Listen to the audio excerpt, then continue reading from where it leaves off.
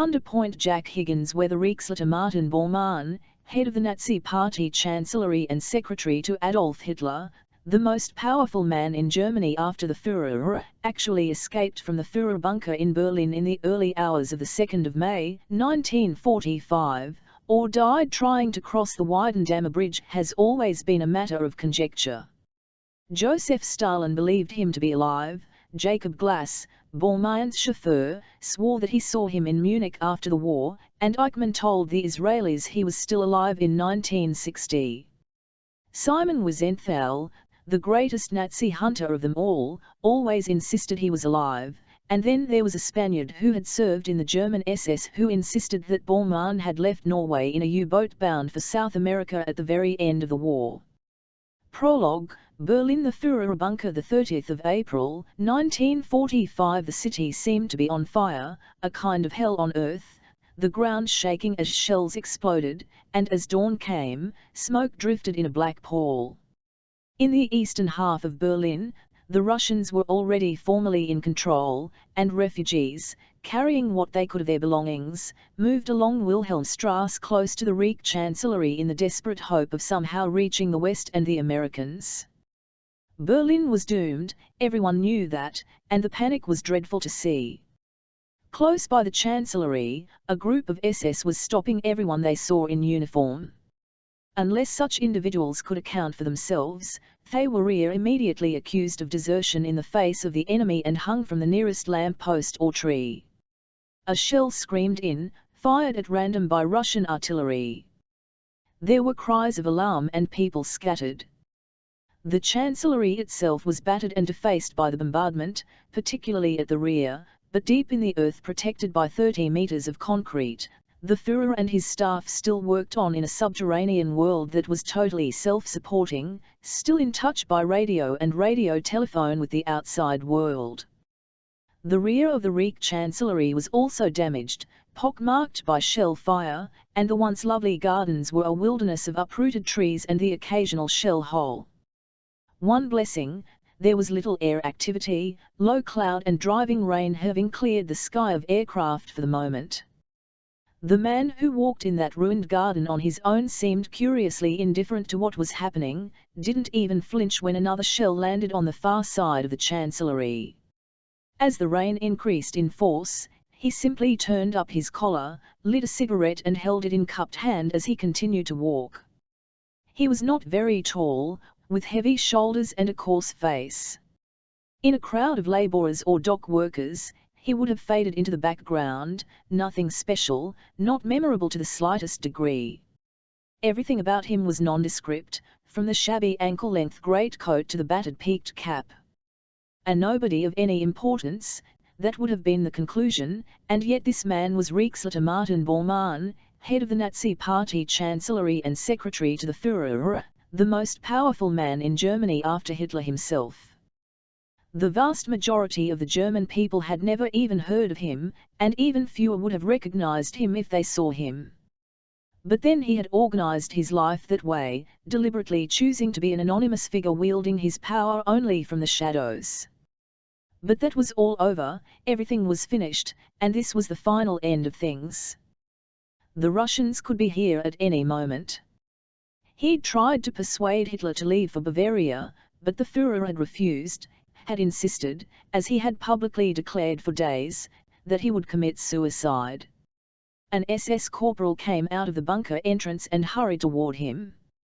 He gave the Nazi salute. "Herr Reichsleiter, the Führer is asking for you." "Where is he?" "In his study."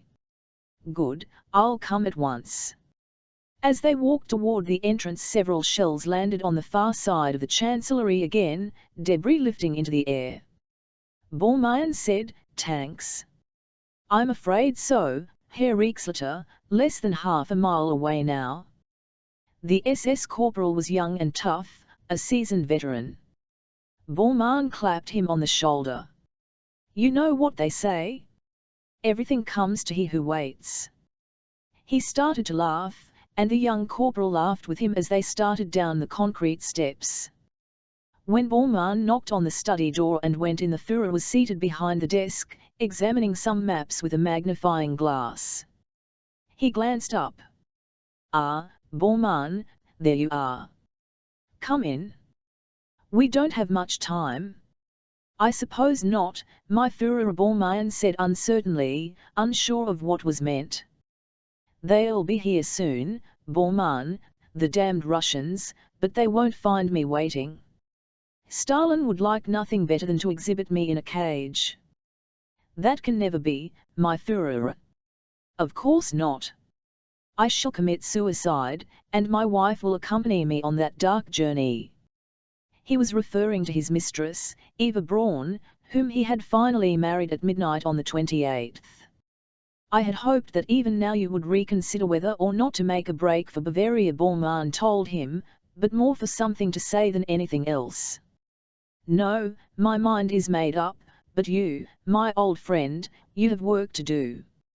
Hitler stood up and shuffled round the table, the man who only 3 years previously had controlled Europe from the Urals in the east to the English Channel. Now, his cheeks were sunken, his jacket appeared too large, and when he took Bormann's hands, his own shook with palsy. And yet the power was there still, and Bormann was moved. "Anything, my Führer. I knew I could depend on you. The Kameraden work, action for comrades." Hitler shuffled back to his chair. "That is your task, Bormann, to see that the National Socialism survives. We have hundreds of millions in Switzerland and elsewhere in the world in gold in numbered accounts, but you have details of those." "Yes, my Führer." Hitler reached under his desk and produced a rather strange-looking briefcase, dull silver in appearance. Bormann noted the Kriegsmarine insignia etched in the top right-hand corner. Hitler flicked it open. "The keys are inside along with a number of items which will prove useful to you over the years." He held up a buff envelope. "Details of similar accounts in various South American countries and the United States. We have friends in all those places only waiting to hear from you. Anything else, my Führer?" Hitler held up a large file. "I call this the Blue Book. It contains the names of many members of the British establishment, both in the ranks of the aristocracy and Parliament, who are friendly to our cause. A number of our American friends are there also. And last, but not least," he passed another envelope across. "Open it." The paper was of such quality that it was almost like parchment. It had been written in English in July 1940, in Estoril in Portugal, and was addressed to the Führer. The signature at the bottom was that of His Royal Highness the Duke of Windsor. It was in English and the content was quite simple. He was agreeing to take over the throne of Great Britain in the event of a successful invasion. "The Windsor Protocol," Hitler said simply. "Can this be true?" Bormann asked in astonishment. Himmler himself vouched for it. He had the Duke approached by his agents in Portugal at the time. Or said that he had, Bormann told himself.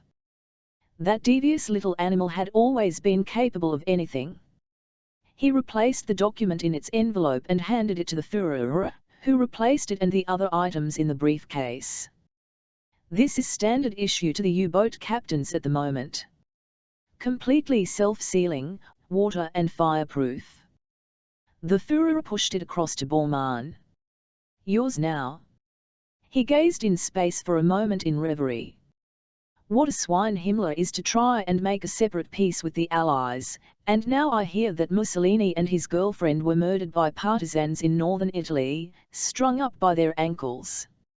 A mad world. Bormann waited for a moment, then said, "One point, my Führer, how do I leave? We are now surrounded here." Hitler came back to life. "Quite simple. You will fly out using the East-West Avenue. As you know, Field Marshal Ritter von Grimm and Hannah Rietzsch got away in an Aradu just after midnight yesterday.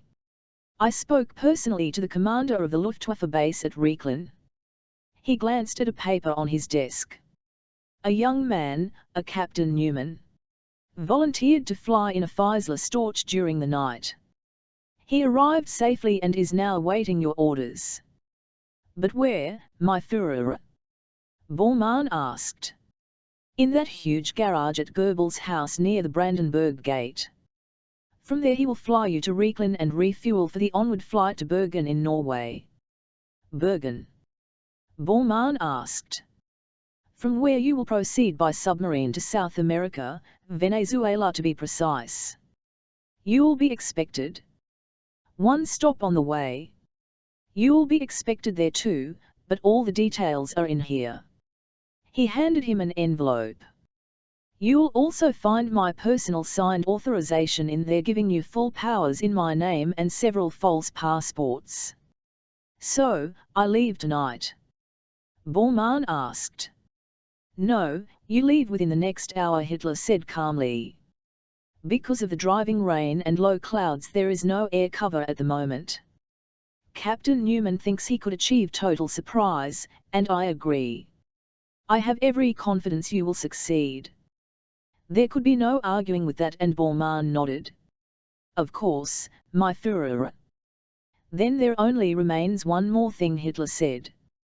You'll find someone in the bedroom. Bring him in. The man Bormann found in there wore the uniform of a lieutenant general in the SS. There was something familiar about him, and Bormann felt acutely uncomfortable for some reason. My Führer, the man said, and gave Hitler a Nazi salute. Note the resemblance, Bormann? Hitler asked. It was then that Bormann realized why he'd felt so strange. It was true, the general did have a look of him. Not perfect, but it was undeniably there. General Strasser will stay here in your place, Hitler said. When the general breakout occurs he will leave with the others. He can stay out of the way until then. In the confusion and darkness of leaving it's hardly likely anyone will notice. They'll be too concerned with saving their own skins. He turned to Strasser. You will do this for your Führer? With all my heart, Strasser said. Good, then you will now exchange uniforms.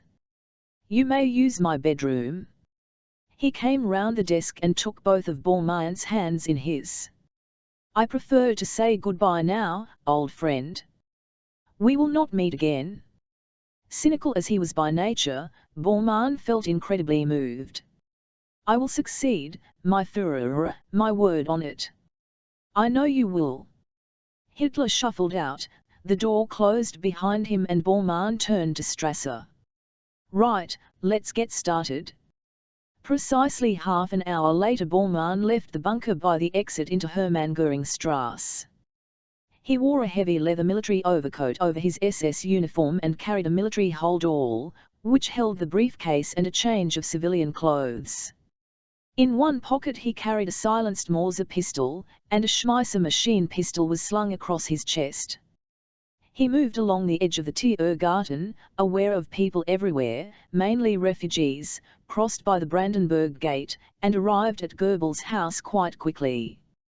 Like most properties in the area it had suffered damage, but the vast garage building seemed intact.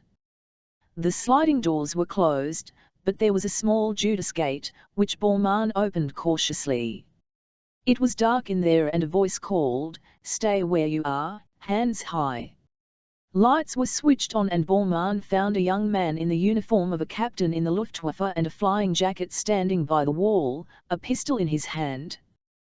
The small Fiesler Storch spotter plane stood in the center of the empty garage. Captain Newman. General Strasser. The young man looked relieved and holstered his pistol. Thank God, I've been expecting Ivans ever since I got here. You have orders? Of course. Riechlin to refuel and then Bergen.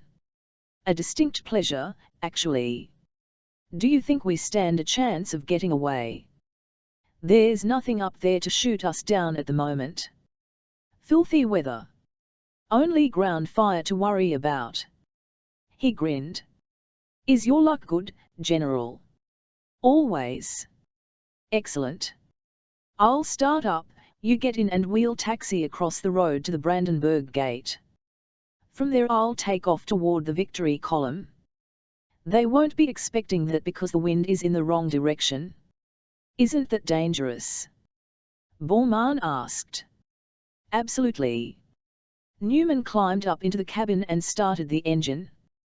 There was broken glass and rubble in the street, and the Storch bumped its way along, passing many astonished refugees, moved across the Brandenburg Gate and turned toward the Victory Column in the distance. The rain was driving down. Newman said, "Here we go," and boosted power. The Storch roared down the center of the road, here and there people fleeing before it, and suddenly they were airborne and turning to starboard to avoid the Victory Column. Bormann was not even aware of any ground fire. "You must live right, Herr Rieksleiter," the young pilot said. Bormann turned to him sharply. "What did you call me?" "I'm sorry if I've said the wrong thing," Newman said. "But I met you at an award ceremony once in Berlin."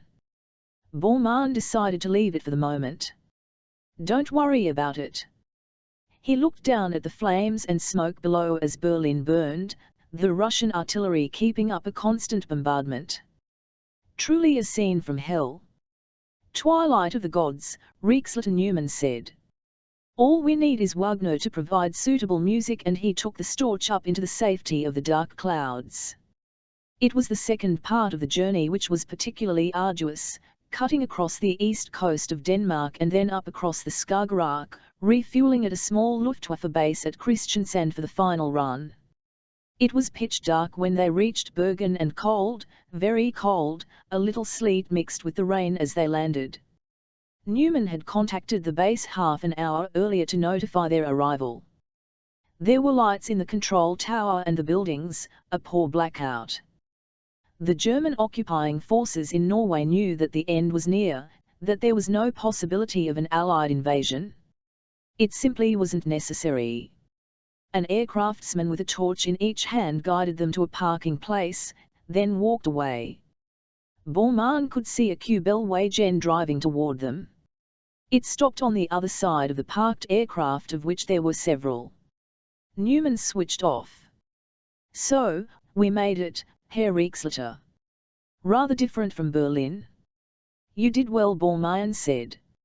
"You're a fine pilot. Let me get your bag for you." Bormann got down to the ground and Newman passed him the bag. Bormann said, "Such a pity you recognized me," and he took the silenced Mauser from his greatcoat pocket and shot him through the head. The man standing beside the Kubelwagen was a naval officer and wore the white-topped cap affected by U-boat commanders. He was smoking a cigarette and he dropped it to the ground and stamped on it as Bormann approached. "General Strasser." "That's right," Bormann told him. "Kapitän Paul Friemel." Friemel gave him a half salute. "Commanding U-180. Bormann tossed his bag into the rear of the Kubelwagen and eased himself into the passenger seat. As the other man got behind the wheel, the Rieksleiter said, "Are you ready for sea?" "Absolutely, General." "Good, then we'll leave at once." "At your orders," General Friemel said and drove away. Bormann took a deep breath. He could smell the sea on the wind. Strange, but instead of feeling tired he was full of energy, and he lit a cigarette and leaned back, looking up at the stars and remembering Berlin only as a bad dream. 1992 Chapter 1. Just before midnight it started to rain as Dylan pulled in the Mercedes at the side of the road, switched on the interior light and checked his map. Klagenfurt was 20 miles behind, which meant that the Yugoslavian border must be very close now. There was a road sign a few yards further on and he took a torch from the glove compartment, got out of the car and walked toward it, whistling softly, a small man, no more than 5 feet 4 or 5 with hair so fair that it was almost white. He wore an old black leather flying jacket with a white scarf at his throat and dark blue jeans. The sign showed Faying to the right and 5 kilometers further on. He showed no emotion, simply took a cigarette from a silver case, lit it with an old-fashioned Zippo lighter and returned to the car.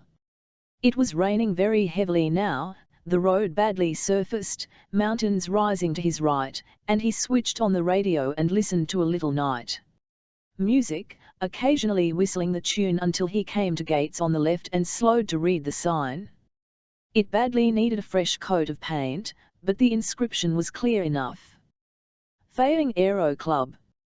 He turned in through the gates and followed a track, lurching over potholes until he saw the airfield below.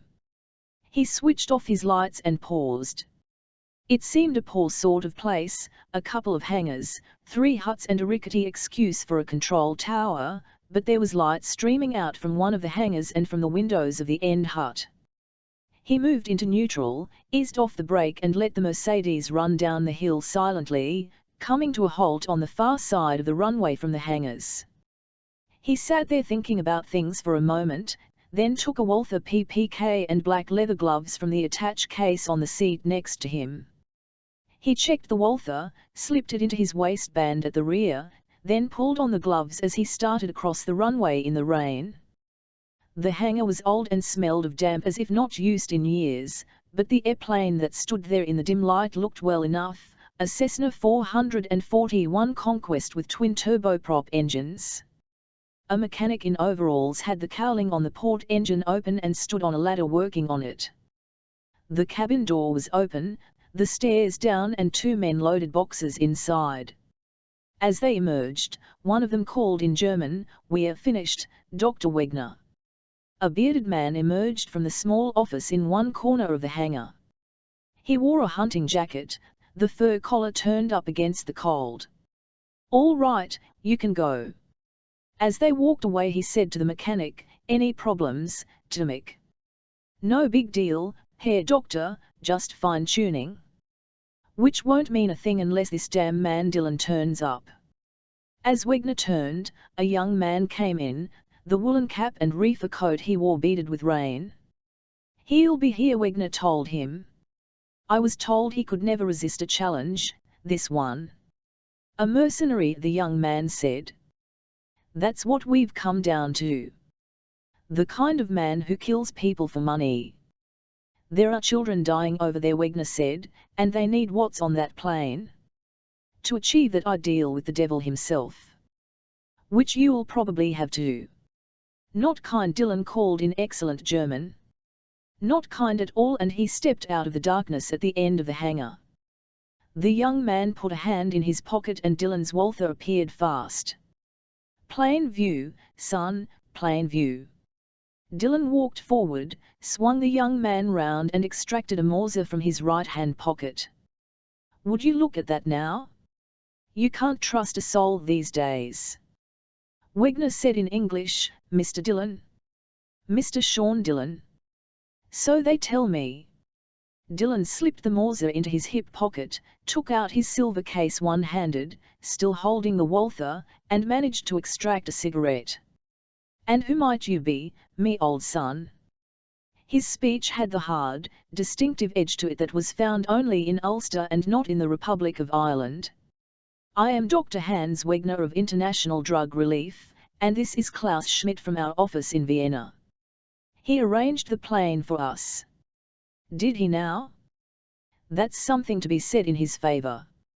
Dillon took the Mauser from his hip pocket and handed it back. "Doing good is all very fine, but playing with guns when you don't know how is a mug's game." The young man flushed deeply, took the Mauser and put it in his pocket, and Wegner said mildly, "Herr Schmidt has made the run by road twice with medical supplies." "Then why not this time?" Dillon asked, slipping the Walther back in his waistband. "Because that part of Croatia is disputed territory now," Schmidt said. "There's heavy fighting between Serbs and Muslims and Croats." "I see," Dillon said. "So I'm to manage by air what you can't by road." "Mr. Dillon, it's 120 miles to Sabak from here and the airstrip is still open. Believe it or not, but the phone system still works quite well over there. I'm given to understand that this plane is capable of more than 300 miles an hour. That means you could be there in 20 minutes or so." Dillon laughed out loud. "Would you listen to the man? It's plain to see you don't know the first thing about flying a plane." He saw that the mechanic high on his ladder was smiling. "Ah, so you speak English, old son?" A little. Tomek is a Croatian doctor, Wegner said. Dylan looked up. What do you think?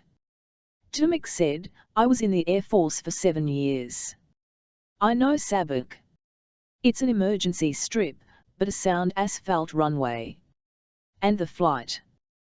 Well, if you're just some private pilot out here to do a bit of good in this wicked world, you won't last 20 miles. Dylan said softly, let's just say I've seldom done a good thing in my life and I'm not that kind of pilot. What's the terrain like? Mountainous in parts, heavily forested, and the weather forecast stinks. I checked it myself earlier, but it's not only that, it's the Air Force, they still patrol the area regularly. MiG fighters? Dylan asked. That's right. Tomek slapped the wing of the Conquest with one hand. A nice airplane, but no match for a MiG. He shook his head. But maybe you've got a death wish. That's enough, Tomek, Wegner said angrily. Oh, it's been said before. Dylan laughed. But let's get on. I'd better look at the charts. As they moved toward the office, Wegner said, our people in Vienna did make it plain. Your services are purely voluntary. We need all the money we can raise for the drugs and medical supplies. Understood, Dylan said. They went into the office where a number of charts were spread across the desk. Dylan started to examine them. When would you leave? Wegner asked. Just before dawn, Dylan told him. Best time of all and least active. I hope the rain keeps up. Schmidt, genuinely curious, said, why would you do this? I don't understand. A man like you? He seemed suddenly awkward. I mean, we know something of your background. Do you now? Dylan said. Well, as the good doctor said, I find it hard to resist a challenge. And for this you would risk your life. Ah, sure, and I was forgetting. Dylan looked up and smiled, and an astonishing change came to his face, nothing but warmth and great charm there. I should also mention that I'm the last of the world's great adventurers. Now leave me be like a good lad and let me see where I'm going. He leaned over the charts and started to examine them intently. Just before 5 the rain was as relentless as ever, the darkness as impenetrable, as Dylan stood in the entrance of the hangar and peered out. Wegner and Schmidt approached him. The older man said, can you really take off in weather like this? The problem is landing, not taking off. Dylan called to Tomek, how are things? Tomek emerged from the cabin, jumped to the ground and came toward them, wiping his hands on a rag.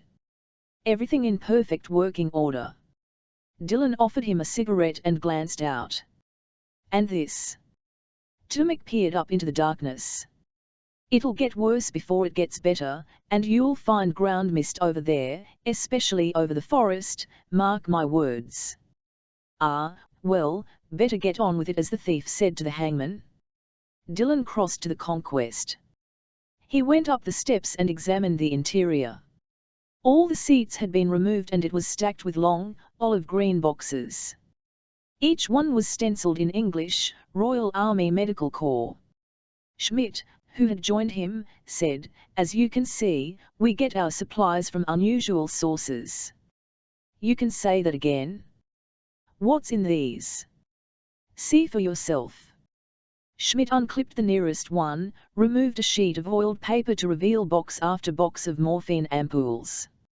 Over there, Mr. Dylan, they sometimes have to hold children down when they operate on them because of the lack of any kind of anesthetic. These prove a highly satisfactory substitute. Point taken, Dylan said. Now close it up and I'll get moving. Schmidt did as he was told, then jumped to the ground. As Dylan pulled up the steps, Wegner said, God go with you, Mr. Dylan. There's always that chance, Dylan said. It's probably the first time I've done anything he'd approve of, and he closed the door and clamped it in place. He settled into the left-hand pilot's seat, fired the port engine and after that the starboard. The chart was next to him on the other seat, but he had already pretty well committed it to memory. He paused on the apron outside the hangar, rain streaming from his windscreen, did a thorough cockpit check, then strapped in and taxied to the end of the runway, turning into the wind. He glanced across to the three men standing in the hangar entrance, raised a thumb, then started forward, his engine roar deepening as he boosted power. Within a second or two he had disappeared, the sound of the engines already fading. Wegner ran a hand over his face. "God, but I'm tired." He turned to Timic. "Has he a chance?" Timic shrugged. "Quite a man, that one." "Who knows?" Schmidt said, "Let's get some coffee. We're going to have a long wait." Timic said, "I'll join you in a minute. I just want to clear my tools away." They crossed toward the end hut. He watched them go, waited until they'd gone inside before turning and swiftly crossing to the office. He picked up the telephone and dialed a lengthy series of numbers. As the good doctor had said, the telephone system still worked surprisingly well over there. When a voice answered, he spoke in Serbo-Croatian. "This is Timic, get me Major Branko." There was an instant response. "Branko here." "Timic.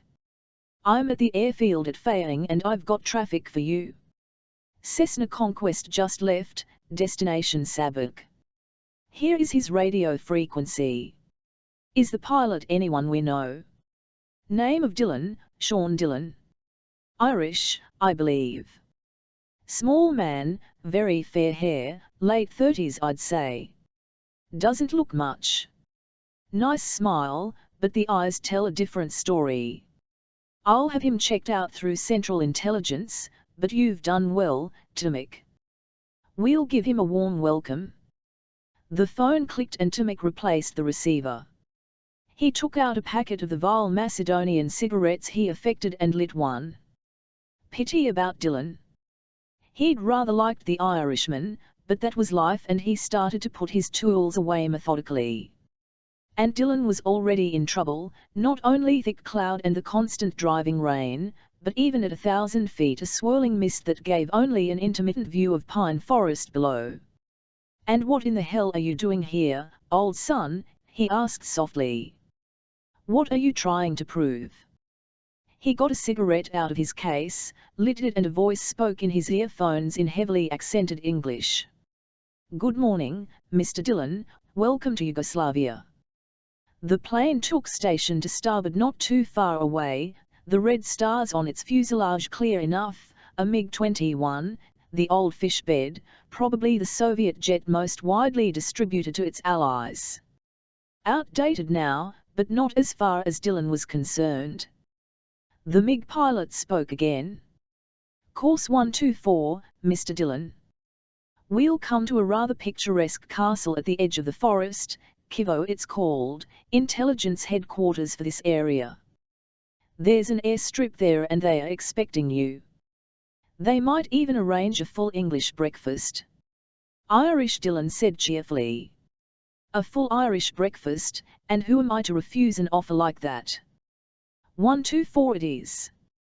He turned onto the new course, climbing to 2,000 feet as the weather cleared a little, whistling softly to himself. A Serbian prison did not commend itself, not if the stories reaching Western Europe were even partly true, but in the circumstances, he didn't seem to have any choice. And then, a couple of miles away on the edge of the forest beside a river he saw Kivo, a fairytale castle of towers and battlements surrounded by a moat, the airstrip clear beside it. "What do you think?"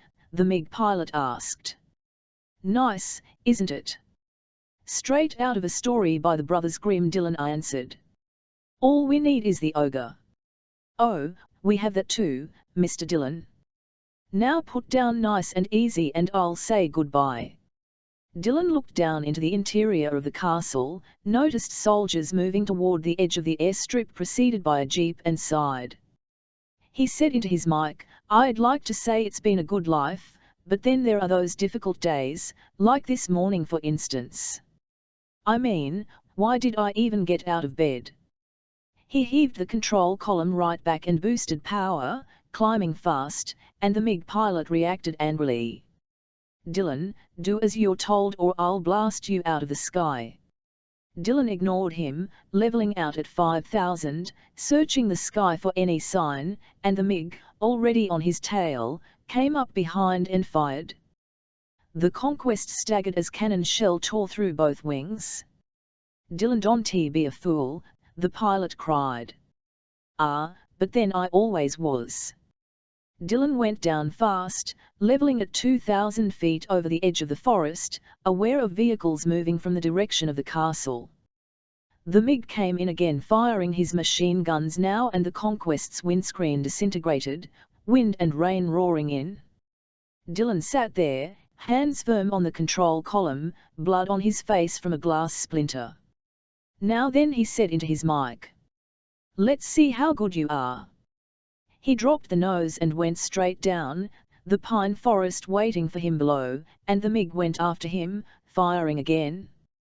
The Conquest bucked, the port engine dying as Dylan leveled out at 400 feet, and behind him the MiG, no time to pull out at the speed it was doing, plowed into the forest and fireballed.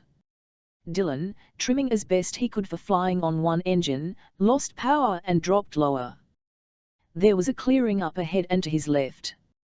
He tried to bank toward it, was already losing height as he clipped the tops of the pine trees. He cut power instantly and braced himself for the crash. In the end, it was the pine trees which saved him, retarding his progress so much that by the time he hit the clearing for a belly landing, he wasn't actually going all that fast. The Conquest bounced twice, and came to a shuddering halt. Dylan released his straps, scrambled out of his seat and had the door open in an instant.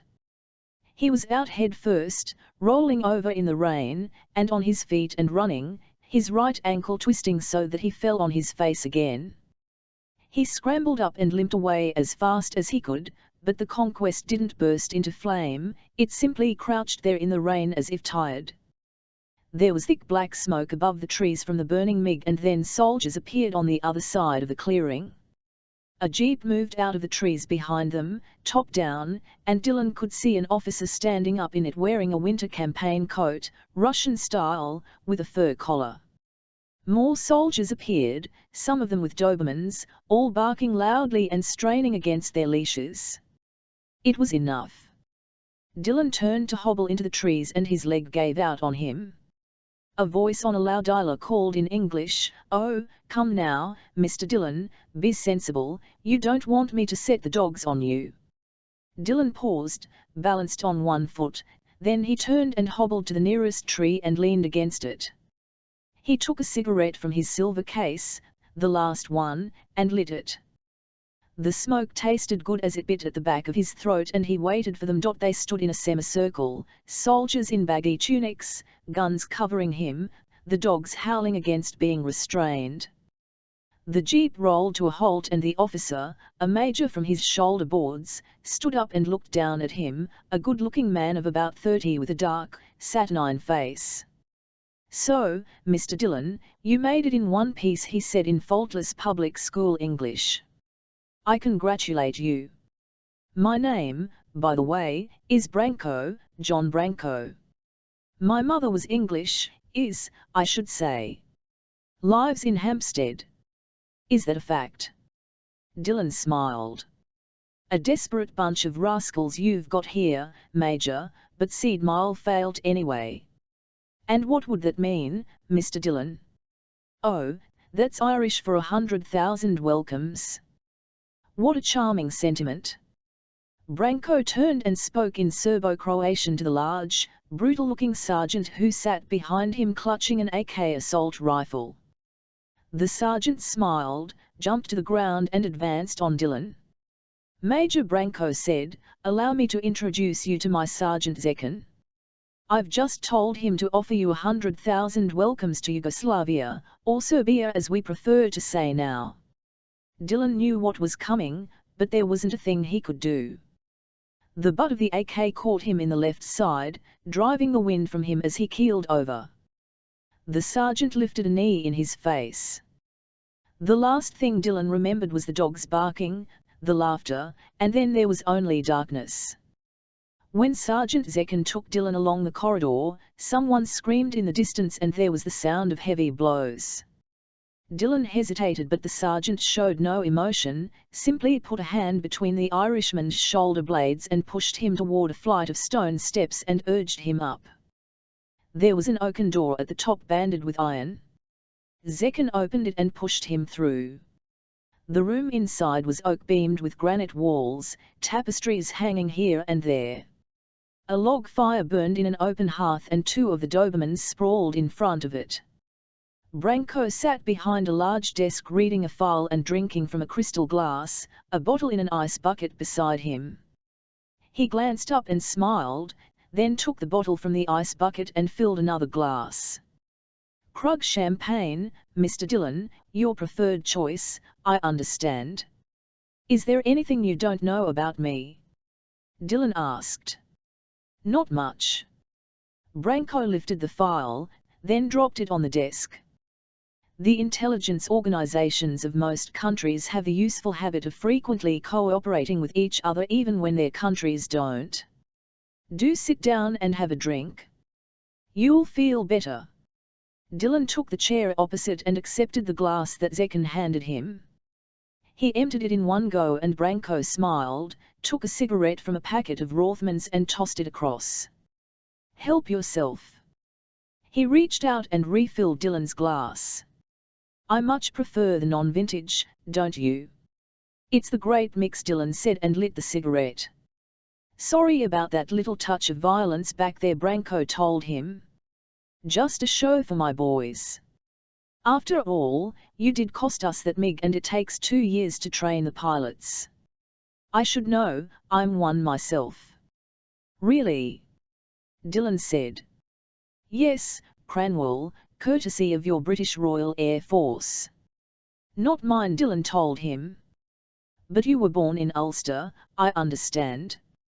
Belfast, is that not so? And Belfast, as I understand it, is part of Great Britain and not the Republic of Ireland. A debatable point, Dylan said. Let's say I'm Irish and leave it at that. He swallowed some more champagne. Who dropped me in it? Wegner or Schmidt?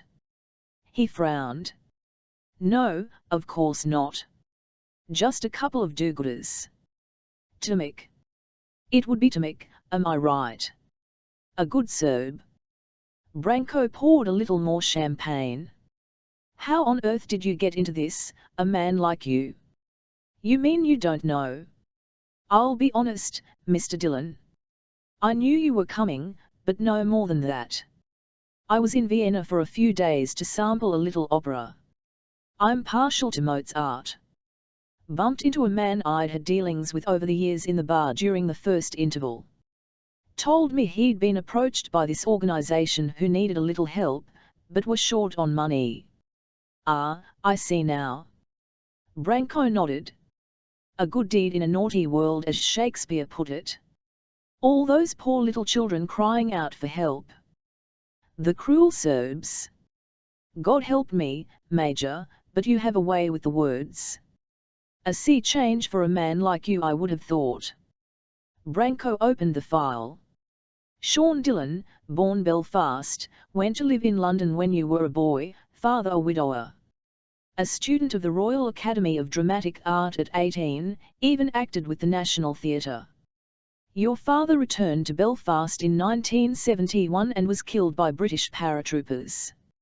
You are well informed. You joined the Provisional IRA, trained in Libya courtesy of Colonel Gaddafi and never looked back. Branko turned a page. You finally broke with the IRA. Some disagreement as to strategy. Bunch of old women. Dylan reached across and helped himself to more Krug. Beirut, the PLO, even the KGB. You really do believe in spreading your services around? Branko laughed suddenly in a kind of amazement.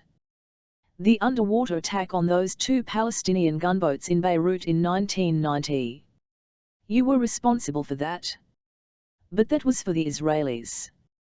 I charge very reasonable rates, Dylan said. Fluent German, Spanish and French, oh, and Irish. We mustn't forget that. Reasonable Arabic, Italian and Russian. Branko closed the file. Is it true you were responsible for the mortar attack on number 10 Downing Street during the Gulf War when the British Prime Minister, John Major, was meeting with the War Cabinet? Now do I look as if I'd do a thing like that? Branko leaned back and looked at him seriously.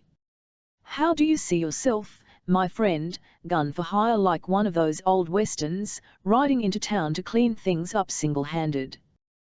To be honest, Major, I never think about it. And yet you took on a job like this present affair for a bunch of well-meaning amateurs and for no pay. We all make mistakes. You certainly did, my friend. Those boxes on the plane? Morphine ampoules on top, Stinger missiles underneath. Jesus. Dylan laughed helplessly. Now who would have thought it? They say you have a genius for acting, that you can change yourself totally, become another person with a look, a gesture. No, I think that was Laurence Olivier. Dylan smiled. And in 20 years, you've never seen the inside of a cell. True. Not any longer, my friend. Branko opened a drawer, took out a 200 pack of Rothmans cigarettes and tossed them across. You're going to need those. He glanced at Zekin and said in Serbo-Croatian, take him to his cell. Dylan felt the sergeant's hand on his shoulder pulling him up and propelling him to the door. As Zekin opened it, Branko said, one more thing, Mr. Dylan. The firing squad operates most mornings here. Try not to let it put you off. Ah, yes, Dylan said. Ethnic cleansing, isn't that what you call it? The reason is much simpler than that. We just get short of space. Sleep well. They went up a flight of stone steps, Zekin pushing Dylan ahead of him. He pulled him to a halt outside an oak door on the passageway at the top, took out a key and unlocked it. He inclined his head and stood to one side and Dylan entered. The room was quite large. There was an army cot in one corner, a table and chair, books on a shelf and, incredibly, an old toilet and in a cubicle in one corner. Dylan went to the window and peered through bars to the courtyard 80 feet below and the pine forest in the near distance. He turned. This must be one of your better rooms. What's the catch? Then realized he was wasting his time, for the sergeant had no English. As if perfectly understanding him, Zekin smiled, showing bad teeth, took Dylan's silver case and Zippo lighter from a pocket and laid them carefully on the table. He withdrew, closing the door, and the key rattled in the lock. Dylan went to the window and tried the bars, but they seemed firm. Too far down anyway. He opened one of the packs of Rothmans and lit one. One thing was certain. Branko was being excessively kind and there had to be a reason for that. He went and lay on the bed, smoking his cigarette, staring up at the ceiling and thinking about it. In 1972, aware of the growing problem of terrorism and its effect on so many aspects of life at both political and national level, the British Prime Minister of the day ordered the setting up of a small elite intelligence unit, known simply by the code name Group 4. It was to handle all matters concerning terrorism and subversion in the British Isles. Known rather bitterly in more conventional intelligence circles as the Prime Minister's private army, it owed allegiance to that office alone. Brigadier Charles Ferguson had headed Group 4 since its inception, had served a number of prime ministers, both Conservative and Labour, and had no political allegiance whatsoever. He had an office on the third floor of the Ministry of Defence overlooking Horse Guards Avenue, and was still working at his desk at 9 o'clock that night when there was a knock at the door. "Come in," Ferguson said, stood up and walked to the window, a large, rather untidy-looking man with a double chin and untidy grey hair who wore a baggy suit and a guard's tie. As he peered out at the rain toward Victoria Embankment and the Thames, the door opened behind him. The man who entered was in his late 30s, wore a tweed suit and glasses. He could have been a clerk, or even a schoolmaster, but Detective Inspector Jack Lane was neither of these things. He was a cop. Not an ordinary one, but a cop all the same, and after some negotiating, Ferguson had succeeded in borrowing him from Special Branch at Scotland Yard to act as his personal assistant. "Got something for me, Jack?" Ferguson's voice was ever so slightly plummy. "Mainly routine, Brigadier. The word is that the Director General of the Security Services is still unhappy at the Prime Minister's refusal to do away with Group 4's special status. Good God, don't they ever give up, those people? I've agreed to keep them informed on a need-to-know basis and to liaise with Simon Carter, the Deputy Director, and that damned MP, the one with the fancy title. Extra Minister at the Home Office. Sir Francis Palmer, sir. Yes, well that's all the cooperation they are going to get out of me. Anything else?" Lane smiled. "Actually, I've saved the best bit till last." Sean Dillon?" Ferguson turned. "What about him?" "Had a signal from our contacts in Yugoslavia. Dillon crashed in a light plane this morning, supposedly flying in medical supplies, only they turned out to be Stinger missiles. They are holding him in that castle at Kivo. It's all here." He passed a sheet of paper across and Ferguson put on half-moon spectacles and studied it. He nodded in satisfaction. 20 years and the bastard never saw the inside of a prison cell. "Well, he's in one now, sir. I've got his record here if you want to look at it." "And why would I want to do that? No use to anyone now. You know what the Serbs are like, Jack. Might as well stick it in the dead letter file. Oh, you can go home now. Good night, sir."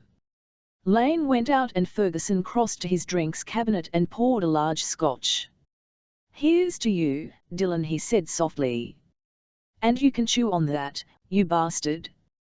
He swallowed the whiskey down, returned to his desk and started to work again. Chapter 2. East of Puerto Rico in the Caribbean are the Virgin Islands, partly British like Tortola and Virgin Gorda. Across the water are St. Croix, St. Thomas and St. John, proudly American since 1917 when the United States purchased them from the Danish government for $25 million.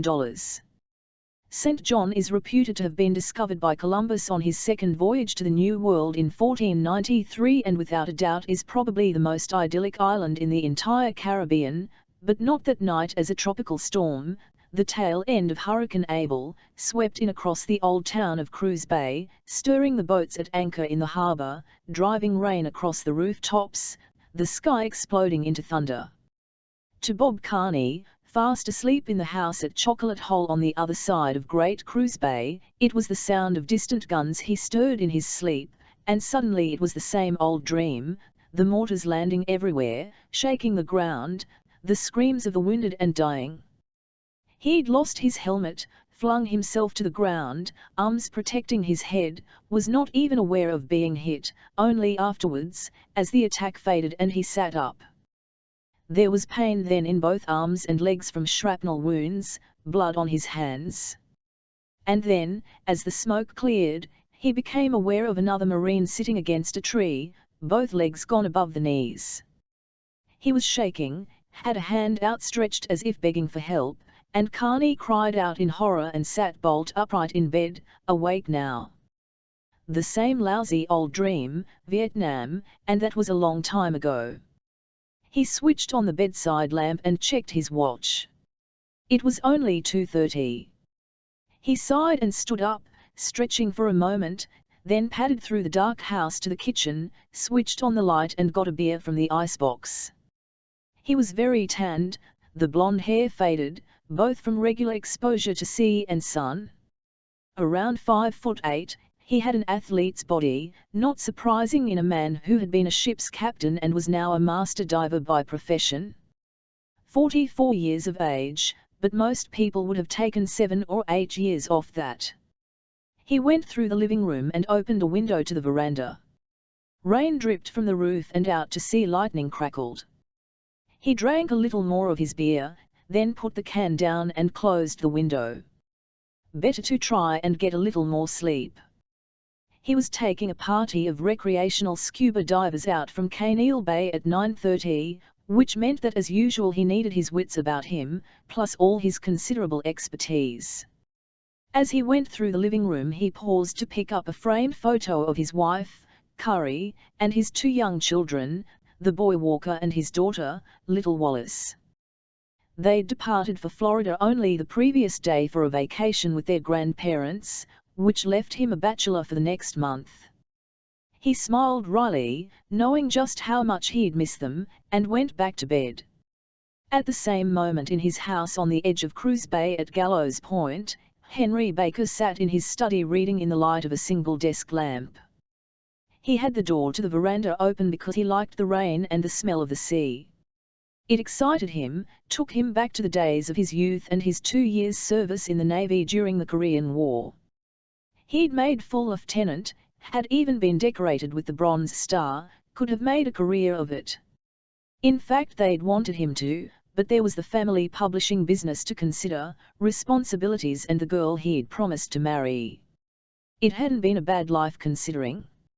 No children, but he and his wife had been content until cancer took her at 50. From then on he'd really lost interest in the business, had been happy to accept the right kind of deal for a takeover, which had left him very rich and totally rootless at 58.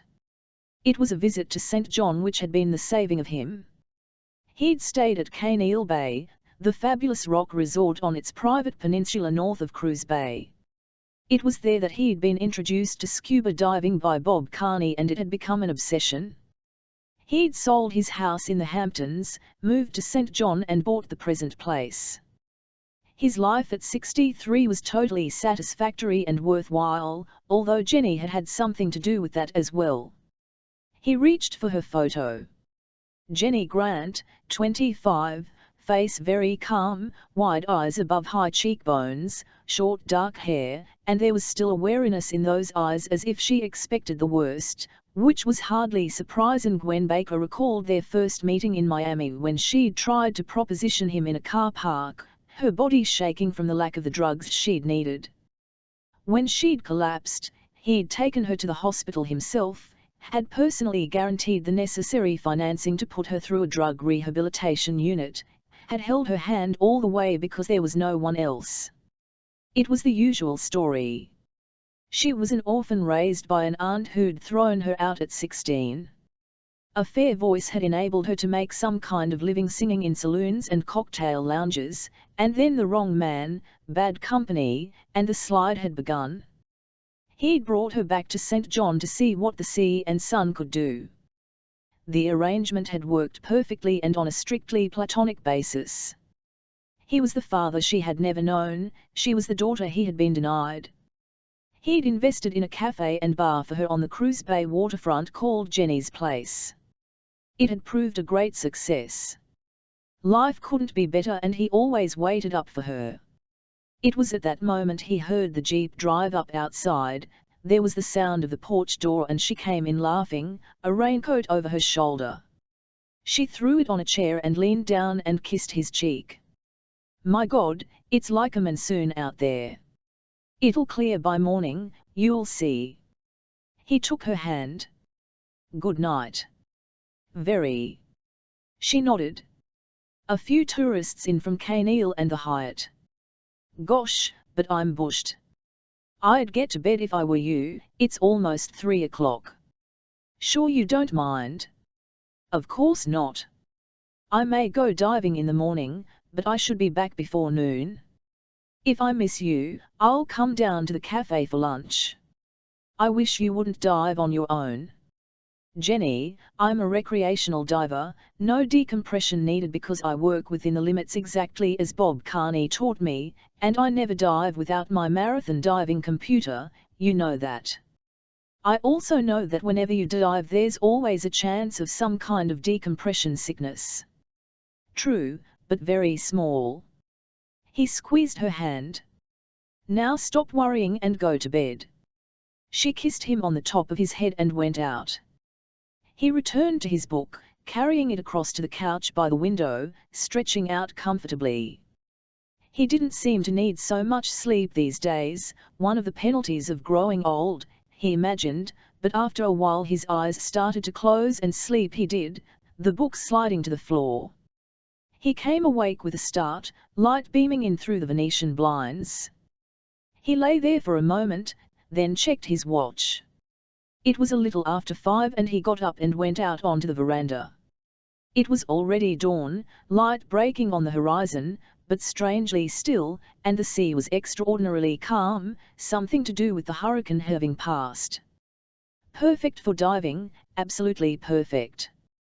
He felt cheerful and excited at the same time, hurried into the kitchen, put the kettle on and made a stack of cheese sandwiches while it boiled. He filled a thermos with coffee, put it in a holdall with the sandwiches and took his old reefer coat down from behind the door. He left the jeep for Jenny and walked down to the harbour.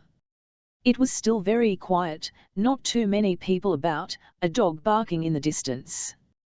He dropped into his inflatable dinghy at the dock, cast off and started the outboard motor, threaded his way out through numerous boats until he came to his own, the Rhoda, named after his wife, a 35-foot sport fisherman with a flying bridge. He scrambled aboard, tying the inflatable on a long line, and checked the deck. He had 4 air tanks standing upright in their holders, he'd put them in the day before himself. He opened the lid of the deck locker and checked his equipment. There was a rubber and nylon diving suit which he seldom used, preferring the lighter, 3/4 length one in orange and blue. Fins, mask, plus a spare because the lenses were correctional according to his eye prescription, 2 buoyancy jackets, gloves, air regulators and his marathon computer. "Carney training," he said softly, "never leave anything to chance." He went round to the prow and unhitched from the buoy, then went up the ladder to the flying bridge and started the engines. They roared into life and he took the Rhoda out of harbour toward the open sea with conscious pleasure. There were all his favourite dives to choose from, the Cow and Calf, Carville Rock, Congo, or there was Eagle Shoal if he wanted a longer trip.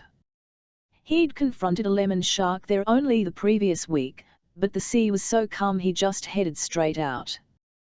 There was always Frenchman's Cap to the south and west and maybe 8 or 9 miles, a great dive, but he just kept going, heading due south, pushing the Rhoda up to 15 knots, pouring himself some coffee and breaking out the sandwiches. The sun was up now, the sea the most perfect blue, the peaks of the islands all around, a breathtakingly beautiful sight. Nothing could be better. "My God," he said softly, "it's a damn privilege to be here. What in hell was I doing with my life all those years?" He lapsed into a kind of reverie, brooding about things, and it was a good 30 minutes later that he suddenly snapped out of it and checked on his position. "Christ," he said, "I must be 12 miles out." Which was close to the edge of things and that awesome place where everything simply dropped away and it was 2,000 feet to the bottom, except for Thunder Point and that, he knew, was somewhere close. But no one ever dived there, the most dangerous reef in the entire region. Even Carney didn't dive there. Strong currents, a nightmare world of fishes and channels. Carney had told him that years before an old diver had described it to him. 180 feet on one side, then the ridge of the reef at around 70, and 2,000 feet on the other. The old boy had hit bad trouble, had only just made it to the surface, had never tried again. Few people even knew where it was anyway, and the sea out there was generally so turbulent that that in itself was enough to keep anyone away, but not today. It was a mill pond. Baker had never seen anything like it. A sudden excitement surged in him and he switched on his fathometer, seeking the bottom, throttling back the engines, and then he saw it, the yellow ridged lines on the black screen. He killed the engine and drifted, checking the depth reading until he was certain he was above the ridge of the reef at 70 feet, then scrambled round to the prow and dropped the anchor. After a while, He felt it bite satisfactorily and worked his way round to the deck. He felt incredibly cheerful as he stripped, pulled on the orange and blue nylon diving suit, then quickly assembled his gear, clamping a tank to his inflatable. He strapped the computer to the line of his air pressure gauge, then eased himself into the jacket, taking the weight of the tank, strapping the Velcro wrappers firmly across his waist and hooking a net diving bag to his weight belt as he always did with a spotlight inside in case he came across anything interesting. He pulled on a pair of diving gloves, then sat with his feet on the platform at the stern and pulled on his fins. He spat on his mask, rinsed it, adjusted it to his face, then simply stood up and stepped into the water. It was incredibly clear and blue. He swam round to the anchor rope, paused, then started down, following the line. The sensation of floating in space was, as always, amazing, a silent, private world, sunlight at first, but fading as he descended. The reef where the anchor was hooked was a forest of coral and sea grass, fish of every conceivable description, and suddenly a barracuda that was at least 5 feet long swerved across his vision and paused, turning toward him threateningly, which didn't bother Baker in the slightest, because barracuda were seldom a threat to anyone. He checked his dive computer. It not only indicated the depth he was at, but told him how long he was safe there and constantly altered its reading according to any change in depth he made during the dive. He was at this point at 70 feet and he turned and headed over to the left-hand side, where the reef slid down to 180. He went over the edge, then changed his mind and went up again. It was amazing how much an extra 10 or 15 feet reduced your bottom time. There was a reasonably strong current, he could feel it pushing him to one side. He imagined what it must be like when conditions were bad, but he was damned if that was going to stop him having a look at the big drop. The edge of the reef over there was very clearly defined. He paused, holding on to a coral head and peered over, looking down the cliff face into a great blue vault that stretched into infinity. He went over, descended to 80 feet and started to work his way along. It was interesting. He noted a considerable amount of coral damage, large sections having obviously been torn away recently, presumably the result of the hurricane, although they were on a fault line here and earth tremors were also common. Some distance ahead, there was a very obvious section where what looked like an entire overhang had gone, revealing a wide ledge below, and there was something there, perched on the ledge, yet part of it hanging over. Baker paused for a moment, then approached cautiously. It was then that he received not only the greatest thrill of his diving career but the greatest shock of a long life. The object which was pressed on the ledge and partly sticking out over 2,000 feet of water was a submarine. During his naval service, Baker had done a training course in a submarine when based in the Philippines. No big deal, just part of general training, but he remembered the lectures, the training films they'd had to watch, mainly Second World War stuff, and he recognized what he was looking at instantly. It was a Type 7 U-boat, by far the most common craft of its kind used by the German Kriegsmarine. The configuration was unmistakable. The conning tower was encrusted with marine growth, but when he approached he could still discern the number on the side 180. The attack and control room periscopes were still intact and there was a snorkel. He recalled having heard that the Germans had gradually introduced that as the war progressed, a device that enabled the boat to proceed underwater much faster because it was able to use the power of its diesel engines. Approximately 2/3 of it rested stern first on the ledge and the prow jutted out into space. He glanced up, aware of a school of horse-eyed jacks overhead mixed with silver sides, then descended to the top of the conning tower and hung on to the bridge rail. Aft was the high gun platform with its 20mm cannon, and forward and below him was the deck gun, encrusted, as was most of the surface, with sponge and coral of many colors. The boat had become a habitat, as with all wrecks, fish everywhere, yellowtail snappers, angel and parrot fish and sergeant majors and many others. He checked his computer. On the bridge he was at a depth of 75 feet and he had only 20 minutes at the most before the need to surface. He drifted away a little distance to look the U-boat over. Obviously the overhang, which had recently been dislodged, had provided a kind of canopy for the wreck for years, protecting it from view, and at a site which was seldom visited, it had been enough.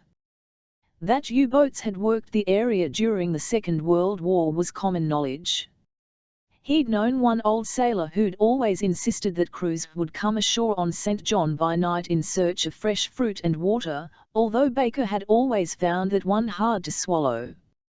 He swung over to the starboard side and saw what the trouble had been instantly, a large, ragged gash about 15 feet long in the hull below the conning tower. The poor bastards must have gone down like a stone. He descended, holding on to a jagged, coral-encrusted edge, and peered into the control room. It was dark and gloomy in there, silverfish in clouds, and he got the spotlight from his dive bag and shone it inside. The periscope shafts were clearly visible, again encrusted like everything else, but the rest was a confusion of twisted metal, wires and pipes. He checked his computer, saw that he had 15 minutes, hesitated, then went inside. Both the aft and forward watertight doors were closed, but that was standard practice when things got bad. He tried the unlocking wheel on the forward hatch, but it was immovable and hopelessly corroded. There were some oxygen bottles, even a belt of some kind of ammunition, and the most pathetic thing of all, a few human bones in the sediment of the floor. Amazing that there was any trace at all after so many years. Suddenly he felt cold. It was as if he was an intruder who shouldn't be here. He turned to go and his light picked out a handle in the corner, very like a suitcase handle. He reached for it. The sediment stirred and he found himself clutching a small briefcase in some kind of metal, encrusted like everything else. It was enough and he went out through the gash in the hull, drifted up over the edge of the reef and went for the anchor. He made it with 5 minutes to spare. Stupid bastard, he told himself, taking such a chance, and he ascended just by the book, 1 foot per second, one hand sliding up the line, the briefcase in the other, leaving the line at 20 feet to swim under the boat and surface at the stern. He pushed the briefcase on board, then wriggled out of his equipment, which was always the worst part. "You're getting old, Henry," he told himself as he scrambled up the ladder and turned to heave his buoyancy jacket and tank on board. He schooled himself to do everything as normal, stowing away the tank and the equipment following his usual routine. He toweled himself dry, changed into jeans and a fresh denim shirt, all the time ignoring the briefcase. He opened his thermos and poured some coffee, then went and sat in one of the swivel chairs in the stern, drinking and staring at the briefcase encrusted with coral. The encrusting was superficial more than anything else. He got a wire brush from his tool kit and applied it vigorously and realized at once that the case was made of aluminium. As the surface cleared, the eagle and swastika of the German Kriegsmarine was revealed etched into the top right-hand corner. It was secured by 2 clips and there was a lock. The clips came up easily enough, but the lid remained obstinately down. Obviously locked, which left him little choice. He found a large screwdriver, forced it in just above the lock and was able to prise open the lid within a few moments. The inside was totally dry, the contents a few photos and several letters bound together by a rubber band. There was also a large diary in red Moroccan leather stamped with a Kriegsmarine insignia in gold. The photos were of a young woman and 2 little girls. There was a date on the back of one of them at the start of a handwritten paragraph in German, the 8th of August, 1944. The rest made no sense to him as he didn't speak the language. There was also a faded snap of a man in Kriegsmarine uniform. He looked about 30 and wore a number of medals, including the Knight's Cross at his throat. Someone special, a real ace from the look of him. The diary was also in German. The first entry was the 30th of April, 1945, and he recognized the name, Bergen, knew that was a port in Norway. On the flyleaf was an entry he did understand. Corvette and Captain Paul Fremel, U-180, obviously the captain and owner of this diary. Baker flicked through the pages, totally frustrated at being unable to decipher any of it. There were some 27 entries, sometimes a page for each day, sometimes more. On some occasions there was annotation to indicate position, and he had little difficulty in seeing from those entries that the voyage had taken the submarine into the Atlantic and south to the Caribbean. The strange thing was the fact that the final entry was dated the 28th of May, 1945, and that didn't make too much sense. Henry Baker had been 16 years of age when the war in Europe had ended, and he recalled the events of those days with surprising clarity. The Russians had reached Berlin and reduced it to hell on earth, and Adolf Hitler, holed up in the Führer bunker at the Reich Chancellery, had committed suicide on May 1 at 10:30 p.m. along with his wife of a few hours only, Eva Braun. That was the effective end of the Third Reich, and capitulation had soon followed. If that were so, what in the hell was U-180 doing in the Virgin Islands with a final log entry dated May 28? If only he could speak German, and the further frustrating thing was that he didn't know a soul in St. John who did. On the other hand, if he did, would he want to share such a secret? One thing was certain: if news of the submarine and its whereabouts got out, the place would be invaded within days.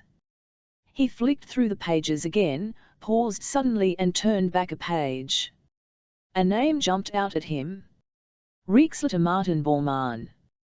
Baker's excitement was intense. Martin Bormann, head of the Nazi Party Chancellery and secretary to the Führer. Had he escaped from the bunker at the end, or had he died trying to escape from Berlin? How many books had been written about that? He turned the page idly and another name came out at him: the Duke of Windsor. Baker sat staring at the page, his throat dry, and then he very carefully closed the diary and put it back in the case with the letter and photos.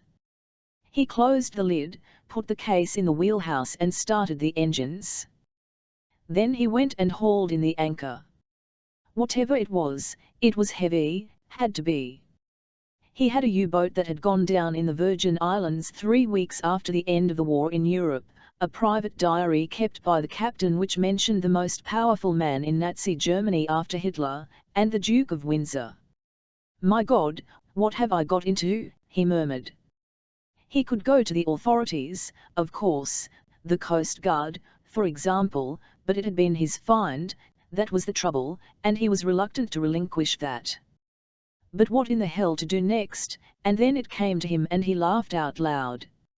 Garth Travers, of course, and he pushed up to full throttle and hurried back to St. John. In 1951, as a lieutenant in the US Navy, Baker had been assigned as liaison officer to the British Royal Navy destroyer Persephone, which was when he had first met Garth Travers, a gunnery officer. Travers was on the fast track, had taken a degree in history at Oxford University, and the toy young officers had made a firm friendship, cemented by 5 hours in the water one dark night off the Korean coast, which they'd spent hanging on to each other after a landing craft on which they'd been making a night drop with Royal Marine Commandos had hit a mine. And Travers had gone on to great things, had retired a rear admiral. Since then he'd written several books on naval aspects of the Second World War, had translated a standard work on the Kriegsmarine from the German which Baker's publishing house had published in the last year he'd been in the business. Travers was the man, no doubt about it. He was close inshore to St. John now and saw another sport fisherman bearing down on him, and he recognized the Sea Raider, Bob Carney's boat. It slowed, turning toward him, and Baker slowed too. There were 4 people in the stern dressed for diving, 3 women and a man. Bob Carney was on the flying bridge. "Morning, Henry," he called. "Out early. Where you been?" "French Cap." Baker didn't like lying to a friend but had no choice. "Conditions good?" "Excellent, mill pond out there." "Fine." Carney smiled and waved. "Take care, Henry." The Sea Raider moved away and Baker pushed up to full power and headed for Cruz Bay. When he reached the house, he knew at once that Jenny wasn't there because the Jeep had gone. He checked his watch. 10 o'clock. Something must have come up to take her out. He went into the kitchen, got a beer from the icebox and went to his study, carrying the briefcase in one hand. He placed it on the desk, pulled his phone file across and leafed through it one-handed while he drank the beer. He found what he was looking for soon enough and checked his watch again. 10 after 10, which meant 10 after 3 in the afternoon in London. He picked up the telephone and dialed. In London it was raining, drumming against the windows of the house in Lord North Street where Rear Admiral Garth Travers sat in a chair by the fire in his book-lined study enjoying a cup of tea and reading the Times. When the phone rang, he made a face, but got up and went to the desk. "Who am I talking to?" "Garth. It's Henry Baker." Travers sat down behind the desk.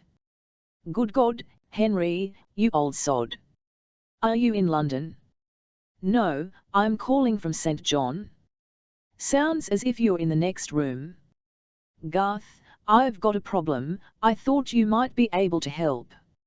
I've found a U-boat." "You've what?" "An honest-to-God U-boat, out here in the Virgins, on a reef about 80 feet down." 180 was the number on the conning tower. "It's a Type 7. Travers' own excitement was extreme. "I'm not going to ask you if you've been drinking. But why on earth has no one discovered it before?" "Garth, there are hundreds of wrecks in these waters, we don't know the half of it. This is in a bad place, very dangerous. No one goes there. It's half on a ledge which was protected by an overhang, or I miss my guess. There's a lot of fresh damage to the cliff face. We've just had a hurricane." "So what condition is she in?" "There was a gash in the hull and I managed to get in the control room. I found a briefcase in there, a watertight job in aluminium, with a Kriegsmarine insignia engraved in the top right-hand corner." "That's right. Standard issue, fireproof and waterproof, all that sort of thing." "What did you say the number was, 180? Hang on a minute and I'll look it up. I've got a book on one of my shelves that lists every U-boat commissioned by the Kriegsmarine during the war and what happened to them." "Okay." Baker waited patiently until Travers returned. "We've got a problem, old son, you're certain this was a Type 7? "Absolutely." "Well, the problem is that 180 was a Type 9, dispatched to Japan from France in August 44 with technical supplies. She went down in the Bay of Biscay." "Is that so?" Baker said. "Well, how does this grab you?" "I found the personal diary of a Corvettan Captain Paul Freemel in that briefcase and the final entry is dated May 28, 1945. "But VE Day in Europe was May the 8th, Travers said. "Exactly, so what have we got here? A German submarine with a false number that goes down in the Virgins 3 weeks after the end of the bloody war." "It certainly is intriguing," Travers said. "You haven't heard the best bit, old buddy. Remember all those stories about Martin Bormann having escaped from Berlin?" "Of course I do."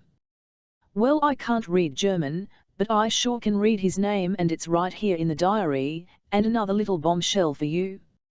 So is the Duke of Windsor's." Travers loosened his tie and took a deep breath.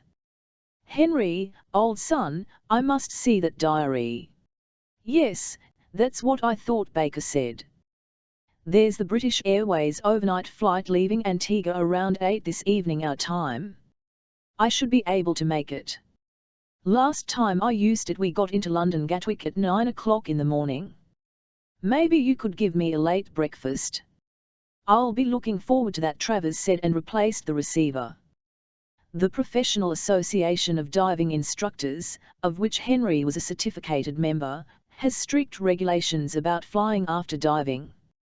He checked his book of rules and discovered that he should wait at least 4 hours after a single no decompression dive at 80 feet. That gave him plenty of leeway, especially if he didn't fly down to Antigua until the afternoon, which was exactly what he intended. First he rang British Airways in San Juan. Yes, they had space in the first-class cabin on BA Flight 252 leaving Antigua at 20.10 hours. He made the booking and gave them one of his gold card numbers. Next he rang Carib Aviation in Antigua, an air taxi firm he'd used before. Yes, they were happy to accept the charter. They'd send up one of their Partenavias early afternoon to St. Thomas. If they left for the return trip to Antigua at 4:30, they'd be there by 6 at the latest. He sat back, thinking about it. He'd book a water taxi across to Charlotte Amalie, the main town on St. Thomas. 40 minutes, that's all it would take, 15 at the most by taxi to the airport. Plenty of time to pack and get himself ready, but first he had to see Jenny. The waterfront was bustling when he walked down into Cruz Bay this time. It was a picturesque little town, totally charming and ever so slightly run down in the way of most Caribbean ports. Baker had fallen in love with the place the first time he'd seen it. It was everything you'd hope for. He used to joke that all it needed was Humphrey Bogart in a sailor's cap and denims running a boat from the harbour on mysterious missions. Jenny's place was slightly back from the road just before Mongoose Junction. There were steps up to the veranda, a neon sign above the door. Inside it was cool and shaded, 2 large fans revolving in the low ceiling. There were several booths against the walls, a scattering of marble-topped tables across a floor of black and white tiles.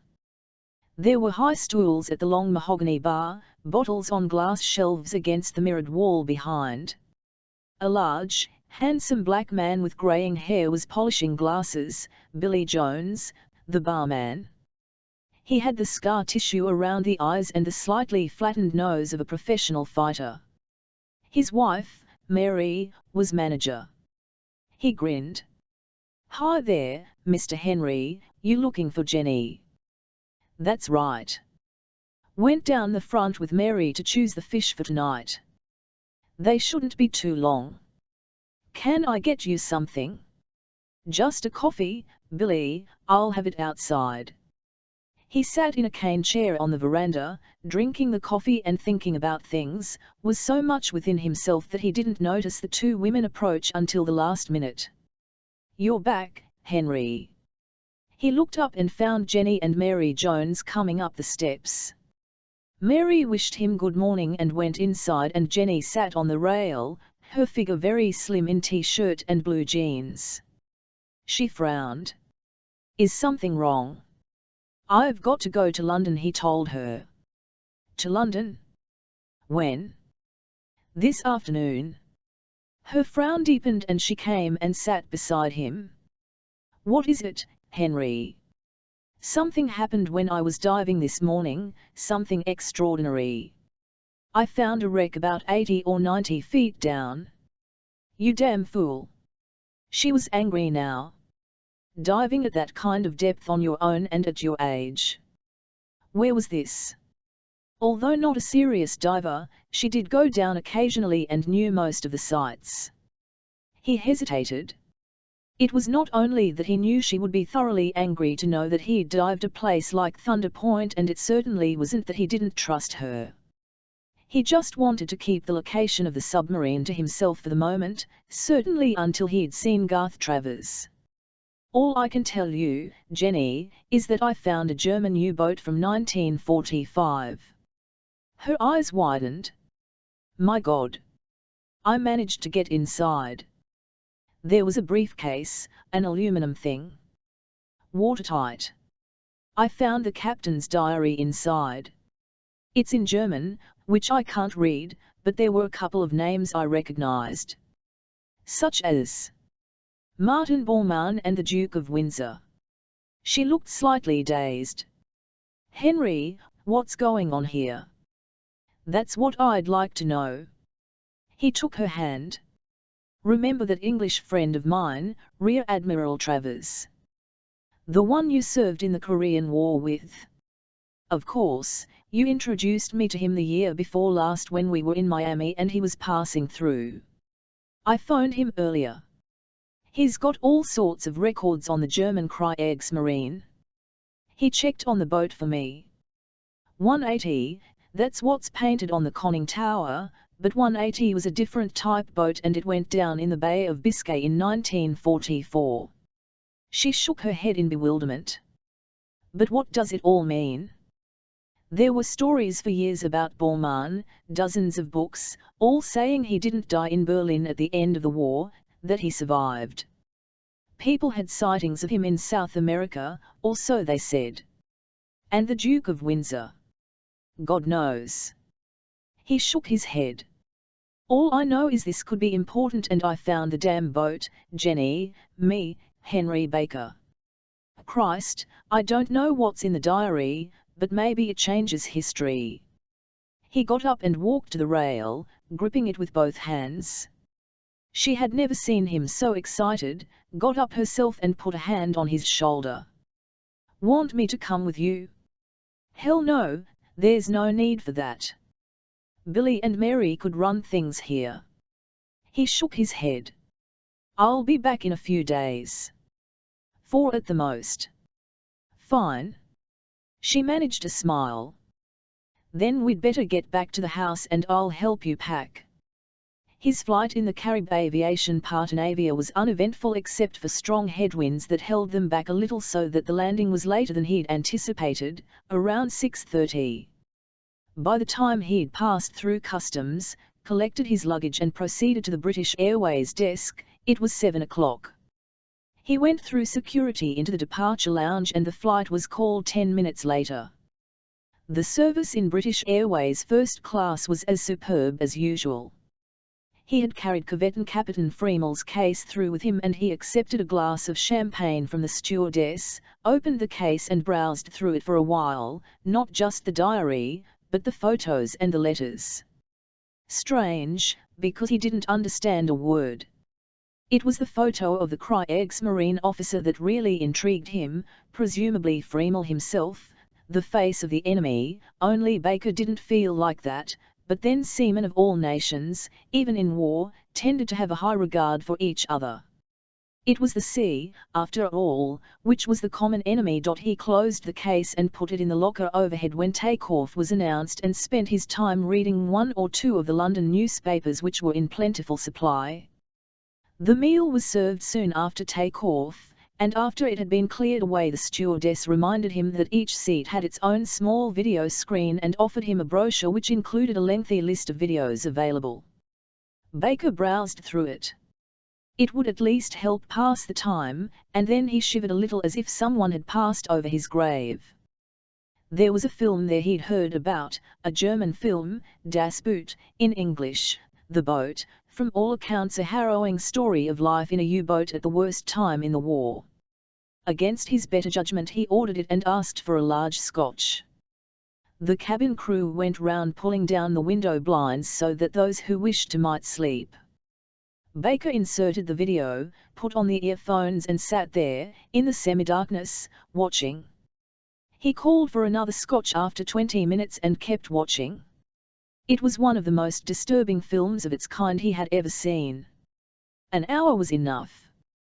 He switched off, tilted his seat back and lay there, staring through the darkness thinking about Captain Paul Freemel and U-180 and that final ending on Thunder Point, wondering what had gone wrong. After a while, he slept. Chapter 3. It was 10 o'clock when the doorbell rang at the house in Lord North Street. Garth Travers answered the door himself and found Henry Baker standing there in the rain, the briefcase in one hand, his overnight case in the other. He had no raincoat and the collar of his jacket was turned up. "My dear chap," Travers said. "For God's sake, come in before you drown." He turned as he closed the door. "You'll stay here, of course." "If that suits, old buddy." "It's good to hear that description of me again," Travers told him. "I'll show you to your room later. Let's get you some breakfast. My housekeeper's day off, so you'll get it Navy style." Coffee would be fine for the moment, Baker said. They went to the large, comfortable kitchen and Travers put the kettle on. Baker placed the briefcase on the table. There it is. Fascinating. Travers examined the Kriegsmarine insignia on the case, then glanced up. May I? That's why I'm here. Travers opened the case. He examined the letters quickly. These must be keepsakes, dated at various times in 1943 and -4. All from his wife from the looks of things. He turned to the photos. Knight's Cross holder? Must have been quite a boy. He looked at the photos of the woman and the two little girls and read the handwritten paragraph on the back of one of them. Oh dear. What is it? Baker asked. It reads, "My dear wife Lottie and my daughters, Ilse and Marie, killed in a bombing raid on Hamburg, August the 8th, 1944. Dear God." Baker said. I can check up on him easily enough. I have a book listing all holders of the Knight's Cross. It was the Germans' highest award for valor. You make the coffee and I'll get it. Travers went out and Baker found cups, a tin of instant milk in the icebox, had just finished when Travers returned with the book in question. He sat down opposite Baker and reached for his coffee. Here we are, Paul Friemel, Kavettenkapitän, joined the German Navy as an officer cadet after 2 years studying medicine at Heidelberg. Travers nodded. Outstanding record in U-boats. Knight's Cross in July 44 for sinking an Italian cruiser. They were on our side by then, of course. After that he was assigned to shore duties at Kiel. He made a face. Oh dear, mystery piles on mystery. It says here he was killed in a bombing raid on Kiel in April, 1945. Like hell he was, Baker said. Exactly. Travers opened the diary and glanced at the first page. Beautiful handwriting and perfectly legible. He riffled the pages. Some of the entries are quite short. Can't be more than 30 pages at the most. Your German is fluent as I recall, Baker said. Like a native, old boy, my maternal grandmother was from Munich. I'll tell you what I'll do, an instant translation into my word processor. Should take no more than an hour and a half. You get yourself some breakfast. Ham and eggs in the refrigerator, sorry, icebox to you, bread bin over there. Join me in the study when you're ready. He went out and Baker, relaxed now that everything was in hand, busied himself making breakfast, aware that he was hungry. He sat at the table to eat it, reading Travers' copy of that morning's London Times while he did so. It was perhaps an hour later that he cleared everything away and went into the study. Travers sat at the word processor, watching the screen, his fingers rippling over the keyboard, the diary open and standing on a small lectern on his right-hand side. There was a curiously intent look on his face. Baker said cheerfully, "How's it going?" "Not now, old boy, please." Baker shrugged, sat by the fire and picked up a magazine. It was quiet, only the sound of the word processor except when Travers suddenly said, "My God," and then a few minutes after that, "No, I can't believe it." "For heaven's sake, what is it, Garth?" Baker demanded. "In a minute, old boy, almost through." Baker sat there on tenterhooks, and after a while Travers sat back with a sigh. "Finished. I'll run it through the copier. Does it have anything interesting to say?" "Interesting?" Travers laughed harshly. "That's putting it mildly. First of all, I must make the point that it isn't the official ship's log, it's essentially a private account of the peculiar circumstances surrounding his final voyage. Maybe he was trying to cover himself in some way, who knows, but it's pretty sensational. The thing is, what are we going to do about it?" "What on earth do you mean?" "Read it for yourself." "I'll go and make some more coffee," Travers said as the copier stopped. He shuffled the sheets together and handed them to Baker, who settled himself in the chair by the fire and started to read. Bergen, Norway, the 30th of April, 1944. I, Paul Freemel, start this account, more because of the strangeness of the task I am to perform than anything else. We left Kiel 2 days ago in this present boat designated U-180. My command is in fact a craft that was damaged by bombing while under construction at Kiel in 1943. We are to my certain knowledge carrying the number of a dead ship. My orders from Grand Admiral Dönitz are explicit. My passenger will arrive this evening from Berlin, although I find this hard to swallow. He will carry a direct order in the Führer's own hand. I will learn our destination from him. There was a gap here in the diary and then a further entry for the evening of the same day. I received orders to proceed to the airstrip where a Feisler Storch landed. After a few minutes an officer in the uniform of an SS general appeared and asked if I was Korvettenkapitän Freemel. He in no way identified himself, although at that stage I felt that I had seen him before. When we reached the dock, he took me to one side before boarding and presented me with a sealed envelope. When I opened it I found it contained the order from the Führer himself, which had been mentioned in Grand Admiral Dönitz's personal order to me. It ran as follows from the leader and Chancellor of the State. Reichsleiter Martin Bormann acts with my authority on a matter of the utmost importance and essential to the continuance of the Third Reich. You will place yourself under his direct authority, at all times remembering your solemn oath as an officer of the Kriegsmarine to your Führer, and will accept his command and authority as he sees fit and in all situations. I recall now, having seen Bormann once at a state function in Berlin in 1942. Few people would recognize the man, for of all our leaders, I would conclude he is the least known. He is smaller than I would have thought, rough-featured with overlong arms.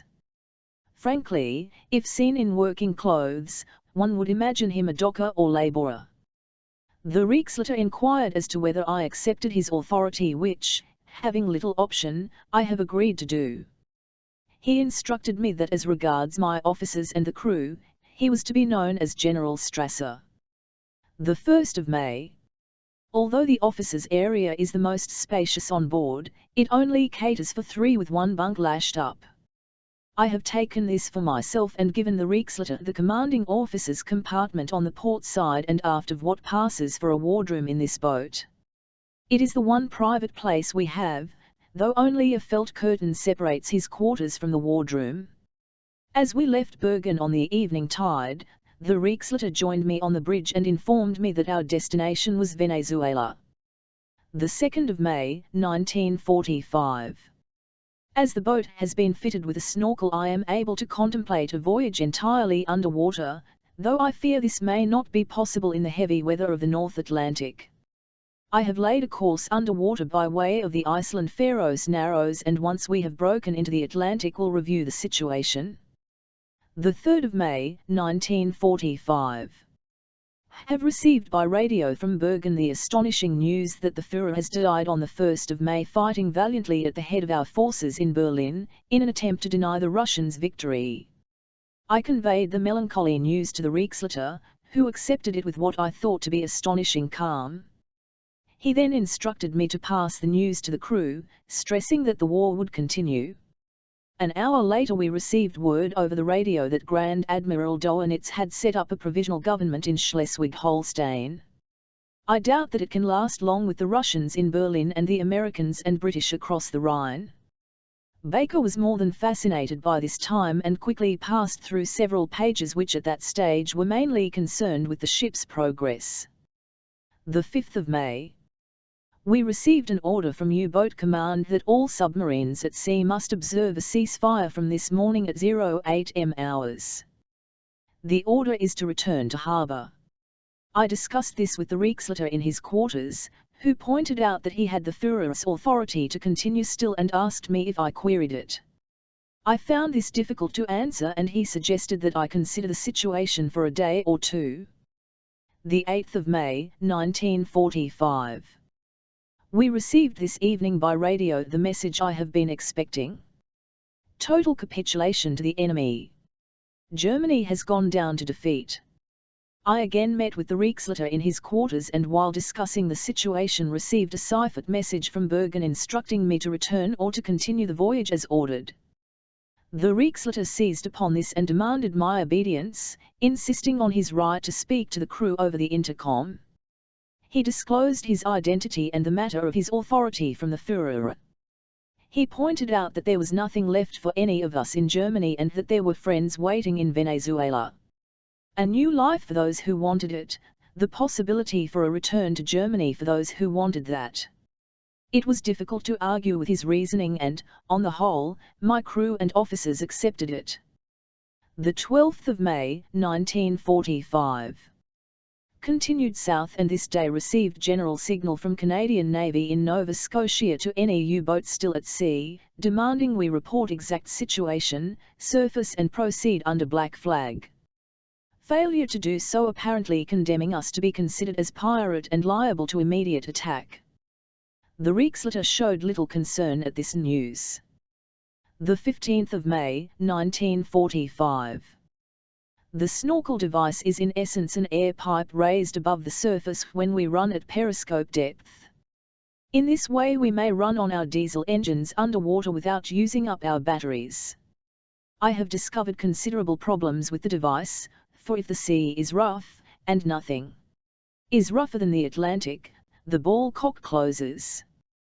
When this happens, the engines still draw in air, which means an instant fall in pressure in the boat and this gives the crew huge problems. We have had 3 cases of ruptured eardrums, but proceeding with the aid of the snorkel does make it difficult for us to be detected from the air. The 17th of May, 1945. So far into the Atlantic are we now that I feel our risk of detection from the air to be minimal and decided from today to proceed on the surface. We carve through the Atlantic's heavy seas, continually awash, and our chances of encountering anyone in these latitudes are slim. The 20th of May, 1945. The Reichsleiter has kept himself to himself for much of the trip except for eating with the officers, preferring to remain on his bunk and read. Today he asked if he could accompany me when I was taking my watch. He arrived on the bridge in foul weather gear when we were barreling through 15 and 20-foot waves and thoroughly enjoyed the experience. The 21st of May, 1945. An extraordinary night for me. The Reichsleiter appeared at dinner obviously the worse for drink. Later he invited me to his quarters where he produced a bottle of Scotch whisky from one of his cases and insisted I join him. He drank freely, talking a great deal about the Führer and the final days in the bunker in Berlin. When I asked him how he had escaped, he told me they had used the East-West Avenue in the center of Berlin as a runway for light aircraft. At this stage he had finished the whisky, pulled out one of his duffel bags from under the bunk and opened he took out an aluminium Kriegsmarine captain's briefcase like my own it.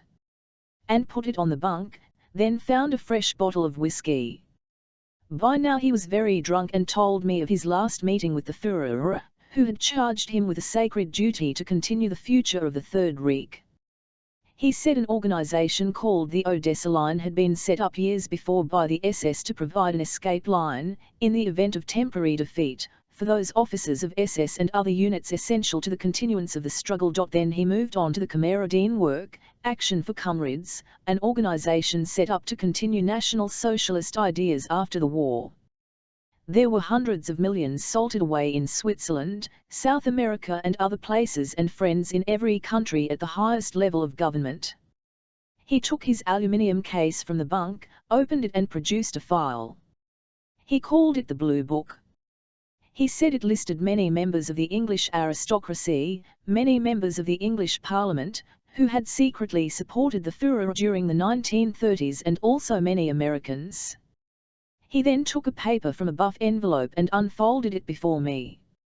He told me it was the Windsor Protocol, a secret agreement with the Führer signed by the Duke of Windsor while resident at Estoril in Portugal in 1940 after the fall of France. In it he agreed to ascend the throne of England again after a successful German invasion. I asked him what value such a document could be and how could he be sure it was genuine. He became extremely angry and told me that, in any event, there were those on his blue book list who would do anything to avoid exposure and that his own future was taken care of. I asked him at that point if he was certain and he laughed and said you could always trust an English gentleman. At this point he became so drunk that I had to assist him onto the bunk. He fell asleep instantly and I examined the contents of the briefcase. The names in his blue book list meant nothing to me, but the Windsor Protocol looked genuine enough. The only other thing in the briefcase was a list of numbered bank accounts and the Führer order, and I closed it and placed it under the bunk with his other luggage. Baker stopped at this point, put the diary down, got up and walked to the window as Garth Travers entered. Travers said, "Here's the coffee. Thought I'd leave you to get on with it. Have you finished?" Just read what Bormann told him on the 21st of May. "The best is yet to come, old boy, I'll be back," and Travers went out again. 25 May, 1945. 500 miles north of Puerto Rico. I envisage using the Anegada Passage through the Leeward Islands into the Caribbean Sea with a clear run to the Venezuelan coast from there. The 26th of May, 1945. The Reichsleiter called me to his quarters and informed me that it was necessary to make a stop before reaching our destination and requested to see the chart for the Virgin Islands. The island he indicated is a small one, Samson Key, southeast of St. John in the American Virgin Islands, but in British sovereign waters, being a few miles south of Norman Island in the British Virgin Islands. He gave me no indication of his reason for wishing to stop there. The 27th of May, 1945. Surfaced off the coast of Samson Key at 21:00 hours. A dark night with a quarter moon. Some lights observed on shore. The Reichsleiter requested that he be put ashore in one of the inflatables, and I arranged for Petty Officer Schroeder to take him. Before leaving he called me to his quarters and told me that he was expecting to meet friends on shore, but as a precaution against something going wrong he was not taking anything of importance with him. He particularly indicated the briefcase which he left on the bunk and gave me a sealed envelope which he said would give me details of my destination in Venezuela if anything went wrong and the name of the man I was to hand the briefcase to. He told me to send Schroeder back for him at 02:00 hours and that if he was not on the beach I was to fear the worst and depart. He wore civilian clothes and left his uniform. Travers came back in at that moment. Still at it. I'm on the final entry. The Admiral went to the drinks cabinet and poured scotch into 2 glasses. "Drink that," he said, passing one to Baker. "You're going to need it." The 28th of May, 1945. Midnight. I have just been on the bridge and noticed an incredible stillness to everything, quite unnatural and like nothing I have experienced before. Lightning on the far horizon and distant thunder. The waters here in the lagoon are shallow and give me concern. I write this at the chart table while waiting for the radio officer to check for weather reports. There was a gap here and then a couple of lines scrawled hurriedly. Radio report from St. Thomas indicates hurricane approaching fast. We must make for deep water and go down to ride it out. The Reichsleiter must take his chance. Only the poor buggers didn't ride it out, Travers said. The hurricane caught them when they were still vulnerable. Must have ripped her side open on the reef where you found her. I'm afraid so, Baker said. Then I presume the current must have driven her in on that ledge under the overhang.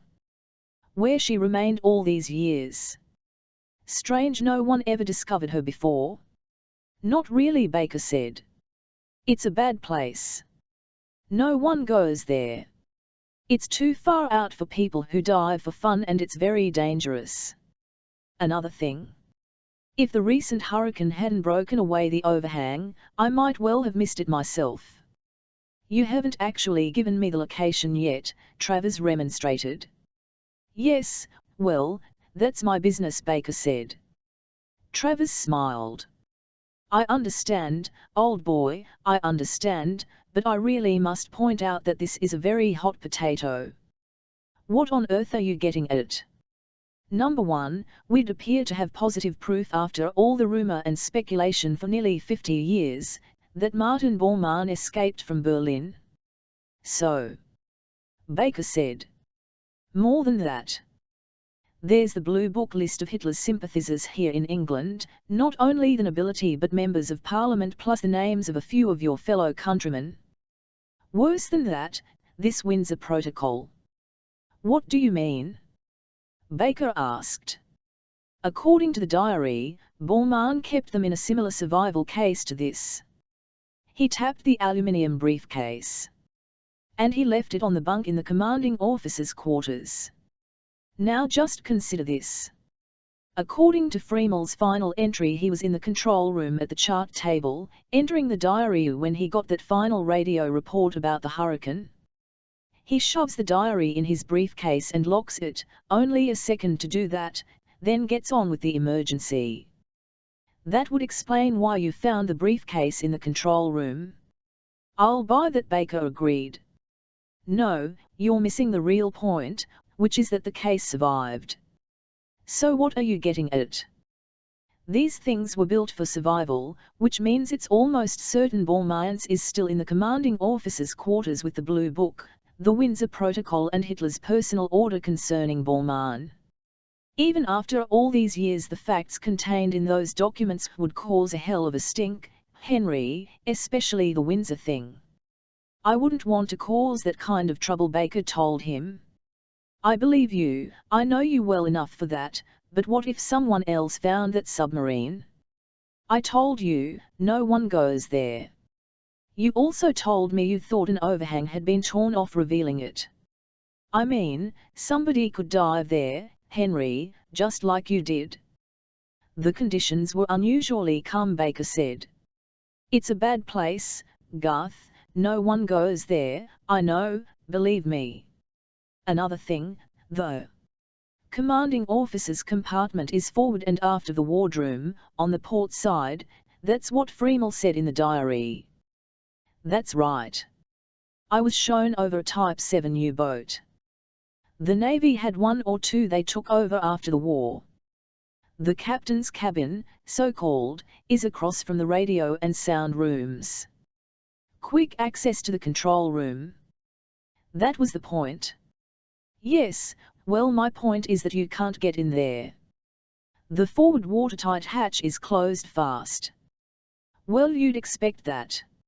If they were in trouble, he'd have ordered every watertight hatch in the boat closed. Standard procedure. I tried to move the wheel. Corroded like hell. The door is solid. No way of getting in there. There's always a way, Henry, you know that.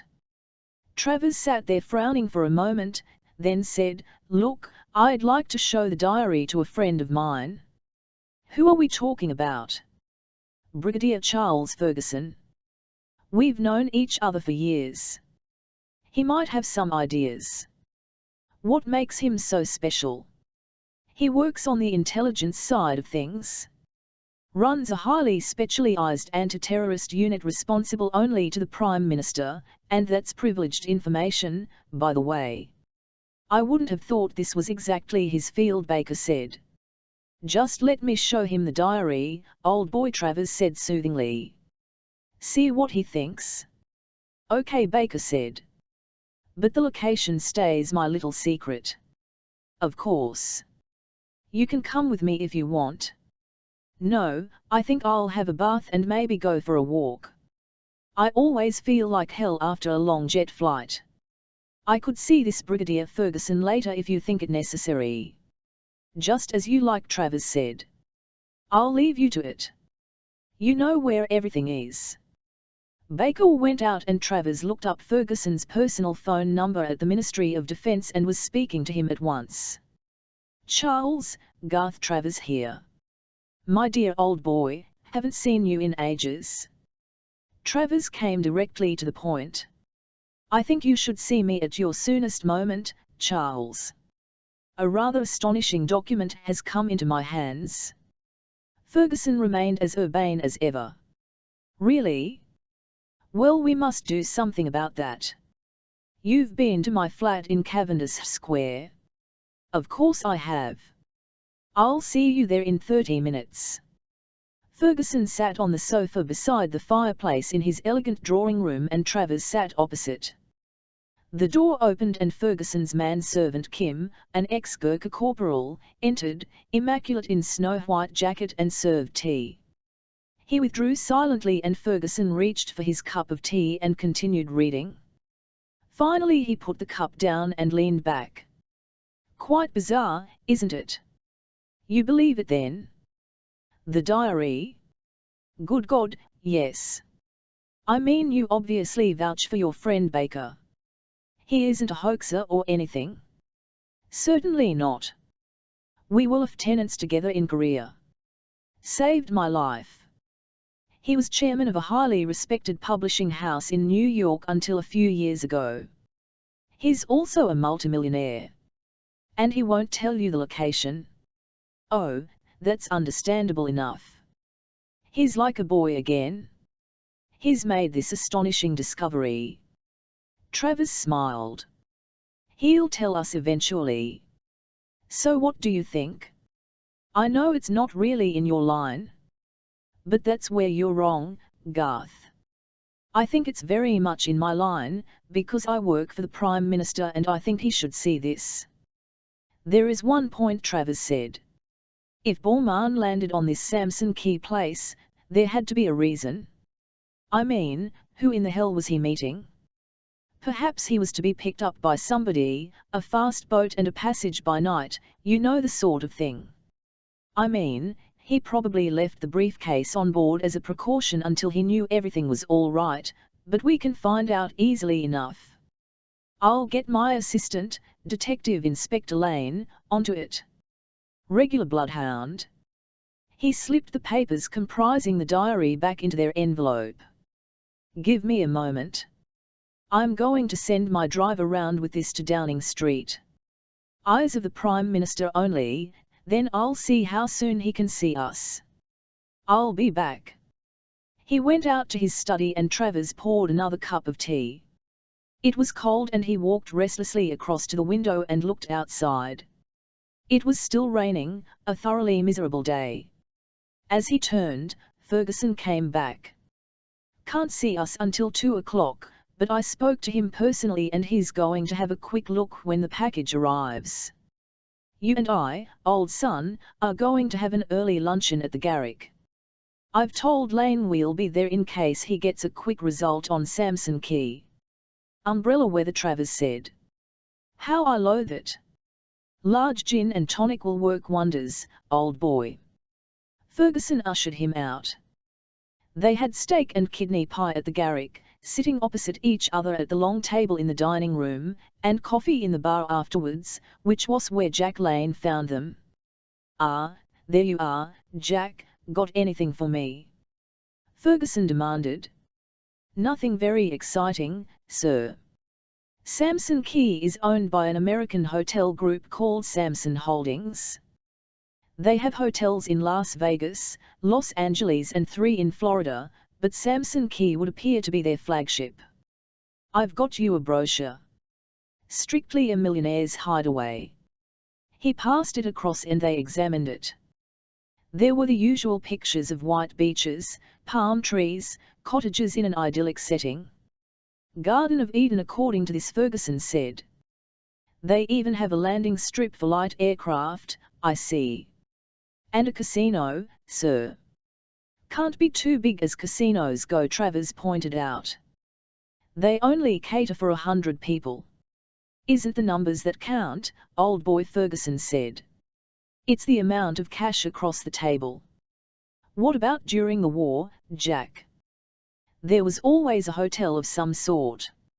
In those days it was owned by an American family called Herbert, who were also in the hotel business. Remember, Samson Key is in the British Virgin Islands, which means it comes under the control of Tortola as regards the law, customs and so forth. I spoke to their public record office.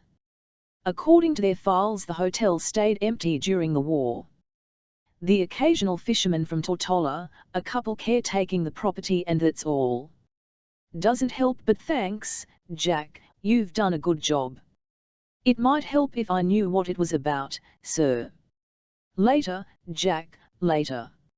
Off you go and make Britain a safer place to live in. Lane departed with a grin, and Ferguson turned to Travers. Right, old boy, Downing Street awaits. The Prime Minister was sitting behind his desk in his study when an aide showed them in. He stood up and came round the desk to shake hands. Brigadier. Prime Minister Ferguson said. May I introduce Rear Admiral Travers? Of course. Do sit down, gentlemen. He went and sat behind his desk again. An incredible business this. An understatement, Prime Minister Ferguson replied. You were quite right to bring it to my attention. The royal aspect is what concerns me most. The phone rang. He picked it up, listened, then said, send them up. As he replaced the receiver he said, know you've had your problems with the security services, Brigadier, but I feel this to be one of those cases where we should honour our agreement to keep them informed about anything of mutual interest. You recall you agreed to liaise with the Deputy Director, Simon Carter, and Sir Francis Paymer. I did indeed, Prime Minister. I called both of them in immediately after reading the diary. They've been downstairs having a look at it themselves. They are on their way up.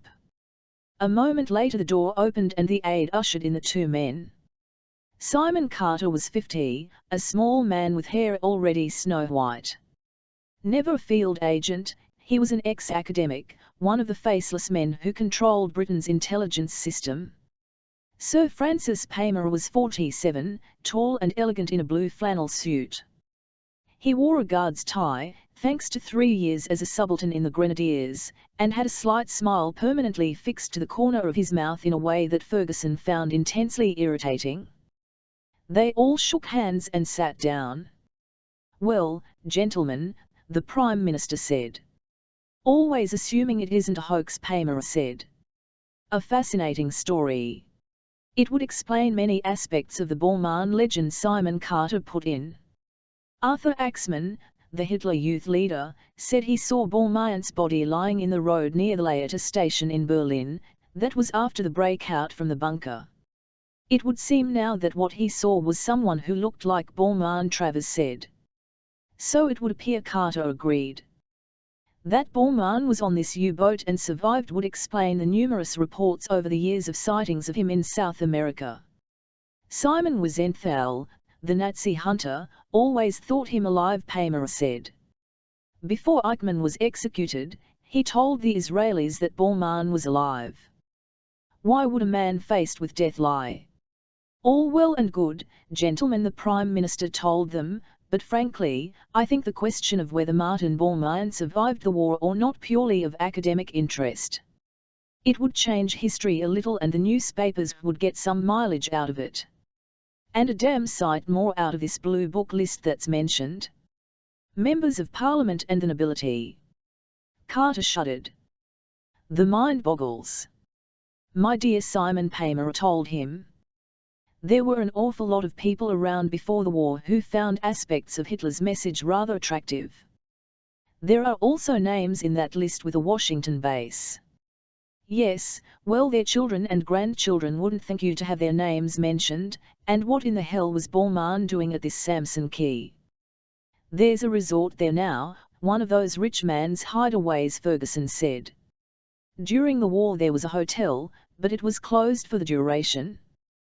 We checked with public records in Tortola. Owned by an American family called Herbert. What do you think Bormann was after there? Paymer asked. One can only guess, but my theory runs something like this, Ferguson said.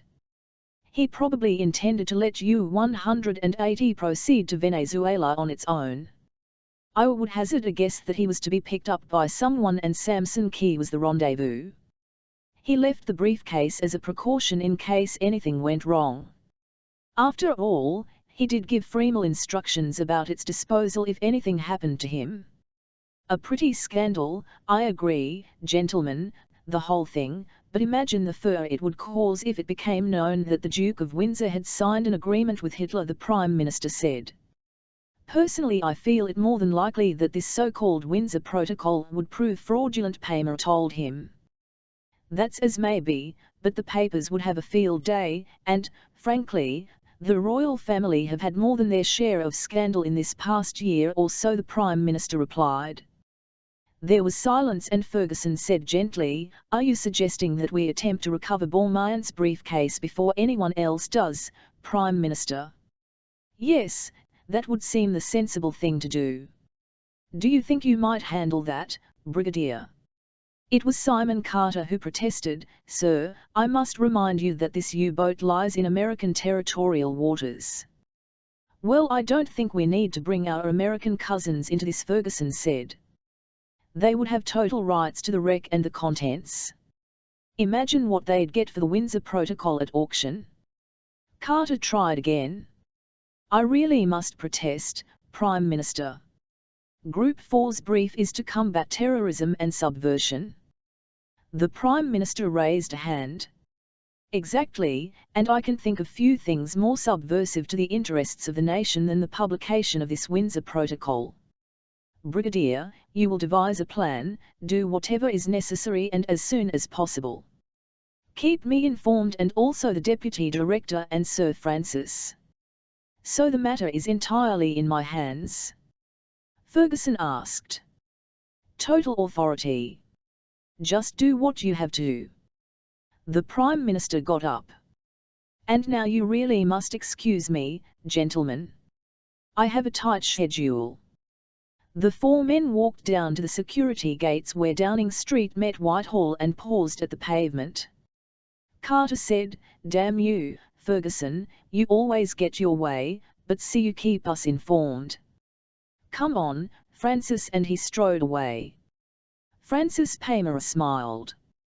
"Don't take it to heart, Brigadier, it's just that he hates you. Good hunting," and he hurried after Carter.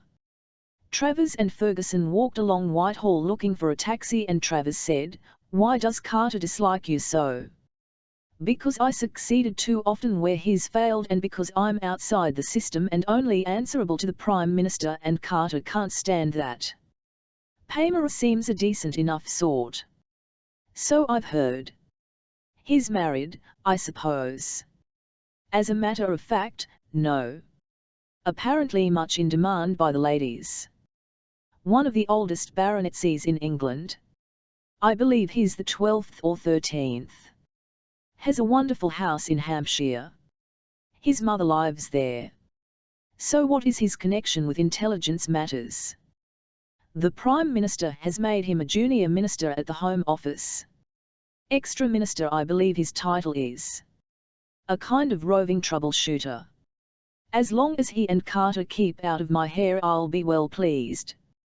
And Henry Baker, do you think he'll tell you where U-180 is lying?" "Of course he will, he'll have to." Ferguson saw a taxi and waved it down. "Come on, let's get moving and we'll confront him now." After his bath, Baker had lain on his bed for a moment, a towel about his waist and, tired from the amount of travelling he'd done, fell fast asleep. When he finally awakened and checked his watch it was shortly after 2 o'clock. He dressed quickly and went downstairs. There was no sign of Travers, and when he opened the front door it was still raining hard. In spite of that, he decided to go for a walk as much to clear his head as anything else.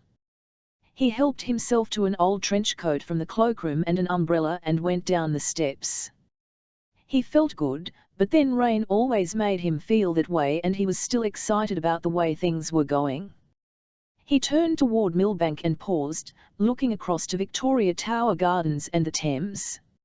In Street John, for obscure reasons, people drive on the left-hand side of the road as in England, and yet on that rainy afternoon in London, Henry Baker did what most Americans would do before crossing the road. He looked left and stepped straight into the path of a London transport bus coming from the right. Westminster Hospital being close by, an ambulance was there in minutes, not that it mattered, for he was dead by the time they reached the casualty department. Chapter 4. In Street.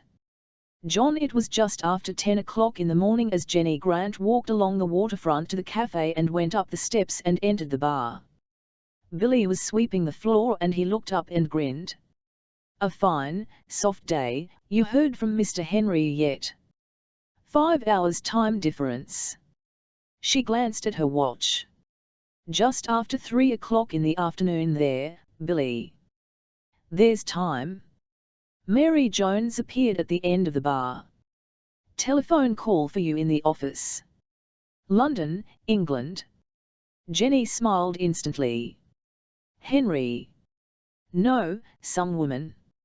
"You take it, honey, and I'll get you a cup of coffee." Jenny brushed past her and went into the office, and Mary poured a little water into the coffee percolator. There was a sharp cry from inside the office. Billy and Mary glanced at each other in alarm, then hurried in. Jenny sat behind the desk looking dazed, clutching the phone in one hand, and Mary said, "What is it, honey?" "Tell Mary." "It's a policewoman ringing me from Scotland Yard in London," Jenny whispered. "Henry's dead. He was killed in a road accident." She started to cry helplessly and Mary took the phone from her. "Hello, are you still there?" "Yes," a neutral voice replied. "I'm sorry if the other lady was upset. There's no easy way to do this." "Sure, honey, you got your job to do. Could you find out where he was staying in London?" "Hang on." Mary turned to Jenny. "She wants to know the address he was staying at over there." So Jenny told her. It was just before 5 and Travers, in response to a telephone call from Ferguson asking him to meet him, waited in the foyer of the mortuary in the Cromwell Road. The Brigadier came bustling in a few minutes later. "Sorry to keep you, Garth, but I want to expedite things. There has to be an autopsy for the coroner's inquest and we can't have it unless he's formally identified." "I've spoken to the young woman who lives with him, Jenny Grant. She's badly shocked but intends to fly over as soon as possible. Should be here tomorrow." "Yes, well, I don't want to hang about." Ferguson took a folded paper from his inside breast pocket. "I've got a court order from a judge in chambers here which authorizes Rear Admiral Garth Travers to make formal identification, so let's get on with it." A uniformed attendant appeared at that moment. "Is one of you gentlemen Brigadier Ferguson?" "That's me," Ferguson told him.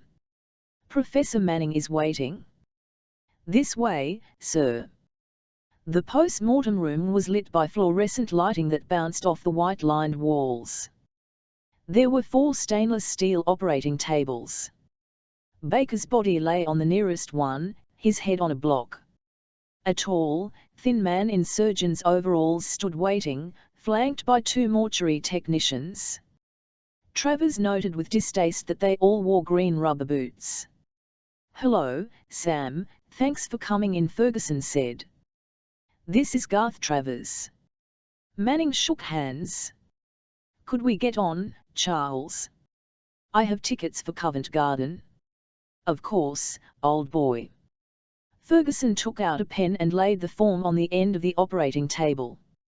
"Do you, Rear Admiral Travers, formally identify this man as Henry Baker, an American citizen of St. John in the American Virgin Islands?" "I do." "Sign here." Travers did so and Ferguson handed the form to Manning. "There you go, Sam, we'll leave you to it," and he nodded to Travers and led the way out. Ferguson closed the glass partition in his Daimler so the driver couldn't hear what was being said. "A hell of a shock," Travers said. "It hasn't sunk in yet." "Leaves us in rather an interesting situation," Ferguson commented. "In what way?" "The location of U-180. Has it died with him?" "Of course," Travers said. "I was forgetting. On the other hand, Perhaps the Grant girl knows. I mean, she lived with him and all that. Not that kind of relationship, Travers told him. Purely platonic. I met her just the once. I was passing through Miami and they happened to be there. Lovely young woman. Well, let's hope this paragon of all the virtues has the answer to our problem, Ferguson said. And if not, then I'll just have to think of something. I wonder what Carter will make of all this. Ferguson groaned. I suppose I'd better bring him up to date. Keep the sod happy, and he reached for his car phone and dialed Inspector Lane. At precisely the same time, Francis Paymer, having made a very fast trip indeed from London in his Porsche cabriolet to his country home at Hatherley Court in Hampshire, was mounting the grand staircase to his mother's apartment on the first floor. The house had been in the family for 500 years and he always visited it with conscious pleasure, but not now. There were more important things on his mind. When he tapped on the door of the bedroom and entered, he found his mother propped up in the magnificent four-poster bed, a uniformed nurse sitting beside her. She was 85 and very old and frail and lay there with her eyes closed. The nurse stood up. Sir Francis. We weren't expecting you. I know. How is she? Not good, sir. Doctor was here earlier. He said it could be next week or 3 months from now. He nodded. You have a break. I want to have a little chat with her. The nurse went out and Paymer sat on the bed and took his mother's hand. She opened her eyes. How are you, darling? He asked. Why, Francis, what a lovely surprise. Her voice was very faded. I had some business not too far away, Mother, so I thought I'd call in. That was nice of you, dear. Paymer got up, lit a cigarette and walked to the fire. I was talking about Samson Key today. Oh, are you thinking of taking a holiday, dear? If you go and that nice Mr. Santiago is there, do give him my regards. Of course. I'm right, aren't I? It was your mother who brought Samson Key into the family. Yes, dear, her father, George Herbert, gave it to her as a wedding present. Tell me about the war again, Mother, he said. And Samson Key? Well, the hotel was empty for most of the war. It was small then, of course, just a little colonial-style place. And when did you go there? You never really talked about that and I was too young to remember. March 1945. You were born in July, the previous year, and those terrible German rockets kept hitting London, V's and V2s. Your father was out of the army then and serving in Mr. Churchill's government as a junior minister, just like you, dear. He was worried about the attacks on London continuing, so he arranged passage on a boat to Puerto Rico for you and me. We carried on to Samson Key from there. Now I remember. It was the beginning of April when we got there. We went over from Tortola by boat. There was an old man and his wife. Black people. Very nice. Jackson, that was it. May and Joseph. Her voice faded and he went and sat on the bed and took her hand again. Did anyone visit, Mother? Can you remember that? Visit. She opened her eyes. Only Mr. Strasser. Such a nice man. Your father told me he might be coming. He just appeared one night. He said he'd been dropped off in a fishing boat from Tortola and then the hurricane came. It happened the same night. Terrible. We were in the cellar for 2 days.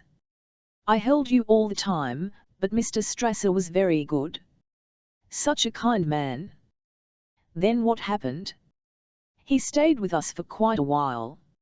Until June, I think, and then your father arrived. And Strasser? He left after that. He had business in South America, and the war in Europe was over, of course, so we came back to England. Mr. Churchill had lost the election and your father wasn't in Parliament anymore, so we lived down here, darling. The farms were a great disappointment. She was wandering a little. Pamela said, you once told me my father served with Sir Oswald Mosley in the First World War in the trenches. That's true, dear, they were great friends. Remember Mosley's black shirts, Mother, the British Fascist Party? Did father have any connection with that? Good heavens, no. Poor Oswald. He often spent the weekend here. They arrested him at the beginning of the war. Said he was pro-German. Ridiculous. He was such a gentleman. The voice trailed away and then strengthened. Such a difficult time we had. Goodness knows how we managed to keep you at Eton. How lucky we all were when your father met Mr. Santiago. What wonderful things they did together at Samson Key. Some people say it's the finest resort in the Caribbean now. I'd love to visit again, I really would. Her eyes closed and Pamela went and put her hands under the cover. You sleep now, Mother, it will do you good. He closed the door gently, went downstairs to the library, got himself a scotch and sat by the fire thinking about it all. The contents of the diary had shocked him beyond measure and it was a miracle that he had managed to keep his composure in front of Carter, but the truth was plain now. His father, a British Member of Parliament, a serving officer, a member of government, had had connections with the Nazi Party, one of those who had eagerly looked forward to a German invasion in 1940. The involvement must have been considerable. The whole business with Martin Bormann and Samson Key proved that. Francis Pamela's blood ran cold and he went and got another scotch and wandered around the room looking at the portraits of his ancestors. 500 years, one of the oldest families in England, and he was a junior minister now, had every prospect of further advancement, but if Ferguson managed to arrange the recovery of Bormann's briefcase from the U-boat he was finished. No reason to doubt that his father's name would be on the Blue Book list of Nazi sympathizers. The scandal would finish him. Not only would he have to say goodbye to any chance of a high position in government, he would have to resign his parliamentary seat at the very least. Then there would be the clubs. He shuddered. It didn't bear thinking about, but what to do? The answer was astonishingly simple. Max Santiago. Max would know.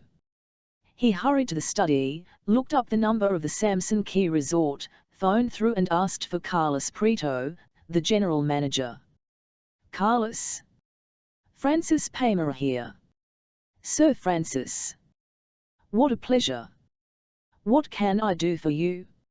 Are you coming to see us soon? I hope so, Carlos. Listen, I need to speak to Senor Santiago urgently. Would you know where he is? Certainly. Staying at the Ritz in Paris. Business, I understand, then he returns to Puerto Rico in 3 days. Bless you, Carlos. Pamela had never felt such relief. He asked the operator to get him the Ritz in Paris and checked his watch. 5:30. He waited impatiently until he heard the receptionist at the Ritz in his ear and asked for Santiago at once. Be there, Max, be there, he murmured. A voice said in French, Santiago here. Who is this? Thank God. Max, this is Francis. I must see you. Something's happened, something bad. I need your help. Calm yourself, Francis, calm yourself. Where are you? Hadley Court. You could be at Gatwick by 6:30 your time? I think so. Good. I'll have a charter waiting for you. We can have dinner and you can tell me all about it. The phone clicked and he was gone.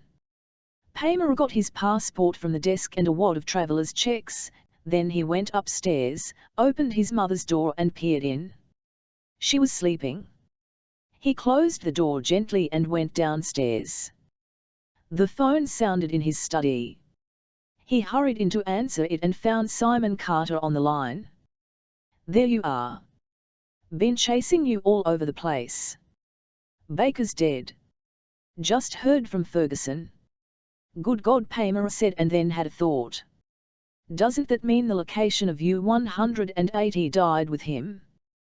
Well, he certainly didn't tell Travers, but apparently his girlfriend is flying over tomorrow, a Jenny Grant.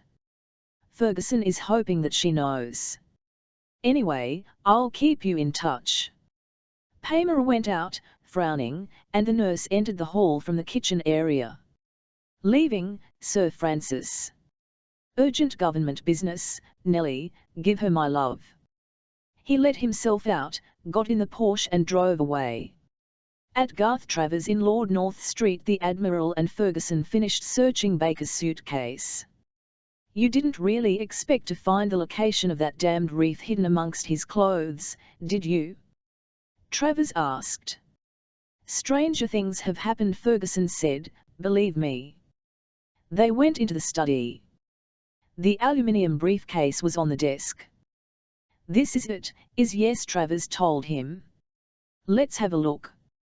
The Admiral opened it. Ferguson examined the letter, the photos, and glanced through the diary. "You copied this on your word processor here, I presume?" "Oh, yes, I typed the translation straight out of the top of my head." "So the disk is still in the machine?" "Yes." "Get it out, there's a good chap, and stick it in the case, also any copy you have." "I say, Charles, that's a bit thick after all I've done, and anyway, it was Baker's property in the legal sense of the word." "Not any more it isn't." Grumbling, Travers did as he was told. "Now what happens?" "Nothing much. I'll see this young woman tomorrow and see what she has to say." "And then?" "I don't really know, but frankly, it won't concern you from here on in." "I thought you'd say that." Ferguson slapped him on the shoulder.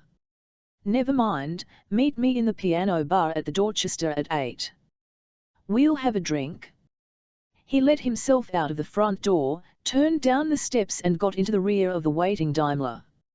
As the Citation jet lifted off the runway at Gatwick, Francis Paymer got himself a scotch from the bar box, thinking about Max Santiago. Cuban, he knew that, one of the landed families chased out by Castro in 1959. The Max bit came from his mother, who was German. That he had money was obvious, because when he had struck the deal with old Joseph Paymer to develop Samson Key Resort in 1970, he already controlled a number of hotels. How old would he be now, 67 or 8? All Francis Paymer knew for sure was that he had always been a little afraid of him, but that didn't matter. Santiago would know what to do, and that was all that was important. He finished his scotch and settled back to read the Financial Times until the Citation landed at Le Bourget Airport in Paris half an hour later. Santiago was standing on the terrace of his magnificent suite at the Ritz, an impressively tall man in a dark suit and tie, his hair still quite black in spite of his age. He had a calm, imperious face, the look of a man who was used to getting his own way, and dark, watchful eyes. He turned as the room waiter showed Paymer in. "My dear Francis, what a joy to see you." He held out a hand. "A glass of champagne, you need it, I can tell." His English was faultless. "You can say that again," Paymer said, and accepted the crystal glass gratefully. "Now come and sit down and tell me what the trouble is." They sat on either side of the fire. Paymer said, "I don't know where to begin." "Why, at the beginning, naturally." So Paymer did just that. When he was finished, Santiago sat there for a while without saying a word. Paymer said, "What do you think?" "Unfortunate to say the least." "I know. I mean, if this business ever got out, Bormann on the island, my mother, my father." "Oh, your mother didn't have the slightest idea who Bormann was," Santiago said. "Your father did, of course." "I beg your pardon." Pamela was stunned. Your father, dear old Joseph, was a fascist all his life, Francis, and so was my father, and a great friend of General Franco. People like that were, how shall I put it, connected. Your father had very heavy links with Nazi Germany before the war, but then so did many members of the English establishment, and why not? What sensible person wanted to see a bunch of communists take over? Look what they have done to my own Cuba. Are you saying you knew my father had this connection with Martin Bormann? Of course. My own father, in Cuba at that time, was also involved. Let me explain, Francis. The Comrades work, Action for Comrades, the organization set up to take care of the movement in the event of defeat in Europe, was, still is, a worldwide network. Your father and my father were just two cogs in the machine. I don't believe it. Francis, how do you think your father was able to hang on to Hatherley Court? Your education at Eton, your 3 years in the Grenadier Guards, where did the money come from? Your father didn't even have his salary as an MP after he lost his seat to the bloody Labour Party, Pamela said bitterly. Of course, but over the years he was allowed to, shall we say, assist with certain business dealings. When my own family left Cuba because of that animal Castro, there were funds made available to us in the United States. I built up the hotel chain, was able to indulge in certain illegal but lucrative forms of traffic. Pamela had always suspected some kind of drug involvement and his blood ran cold. Look, I don't want to know about that. You do like spending the money though, Francis. Santiago smiled for the first time. The development of Samson Key suited us very well. A wonderful cover, a playground for the very rich, and behind that facade, perfect for the conducting of certain kinds of business. And what if someone investigated it? Why should they? Samson Holdings is, as the name implies, a holding company. It's like a Russian doll, Francis, one company inside another, and the name of Pamela appears on none of the boards and you'd have to go some way back to find the name of Santiago. But it was my grandmother's family who originally owned it. The Herbert people? That was a long time ago, Francis. Look, your mother's name was Vale, her mother's maiden name was Herbert, I admit, but I doubt that any connection would be made. You mentioned that Ferguson had checked with public records in Tortola, who told him the hotel was unoccupied during the war. Yes, I wonder how they made the mistake. Quite simple. A clerk nearly 40 years later looks in the file and sees a notation that the hotel was unoccupied for the duration, which it was, Francis. Your mother didn't turn up with you until April 45, only 4 or 5 weeks before the end of the war. In any case, it's of no consequence. I'll have my people check the records office in Tortola. If there's anything there, we'll remove it. You can do that. Pamela said aghast. I can do anything, Francis. Now, this Rear Admiral Travers, what's his address? Lord North Street. Good. I'll get someone to pay him a call, although I shouldn't imagine he has the diary in his possession any longer or the translation from The Sound of Ferguson. They'll be careful, your people, Pamela said. I mean, we don't want a scandal. That's exactly what you will have if we don't get in first on this thing. I'll get one of my people to check out this young woman, what was her name? Jenny Grant. I'll have flights checked to see when she's arriving. Simple enough. She'll be on either the Puerto Rico or Antigua flight. And then what? Santiago smiled. Why, we'll have to hope that she'll be able to tell us something, won't we? Pamela felt sick. Look, Max, they won't hurt her or anything. Poor old Francis, what a thoroughly spineless creature you are. Santiago propelled him to the door and opened it. Wait for me in the bar. I have telephone calls to make, then we'll have dinner. He pushed him out into the corridor and closed the door. The piano bar at the Dorchester was busy when Garth Travers went in, and there was no sign of Ferguson. He was greeted warmly by one of the waiters, for it was one of his favourite watering holes. A corner table was found and he ordered a gin and tonic and relaxed. Ferguson arrived 15 minutes later and joined him. "Got to do better than that," the Brigadier told him, and ordered 2 glasses of champagne. "I love this place." He looked up at the mirrored ceiling. "Quite extraordinary, and that chap at the piano plays our kind of music, doesn't he?" "Which is another way of saying we are getting on," Travers said. "You're in a good mood. Anything happened?"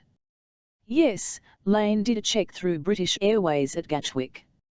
She's on flight 252 departing Antigua at 20:10 hours their time, arriving at Gatwick at 9:05 in the morning." "Poor girl," Travers said. "Will you ask her to stay with you?" "Of course. I thought you might." Ferguson nodded. "Under the circumstances I think it would be better if you picked her up. My driver will have the Daimler at your place at 7:30. I know it's early, but you know what the traffic is like." "That's fine by me. Do you want me to bring her straight to you?" "Oh, no, give her a chance to settle. She'll be tired after her flight. I can see her later." Ferguson hesitated. "There's a strong possibility that she'll want to see the body." "Is it still at the mortuary?" "No, at a firm of undertakers we use on department matters. Cox and Son, in the Cromwell Road. If she asks to go, take her there, there's a good chap." He waved to a waiter and ordered 2 more glasses of champagne, and Travers said, "What about the U-boat, the diary, all that stuff? Do I say anything to her?" "No, leave that to me." Ferguson smiled. "Now drink up and I'll buy you dinner." And in Antigua, when she went up the steps to the first-class compartment, Jenny Grant felt as if she were moving in slow motion. The stewardess who greeted her cheerfully had the instinct that comes from training and experience that told her something was wrong. She took her to her seat and helped her get settled. "Would you like a drink?" "Champagne, coffee. Actually, I could do with a brandy." "A large one," Jenny told her. The stewardess was back with it in a moment. There was concern on her face now. "Look, is there something wrong? Can I help?" "Not really," Jenny said. "I've just lost the best friend I ever had to a road accident in London, that's why I'm going over." The young woman nodded sympathetically. "There's no one sitting next to you, only 6 in the cabin this trip, nobody to bother you." She squeezed Jenny's shoulder. "Anything you need, just let me know. I'll probably try to sleep through the whole trip." "Probably the best thing for you." The stewardess went away and Jenny leaned back, drinking her brandy and thinking about Henry, all the kindness, all the support. He'd saved her life, that was the truth of it, and the strange thing was that try as she might, for some reason she couldn't remember his face clearly and tears welled up in her eyes, slow and bitter. The Daimler arrived just before 7:30. Travers left a note for his housekeeper, Mrs. Mishra, an Indian lady whose husband kept a corner store not too far away, explaining the situation, hurried down the steps to Ferguson's limousine and was driven away, passing a British Telecom van parked at the end of the street. The van started up, moved along the street and parked outside Travers' house. A telephone engineer in official overalls got out with a toolbox in one hand. He had the name Smith printed on his left-hand breast pocket. He went along the flagged path leading to the back of the house and the rear courtyard. He went up the steps to the kitchen door, punched a gloved hand through the glass pane, reached in and opened it. A moment later he was also opening the front door and another telecom engineer got out of the van and joined him. The name on his overalls pocket was Johnson.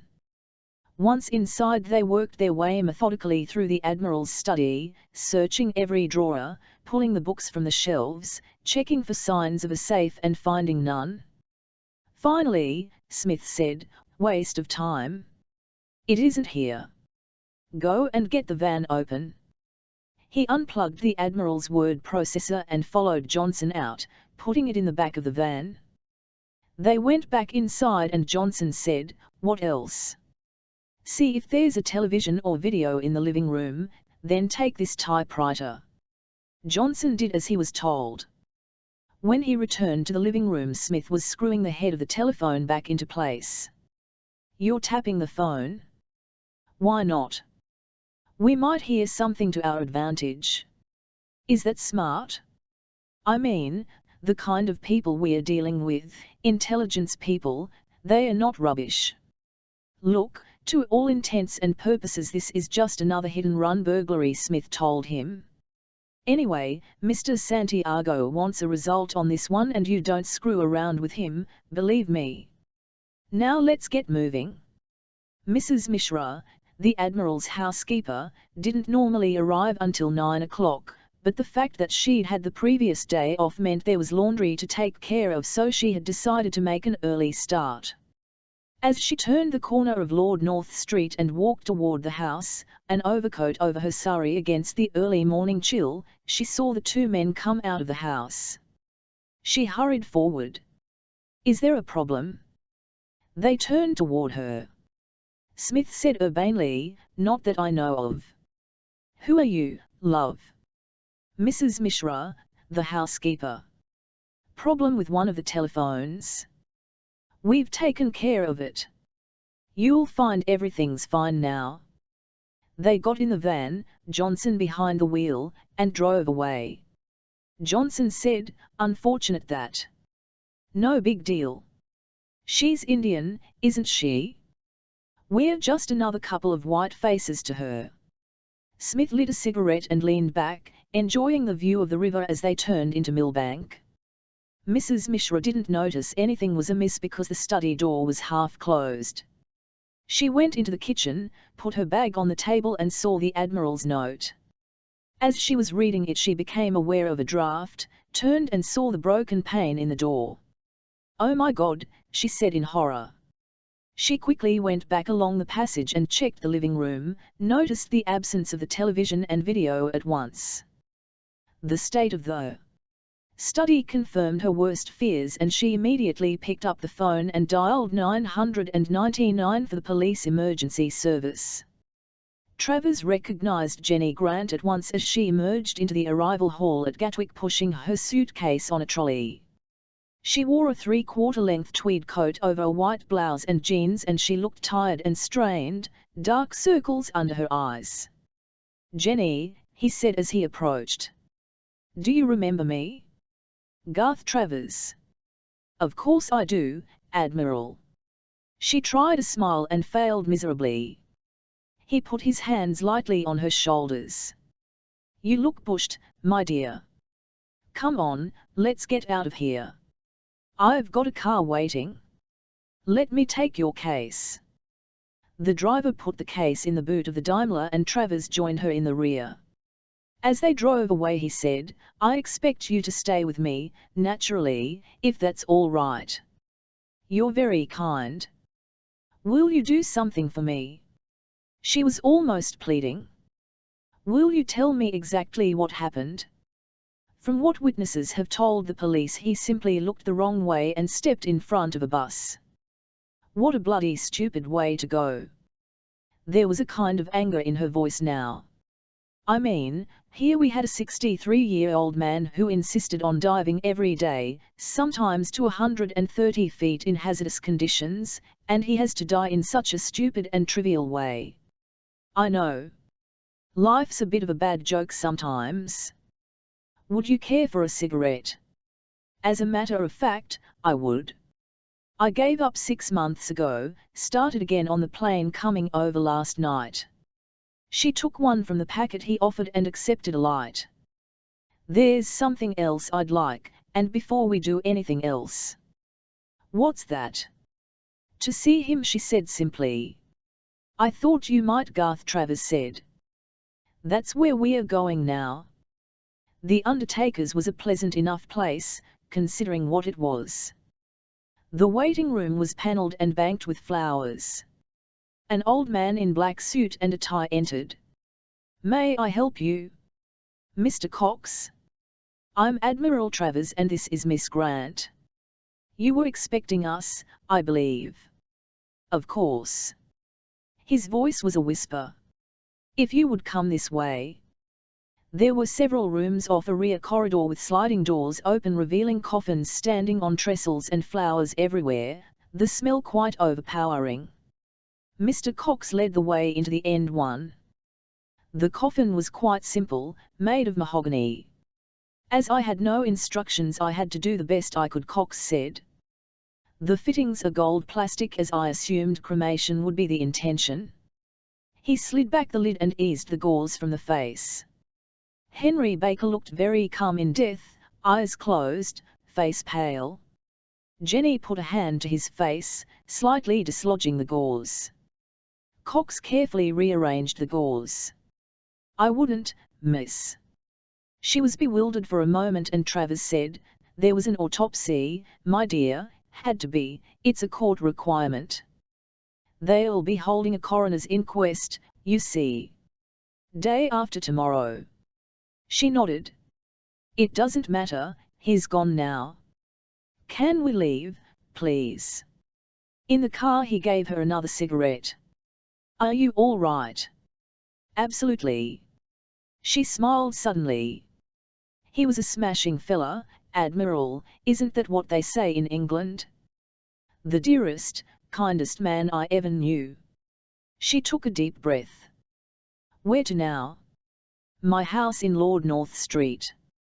You'd probably like a bath, rest up a little and so on. Yes, that would be nice. She leaned back and closed her eyes. The surprise at Lord North Street was the police car. The front door stood open and Travers hurried up the steps, Jenny behind him. He went into the hall and found the chaos in his study instantly, followed the sounds of voices and found Mrs. Mishra and a young policewoman in the kitchen. Oh, Admiral, Mrs. Mishra said as he entered. Such a terrible thing. They have stolen many things. The television, your word processor and typewriter. The study is such a mess, but I saw their names on their overalls. Admiral Travers, the policewoman said. Typical daytime robbery, I'm afraid, sir. They gained access through that door. She indicated the hole in the glass. Travers said, the bloody swine. They were in a telecom van, Mrs. Mishra said. Telephone engineers. I saw them leave. Imagine such a thing. That's a common ploy during the day, sir, the policewoman said, to pass themselves off as some kind of workman. I don't suppose there's much chance of catching them either. Travers inquired. I doubt it, sir, I really do. Now if I could have full details about what's missing. Yes, of course, just give me a moment. He turned to Jenny. Sorry about this. Mrs. Mishra, this is Miss Grant. She'll be staying for a while. Tell the driver to take her case up and show her to her room. Of course, Admiral. Mrs. Mishra ushered Jenny out and Travers said to the policewoman, there's a chance there could be more to this than meets the eye, officer. I'll just make a phone call and I'll be with you directly. Smith and Johnson, Ferguson said. That's a good one. Seems like a run-of-the-mill daytime robbery, Sir Lane said.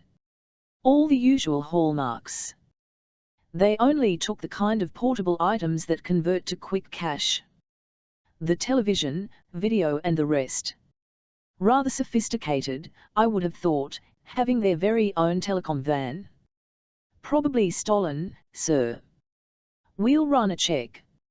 Rather fortunate I relieved Travers of the diary and the translation software he'd made from it if they were looking for something more important than television sets. You really think it could have been that, sir? All I know is that I learned a long time ago to suspect coincidence, Jack. I mean, how often does Garth Travers leave the house at 7:30 in the morning? They must have seen him go. And you think taking the run-of-the-mill kind of stuff was just a blind? Perhaps. But how would they know about the existence of the diary, sir? Yes, well, that is the interesting point. Ferguson frowned. I've had a thought, Jack. Go to Lord North Street. Get one of your old friends from Special Branch, someone who specializes in bugging devices, to do a sweep. You really think? I don't think anything, Jack, I'm merely considering all the options. Now on your way. Lane went out and Ferguson picked up the phone and rang Lord North Street and spoke to Travers. How's your guest? Fine. Bearing up remarkably well. Ferguson looked at his watch. Bring her to my place in Cavendish Square at about 12:30. We might as well get on with it, but don't say a word. Leave it all to me. You can rely on me. Travers put the phone down and went into the living room, where Jenny sat by the fire drinking coffee. Sorry about all this, he said, a hell of an introduction. Not your fault. He sat down. We'll go out soon for a spot of lunch, but I'd like to introduce you to an old friend of mine, Brigadier Charles Ferguson. She was an astute young woman and sensed something at once. Did he know Henry? Not directly. But this is something to do with Henry. He reached across and patted her hand. All in good time, my dear, just trust me. Santiago was still at his suite at the Ritz when the man who called himself Smith phoned through from London. Not a thing, Gov, certainly nothing like you described. Oddly surprising, but it was worth checking, Santiago said. A nice clean job, I trust. Sure, Gov, just made it look run-of-the-mill. I tapped the phone, just in case you wanted to listen in. You did what? Santiago was coldly angry. I told you, these are intelligence people involved in this one, the kind of people who check everything. Sorry, Gov, I thought I was doing the right thing. Never mind, it's too late now. Just drop any other commissions you have at the moment and wait to hear from me, and Santiago put the phone down. In the living room at Cavendish Square, Jenny sat beside the fire opposite Ferguson and Travers stood by the window. So you see, Miss Grant, Ferguson said, there will have to be a coroner's inquest, which is set for the day after tomorrow. And I can have the body then? Well, that is really a matter for the next of kin. She opened her handbag and took out a paper, which she unfolded and passed to him. Henry took up serious diving a year or so ago. Rather old for that, I should have thought, Ferguson said. Yes, well, he had a near miss one day. Ran out of air at 50 feet. Oh, he made it to the surface okay, but he immediately went to his lawyer and had him draw up a power of attorney in my name. Ferguson looked it over. That seems straightforward enough. I'll see that it's passed to the coroner. He reached down at the side of the sofa and produced Freemel's aluminium briefcase. Have you seen this before? She looked puzzled. No. Or this? He opened it and took out the diary. No, never. She frowned. What is this?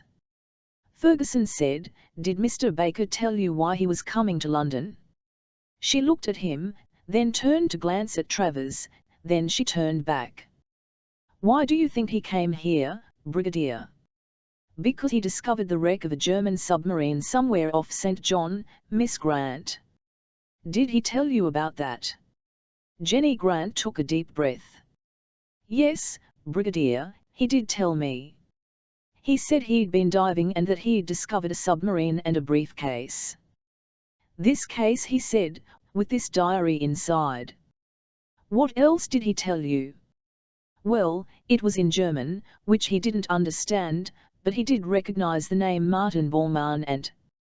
Here she paused. Ferguson said gently, and the Duke of Windsor, she said lamely. Look, I know it sounds crazy but not crazy at all, my dear. And where did Mr. Baker find this U-boat? I've no idea. He wouldn't tell me. There was a pause while Ferguson glanced at Travers. He sighed. You are absolutely certain of that, Miss Grant? Of course I am. He said he didn't want to tell me for the time being. He was very excited about his find. She paused, frowning. Look, what are you trying to tell me, Brigadier? What's going on here? Does this have something to do with Henry's death? No, not at all, he said soothingly and nodded to Travers. The Admiral said, Jenny, poor old Henry's death was a complete accident. We have plenty of witnesses. He stepped into the path of a London transport bus. The driver was a 60-year-old Cockney who won the Military Medal for Gallantry in the Korean War in 1952 as an infantry private. Just an accident, Jenny. So, you've no idea where the U-boat lies? Ferguson asked again. Is it important? Yes, it could be. She shrugged. I honestly don't know. If you want my opinion, it would have to be somewhere far out. Far out? What do you mean? Most of the dive sites that tourists use from St. Thomas and St. John are within reasonable distance. There are plenty of wrecks around, but the idea that a German U-boat had remained undiscovered since the end of the war, she shook her head, that's nonsense. It could only happen if it was somewhere remote and far out. Further out to sea. That's right. And you've no idea where? No, I'm not much of a diver, I'm afraid. You'd need to go to an expert. And is there such a person? Oh, sure, Bob Carney. Ferguson picked up his pen and made a note. Bob Carney? And who might he be? He has the water sports concession at Kaneal Bay Resort.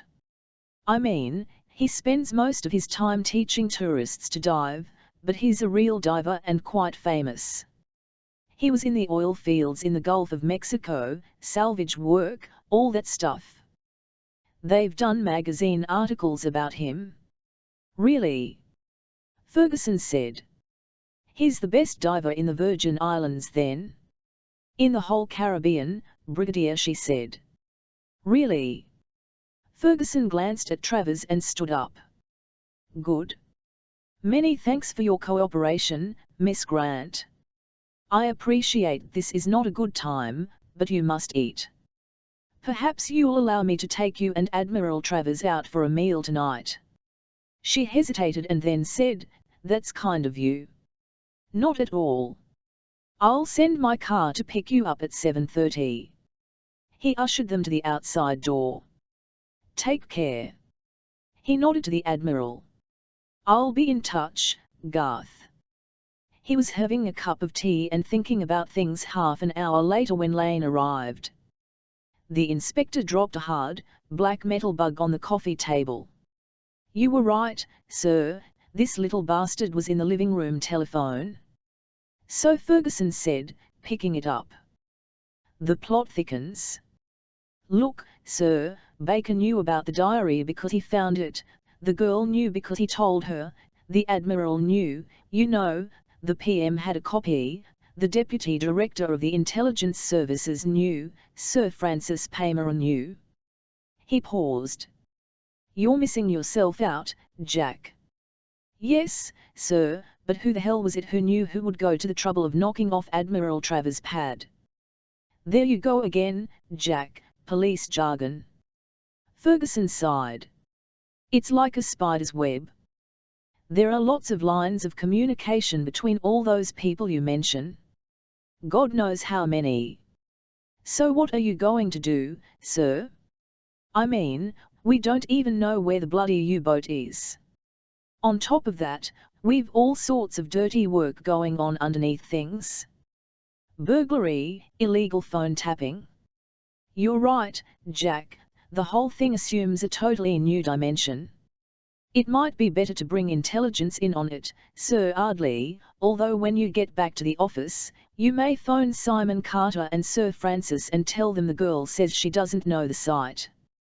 But then what, sir? I'm not sure. We'll have to send someone out there to find out for us. Someone who knows about diving, sir. That's a thought, but if there is skullduggery afoot, someone who's just as big a villain as the opposition? Ferguson paused. Correction, someone who is worse. Sir. Lane looked bewildered. Ferguson suddenly started to laugh helplessly. My dear Jack, isn't life delicious on occasions?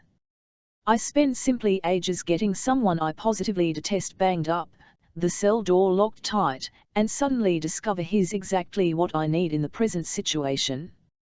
I don't understand, sir. You will, Jack. Ever been to Yugoslavia? No, sir. Good, a new experience for you. We'll leave at dawn. Have them get the Learjet ready.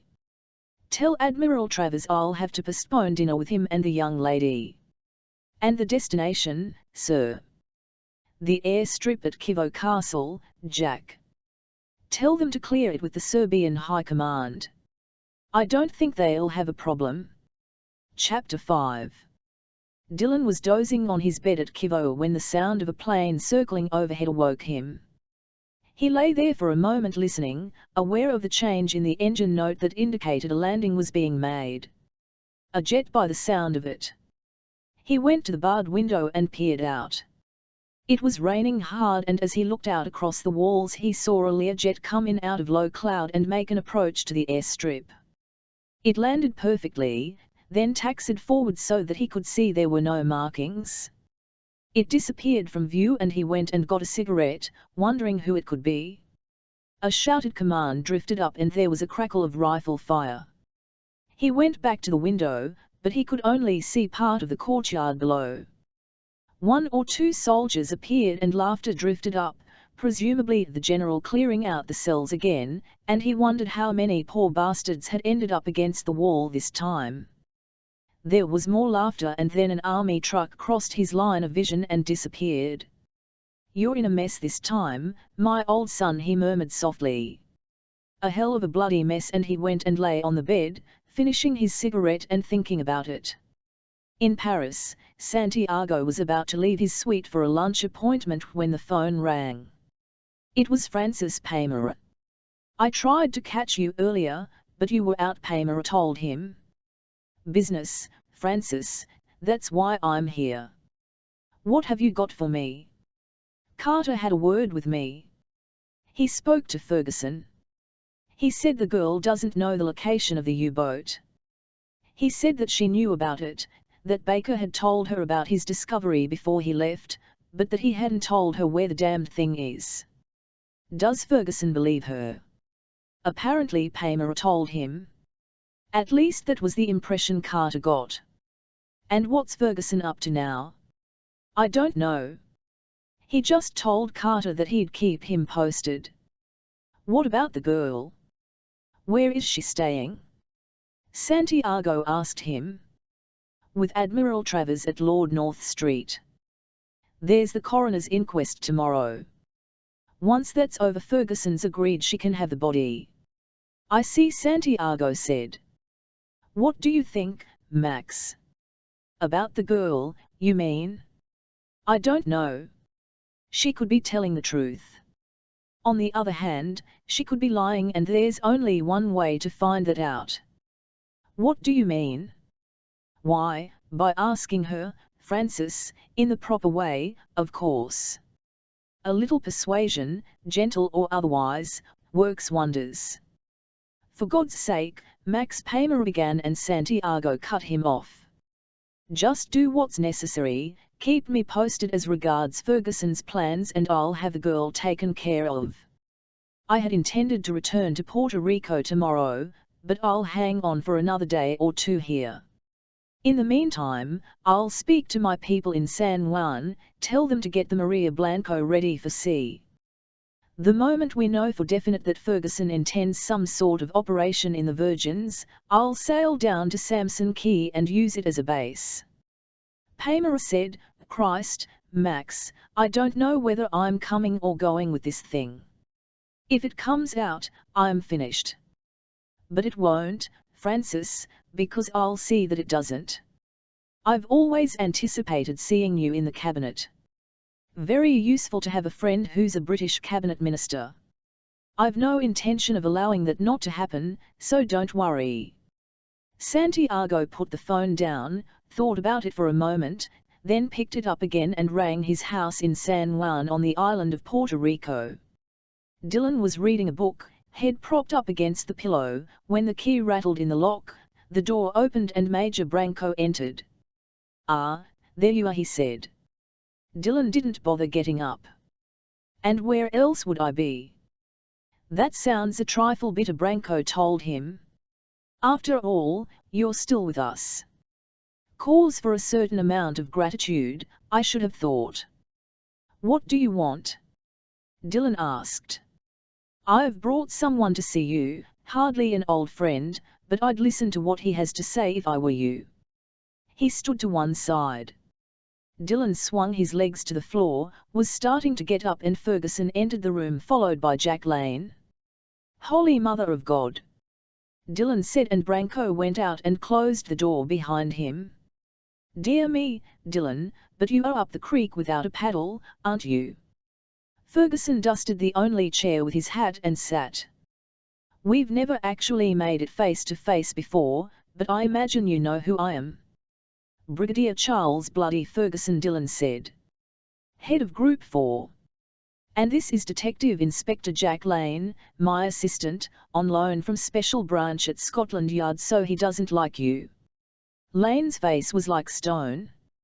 He leaned against the wall, arms folded, and Dylan said, "Is that a fact?" "Look at him," Jack Ferguson said. "The great Sean Dylan, soldier of the IRA in his day, master assassin, better than Carlos the Jackal, some say. I am looking at him, sir, and all I see is just another killer." "Ah, but this one is special, Jack, the man of 1,000 faces. Could have been another Olivier if he hadn't taken to the gun. He can change before your very eyes. Mind you, he cocked up his attempt to blow up the Prime Minister and the War Cabinet at Number 10 during the Gulf War, as nobody knows better than you, Jack. By God, you gave us a hard time on that one, Dylan." "A pleasure. But you're behind walls now," Lane said. Ferguson nodded. 20 years, Jack, 20 years without getting his collar felt once, and where does he end up?" He looked around the room. "You must have been out of your mind, Dylan. Medical supplies for the sick and the dying? We all have our off days. Stinger missiles as well, so you didn't even check your cargo properly. You must be losing your touch." "All right, the show's over," Dylan told him. "What do you want?" Ferguson got up and went to the window. "They've been shooting Croatians down there in the courtyard. We heard them as we drove over from the airstrip. They were clearing the bodies away in a truck as we drove in." He turned. "It'll be your turn one of these fine mornings, Dylan. Unless you're sensible, of course." Dylan got a cigarette from one of the Rothmans packets and lit it with his Zippo. "You mean I have a choice?" he asked calmly. "You could say that." Ferguson sat down again. "You shoot guns rather well, Dylan, fly a plane, speak a number of languages, but the thing I'm interested in at the moment was that underwater job you did for the Israelis. It was you, wasn't it, who blew up those PLO boats off Beirut?" "Do you tell me?" Dylan said, sounding very Irish. "Oh, for God's sake, sir, let's leave the bastard to rot," Lane said. "Come on, man, don't be stupid. Was it you, or wasn't it?" Ferguson demanded. "As ever was," Dylan told him. "Good. Now here's the situation. I have a job that requires a man of your peculiar talents. A crook he means, Lane put in. Ferguson ignored him. I'm not sure exactly what's going on at the moment, but it could demand a man who can handle himself if things get rough. What I am certain of is that it would require, at the right moment, considerable diving skills. And where would all this take place? The American Virgin Islands. Ferguson stood up. The choice is yours, Dillon. You can stay here and be shot, or you can leave now and fly back to London in the Learjet we have at the airstrip with the inspector and me. And what will Major Branco have to say about it? No problem there. Nice boy. His mother lives in Hampstead. He's had enough of this Yugoslavian mess, and who can blame him? I'm going to arrange political asylum for him in England. Dillon said, Is there nothing you can't do? Not that I can think of. Dillon hesitated. I'm a wanted man over there in the UK, you know that. Slate wiped clean, my word on it, which disgusts Inspector Lane here, but that's the way it is. Of course it also means you'll have to do exactly as you're told. Of course. Dillon picked up his flying jacket and pulled it on. Yours to command. I thought you'd see sense. Now let's get out of this disgusting place, and Ferguson rapped on the door with his Malacca cane. Dillon finished the diary and closed it. Lane was dozing, his head on a pillow, and the Irishman passed the diary to Ferguson, who sat on the other side of the aisle, but facing him. Very interesting, Dillon said. Is that all you've got to say? The Irishman reached for the bar box, found a miniature of scotch, poured it into one of the plastic cups provided and added water. What do you expect me to say? All right, Henry Baker's death was unfortunate, but he died happy, by God. Finding U-180 must have been the biggest thing that ever happened to him. You think so?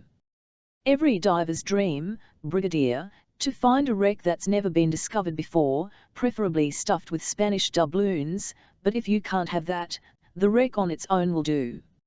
Really? You've never dived? Dillon laughed. A silly question. It's another world down there, a special feeling, nothing quite like it.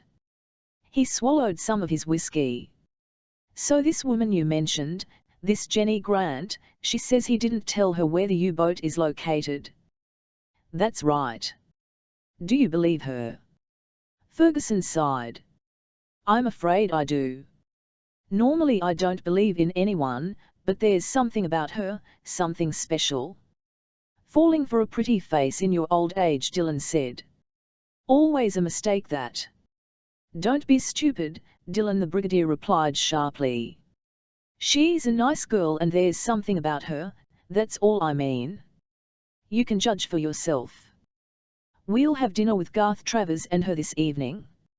All right. Dillon nodded. So if she doesn't know where the damn thing is, what do you expect me to do? Go to the Virgin Islands and find it, that's what I expect you to do, Dillon. It's no great hardship, I assure you. I visited St. John a few years back. Lovely spot. For a holiday. You won't be on holiday, only pretending. You'll earn your keep. Brigadier Dillon said patiently, the sea is a hell of a big place. Have you any idea how difficult it is to locate a ship down there on the bottom? Even in Caribbean waters with good visibility, you could miss seeing it at 100 yards.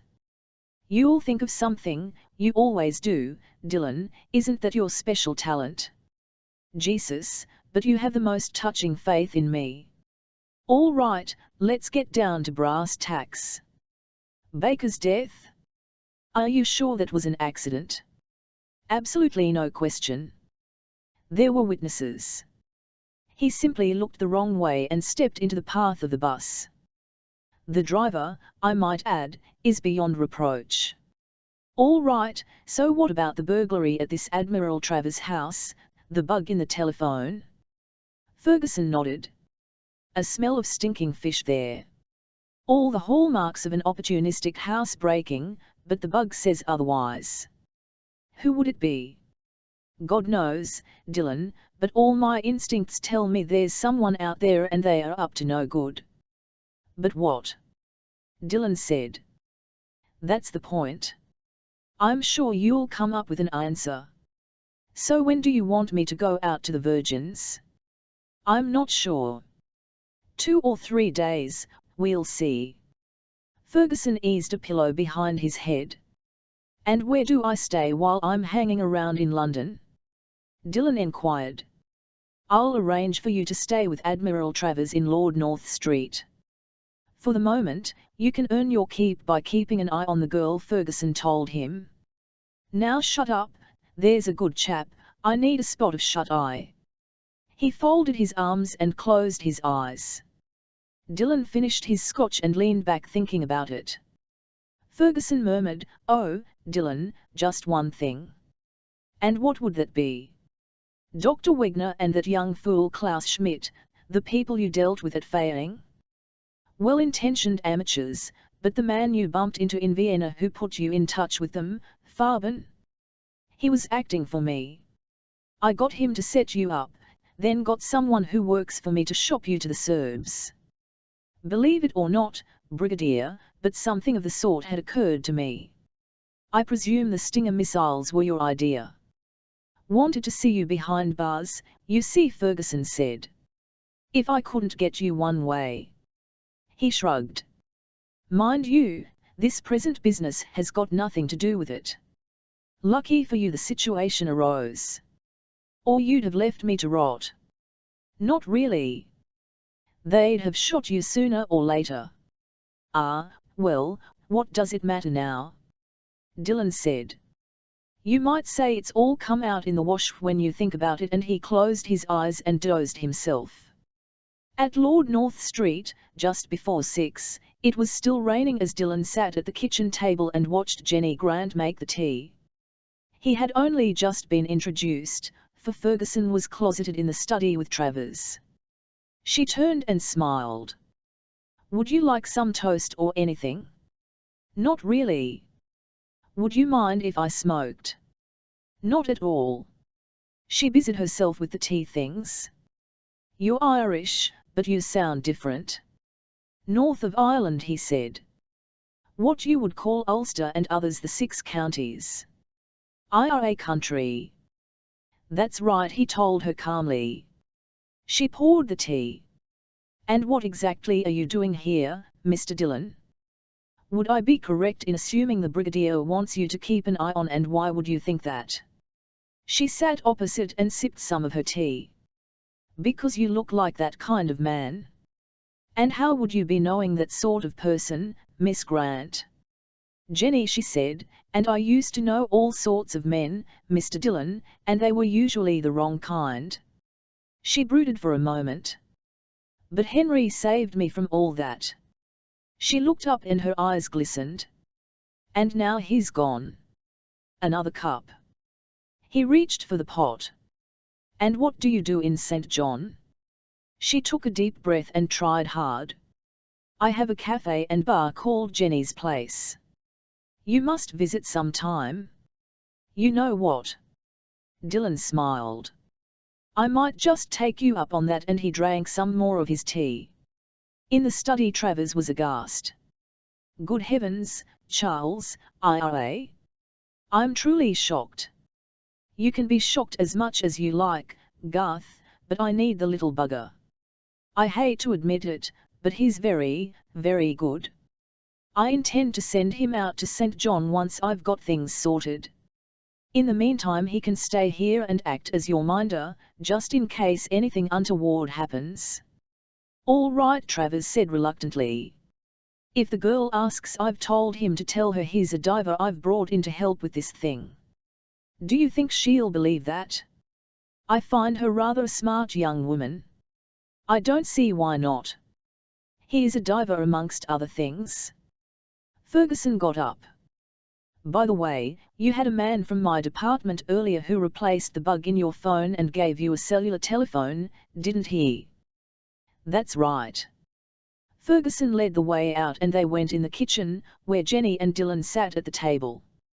Ferguson said, "Right, You too, I'm off. We'll all meet for dinner at 8. The River Room at the Savoy, I think. He turned to Dylan. That suit you? Dylan said, a jacket and tie job, that, and here's me with only the clothes I'm standing up in. All right, Dylan, you can go shopping tomorrow, Ferguson said wearily and turned to Travers. Good thing you're as small as he is, Garth. You can fix him up with a blazer, I'm sure. See you later. The front door banged behind him and Dylan smiled. Always in a hurry, that man. Travers said reluctantly, all right, you'd better come with me and I'll show you where you're sleeping and find you something to wear. He led the way out and Dylan winked at Jenny and followed him. Not too far away, the fake telephone engineer who had called himself Smith turned into an alley where an old van was parked and knocked on the rear door. It was opened by Johnson and Smith joined him inside. There were various items of recording equipment and a receiver. Anything? Smith asked. Not a thing. It's been on all day. Housekeeper ordering groceries, asking for a repairman for the washing machine. The Admiral phoned the London Library to order a book and the Army and Navy Club about a function next month. Bit of a bore, the whole thing. What about you? I was watching the house a short while ago and Ferguson turned up. You sure? Oh, yes, definitely him. The photos on the file Mr. Santiago has supplied are very good. He had a guy with him. Any ideas? No. Small, very fair hair, black leather flying jacket. He stayed, Ferguson left. So what do we do now? Leave the recorder on. I can do a sweep in the morning and listen to anything interesting. I'll watch the house while you take some time off. If they go out, I'll follow and speak to you on the car phone. Okay, Johnson said. I'll catch up with you later. They got out of the van, he locked it and they went their separate ways. Ferguson hadn't arrived when the Admiral, Dylan and Jenny reached the Savoy and went to the River Room. The table had been ordered, however, and the head waiter led them to it. I suppose we might as well have a drink, Travers said. Dylan turned to the wine waiter. Bottle of Krug, non-vintage, amiably at Travers. I prefer the Great Mix. Do you, indeed? The Admiral said stiffly. He smiled yes. Dylan offered Jenny a cigarette. She was wearing a simple white blouse and black skirt. You're looking rather nice. His voice had changed, and for the moment he was the perfect English gentleman, public school accent and all. Are you ever the same for 5 minutes together? She asked. Jesus, and wouldn't that be a bore? Let's dance. He reached for her hand and led her to the floor. You know you're not looking too bad yourself, she said. Well, the blazer fits, but I find the navy tie a bit incongruous. Ah, I see it now, you don't like institutions. Not totally true. The first time I came to the River Room, I belonged to a famous institution, the Royal Academy of Dramatic Art. You're kidding me, she said. No, I was a student there for 1 year only and I was offered a job with the National Theatre. I played Lyngstrand in Ibsen's Lady from the Sea, the one who was coughing his guts up all the time. And after that? Oh, there were family commitments. I had to go home to Ireland. What a shame. What have you been doing lately? He told the truth for once. I've been flying medical supplies into Yugoslavia. Oh, you're a pilot. Some of the time. I've been a lot of things. Butcher, baker, candlestick maker. Diver. A diver. She showed her surprise. Really? You're not having me on? No, why should I? She leaned back as they circled the floor. You know, I get a funny feeling about you. What do you mean? Well, it may sound crazy, but if someone asked me to speculate about you, For some totally illogical reason I'd say you were a soldier. Dylan's smile was slightly lopsided. Now what gave me away? I'm right then. She was delighted with herself. You were once a soldier. I suppose you could put it that way. The music stopped, he took her back to the table and excused himself. I'm just going to see what cigarettes they have in the bar. As he went away, the Admiral said, Look, my dear, no sense in getting too involved with him, you know, not your sort. Oh, don't be an old snob, Admiral. She lit a cigarette. He seems perfectly nice to me. He's just been flying medical supplies into Yugoslavia and he used to be a soldier. Travers snorted and came right out with it. Soldier of the bloody IRA. She frowned. You can't be serious. Infamous character, Travers said. Worse than Carlos. They've been after him for years all over the place. Only reason he's here is because Charles has done a deal with him. He's going to help out with this thing, go to St. John, find the submarine and so on. Apparently the damned man's also a diver. I can't believe it. As Dylan came out of the bar, he met Ferguson arriving and they came down to the table together. You're looking well, my dear, Ferguson said to Jenny. The coroner's inquest is at 10:30 tomorrow, by the way. No need for you to go, as Garth here made the formal identification. But I'd prefer to be there, she said. Very well, if that's what you'd like. How soon after that can we arrange cremation? That is what you want. His ashes, yes, she said calmly. I'm not expecting a service. Henry was an atheist. Really? Ferguson shrugged. Well, if you're happy to use our people, they could do it virtually straight away. Tomorrow afternoon? I suppose so. Good. If you would arrange that, I'd be grateful. If you're ordering, I'd like caviar to start, a steak medium rare and a salad on the side. Would you now? Ferguson said. It's called celebrating life. She reached for Dylan's hand. And I'd like to dance again. She smiled. It's not often I get the chance to do the foxtrot with an IRA gunman. There were no more than 5 or 6 people in the small oak-panelled court in Westminster the following morning. Jenny sat at the front bench with Travers and Ferguson, and Dylan stood at the back near the court usher, once more in his flying jacket. There was a brief pause while one of the people sitting at the front approached the bench and received some sort of warrant from the clerk of the court. As he went out, Smith and Johnson came into the court and sat on a bench on the other side of the aisle from Dylan. They were both respectably dressed in jacket and tie, but one look was enough for Dylan. 20 years of entirely the wrong kind of living had given him an instinct for such things. The clerk of the court got things started. Rise for Her Majesty's coroner. The coroner was old with very white hair and wore a grey suit. Jenny was surprised. She'd expected robes. He opened the file before him. This is an unusual case and I have taken note of the facts placed before me and have decided that in consequence the presence of a jury is not necessary. Is Brigadier Charles Ferguson in court? Ferguson stood up. Yes, sir. I see you have served a notice in this matter on behalf of the Ministry of Defence, and this court accepts that there must be reasons for doing so affecting national security. I accept the order and will have it entered into these proceedings. I will also, at this point, make it clear to any member of the press present that it is an offence punishable by a term of imprisonment to report details of any case covered by a notice. Thank you, sir.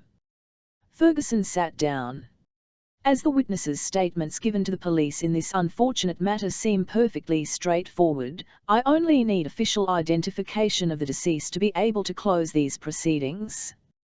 The clerk of the court nodded to Travers, who got up and went to the stand. The coroner glanced at his papers. You are Rear Admiral Garth Travers. I am, sir. And your relationship with the deceased? a close friend of many years on vacation from St. John in the American Virgin Islands, staying with me at my house in Lord North Street. And you made the official identification? Travers nodded. Is Miss Jennifer Grant in court? She stood awkwardly and he said, I have a power of attorney here in your name. You wish to claim the body? I do, sir. So be it and so ordered. My clerk will issue the necessary warrant. You have the sympathy of the court, Miss Grant. Thank you. As she sat, the clerk called, Rise for Her Majesty's coroner. They all did so and the coroner went out. Travers turned to Jenny. All right, my dear. Fine, she said, but her face was pale. Let's go, he said. Charles is just getting the warrant. He'll catch us up. They passed Dillon and went out. Smith and Johnson got up and filed out with the other people while Ferguson busied himself with the clerk of the court. It was sunny outside and yet Jenny shivered slightly and drew her collar about her throat. It's cold. You could probably do with a hot drink, Travers said, concerned. Dillon was standing on the top step as Ferguson joined him. Smith and Johnson had paused a little distance away by the bus stop for Smith to take out a cigarette and Johnson was lighting it for him. Dillon said to Ferguson, Do you know those two? Why should I? The Brigadier asked. At that moment a bus stopped, Smith and Johnson and a couple of other people boarded it and it pulled away. Brigadier, I've lasted all these years by trusting my instincts and they tell me we've got a couple of bad guys there. What were they doing at the inquest anyway? Perhaps you're right, Dillon. On the other hand, there are many people who view court proceedings of any sort as free entertainment. Is that a fact now? The Daimler drew into the pavement at the bottom of the steps and Jack Lane got out and joined them. Everything go off all right, sir? Yes, Jack. Ferguson handed him the court order. Give that to old Cox. Tell him we'd like the cremation carried out this afternoon. He glanced at Jenny. 3 o'clock suit you? She nodded, paler than ever now. No problem. Ferguson turned to Lane. You heard. There were a couple of men in court, by the way. Dillon had his doubts about them. How could he tell? Lane asked, ignoring the Irishman. Were they wearing black hats? Jesus, would you listen to the man? Dillon said. Such wit in him. Lane scowled, took an envelope from his pocket and held it out to Ferguson. As you ordered, sir. Give it to him then. Lane pushed it into Dillon's hand. A damn sight more than you deserve. What have we got here then? Dillon started to open the envelope. You need clothes, don't you? Ferguson said. There's a charge card for you in there and £1,000. Dillon took the rather handsome piece of plastic out. It was an American Express Platinum card in his own name. Sweet Joseph and Mary, isn't this going a little over the top, even for you, Brigadier? Don't let it go to your head. It's all part of a new persona I'm creating for you. You'll be told at the right time. Good, Dillon said. Then I'll be on my way. I'll get spending. And don't forget a couple of suitcases, Dillon, Ferguson said. You're going to need them. Lightweight clothing, it's hot out there at this time of year, and if it's not too much trouble, try and look like a gentleman. Wait for me, Jenny called and turned to the other two men. I'll go with Dillon. Nothing else to do and it will help me kill time. I'll see you back at the house, Admiral. She went down the steps and hurried after Dillon. What do you think? Travers asked. Oh, she has depths, that girl, she'll make out, Ferguson said. Now let's get moving, and he led the way down to the car. As the Daimler was driving along Whitehall toward the Ministry of Defence, the car phone sounded. Lane, sitting on the pull-down seat, his back to the chauffeur, answered. then glanced up at Ferguson, a hand over the receiver. "The Deputy Director, Brigadier. He says he'd like an updating on how things are going. Wonders whether you could meet him and Sir Francis at Parliament. Afternoon tea on the terrace." "The cremation is at 3, Ferguson said. "You don't need to be there," Travers told him. "I'll see to it." "But I'd like to be there," Ferguson said. "It's the civilized thing to do. The girl needs our support." He said to Lane, 4:30 to 5. "Best I can do." Lane confirmed the appointment and Travers said, "Very decent of you, Charles." "Me, decent?" Ferguson looked positively wicked. "I'll take Dillon along and introduce him. Just imagine, Sean Dillon, the Carlos of our times, on the terrace of the Houses of Parliament. I can't wait to see Simon Carter's face," and he started to laugh helplessly. Dillon and Jenny made for Harrods. "Try and look like a gentleman, that's what the man said," he reminded her. "What do you suggest?"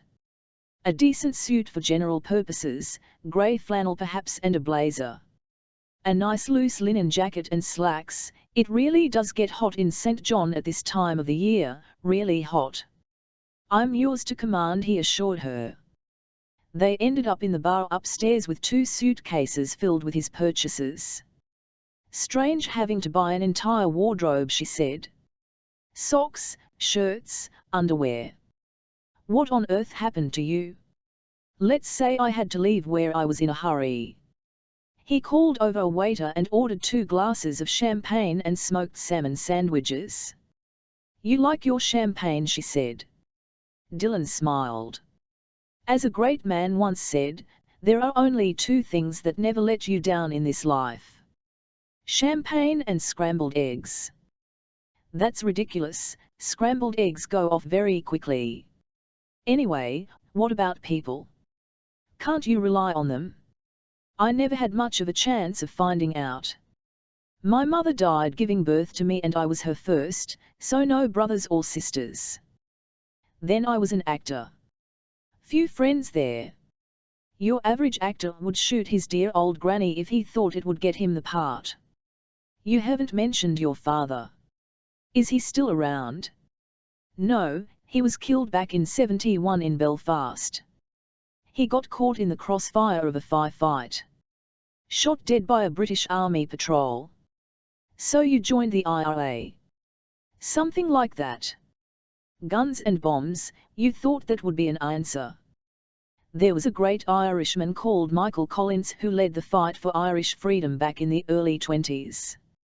His favourite saying was something Lenin once said: "The purpose of terrorism is to terrorize. It's the only way a small country can hope to take on a great nation and have any chance of winning." "There's got to be a better way," she said. "People are fundamentally decent. Take Henry.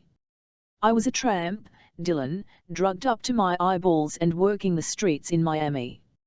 Any man could have me as long as the price was right, and then along came Henry Baker, a decent and kindly man. He saw me through the drug unit, helped me rehabilitate, took me to St. John to share his house, set me up in business." She was close to tears. "And he never asked me for a thing, Dillon, never laid a hand on me. Isn't that the strangest thing?" A life spent mainly on the move and one step ahead of trouble had left Dillon with little time for women. They were there on occasions to satisfy an urge, but no more than that, and he'd never pretended otherwise. But now, sitting there opposite Jenny Grant, he felt a kind of warmth and sympathy that was new to him. "Jesus, Sean, don't go falling for her, now there's a good lad," he thought, but reached over and put a hand on one of hers. "It will pass, girl, dear, everything does, the one sure thing in this wicked old life. Now have a sandwich, it'll do you good." The crematorium was in Hampstead, a red brick building, reasonably functional looking but surrounded by rather pleasant parkland. There were poplar trees, beds of roses and other flowers of every description. The Daimler arrived with Dillon sitting up front beside the chauffeur, and Ferguson, Travers and the girl in the rear. Old Mr. Cox was waiting for them at the top of the steps, discreetly dressed in black. "As you've asked for no kind of service, I've already had the coffin taken in," he said to Ferguson. "Presumably the young lady would like a final look." "Thank you," Jenny said. She followed him, Travers with a hand on her arm, and Ferguson and Dylan brought up the rear. The chapel was very plain, a few rows of chairs, a lectern, a cross on the wall. The coffin stood on a velvet-draped dais pointing at a curtained section of the wall. Music played faintly from some hidden tape recorder, dreary anodyne stuff. It was all very depressing. "Would you care to see the deceased again?" Mr. Cox asked Jenny. "No, thank you. I just wanted to say goodbye. Let him go now." She was totally dry-eyed as Cox pressed a button on a box in the wall and the coffin rolled forward, parting the curtains, and disappeared. "What's through there?" she asked. "The furnace room." Cox seemed embarrassed. "The ovens." "When can I have the ashes?" "Later this afternoon."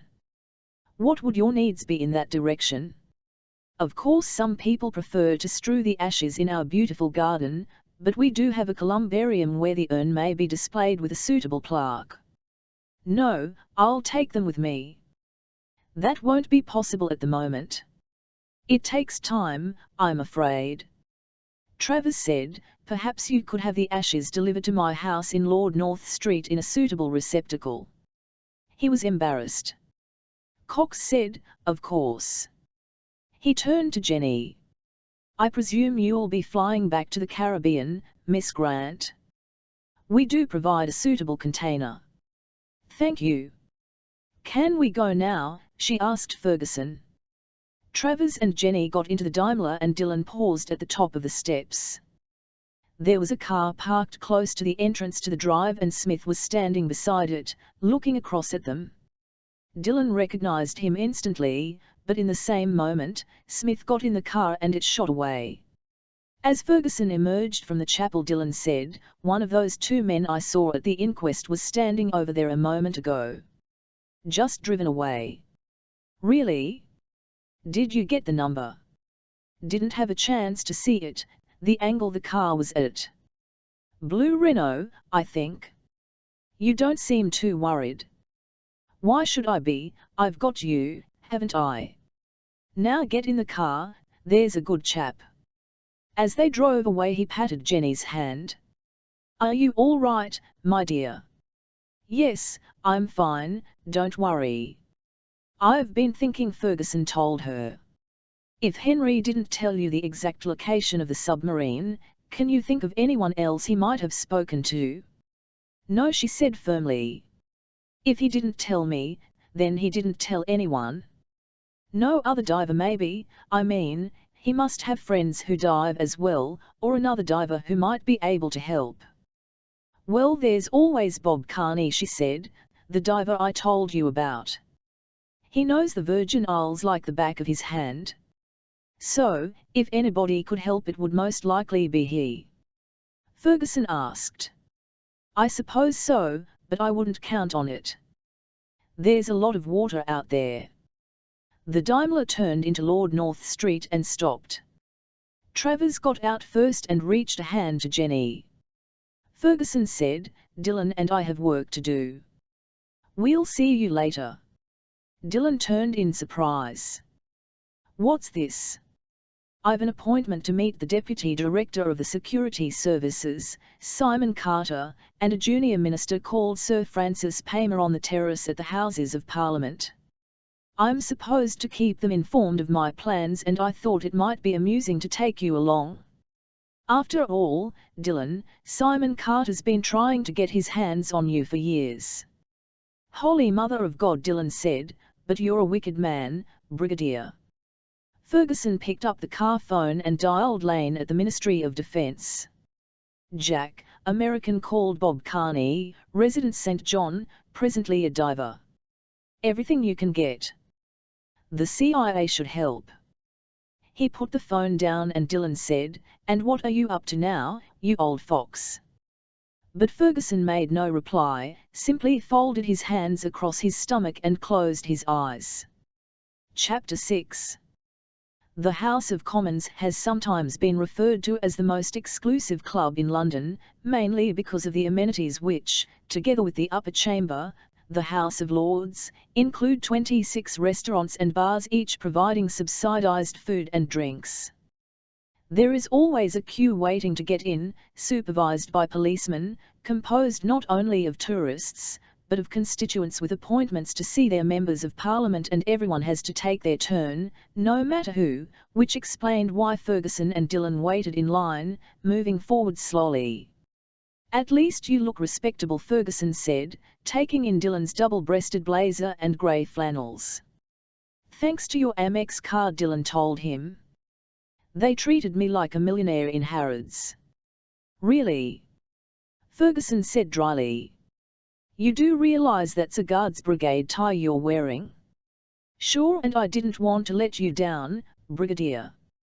"Wasn't the Grenadiers your regiment?" "Cheeky bastard," Ferguson said as he reached the security checkpoint. It was manned not by the security guards usually found at such places, but by very large policemen whose efficiency was in no doubt. Ferguson stated his business and produced his security card.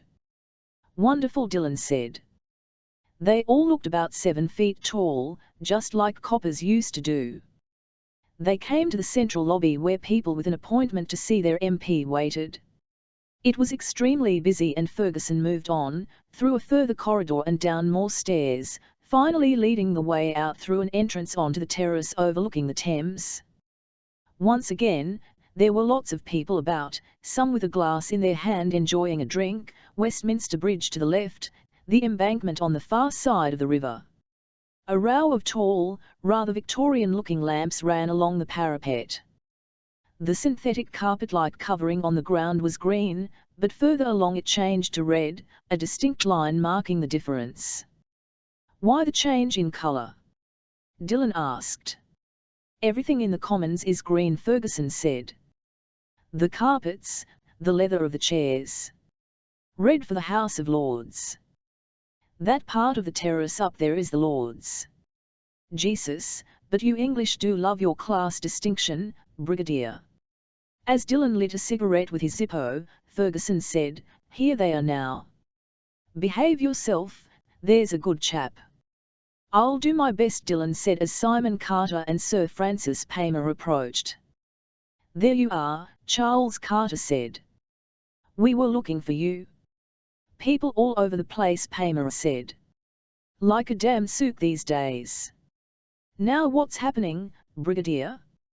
Where are we at with this business?" "Well, let's go and sit down and I'll tell you. Dillon here's going to handle things at the sharp end." "All right," Palmer said. "What do you fancy, afternoon tea?" "A drink would be more to my taste," Ferguson told him. "And I'm pressed for time." Palmer led the way along to the terrace bar and they found seats in the corner. He and Carter ordered gin and tonics, Ferguson scotch. Dillon smiled with total charm at the waiter. "I'll have an Irish and water, Bushmills if you have it." He had deliberately stressed his Ulster accent and Carter was frowning. "Dillon, did you say? I don't think we've met before." "No," Dillon said amiably, "although not for want of trying on your part, Mr. Carter." "Sean Dillon." Carter's face was very pale now and he turned to Ferguson. "Is this some sort of practical joke?" "Not that I'm aware of." Carter shut up as the waiter brought the drinks and as soon as he had gone, continued. "Sean Dillon? Is he who I think he is?" "As ever was," Dillon told him. Carter ignored him. "And you'd bring a damn scoundrel like this, here to this particular place, Ferguson? A man that the intelligence services have hunted for years." "That may be," Ferguson said calmly. "But he's working for Group 4 now, all taken care of under my authority, so let's get on with it, shall we?" "Ferguson, you go too far." Carter was seething. "Yes, I'm told that often, but to business." To give you a resume of what's happened. There was a burglary at Lord North Street, which may or may not have been genuine. However, we did discover a bug in the telephone which could indicate some kind of opposition. Have you any agents working the case? He asked Carter. Certainly not. I'd have told you. Interesting. When we were at the inquest on Baker this morning, Dillon noticed two men who gave him pause for thought. He noticed one of them again later when we were at the crematorium. Carter frowned. But who could it be? God knows, but it's another reason for having Dillon on the job. The girl still insists she doesn't know the site of the submarine. Do you believe her? Paymer put in. I do, Dillon said. She's not the sort to lie. And you would know, of course, Carter said acidly. Dillon shrugged. Why should she lie about it? What would be the point? But she must know something, Paymer said. At the very least she must have some sort of a clue. Who knows? Ferguson said. But at this stage of the game we must proceed on the assumption that she doesn't. So what happens next? Carter demanded. Dillon will proceed to St. John and take it from there. The girl mentioned a diver, a man named Carney, Bob Carney, who was a close friend of Baker. Apparently he knows the area like the back of his hand. The girl can make a suitable introduction, persuade him to help. But there's no guarantee he can find the damned thing, Paymer said. We'll just have to see, won't we? Ferguson looked at his watch. We'll have to go. He stood and led the way outside. They paused by the wall on the edge of the terrace. Carter said, so that's it then? Yes, Ferguson told him. Dillon and the girl will probably leave for St. John tomorrow or the day after. Well, I can't say I like it. No one is asking you to. Ferguson nodded to Dillon. Let's get moving. He moved away and Dillon smiled at the two of them with all his considerable charm. It's been a sincere sensation, but one thing, Mr. Carter. He leaned over the parapet and looked down at the brown water of the Thames. Only 15 feet, I'd say, maybe less when the tide's up. All that security at the front door and nothing here. I'd think about that if I were you. Too not current out there, Paymer said. Not that I can swim myself. Never could. Should be enough to keep the wolves at bay. Dillon walked away and Carter said, it makes my skin crawl to think of that little swine walking around here, a free man. Ferguson must be crazy. Paymer said, yes, I see your point, but what do you think about the girl? Do you believe her? I'm not sure, Carter said. And Dillon has a point. Why would she lie? So we're no further forward. I wouldn't say that. She knows the area, she knew Baker intimately, the kind of places he went to and so on. Even if she doesn't know the actual location, she may be able to work it out with this Carney fellow to help her, the diver.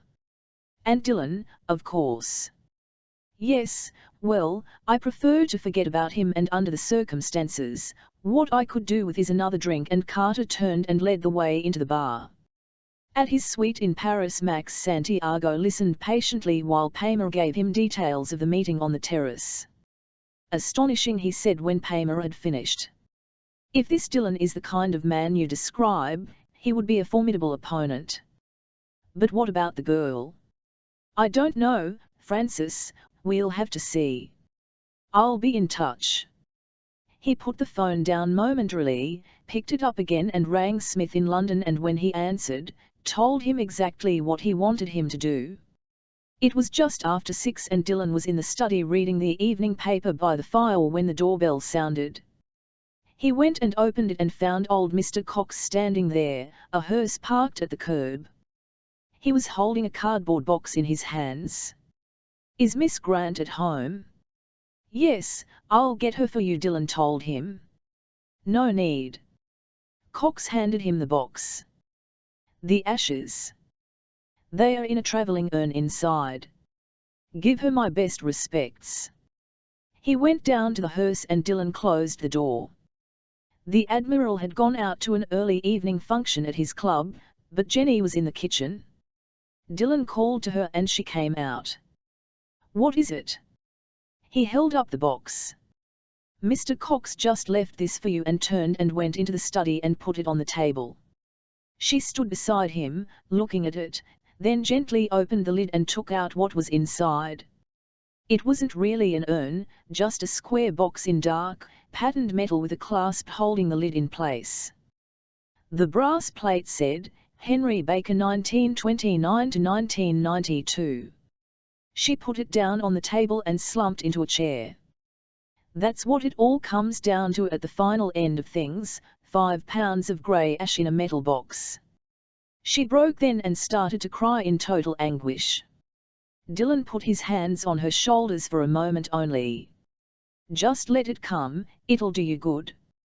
I'll make you a cup of coffee," and he turned and went along to the kitchen. She sat there for a moment and it was as if she couldn't breathe. She had to get out, needed air.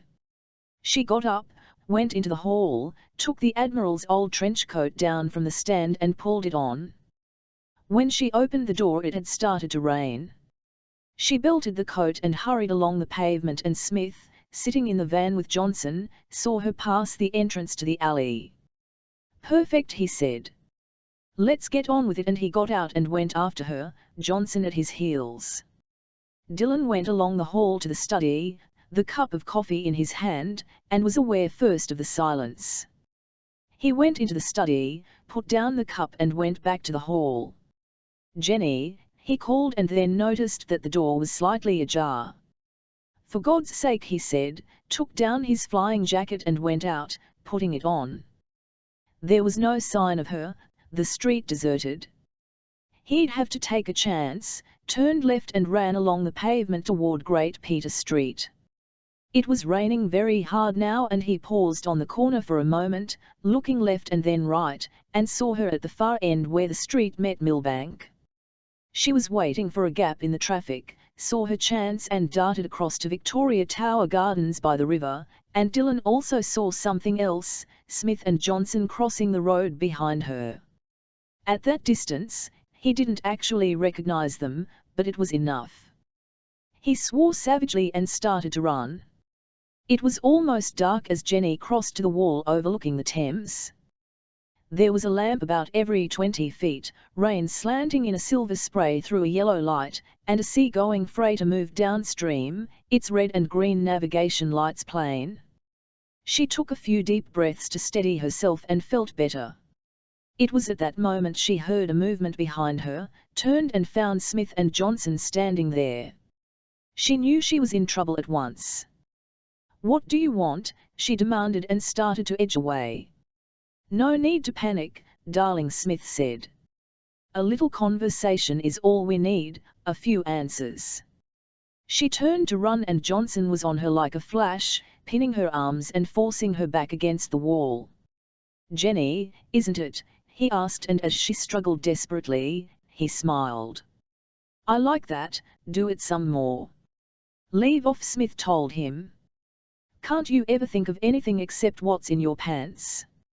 Johnson eased away, but moved round to hold her from the rear, and Smith said, "Now about this U-boat in the Virgin Islands. You don't really expect us to believe you don't know where it is?" She tried to struggle and Johnson said, "Go on, answer the man or I'll give you a slapping." A voice called, "Put her down." "I mean, she doesn't know where you've been, does she? She might catch something." Dylan's Zippo lighter flared as he lit the cigarette that dangled from the corner of his mouth. He walked forward and Smith went to meet him. "You want trouble, you've got it, you little squirt," and he swung a tremendous punch. Dylan swayed to one side, reaching for the wrist, twisted it so that Smith cried out in agony, falling to one knee. Dylan's clenched fist swung down in a hammer blow of tremendous force across the extended arm, snapping the forearm. Smith cried out again, fell over on his side. Johnson said, "You little bastard." He threw Jenny to one side and took an automatic pistol from his left-hand raincoat pocket. Dylan moved in fast, blocking the arm to the side, so that the only shot Johnson got off went into the ground. At the same time the Irishman half-turned, throwing the other man across his extended leg, ramming his heel down so hard that he fractured two of Johnson's ribs. Johnson writhed on the ground in agony and Dylan picked up the automatic. It was an old Italian Beretta, small caliber, somewhere close to a .22. Woman's gun, Dylan said, but it'll do the job. He crouched down beside Johnson. Who do you work for, Sonny? Don't say a word, Smith called. Who said I was going to? Johnson spat in Dylan's face. Get fucked. Suit yourself. Dylan rolled him over, put the muzzle of the gun against the back of his left knee and fired. Johnson gave a terrible cry and Dylan took a handful of his hair and pulled his head back. Do you want me to do the other one? I'll put you on sticks if you like. No, Johnson moaned. We work for Santiago Max Santiago. Really? Dylan said. And where would I find him? He lives in Puerto Rico, but lately he's been in Paris. And you did the burglary at Lord North Street? Yes. Good boy. See how easy it was. You stupid bugger, Smith said to Johnson. You've just dug your own grave. Dylan tossed the Beretta over the wall into the Thames. I'd say he's been very sensible. Westminster Hospital's not too far from here, first-class casualty department and free, even for animals like you, thanks to the National Health Service. He turned and found Jenny staring at him in a daze and he took her arm. Come on, love, let's go home. As they walked away, Smith called, I'll get you for this, Dylan. No you won't, Dylan said. You'll put it down to experience and hope that this Max Santiago feels the same way.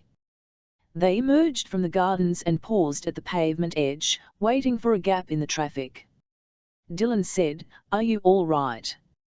My God, she said wonderingly. What kind of man are you, Sean Dylan, to do that? They'd have done worse to you, my love. He took her hand and ran with her across the road. When they reached the house, she went straight upstairs and Dylan went into the kitchen and put the kettle on, thinking about things as he waited for it to boil. Max Santiago? Progress indeed, something for Ferguson to get his teeth into there. He was aware of Jenny coming down the stairs and going into the study, made the coffee, put the cups on a tray. As he went to join her, he realized she was on the phone. British Airways? What's the last flight to Paris tonight? There was a pause. 9:30? Can you reserve me a seat? Grant, Jennifer Grant. Yes, I'll pick it up at reservations. Yes, Terminal 4, Heathrow. She put the phone down and turned as Dylan entered. He put the tray on the desk. Doing a runner, are you? I can't take it. I don't understand what's going on. Ferguson, you and now those men and that gun. I can't get it out of my mind. I was going away anyway, but I'm going to get out now while I can. To Paris, he said. I heard you on the phone. That's just a jumping off point. There's someone I have to see, someone I want to take this to. She picked up the black metal box containing the ashes. Henry's sister. Sister. Dylan frowned. I'm probably about the only person left who knows he had one. There are special reasons for that, so don't ask me, and don't ask me where I'm going after Paris. I see. She glanced at her watch. 7 o'clock, Dylan, and the flight's at 9:30. I can make it, only don't tell Ferguson, not until I've gone. Help me, Dylan, please.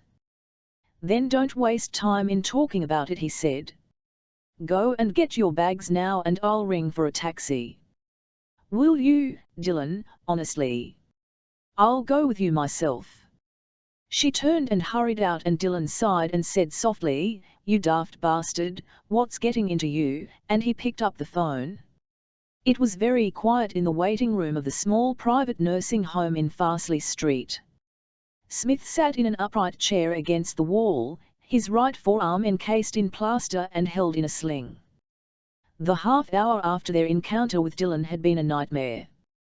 They couldn't afford to go to a public hospital because that would have meant the police, so he'd had to go and get the van from the alley by Lord North Street, from where he'd driven one-handed to Victoria Tower Gardens to retrieve Johnson.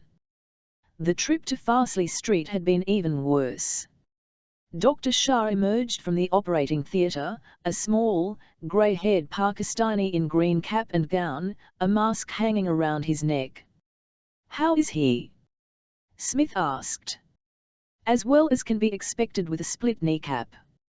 He'll limp for the rest of his life." "That fucking little Irish bastard," Smith said. "You boys can never stay out of trouble, can you? Does Mr. Santiago know about it?" "Why should he?" Smith was alarmed. "Nothing to do with him, this one. I thought it might, that's all. He phoned me from Paris the other day on business, so I knew he was around." "No, not his bag this." Smith got up. "I'll get myself off home. I'll be in to see him tomorrow." He went out of the glass front door. Shah watched him go, then walked past the reception desk, empty at that time of night, and went into his office. He always believed in covering himself. He picked up the phone and rang Santiago at the Ritz in Paris. The traffic at that time in the evening was light, and they were at Heathrow by 8 o'clock. Jenny picked up her ticket at the reservation desk and went and booked in for the flight. She put her case through, but carried the travelling urn. "Time for a drink?" Dylan suggested. "Why not?" She seemed in better spirits now and waited for him in the corner of the bar until he returned with an Irish whiskey and a glass of white wine. "You're feeling better, I can tell," he said. "It's good to be on the move again, to get away from it all. What will you tell Ferguson?" "Nothing about you until the morning. You'll tell him I flew to Paris." "No point in not doing, he'd find that out in 5 minutes from a check on British Airways' passenger computer." "That doesn't matter, I'll be well on my way by then." "What about you?" "St. John next stop. Tomorrow or the day after." "See Bob Carney," she said. "Tell him I sent you, and introduce yourself to Billy and Mary Jones. They are running the cafe and bar for me while I'm away." "What about you? When will you be back?" "I don't honestly know. A few days, a week, I'll see how I feel. I'll look you up when I get back if you're still there. I don't know where I'll be staying. It's easy to find someone in St. John." The flight was called and they finished their drinks, went down to the concourse, and he accompanied her to the security entrance. "I'm sorry if I've made trouble for you with the Brigadier," she said. "Entirely my pleasure," he assured her. "You're quite a guy, Dylan." She kissed him on the cheek. "Frightening, mind you, but thank God you're on my side. I'll see you." Dylan watched her go, then turned and made his way to the nearest row of telephones, took out a card with telephone numbers which Ferguson had given him, and rang the Cavendish Square number. Kim answered the phone and informed him that the Brigadier was dining at the Garrick Club. Dylan thanked him, went out to the rank and took the first cab in the line. "London," he said. "The Garrick Club? You know where that is?" "Certainly, Gov." The driver examined Dylan's open-necked shirt in the rear-view mirror. "Wasting your time there, Gov, dressed like that. They won't let you in. Jacket and tie job. Members and their guests only." "We'll have to see, won't we?" Dylan told him. "Just take me there." When they reached the Garrick, the driver pulled in at the curb and turned. "Shall I wait, Gov?" "Why not? I'll be straight out again if what you say is true." Dylan went up the steps and paused at the desk. The uniformed porter was civil enough. "Can I help you, sir?" Dylan put on his finest public school accent. "I'm looking for Brigadier Charles Ferguson. I was told he was dining here tonight. I need to see him most urgently. I'm afraid I can't allow you upstairs, sir. We do require a jacket and tie, but if you care to wait here I'll have a message sent to the Brigadier." "What was the name, sir?" "Dylan." The porter picked up the telephone and spoke to someone. He put the phone down. "He'll be with you directly, sir." Dylan moved forward into the hall, admiring the grand staircase, the oil paintings that covered the walls. After a while Ferguson appeared up there, looked over the rail at him and came down the stairs. "What on earth do you want, Dylan?" "I'm halfway through my dinner." "Oh, Jesus, Your Honor." Dylan stepped effortless into the stage Irishman. "It's so good of you to see me, the grand man like yourself, and this place so elegant." The porter looked alarmed and Ferguson took Dylan by the arm and propelled him outside to the top of the steps. "Stop playing the fool, my steak will be quite ruined by now." "Bad for you at your age, red meat." Dylan lit a cigarette, the Zippo flaring. "I've found out who the opposition is." "Good God, who?" "A name, that's all I have. Santiago Max Santiago. He lives in Puerto Rico, but recently he's been in Paris. By the way, they also did the burglary." "How did you find this out?" "I had a run-in with our two friends from the coroner's court." Ferguson nodded. "I see.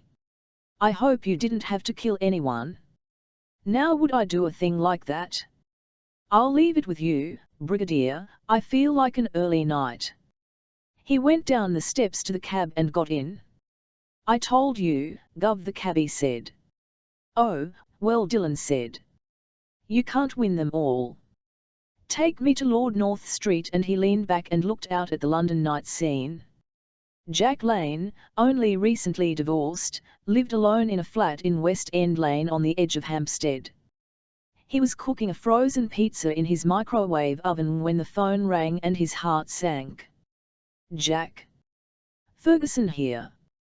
Dylan had a run-in with those two suspicious characters who were at the coroner's court and the crematorium. "They've been working for a Max Santiago, resident of Puerto Rico, recently in Pans. Is that all, sir?"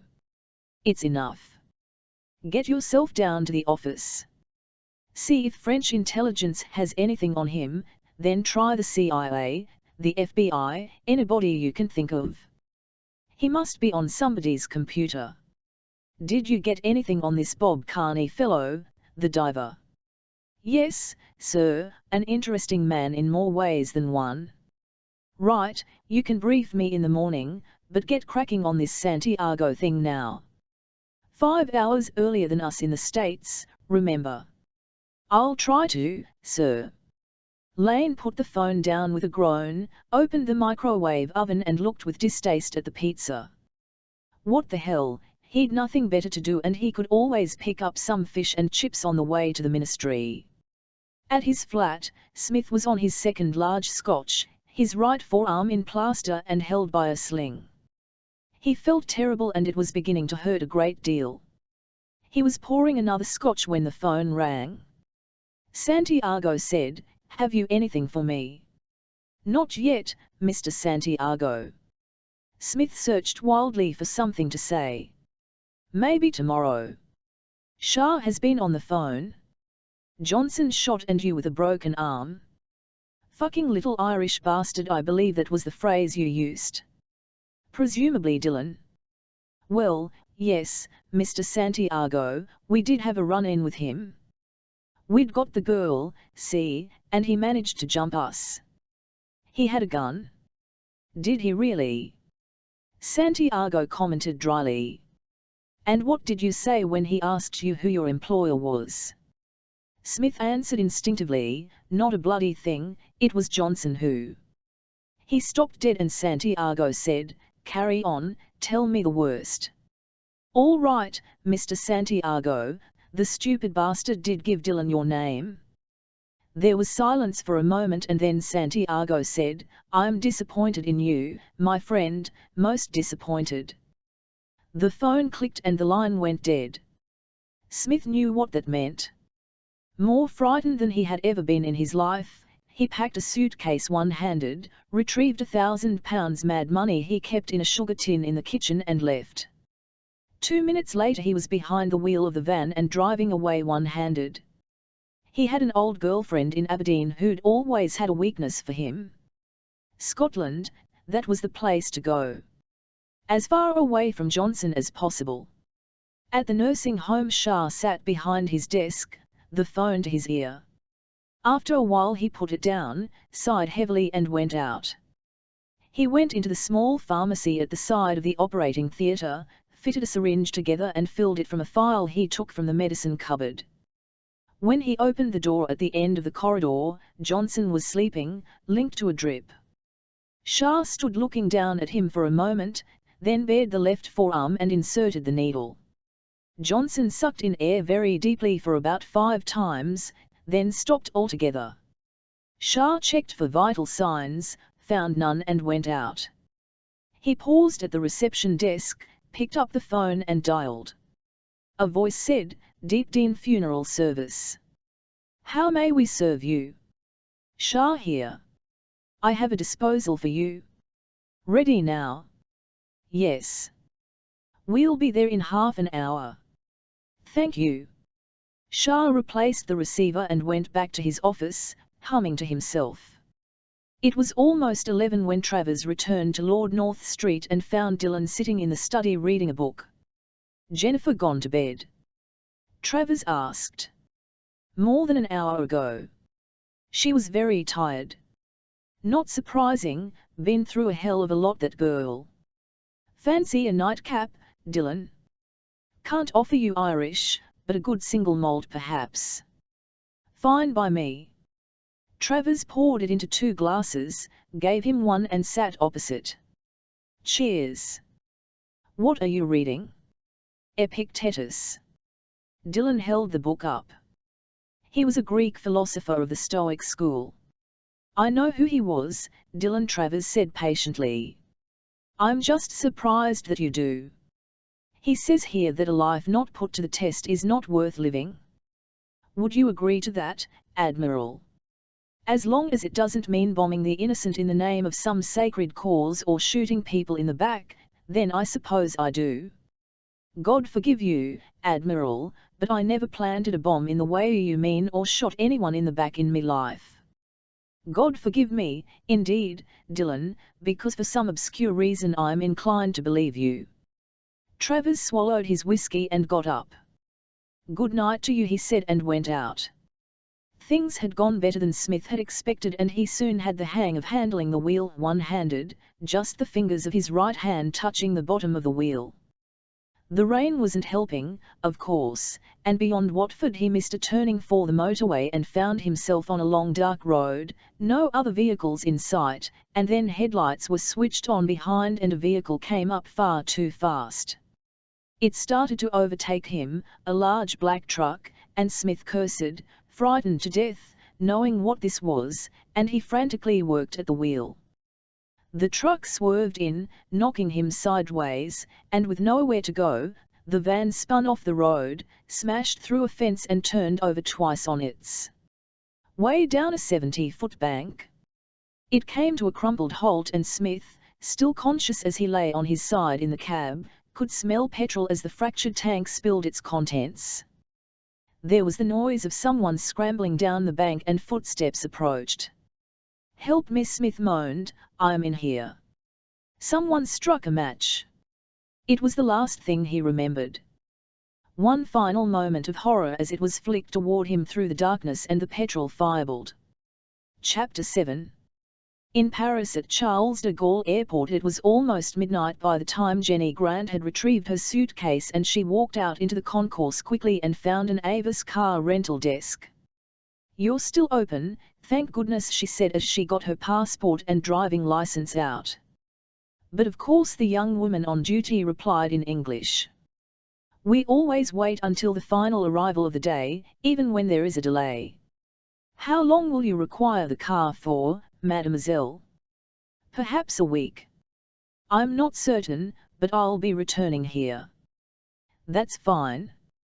The girl busied herself with the paperwork and took a print from her charge card. Follow me and I'll take you to the car.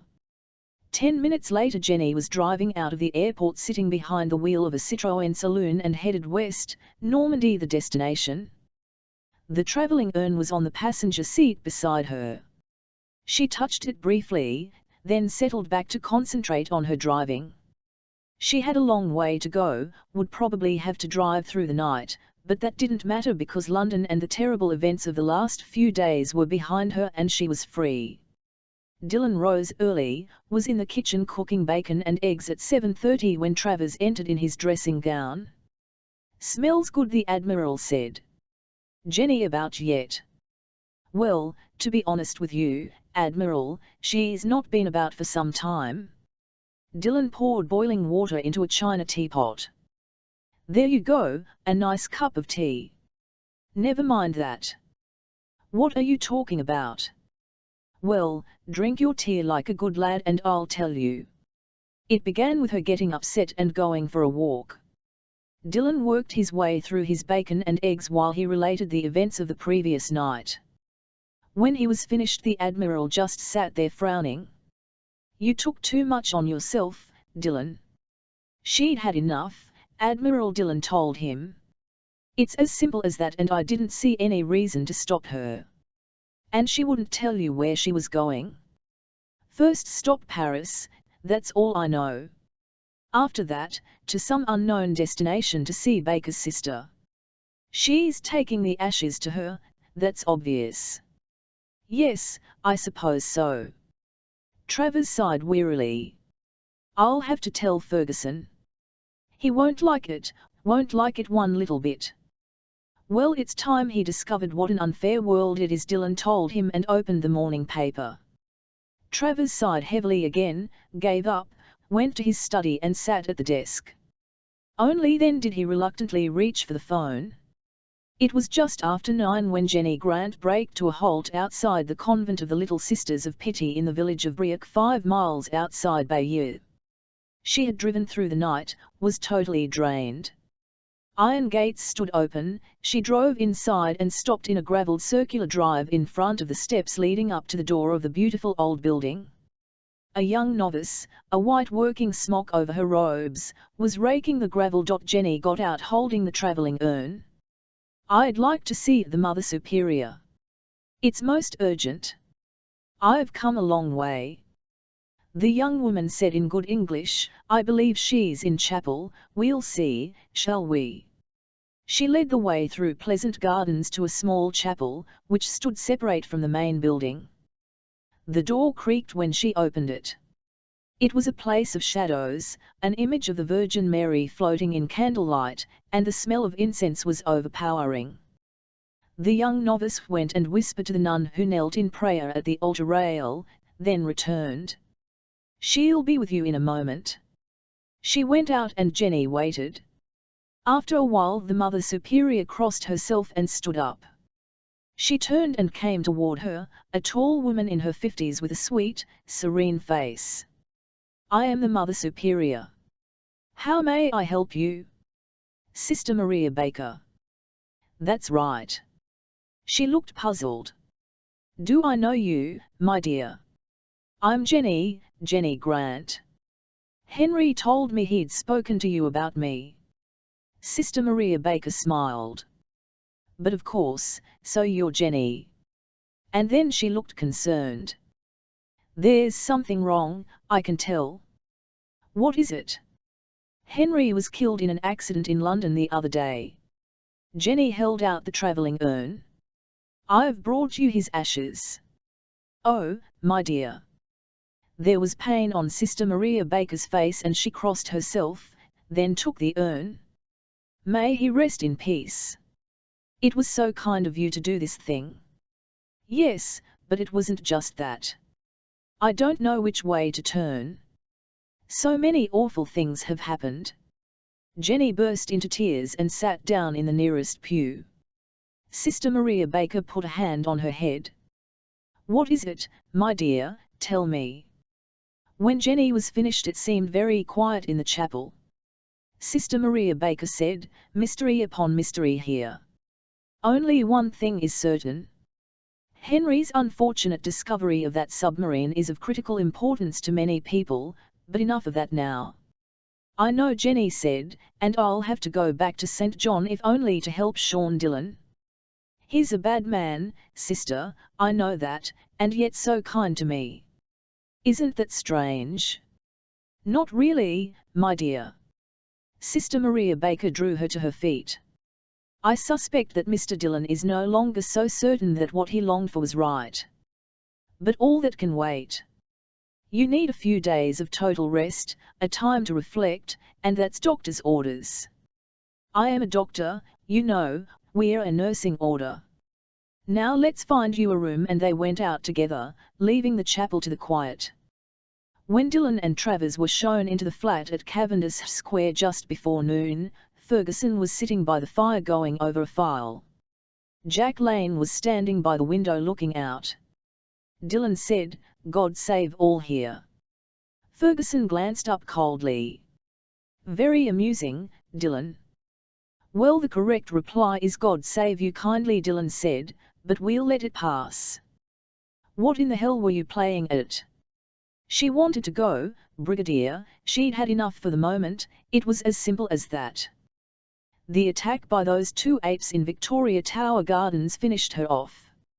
So you just decided to go along with her? Not her needs, Brigadier. Dillon lit a cigarette. She told me she wanted to see Baker's sister and begged me not to ask her where that would. Said there were special reasons she didn't want to divulge. Would you be interested to know that Lane has run a check and can't find any mention of Baker having a sister? Not at all. Jenny said she was probably the only person who knew he had one. Some dark family secret, perhaps. So, she flew to Paris and took off for God knows where. Lane cut in. We did a check at Charles de Gaulle. She hired a car at the Avis desk. And after that, who the hell knows?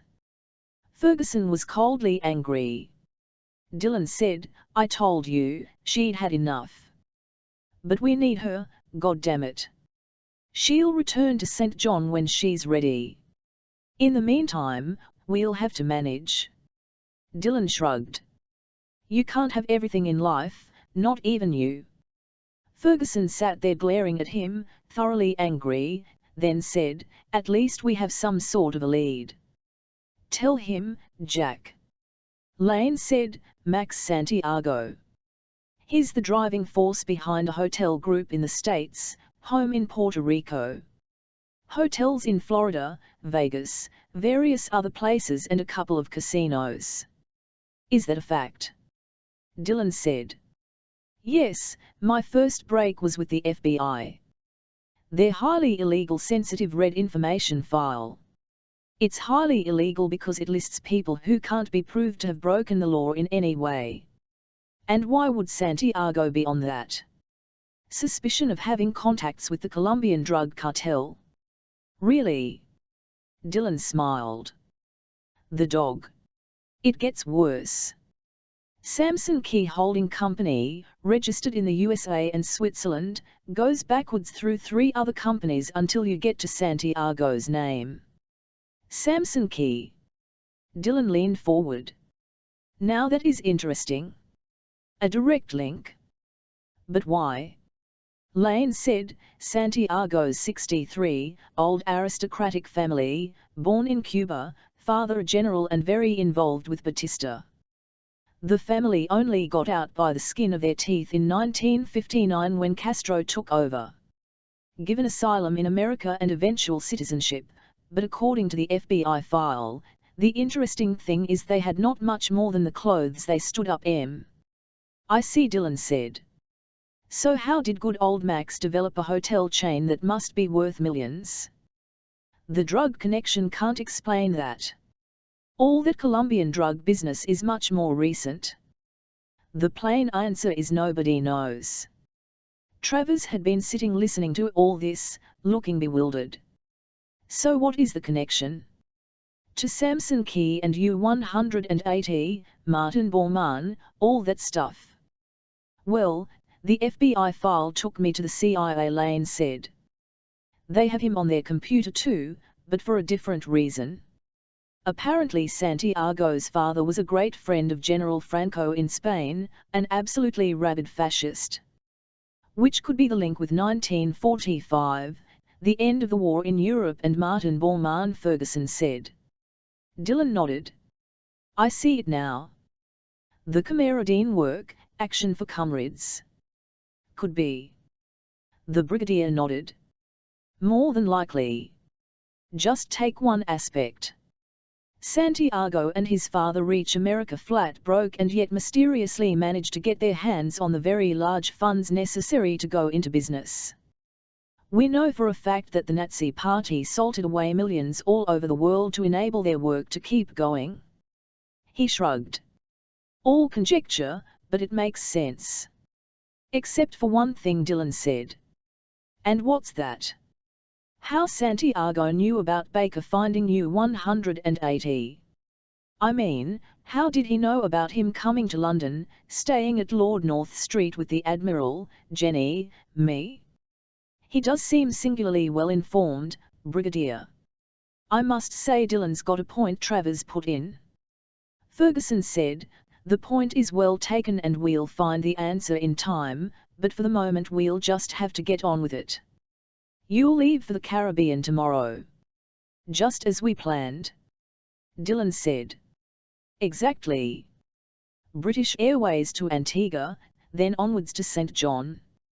Dillon said, would you think it likely that Max Santiago will turn up there? He's had his fingers in everything else so far. We'll just have to see. As I said, Lane interrupted. He has a home in Puerto Rico and that's very convenient for the Virgin Islands. Apparently he runs one of those multi-million-dollar motor yachts. He looked at his file. It's called the Maria Blanco. Captain and a crew of 6. If he turns up you'll just have to do the best you can, Ferguson said. That's what you're going to be there for. You'll have your platinum card and traveler's checks for $25,000. Your cover is quite simple. You're a wealthy Irishman. God save us, I didn't know there was such a thing. Don't be stupid, Dillon, Ferguson told him. You're a wealthy Irishman with a company in Cork. General Electronics, computers and so on. We've provided a nice touch for you. When you arrive in Antigua, there'll be a seaplane waiting. You can fly a seaplane, I presume. I could fly a jumbo if I had to, Brigadier, but then you knew that. So I did. What kind of plane did you say it was, Jack? A Cessna 206, sir. Lane turned to Dillon. Apparently it's got floats and wheels so you can land on sea or on land. I know the type, Dillon said. I've flown planes like it. The center of things in St. John is a town called Cruz Bay, the inspector carried on. On occasions they've had a commercial seaplane service round there, so there's a ramp in the harbour, facilities and so on. Ferguson passed a folder across. The documents department have done you proud. 2 passports, Irish and British, in your own name. Being born in Belfast, you're entitled to those. CAA commercial pilot's license with a seaplane rating. They think of everything, Dillon said. You'll also find your tickets and traveller's checks in there. You'll be staying at Kaneal Bay, one of the finest resorts in the world. Stayed there once myself some years ago. Paradise, Dillon, you're a lucky chap, paradise on a private peninsula not too far from Cruz Bay. Dillon opened the file and leafed through some of the brochures. Situated on its own private peninsula, 7 beaches, 3 restaurants, he read aloud. It sounds my kind of place. It's anyone's kind of place, Ferguson said. The two best cottages are 7E and 7D. Ambassadors stay there, Dylan, film stars. I believe Kissinger was in 7E once. Also Harry Truman. I'm overwhelmed, Dylan said. It will all help with your image. One thing, Lane said. It's an old tradition there that there are no telephones in the cottages. There are public telephones dotted around, Butweve arranged for you to have a cellular portable phone. They'll give it to you when you check in. Dylan nodded. So I get there. Then what do I do? That's really up to you, Ferguson said. We hoped the girl would be there to assist, but thanks to your misplaced gallantry that isn't on for the moment. However, I would suggest you contact this diver she mentioned, this Bob Carney. He runs a firm called Paradise Water Sports, based at Kaneal Bay. There's a brochure there. Teaches tourists to dive, Lane said. Dylan found the brochure and glanced through it. It was attractively set out with excellent underwater photos, but the most interesting one was of Captain Bob Carney himself seated at the wheel of a boat, got N1 looking, tanned and very fit. Jesus, Dylan said. If you wanted an actor to play that fella, you'd have trouble finding someone suitable at Central Casting. Ferguson said, an interesting man, this Carney chap. Tell him, Jack. Lane opened another file. Born in Mississippi in 1948, but he spent most of his youth in Atlanta. Wife, Curry, a boy of 8, Walker, girl aged 5 named Wallace. He did a year at the University of Mississippi, then joined the Marines and went to Vietnam. Did 2 tours, in 68 and 69. I always heard that was a bad time, Dylan said. Toward the end of his service he was with the 2nd Combined Action Group. He was wounded, received 2 Purple Hearts, the Vietnamese Cross of Valor, and was recommended for a Bronze Star. That one got lost in channels. And afterwards he took to diving? Not at first. He went to Georgia State University, courtesy of the Marine Corps, and did a bachelor's degree in philosophy. Did a year in a graduate school in oceanography. Is there anything else? Lane consulted the file. He has a captain's ticket up to 1,600 tons, ran supply boats in the Mexican Gulf to the oil rigs, was a welder and diver in the oil fields. Went to St. John in 79. Lane closed the file. So there's your man, Ferguson said. You've got to get him on our side, Dylan. Offer him anything, money no object, within reason, that is. Dylan smiled. I'm surprised at you, Brigadier. Money is never number one on the list to men like Carney. That's as may be. Ferguson got up. That's it then, I'll see you again before you leave in the morning. What time is his plane, Jack? 9 o'clock, sir, gets into Antigua just after 2 in the afternoon their time. Then I certainly won't see you. Ferguson sighed. I suppose I must see you off in the right style. Bring him to the Garrick for dinner at 7:30, Garth, but now you must excuse me. He's all heart, isn't he?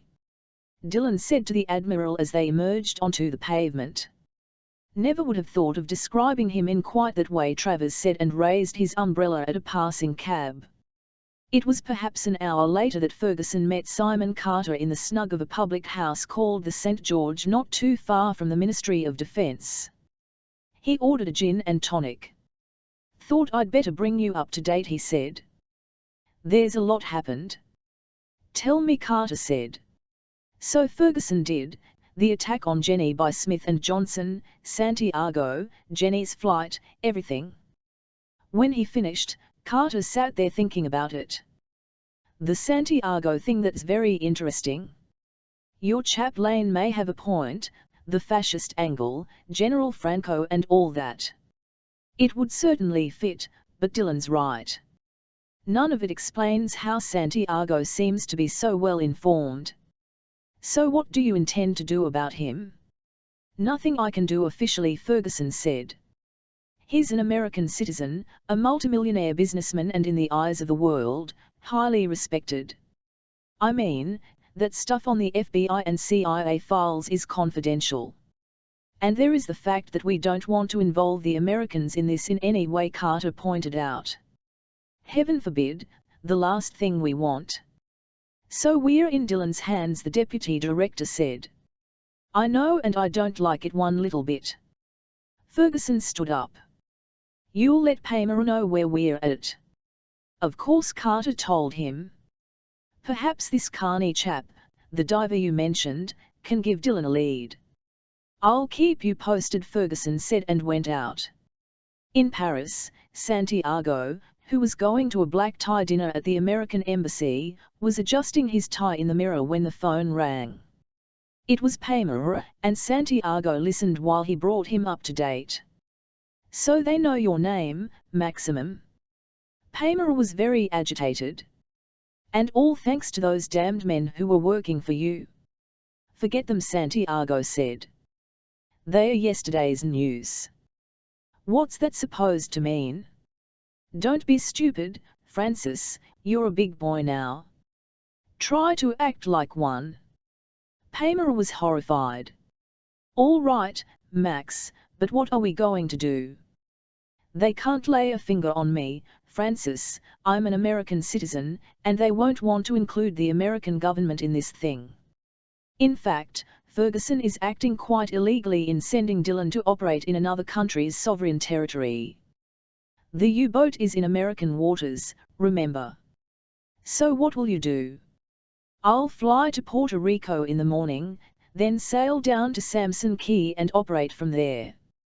Dylan must stay at either the Hyatt or at Kaneal Bay if he uses a hotel, and a simple phone call will confirm that.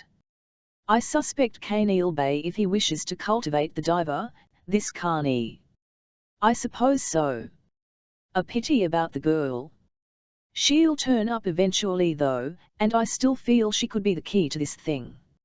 She could know more than she realizes. Let's hope so. For your sake particularly, I hope so too, Francis. Dylan, suitably attired in his blazer and a guard's tie, followed Travers up the imposing stairway at the Garrick Club. Jesus, they've got more portraits here than the National Gallery, he said, and followed Travers through to the bar where Ferguson waited. Ah, there you are, he said. I'm one ahead of you. Thought we'd have a spot of champagne, Dylan, just to wish you bon voyage. You prefer Krug, as I recall. They sat in the corner and the barman brought the bottle over in an ice bucket and opened it. He filled 3 glasses and retired. Ferguson thanked him, then took an envelope from his pocket and passed it across. Just in case things get rough, there's the name of a contact of mine in Charlotte-Amalie. That's the main town in St. Thomas. What you might call a dealer in hardware. Hardware? Travers looked bewildered. What on earth would he need with hardware? Dylan put the envelope in his pocket. You're a lovely fella, Admiral, and long may you stay that way. Ferguson toasted Dylan. Good luck, my friend, you're going to need it. He emptied his glass. Now let's eat. There was something in his eyes, something that said there was more to this, much more, had to be, Dylan told himself, but he got up obediently and followed Travers and the Brigadier out of the bar. And at Briac at the convent of the Little Sisters of Pity, Jenny sat alone in the rear pew of the chapel, resting her arms on the backrest of the pew in front of her, gazing at the flickering candlelight at the altar and brooding. The door creaked open and Sister Maria Baker entered. There you are. You should be in bed. I know, sister, but I was restless and wanted to think about things. Sister Maria Baker sat down beside her. Such as? Dylan, for one thing. He's done many terrible things. He was a member of the IRA, for example, and when those 2 men attacked me last night she shivered. He was so coldly savage, so ruthless, and yet to me he was kindness itself and so understanding. Jenny turned to her. I'm not a good Christian. In fact, when Henry found me, I was a very great sinner, but I do want to understand God, I really do. So what's the problem? Why does God allow violence and killing to take place at all? Why does he allow the violence in Dylan? The simplest thing to answer, my child. What God does allow is free will. He gives us all a choice. You, me, and the Dylans of this world. I suppose so. Jenny sighed. But I will have to go back to St. John, and not just to help Dylan, but somehow for Henry too. Why do you feel so strongly? Because Henry really didn't tell me where he discovered that U-boat, which means the secret must have died with him, and yet I have the oddest feeling that it didn't, that the information is back there in St. John, but I just can't think straight. It won't come, sister.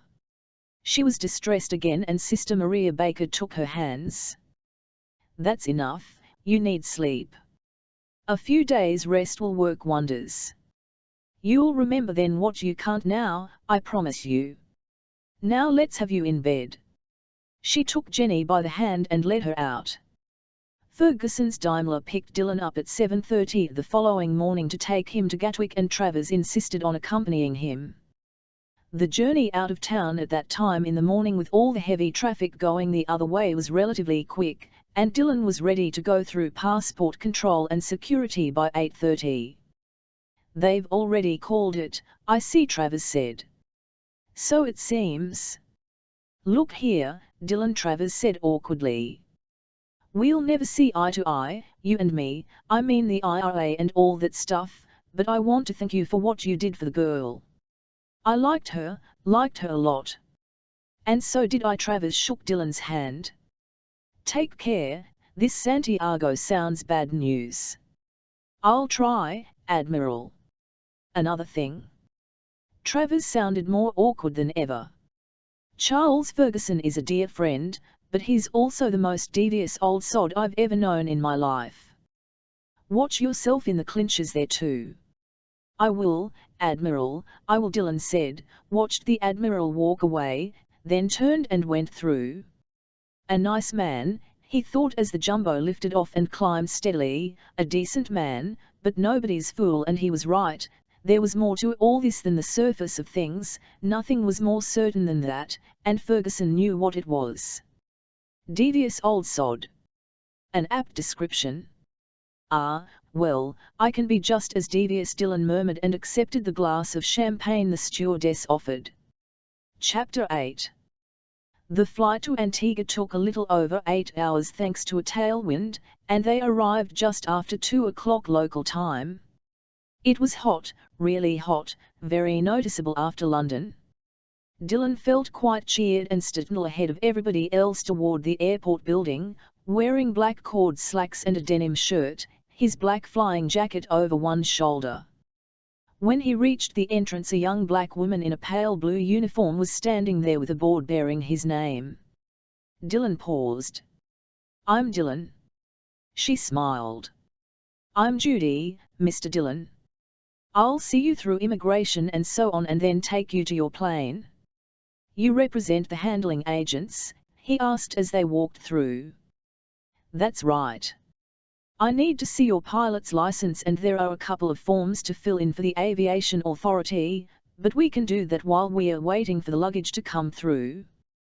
20 minutes later she was driving him out to the far side of the runway in a courtesy bus, an engineer called Tony in white overalls sitting beside her. The Cessna was parked beside a number of private planes, slightly incongruous because of its floats, with wheels protruding beneath. Shouldn't give you any problems, Tony said as he stowed Dylan's 2 suitcases. Flies as sweet as a nut. Of course a lot of people are nervous about flying in the islands with a single engine, but the beauty about this baby is you can always come down in the water. Or something like that, Dylan said. Tony laughed, reached into the cabin and pointed. There's an air log listing all the islands and their airfields and charts. Our chief pilot has marked your course from here to Cruise Bay in St. John. Very straightforward. Around 250 miles. Takes about an hour and a half. He glanced at his watch. You should be there by 4:30. It's American territory, but customs and immigration are expecting you. They'll be waiting at the ramp at Cruz Bay. When you're close enough, call into St. Thomas and they'll let them know you're coming. Oh, and there will be a self-drive jeep waiting for you. Judy smiled. I think that's about it. Thanks for everything. Dylan gave her that special smile of his with total charm and kissed her on the cheek. Judy, you've been great. He shook Tony's hand. Many thanks. A moment later he was in the pilot's seat, closing the door. He strapped himself in, adjusted his earphones, then fired the engine and called the tower. There was a small plane landing and the tower told him to wait. They gave him the good word and he taxied to the end of the runway. There was a short pause, then the go signal and he boosted power, roared down the runway and pulled back the column at exactly the right moment, the Cessna climbing effortless out over the azure sea. It was an hour later that Max Santiago flew into San Juan, where he was escorted through passport control and customs with a minimum of fuss by an airport official to where his chauffeur, Algaro, waited with the black Mercedes limousine. At your orders, Señor, he said in Spanish. Good to see you, Algaro Santiago said. Everything is arranged as I requested. Oh yes, Señor. I've packed the usual clothes, took them down to the Maria Blanco myself this morning. Captain Serra is expecting you.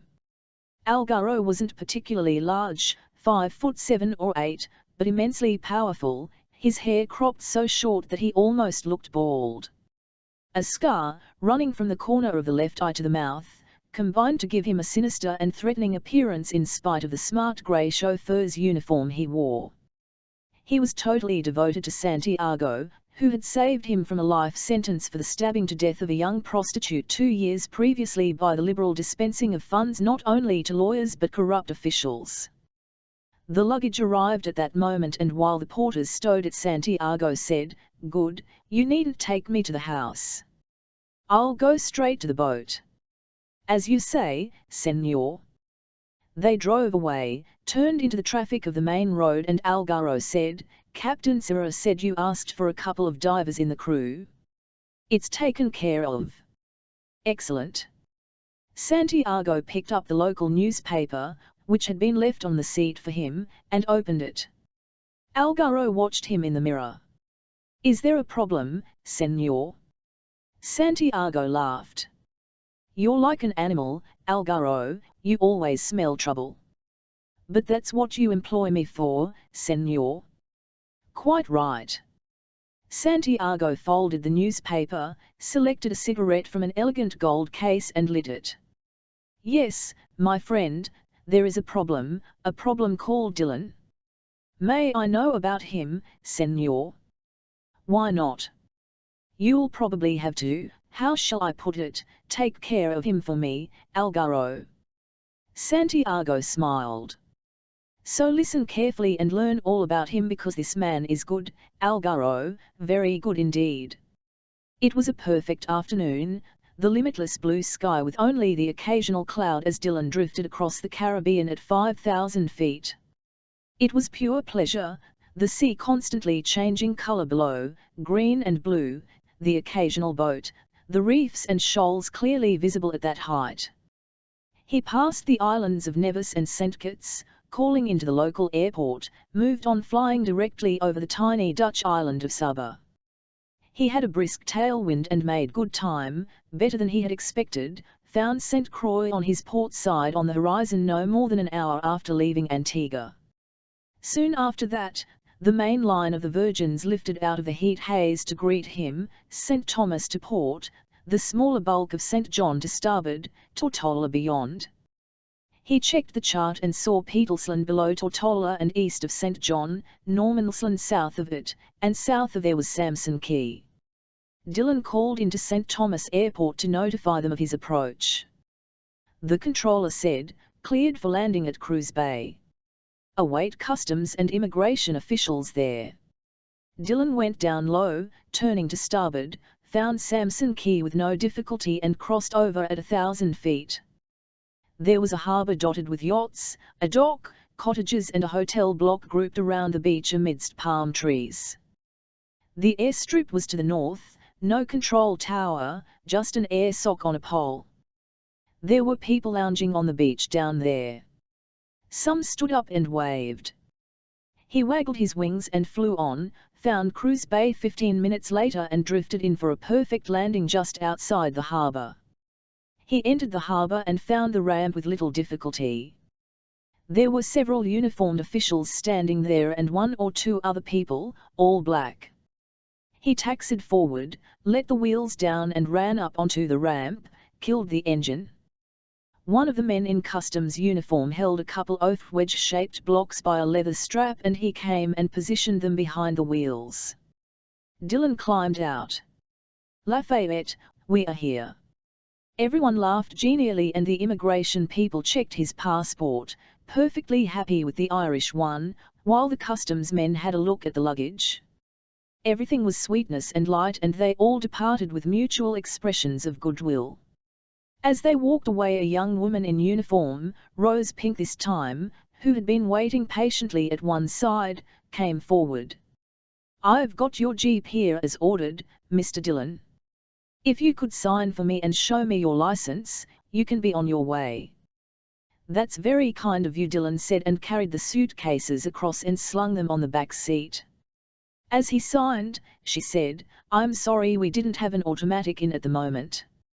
I could change it for you tomorrow. I've got one being returned." "No, thanks, I prefer to be in charge myself."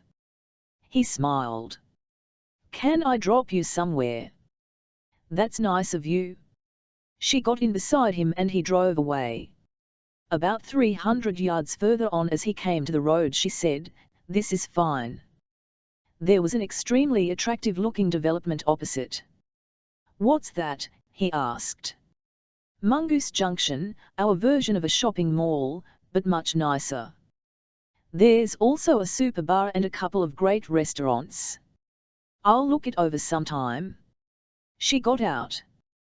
"Turn left, follow the main road. Kaneal Bay's only a couple of miles out.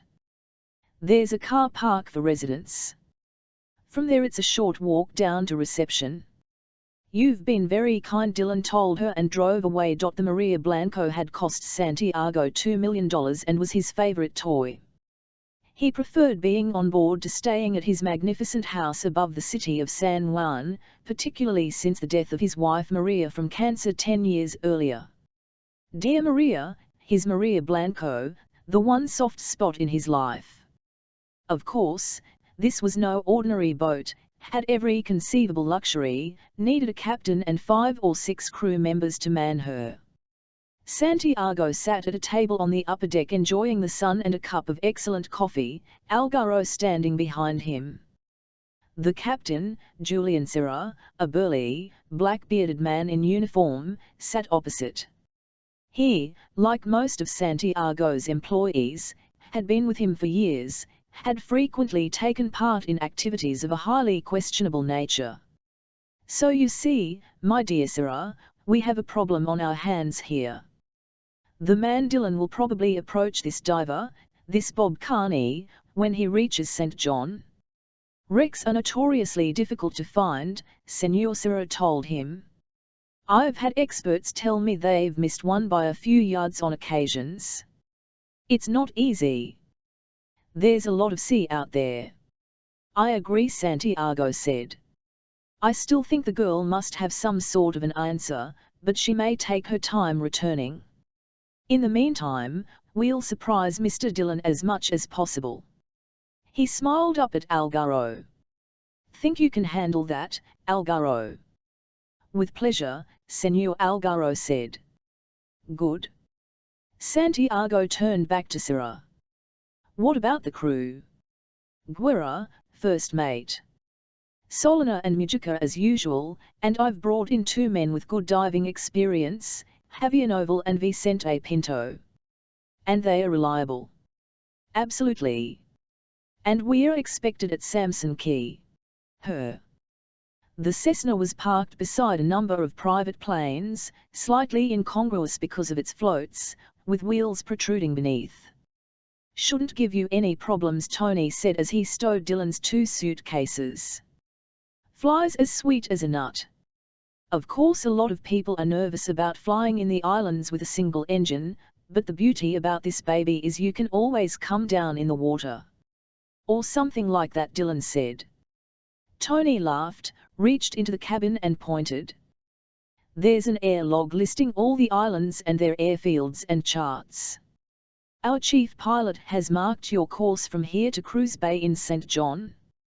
Very straightforward. Around 250 miles. Takes about an hour and a half. He glanced at his watch. You should be there by 4:30. It's American territory, but Customs and Immigration are expecting you. They'll be waiting at the ramp at Cruise Bay. When you're close enough, call into St. Thomas and they'll let them know you're coming. Oh, and there will be a self-drive Jeep waiting for you. Judy smiled. I think that's about it. Thanks for everything. Dylan gave her that special smile of his with total charm and kissed her on the cheek. Judy, you've been great. He shook Tony's hand. Many thanks. A moment later he was in the pilot's seat, closing the door. He strapped himself in, adjusted his earphones, then fired the engine and called the tower. There was a small plane landing and the tower told him to wait. They gave him the good word and he taxied to the end of the runway. There was a short pause, then the go signal and he boosted power, roared down the runway and pulled back the column at exactly the right moment, the Cessna climbing effortless out over the azure sea.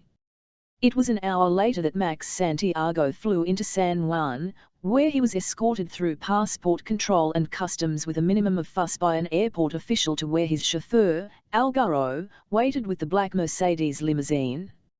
At your orders, senor, he said in Spanish. Good to see you, Algaro Santiago said. Everything is arranged as I requested? Oh yes, senor. I've packed the usual clothes, took them down to the Maria Blanco myself this morning. Captain Zura is expecting you. Algaro wasn't particularly large, 5'7" or 8", but immensely powerful, his hair cropped so short that he almost looked bald. A scar, running from the corner of the left eye to the mouth, combined to give him a sinister and threatening appearance in spite of the smart grey chauffeur's uniform he wore. He was totally devoted to Santiago, who had saved him from a life sentence for the stabbing to death of a young prostitute 2 years previously by the liberal dispensing of funds not only to lawyers but corrupt officials. The luggage arrived at that moment and while the porters stowed it, Santiago said, Good, you needn't take me to the house. I'll go straight to the boat. As you say, senor. They drove away, turned into the traffic of the main road and Algaro said, Captain Zura said you asked for a couple of divers in the crew. It's taken care of. Excellent. Santiago picked up the local newspaper, which had been left on the seat for him, and opened it. Algaro watched him in the mirror. Is there a problem, senor? Santiago laughed. You're like an animal, Algaro, you always smell trouble. But that's what you employ me for, senor. Quite right. Santiago folded the newspaper, selected a cigarette from an elegant gold case and lit it. Yes, my friend, there is a problem called Dylan. May I know about him, senor? Why not? You'll probably have to, how shall I put it, take care of him for me, Algaro. Santiago smiled. So listen carefully and learn all about him because this man is good, Algaro, very good indeed. It was a perfect afternoon, the limitless blue sky with only the occasional cloud as Dylan drifted across the Caribbean at 5,000 feet. It was pure pleasure, the sea constantly changing color below, green and blue, the occasional boat, the reefs and shoals clearly visible at that height. He passed the islands of Nevis and St. Kitts, calling into the local airport, moved on flying directly over the tiny Dutch island of Saba. He had a brisk tailwind and made good time, better than he had expected, found St. Croix on his port side on the horizon no more than an hour after leaving Antigua. Soon after that, the main line of the Virgins lifted out of the heat haze to greet him, St. Thomas to port, the smaller bulk of St. John to starboard, Tortola beyond. He checked the chart and saw Petersland below Tortola and east of St. John, Normandsland south of it, and south of there was Samson Key. Dillon called into St. Thomas Airport to notify them of his approach. The controller said, "Cleared for landing at Cruz Bay. Await customs and immigration officials there." Dillon went down low, turning to starboard, found Samson Key with no difficulty and crossed over at 1,000 feet. There was a harbour dotted with yachts, a dock, cottages and a hotel block grouped around the beach amidst palm trees. The airstrip was to the north, no control tower, just an air sock on a pole. There were people lounging on the beach down there. Some stood up and waved. He waggled his wings and flew on, found Cruz Bay 15 minutes later and drifted in for a perfect landing just outside the harbour. He entered the harbour and found the ramp with little difficulty. There were several uniformed officials standing there and one or two other people, all black. He taxied forward, let the wheels down and ran up onto the ramp, killed the engine. One of the men in customs uniform held a couple of wedge-shaped blocks by a leather strap and he came and positioned them behind the wheels. Dillon climbed out. "Lafayette, we are here." Everyone laughed genially and the immigration people checked his passport, perfectly happy with the Irish one, while the customs men had a look at the luggage. Everything was sweetness and light and they all departed with mutual expressions of goodwill. As they walked away, a young woman in uniform, rose pink this time, who had been waiting patiently at one side, came forward. "I've got your jeep here as ordered, Mr. Dillon. If you could sign for me and show me your license, you can be on your way." "That's very kind of you," Dillon said and carried the suitcases across and slung them on the back seat. As he signed, she said, "I'm sorry we didn't have an automatic in at the moment. I could change it for you tomorrow. I've got one being returned." "No, thanks, I prefer to be in charge myself." He smiled. "Can I drop you somewhere?" "That's nice of you." She got in beside him and he drove away. About 300 yards further on as he came to the road she said, "This is fine." There was an extremely attractive-looking development opposite. "What's that?" he asked. "Mongoose Junction, our version of a shopping mall, but much nicer. There's also a super bar and a couple of great restaurants. I'll look it over sometime." She got out. "Turn left, follow the main road. Kaneal Bay's only a couple of miles out. There's a car park for residents. From there it's a short walk down to reception." "You've been very kind," Dillon told her and drove away. The Maria Blanco had cost Santiago $2 million and was his favorite toy. He preferred being on board to staying at his magnificent house above the city of San Juan, particularly since the death of his wife Maria from cancer 10 years earlier. Dear Maria, his Maria Blanco, the one soft spot in his life. Of course, this was no ordinary boat, had every conceivable luxury, needed a captain and 5 or 6 crew members to man her. Santiago sat at a table on the upper deck enjoying the sun and a cup of excellent coffee, Algaro standing behind him. The captain, Julian Serra, a burly, black-bearded man in uniform, sat opposite. He, like most of Santiago's employees, had been with him for years, had frequently taken part in activities of a highly questionable nature. "So you see, my dear Serra, we have a problem on our hands here. The man Dillon will probably approach this diver, this Bob Carney, when he reaches St. John.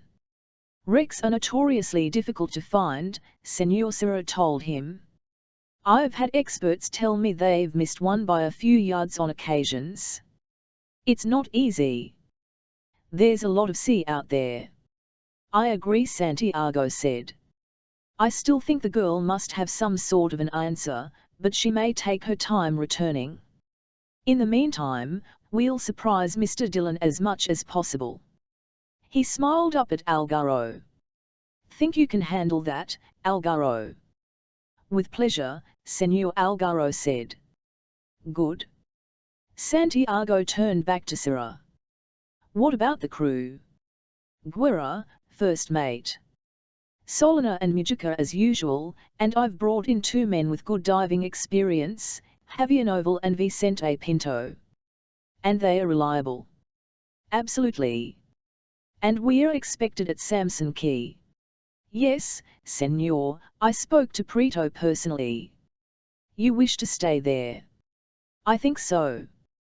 We could always drop anchor off Paradise Beach at Caneil, of course. I'll think about it.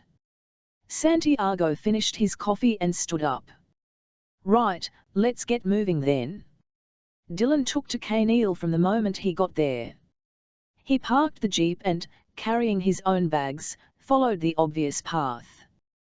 There was a magnificent restaurant on a bluff up above him, circular with open sides. Below it was the ruins of a sugar mill from the old plantation days. The vegetation was extremely lush, palm trees everywhere. He paused, noticing a gift shop on the left and set back. More important, the smaller shop next to it said Paradise Watersports Carney's Place. He remembered that from the brochure and went and had a look. As he would have expected, there were diving suits of various kinds on display, but the door was locked, so he carried on and came to the front desk lobby. There were 3 or 4 people being dealt with at the desk before him, so he dropped his bags and went back outside. There was a very large bar area, open at the sides, but under a huge barn-like roof, a vital necessity in a climate where instant heavy rain showers were common. Beyond was Caneil Bay. He knew that from the brochure, boats of various kinds at anchor, a pleasant, palm-fringed beach beside another restaurant, people still taking their ease in the early evening sun, 1 or 2 windsurfers still out there. Dillon glanced at his watch. It was almost 5:30 and he started to turn away to go back to the front desk when he saw a boat coming in. It was a 35-foot sport fisherman with a flying bridge, sleek and white, but what intrigued Dillon were the dozen or so etnics stacked in their holders in the stern, and there were 4 people moving around on deck packing their gear into dive bags. Carney was on the flying bridge, handling the wheel, in jeans and bare feet, stripped to the waist, very tanned, the blonde hair bleached by the sun. Dillon recognized him from the photo in the brochure. The name of the boat was Sea Raider. He saw that as it got closer, moved to the end of the dock as Carney maneuvered it in. One of the dive students tossed a line, Dillon caught it and expertly tied up at the stern, then he moved along to the prow where the boat was bouncing against its fenders, reached over and got the other line. Dillon lit a cigarette, his Zippo flashing, and Carney killed the engines and came down the ladder. Thanks, he called. Dillon said, my pleasure, Captain Carney, and he turned and walked away along the dock. One of the receptionists from the front desk took him out to his cottage in a small courtesy bus. The grounds were an absolute delight, not only sweeping grassland and palm trees, but every kind of tropical plant imaginable. The entire peninsula is private, she said as they followed a narrow road. We have 7 beaches and, as you'll notice, most of the cottages are grouped around them. I've only seen 2 restaurants so far, he commented. Yes, Sugar Mill and Beach Terrace. There's a 3rd at the end of the peninsula, Turtle Bay, that's more formal.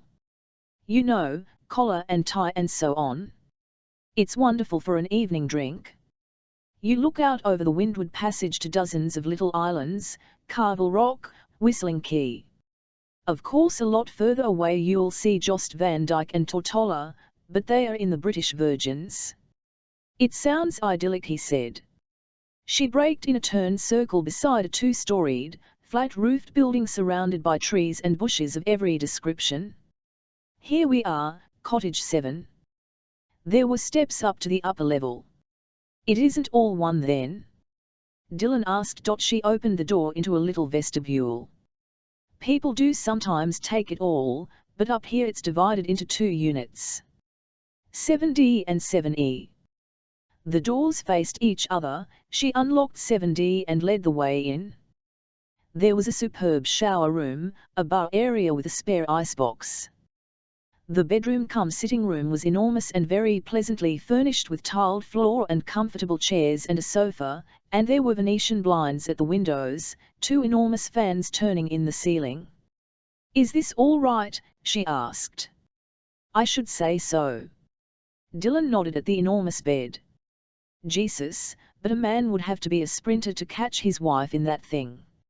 She laughed and opened the double doors to the terrace and led the way out. There was a large seating area and a narrow part round the corner that fronted the other windows. There was a grassy slope, trees and a small beach below, 3 or 4 large yachts of the ocean-going type at anchor some distance from shore. "Paradise Beach," she said. There was another beach way over to the right with a line of cottages behind it. "What's that?" he asked. "Scott Beach, and Turtle Bay is a little further on. You could walk there in 15 minutes, although there is a courtesy bus service with stops dotted round the grounds." There was a knock at the door. She went back inside and supervised the bellboy leaving the luggage. Dylan followed her. She turned. "I think that's everything." There was the question of a telephone. Dylan said. "You don't have them in the cottages, I understand." "My, but I was forgetting that." She opened her carrying bag and took out a cellular telephone plus a spare battery and charger. She put it on the coffee table with a card. "Your number and instructions are there." She laughed. "Now I hope that really is everything." Dylan opened the door for her. "You've been very kind." "Oh, one more thing, our general manager, Mr. Nicholson, asked me to apologize for not being here to greet you.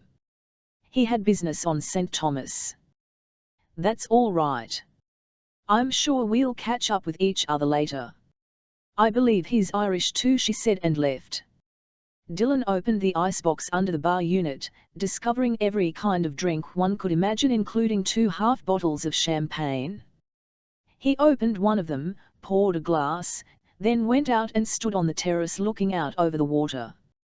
"Well, old son, this will do to take along," he said softly and drank the champagne with conscious pleasure. In the end, of course, the sparkle on the water was too seductive and he went inside, unpacked, hanging his clothes in the ample wardrobe space, then undressed and found some swimming trunks. A moment later he was hurrying down the grass bank to the little beach, which for the moment he had entirely to himself. The water was incredibly warm and very clear. He waded forward and started to swim. There was a sudden swirl over on his right, an enormous turtle surfaced, looked at him curiously, then moved sedately away. Dylan laughed aloud for pure pleasure, then swam lazily out to sea in the direction of the moored yachts, turning after some 50 yards to swim back. Behind him, the Maria Blanco came round the point from Caneal Bay and dropped anchor about 300 yards away. Santiago had changed his mind about Samson Key only after Captain Serra had brought him a message from the radio room. An enquiry by ship-to-shore telephone had confirmed that Dylan had arrived at Caneal Bay.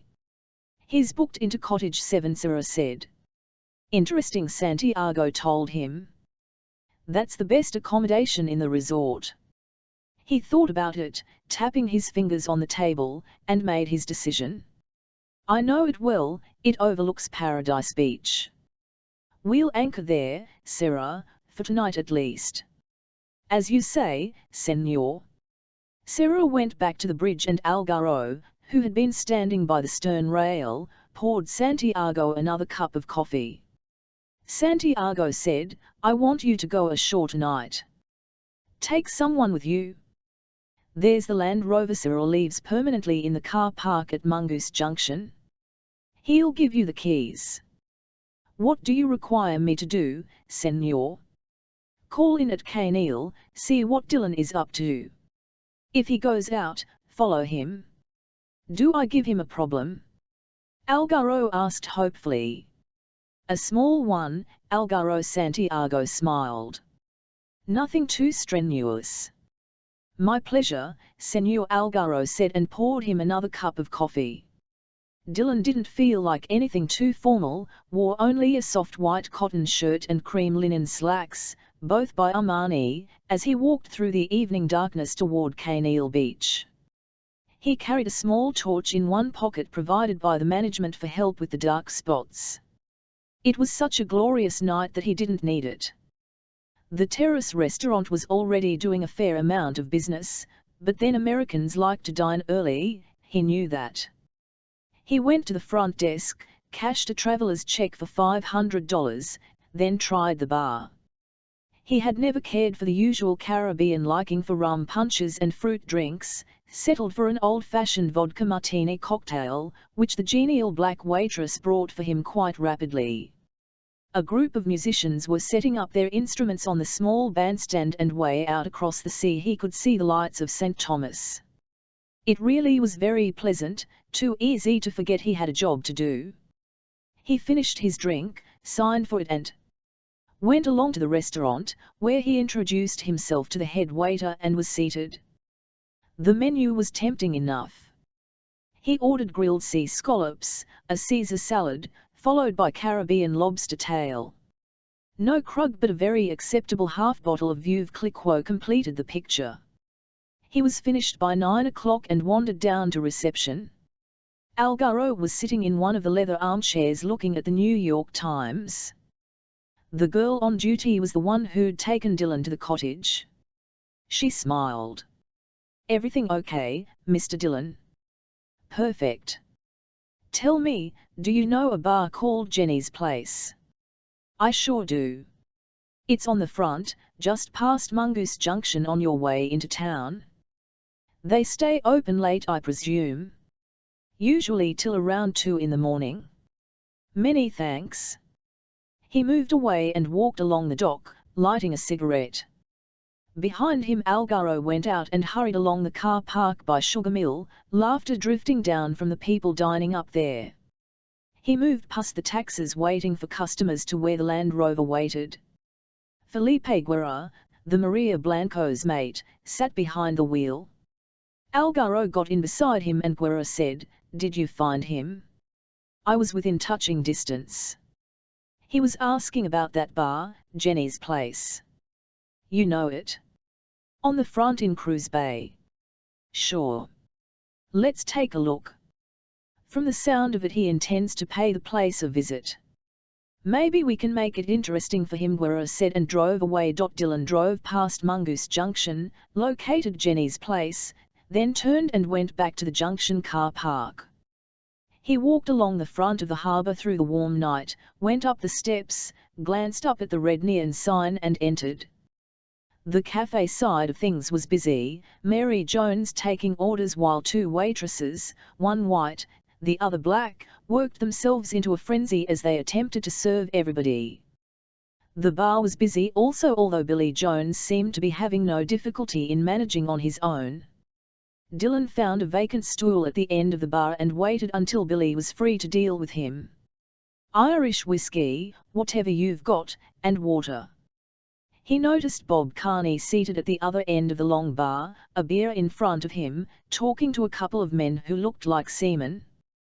Carney was smiling and then, as he turned to reach for his beer, became aware of Dylan's scrutiny and frowned. Billy brought the whiskey and Dylan said, "You're Billy Jones." The other man looked wary. "And who might you be?" "Dylan's the name, Sean Dylan. I'm staying at Kaneil. Jenny told me to look you up and say hello." "Jenny did?" Billy frowned. "When you see Miss Jenny?" "In London. I went to Henry Baker's cremation with her." "You did?" Billy turned and called to his wife. "Woman, get over here." She finished taking an order, then joined them. "This is my wife, Mary. Tell her what you just told me. I was with Jenny in London. Dylan held out his hand.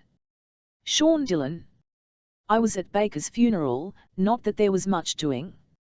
She said he was an atheist, so all we did was attend the crematorium. Mary crossed herself. God rest him now, but he did think that way.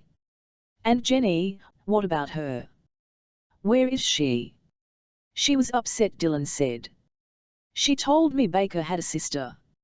Mary frowned and looked at her husband. We never knew that.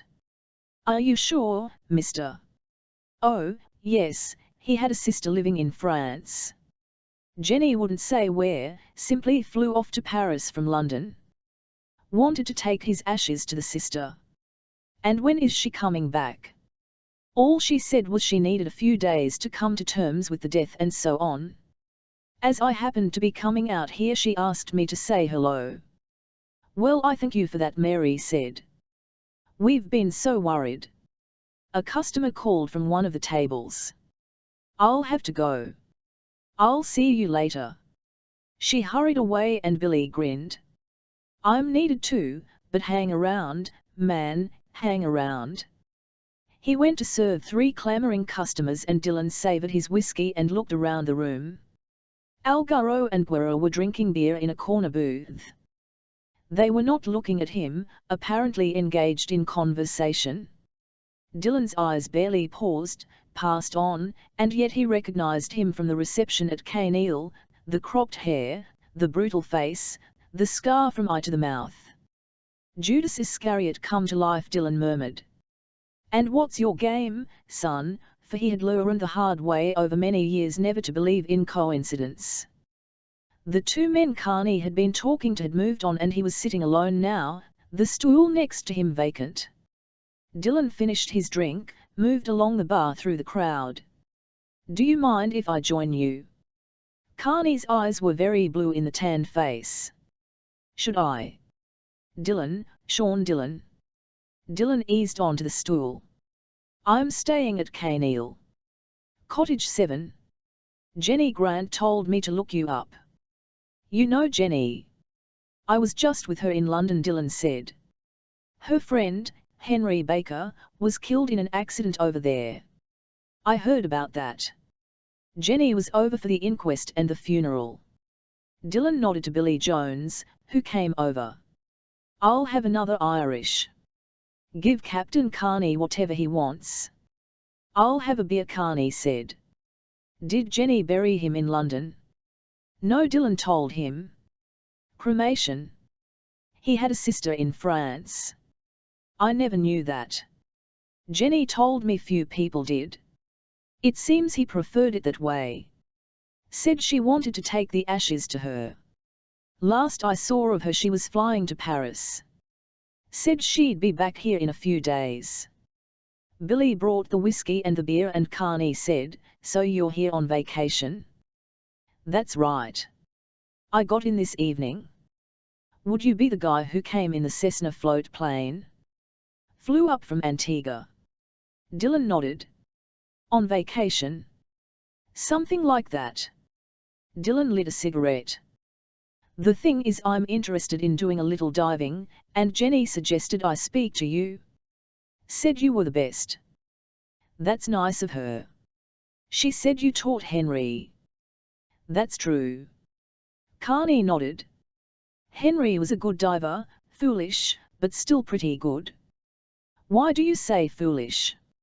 It never pays to dive on your own, you should always have a buddy with you. Henry would never listen. He would just up and go whenever he felt like it, and that's no good when you're diving regularly.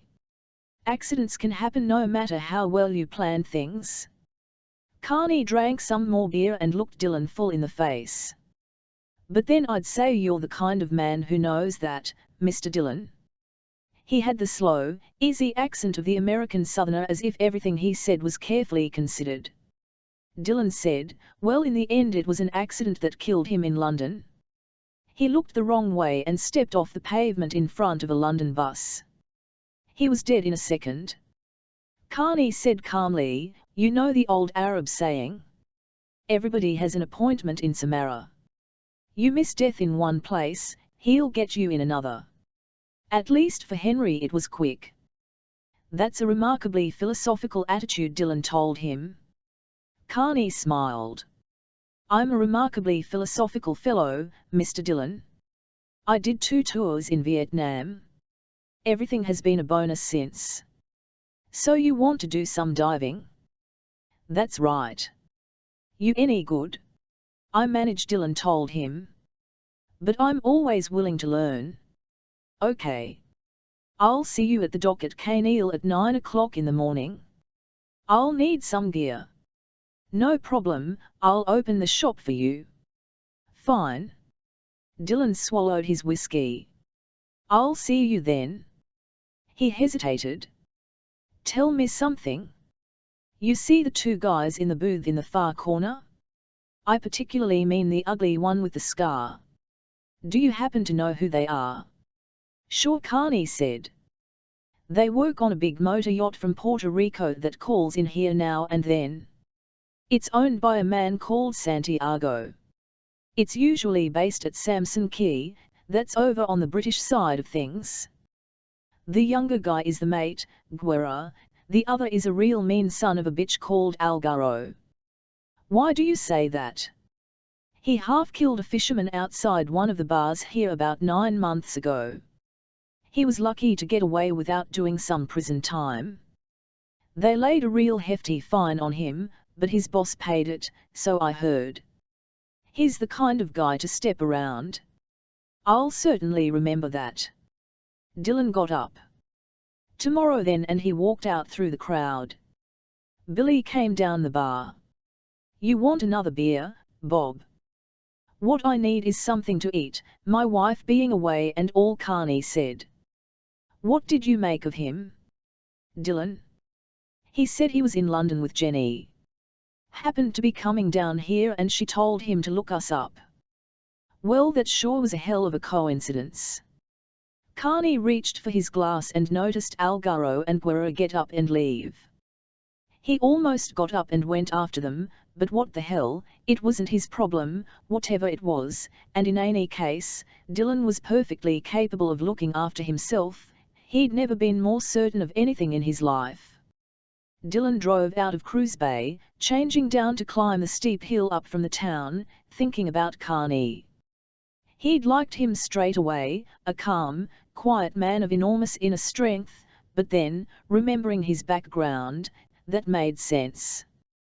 He breasted the hill, remembering that in St. John you kept on the left-hand side of the road just like England, was suddenly aware of the headlights coming up behind him very fast.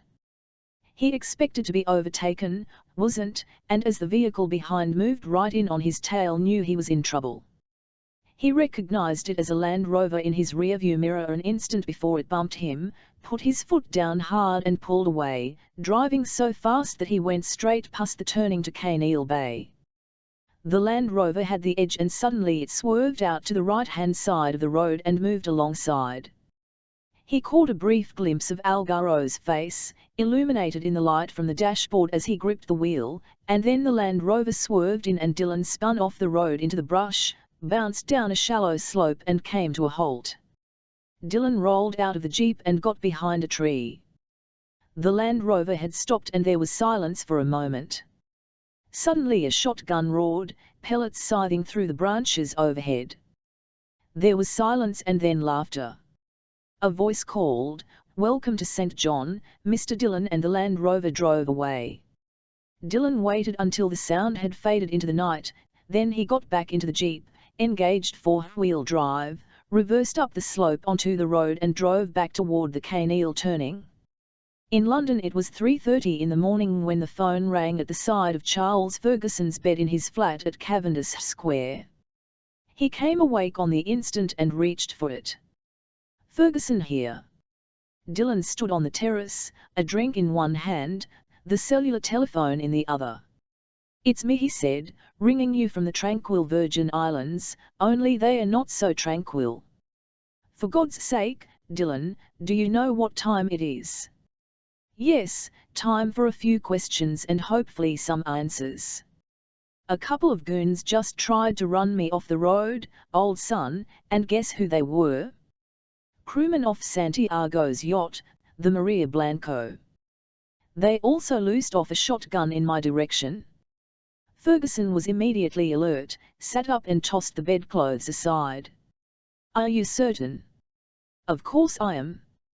Dylan was not particularly angry, but made it sound as if he were. Listen, you devious old sod, I want to know what's going on.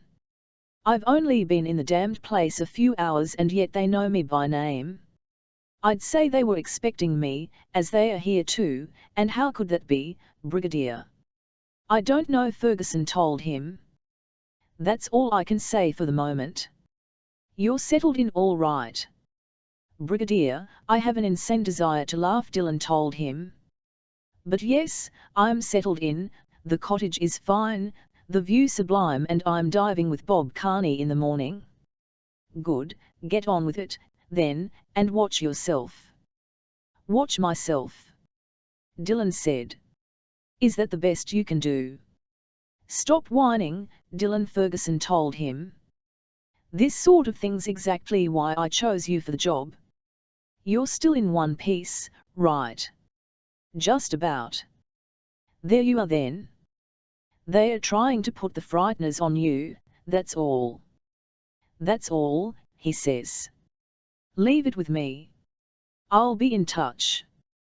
Ferguson put the phone down, switching off the light, and lay there thinking about it.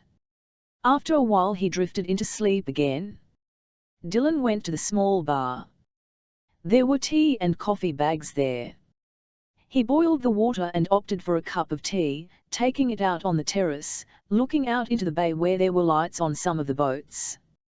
More to things than met the eye, he was more convinced than ever, and he hadn't liked the shotgun. It made him feel naked. There was an answer to that, of course, a visit to the address Ferguson had given him in St. Thomas, the hardware specialist. That could come in the afternoon after he dived with Carney. The moment he and Guerra were back on board, Algaro reported to Santiago.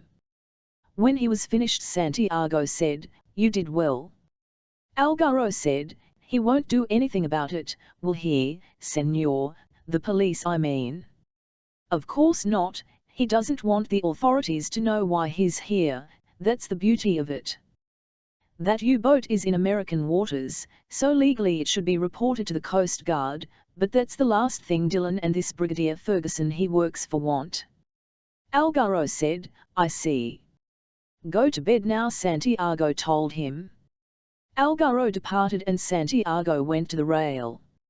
He could see a light in Cottage 7. At that moment it went out. "Sleep well, Mr. Dylan," he said softly, turned and went below. Chapter 9. It was 9 o'clock the following morning when Ferguson arrived at Downing Street. He had to wait for only 5 minutes before an aide took him upstairs and showed him into the study where the Prime Minister was seated at his desk, signing one document after another. He looked up. "Ah, there you are, Brigadier. You asked to see me, Prime Minister." "Yes, I've had the Deputy Director of the Security Services and Sir Francis on my back about this Virgin Islands affair. Is it true what they tell me, that you've taken on this man Dylan to handle things?" "Yes," Ferguson said calmly. "A man with his record? Can you tell me why?" "Because he's right for the job, sir. Believe me, I find nothing admirable in Dylan's past. His work some years ago for the IRA is known to us, although nothing has ever been proven against him.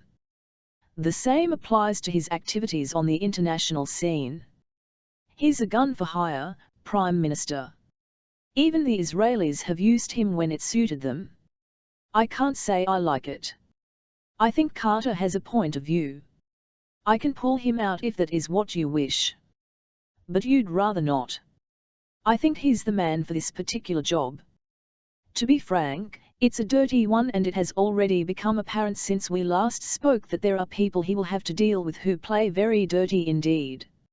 "I see." The Prime Minister sighed.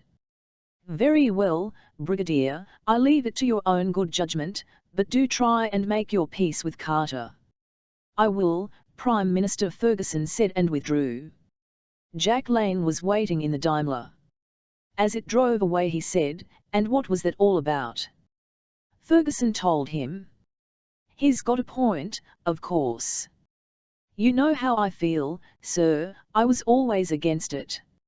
I wouldn't trust Dillon an inch." "Interesting thing about Dillon," Ferguson said. "One of the things he's always been known for is a kind of twisted sense of honor. If he gives his word he sticks to it and expects others to do the same. I find that hard to believe, sir." "Yes, I suppose most people would." Ferguson picked up the car phone and rang through to Simon Carter's office. He wasn't there, he was meeting with Palmer at the House of Commons. "Get a message through to him now," Ferguson told Carter's secretary. "Tell him I need to see them both urgently. I'll meet them on the terrace at the house in 15 minutes. He replaced the phone. "You can come with me, Jack, you've never been on the terrace, have you?" "What's going on, sir?" "Wait and see, Jack, wait and see." Rain drifted across the Thames in a fine spray, clearing the terrace of people. Except for a few who stood under the awnings, drink in hand, everyone else had taken to the bars and cafes. Ferguson stood by the wall holding a large golfer's umbrella his chauffeur had given him, Lane sheltering with him. "Doesn't it fill you with a sense of majesty and awe, Jack, the Mother of Parliaments and all that sort of thing?" Ferguson asked. "Not with rain pouring down my neck, sir." "Ah, there you are." They turned and saw Carter and Palmer standing in the main entrance to the terrace. Carter was carrying a black umbrella, which he put up, and he and Palmer joined them. Ferguson said, "Isn't this cozy?" "I'm not in the mood for your feeble attempts at humour, Ferguson, now what do you want?" Carter demanded. "I've just been to see the PM. I understand you've been complaining again, old boy. Didn't do you any good. He's told me to carry on and use my judgment." Carter was furious, but he managed to control himself and glanced at Lane. "Who's this?" "My present assistant, Detective Inspector Jack Lane. I've borrowed him from Special Branch." "That's against regulations, you can't do it." "That's as may be, but I'm not a deckhand on your ship. I run my own and, as my time is limited, let's get down to facts." Dillon arrived in St. John around 5 o'clock in the evening their time yesterday. He was attacked by 2 crew members of Santiago's boat, the Maria Blanco, who ran him off the road in his jeep and fired a shotgun at him. "My God!" Palmer said in horror. Carter frowned. "Is he all right?" "Oh, yes, a rubber ball." Our Dillon always bounces back. "Personally I think they were trying it on, hassling him. Of course the interesting thing is how come they knew who he was and knew he was there." "Now look here," Palmer began, "I trust you're not suggesting any lack of security on our part." Carter said, "Shut up, Francis, he's got a valid point. This Santiago man is far too well informed." He turned to Ferguson. "What are you going to do about it?" "Actually, I was thinking of taking a brief holiday," Ferguson told him. "You know, sun, sea and sand, swaying palms. They tell me the Virgins are lovely at this time of the year." Carter nodded. "You'll stay in touch?" "Of course, dear old boy." Ferguson smiled and turned to Lane. "Let's go, Jack, we've lots to do." On the way back to the ministry Ferguson told his chauffeur to pull in beside a mobile sandwich bar on Victoria Embankment. "This man does the best cup of tea in London, Jack." The owner greeted him as an old friend. "Rotten day, Brigadier." "It was worse on the Hook," Fred the Brigadier said and walked with his cup of tea to the wall overlooking the Thames. As Lane received his cup of tea he said to Fred, "What did he mean, the Hook?" That was a really bad place. That was, worst position in the whole of Korea. So many dead bodies that every time you dug another trench, arms and legs came out. You knew the brigadier then? Knew him? I was a platoon sergeant when he was a second lieutenant. He won his first military cross carrying me on his back under fire. Fred grinned. That's why I never charge for the tea. Lane, impressed, joined Ferguson and leaned on the parapet under the umbrella. You've got a fan there, sir. Fred. Old soldiers' tales. Don't listen. I'm going to need the Learjet. Direct flight to St. Thomas should be possible. I believe the work on those new tanks the RAF did has extended the range to at least 4,000 miles, sir. There you are then. Ferguson glanced at his watch. Just after 10. I want that Learjet ready to leave Gatwick no later than 1 o'clock, Jack. Top priority. Allowing for the time difference, I could be in St. Thomas somewhere between 5 or 6 o'clock their time. Do you want me with you, sir? No, you'll have to hold the fort. You'll need accommodation, sir. I'll see to that. Ferguson shook his head. I've reserved it at this Kaneal place where I booked Dylan in. You mean you were expecting what happened to happen? Something like that. Look, sir, said Lane in exasperation, exactly what is going on? When you find out, tell me, Jack. Ferguson emptied his cup, went and put it on the counter. Thanks, Fred. He turned to Lane. Come on, Jack, must get moving, lots to do before I leave, and he got into the rear of the Daimler.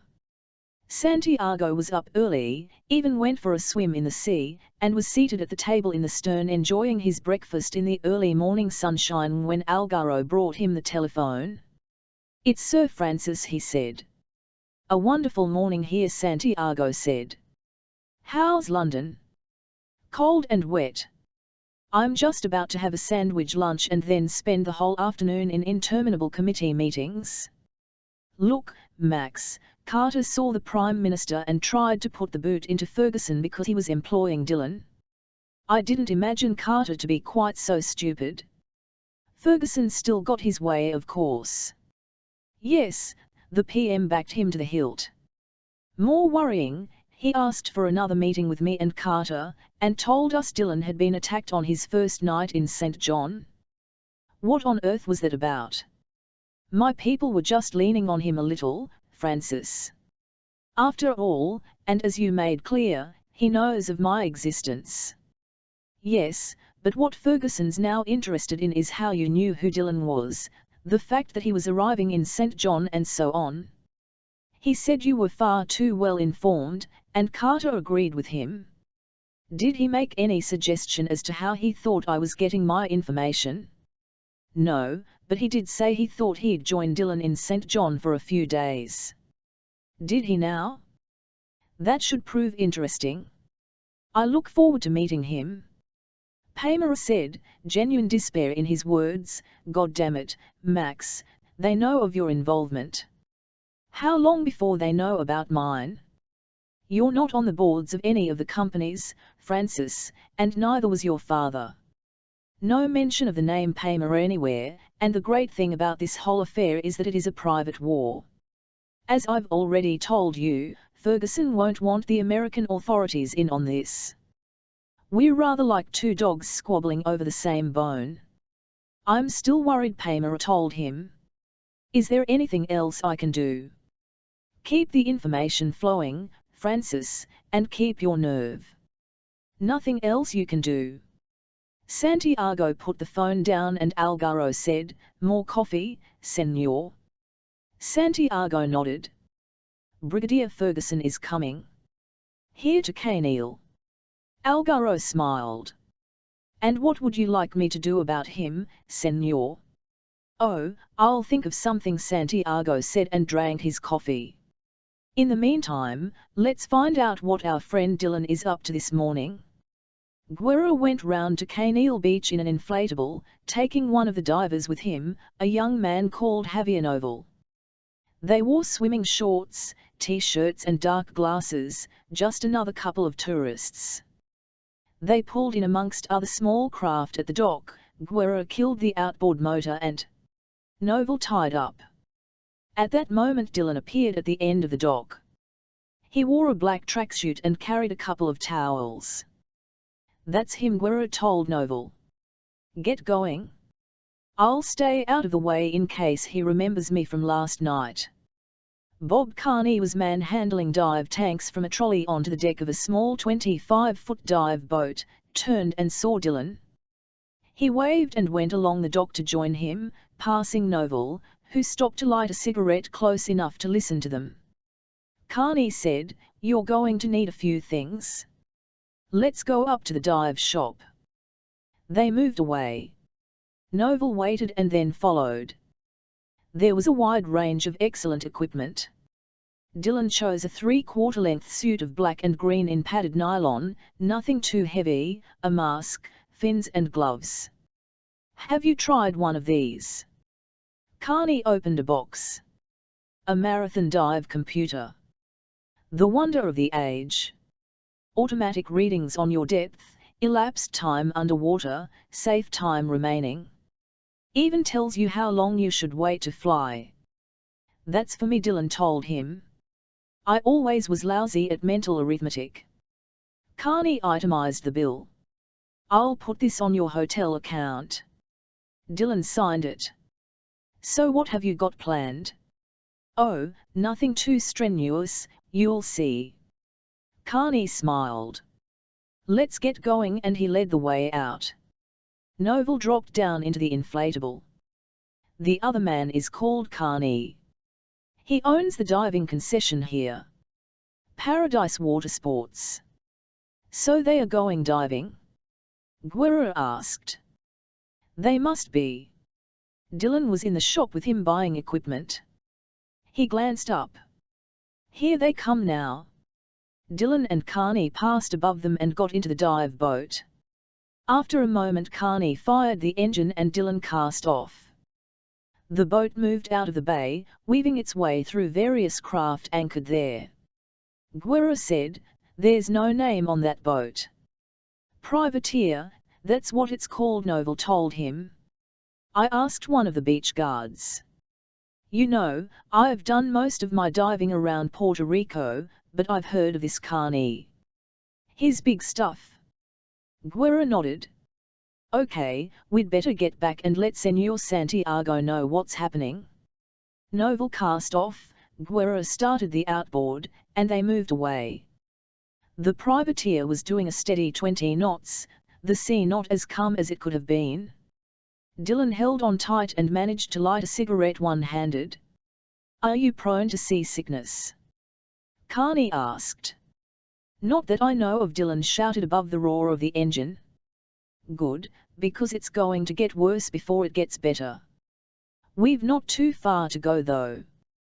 Waves swept in, long and steep, the privateer riding up over them and plunging down, and Dylan hung on, taking in the incredible scenery, the peaks of the islands all around. And then they were very close to a smaller island, turned in toward it and moved into the calmer waters of a bay. "Congo Key," Carney said. "A nice dive." He went round to the prow, dropped the anchor and came back. "Not much to tell you. 25 to 90 feet. Very little current. There's a ridge maybe 300 feet long. If you want to limit your depth you could stay on top of that." "Sounds the kind of place you'd bring novices," Dylan said, pulling on the black and green diving suit. "All the time," Carney told him calmly. Dylan got into his gear quickly and fastened a weight belt round his waist. Carney had already clamped tanks to their inflatable jackets and helped Dylan ease into his while sitting on the side of the boat. Dylan pulled on his gloves. Carney said, "See you at the anchor." Dylan nodded, pulled down his mask, checked that the air was flowing freely through his mouthpiece and went over backwards into the sea. He swam under the keel of the boat until he saw the anchor line and followed it down, pausing only to swallow a couple of times, a technique aimed at equalizing the pressure in his ears when they became uncomfortable. He reached the ridge, paused with a hand on the anchor and looked at Carney descending to join him through a massive school of silver sides. At that moment, an extraordinary thing happened. A black-tip reef shark about 9 feet in length shot out of the gloom, scattering clouds of fish before it, swerved around Carney, then disappeared over the ridge as fast as it had come. Carney made the OK sign with finger and thumb. Dylan replied in kind and followed him as he led the way along the reef. There were brilliant yellow tube sponges everywhere, and when they went over the edge there was lots of orange sponge attached to the rock faces. The coral outcroppings were multicolored and very beautiful, and at one point Carney paused, pointing, and Dylan saw a huge eagle ray pass in the distance, wings flapping in slow motion. It was a very calm, very enjoyable dive, but no big deal, and after about 30 minutes, Dylan realized they'd come full circle because the anchor line was ahead of them. He followed Carney up the line nice and slow, finally swam under the keel and surfaced at the stern. Carney, with practiced ease, was up over the stern pulling his gear behind him. Dylan unstrapped his jacket, slipped out of it, and Carney reached down and pulled jacket and tank on board. Dylan joined him a moment later. Carney busied himself clipping fresh tanks to the jackets and went and pulled in the anchor. Dylan put a towel over his shoulders and lit a cigarette. "The reef shark," he said. "Does that happen often?" "Not really," Carney said. "Enough to give some people a heart attack." "I've been diving for years," Carney told him, "and I've never found sharks a problem. Not even a great white." "How often would you see one of those?" "No, nurse sharks in the main, and they are no problem. Around here, reef sharks now and then, or lemon sharks.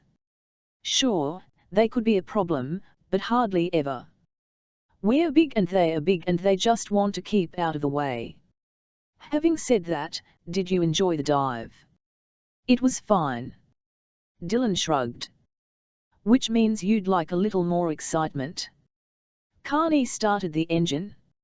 "Okay, let's go for one of my big boy dives," and he gunned the engine and took the privateer out into open water. They actually passed at some distance Maria Blanco still at anchor off Paradise Beach, and Guerra was in the deckhouse, scanning the area with binoculars. He recognized the boat and told Captain Sarah, who examined the chart and then took a book on dive sites in the Virgin Islands from a drawer in the chart table. "Keep watching," he told Guerra, and leafed through.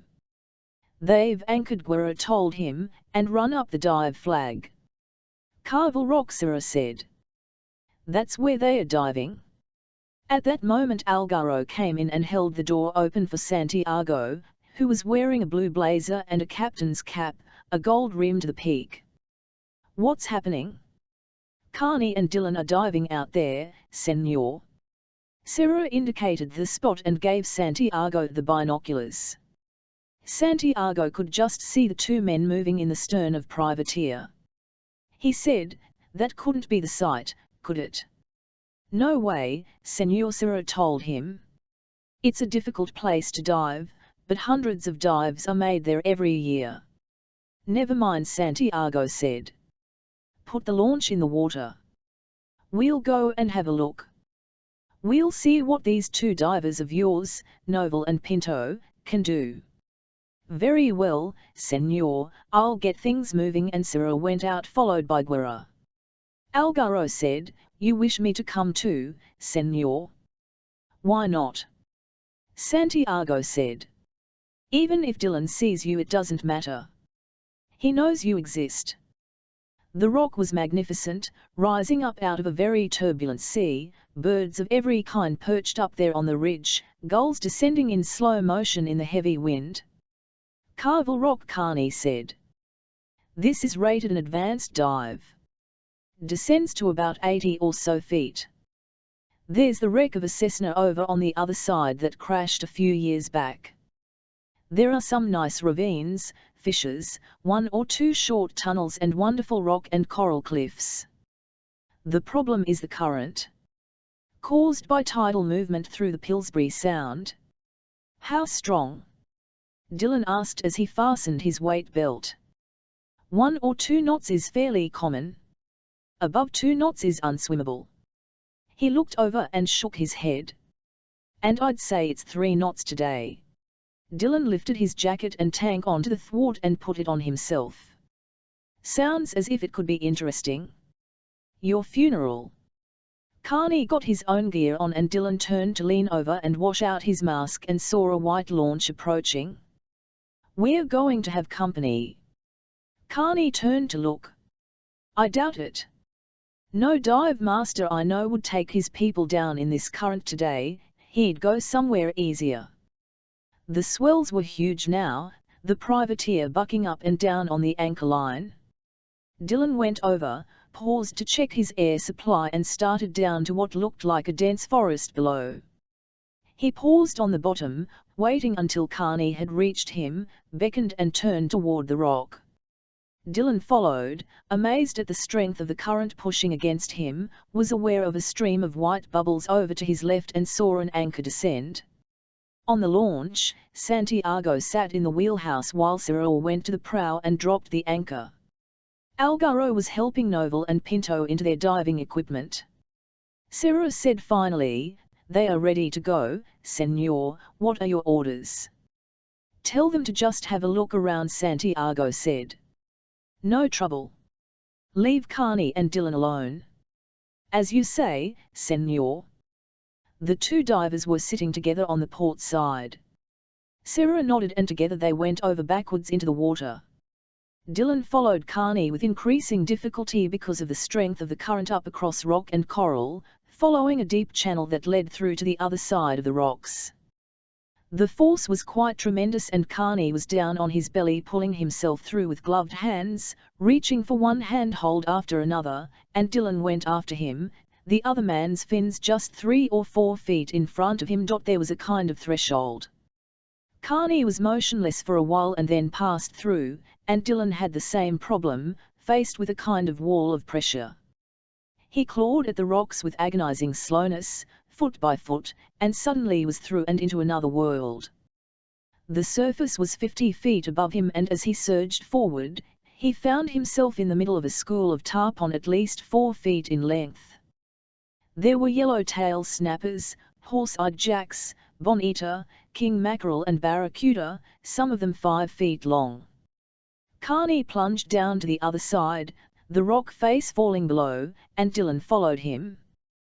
They closed together and Dylan was aware of the current as they turned and saw Novel and Pinto trying to come through the cut. Novel almost made it, then lost his grip and was pushed into Pinto and they disappeared back to the other side. Carney moved on and Dylan followed, down to 75 feet, and the current took them now in a fierce 3-knot riptide that bounced them along the front of the wall in an upright position. They were surrounded by clouds of silver sides, flying through space, the ultimate dream, and Dylan had never felt so excited. It seemed to go on forever, and then the current slackened and Carney was using his fins now and climbing. Dylan followed through a deep ravine that led into another, water like black glass, checked his computer and was surprised to find that they had been under for 25 minutes. They moved away from the rock itself now, only 3 or 4 feet above the forest of the seabed, and came to a line and anchor. Carney paused to examine it, then turned and shook his head, moving on toward the left, finally arriving at their own anchor. They went up slowly, leaving the line at 15 feet and swimming to one side of the boat, surfacing at the keel. Carney reached down to take Dylan's tank and the Irishman got a foot in the tiny ladder and pulled himself up and over the stern. He felt totally exhilarated, unzipped his diving suit and pulled it off as Carney stowed their tanks. "Bloody marvelous." Carney smiled. "It wasn't bad, was it?" He turned and looked across at the launch which was anchored over on the port side, swinging on its anchor chain in the heavy sea.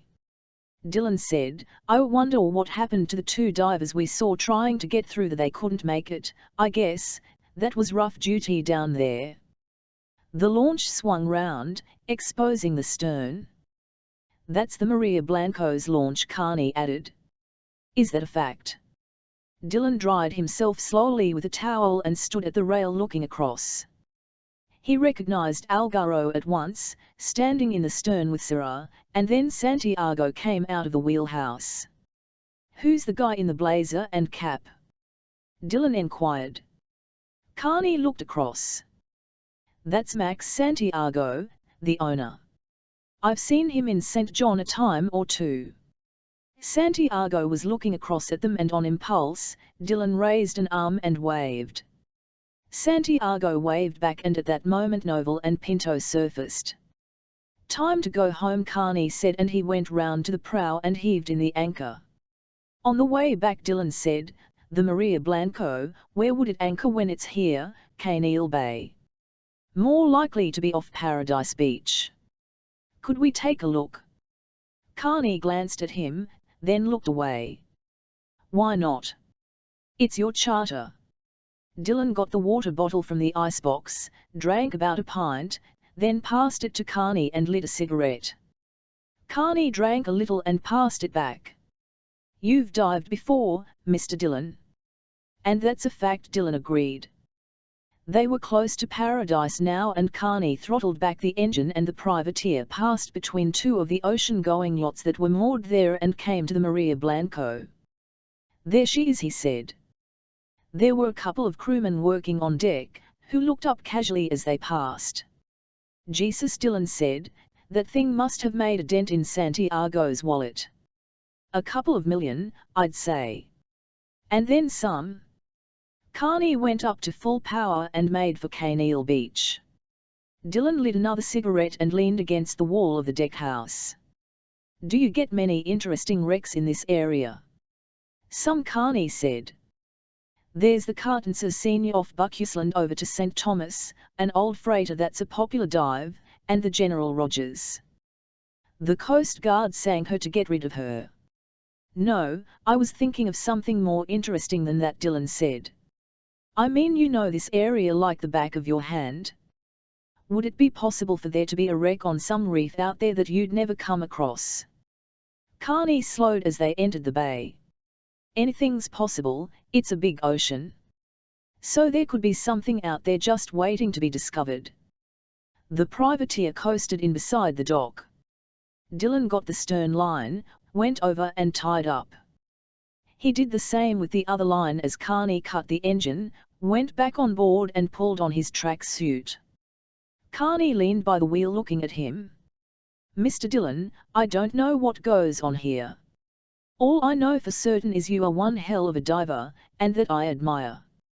What all this talk of wrecks means I don't know and don't want to, as I am inclined to the quiet life, but I will give you one piece of advice.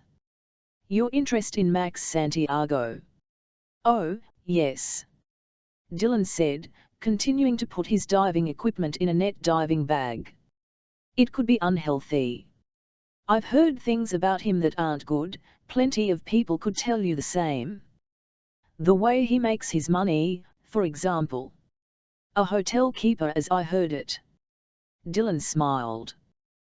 There's other ways that involve small planes or a fast boat by night to Florida, but what the hell, you're a grown man. Carney moved out on deck.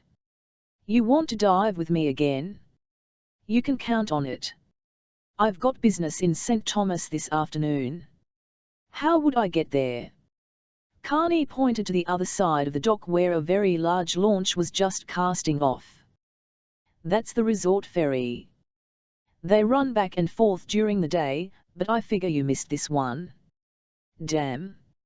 Dylan said. Mr. Dylan, you arrived at Cruise Bay in your own float plane, and the front desk, who keep me informed of such things, tell me you pay with an American Express Platinum card. What can I say, you've got me, Dylan told him amicably. Water taxes are expensive, but not to a man of your means. The front desk will order you one. Thanks. Dylan crossed to the dock and paused. Maybe I could buy you a drink tonight. Will you be at Jenny's place? Hell, I'm there every night at the moment, Carney said, otherwise I'd starve. My wife and kids are away on vacation. I'll see you then, Dylan said and turned and walked away along the dock toward the front desk. The water taxi had seats for a dozen passengers, but he had it to himself. The only crew was a woman in a peaked cap and denims, who sat at the wheel and made for St. Thomas at a considerable rate of knots. It was noisy and there wasn't much chance to speak, which suited Dylan. He sat there smoking and thinking about the way things had gone so far, Algarro, Max Santiago and the Maria Blanco. He knew about Santiago, but Santiago knew about him, that was a fact and yet to be explained. There had almost been a touch of comradeship in the way Santiago had waved back at him at Carvel Rock. Carney, he liked. In fact, everything about him he liked. For one thing, the American knew his business, but there was power there and real authority. An outstanding example of a quiet man it wouldn't pay to push. Here we go, the water taxi driver shouted over her shoulder, and Dylan glanced up and saw that they were moving in toward the waterfront of Charlotte Amalie. It was quite a place and bustling with activity, 2 enormous cruise liners berthed on the far side of the harbour. The waterfront was lined with buildings in white and pastel colours, shops and restaurants of every description. It had been a Danish colony, he knew that, and the influence still showed in some of the architecture. He followed a narrow alley called Drake's Passage that was lined with colourful shops offering everything from designer clothes to gold and jewellery, for this was a free port, and came out into Main Street. He consulted the address Ferguson had given him and crossed to where some taxis waited. "Can you take me to Kane Street?" he asked the first driver. "I wouldn't take your money, man," the driver told him amiably. "Just take the next turning through to Back Street. Kane is the third on the left." Dylan thanked him and moved on. It was hot, very hot, people crowding the pavements, traffic moving slowly in the narrow streets, but Kane Street, when he came to it, was quiet and shaded. The house he wanted was at the far end, clapboard, painted white with a red corrugated iron roof. There was a tiny garden in front of it and steps leading up to a porch on which an aging black man with grey hair sat on a swing seat reading a newspaper. He looked up as Dylan approached. "And what can I do for you?" "I'm looking for Earl Stacey," Dylan told him. The man peered at him over the top of reading glasses. "You ain't gonna spoil my day with no bills, are you?" "Ferguson told me to look you up," Dylan said, "Brigadier Charles Ferguson." "My name is Dylan." The other man smiled and removed his glasses. "I've been expecting you. Come right this way," and he pushed open the door and led the way into the house. "I'm on my own since my wife died last year." Stacey opened a door, switched on a light and led the way down wooden steps to a cellar. There were wooden shelves up to the ceiling, pots of paint stacked there, cupboards below. He reached in and released some kind of catch and pulled it open like a door revealing another room. He switched on a light. "Come into my parlour."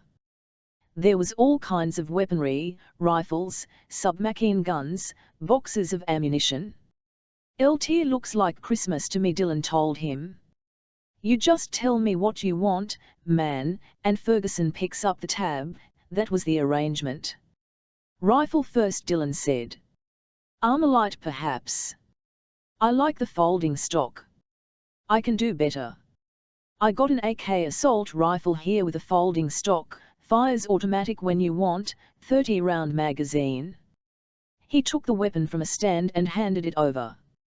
"Yes, this will do fine," Dylan told him. "I'll take it with 2 extra magazines. I need a handgun now, Walther PPK for preference, and a Carswell silencer." 2 extra magazines for that as well." "Can do." Stacey opened a very large drawer under the bench which ran along one wall. Inside there was an assortment of handguns. He selected a Walther and passed it to Dylan for approval. "Anything else?" There was a cheap-looking plastic holster with the butt of a pistol sticking out of it and Dylan was intrigued. What's that? It's an ace in the hole. Stacy took it out. That metal strip on the back is a magnet. Stick it underneath anywhere and as long as it's metal it'll hold fast. The gun don't look much, .22 Belgian, semi-automatic, 7-shot, but I've put hollow-nosed rounds in. They fragment bone. I'll take it, Dylan said. One more thing. Would you happen to have any C4 explosive? The kind salvage people use for underwater work. Exactly. No, but I tell you what I do have, something just as good, Semtex. You heard of that stuff? Oh, yes, Dylan said. I think you could say I'm familiar with Semtex. One of Czechoslovakia's more successful products. The terrorists' favorite weapon? Stacy took a box down from the shelf. The Palestinians, the IRA, all those cats use this stuff. You gonna use this underwater yourself? Just to make a hole in a wreck. Then you need some detonation cord, a remote control unit, or I've got some chemical detonating pencils here. They work real good. You just break the cap. I got some timed for 10 minutes and others for 30. He pushed all the items together. Is that it? A night sight would be useful and a pair of binoculars. I can do them too. He opened another drawer. There you go. The night sight was small, but powerful, extending if needed like a telescope. The binoculars were by Zeiss and pocket size. Excellent, Dylan said. Stacy went and found an olive green army hold-all, unzipped it, put the AK assault rifle in first and then the other things.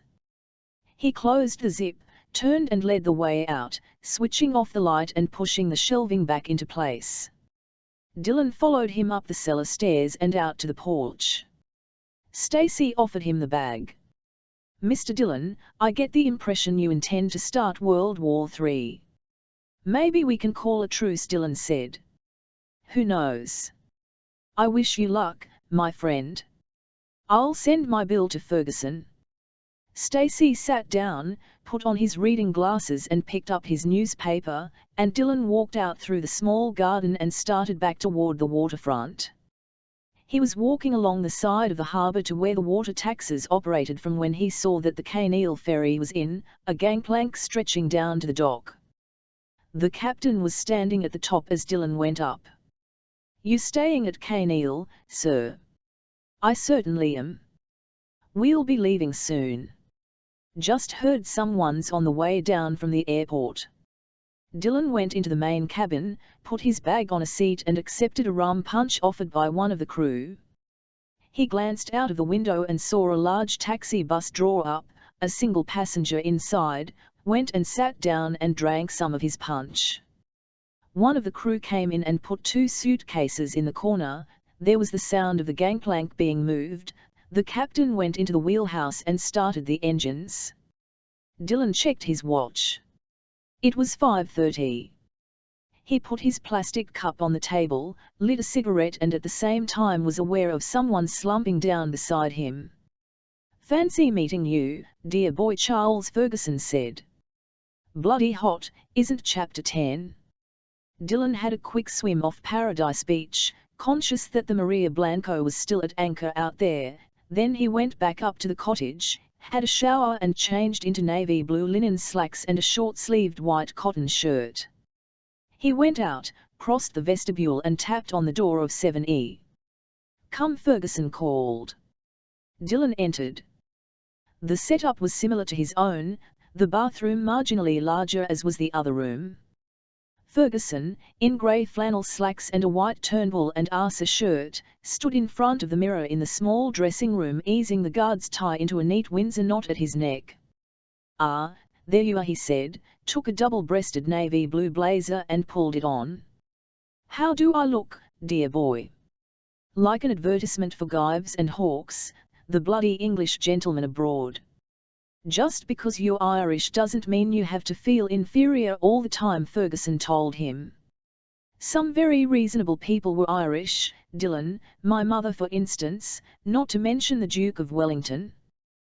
Who said that just because a man had been born in a stable didn't mean he was a horse, Dylan pointed out. Dear me, did he say that? Most unfortunate. Ferguson picked up a Panama hat and a Malacca cane with a silver handle. I never knew you needed a cane, Dylan said. Bought this during the Korean War. Strong as steel because it has a steel core weighted with lead at the tip. Oh, and here's a rather nice device. He turned the silver handle to one side and pulled out a steel poniard about 9 inches long. Very interesting, Dylan said. Yes, well, we are in foreign parts. I call it my pig sticker. There was a click as Ferguson rammed the poniard home. Now, are you going to offer me a quick drink before we go out, or aren't you? Dylan had negotiated a supply of Krug from room service, had several half bottles in one of the iceboxes. He filled 2 glasses and went out to Ferguson on the terrace, picking up the Zeissfield glasses on the way. That large white motor yacht out there is the Maria Blanco. Really? Dylan passed him the Zeiss glasses and the Brigadier had a look. A sort of minor floating palace, I'd say. So it would appear. Ferguson still held the glasses to his eyes. As a young man I was a subaltern in the Korean War. 1 year of unmitigated hell. I did a tour of duty on a position called the Hook. Just like the First World War. Miles of trenches, barbed wire, minefields and thousands of Chinese trying to get in. They used to watch us and we used to watch them. It was like a game, a particularly nasty game, which exploded into violence every so often. He sighed and lowered the glasses. What on earth am I prattling on about, Dylan? Oh, I'd say you're going the long way round to the pub to tell me that you suspect Santiago's watching too. Something like that. Tell me how far things have gone and don't leave anything out, not a single damn thing. When Dylan was finished, he refilled the Brigadier's glass while Ferguson sat there thinking about it. What do you think the next move should be? Dylan asked. Well, now you've gone and got yourself tooled up by Stacy, I suppose you're eager for confrontation, a gunfight at the Zero-K Corral. I've taken precautions, that's all, Dylan said. And I needed the Semtex to blast away into the U-boat. If we find it, Ferguson said. And not a murmur from the girl. She'll turn up eventually. And in the meantime, I'd like to take things further with Carney. We really do need him on our side. I can see that, but it would be a question of how to approach him. Would a cash offer help? Not really. If I'm right, Carney is the kind of man who'll only do a thing if he really wants to or if he thinks it right. Oh, dear. Ferguson sighed. Heaven save me from the romantics of this world. He stood up and glanced at his watch. Food, Dylan, that's what I need. Where shall we eat? We could walk up to Turtle Bay dining room. That's more formal, I hear, but excellent. I've booked a table. Good, then let's get moving, and for heaven's sake put a jacket on. I don't want people to think I'm dining with a beachcomber. Out in the gathering darkness of Kaneal Bay, an inflatable from the Maria Blanco nosed in beside Carney's Sport Fisherman, Sea Raider, the only sound the muted throbbing of the outboard motor. Sarah was at the helm and Algaro sat in the stern. As they bumped against the hull of Sea Raider, he went up over the rail and into the wheelhouse, took a tiny electronic box from his pocket, reached under the instrument panel until he found metal and put it in place attached by its magnet. A moment later he was back in the inflatable. Now the small dive boat, privateer, he said, and Sarah turned and moved toward it. Max Santiago, wearing a white linen suit, was sitting in Kaneal Bay bar sipping a mint julep when Algaro came in. He wore a black t-shirt and a loose-fitting baggy suit in black linen that made him look rather sinister. Did everything go well? Santiago asked. Absolutely.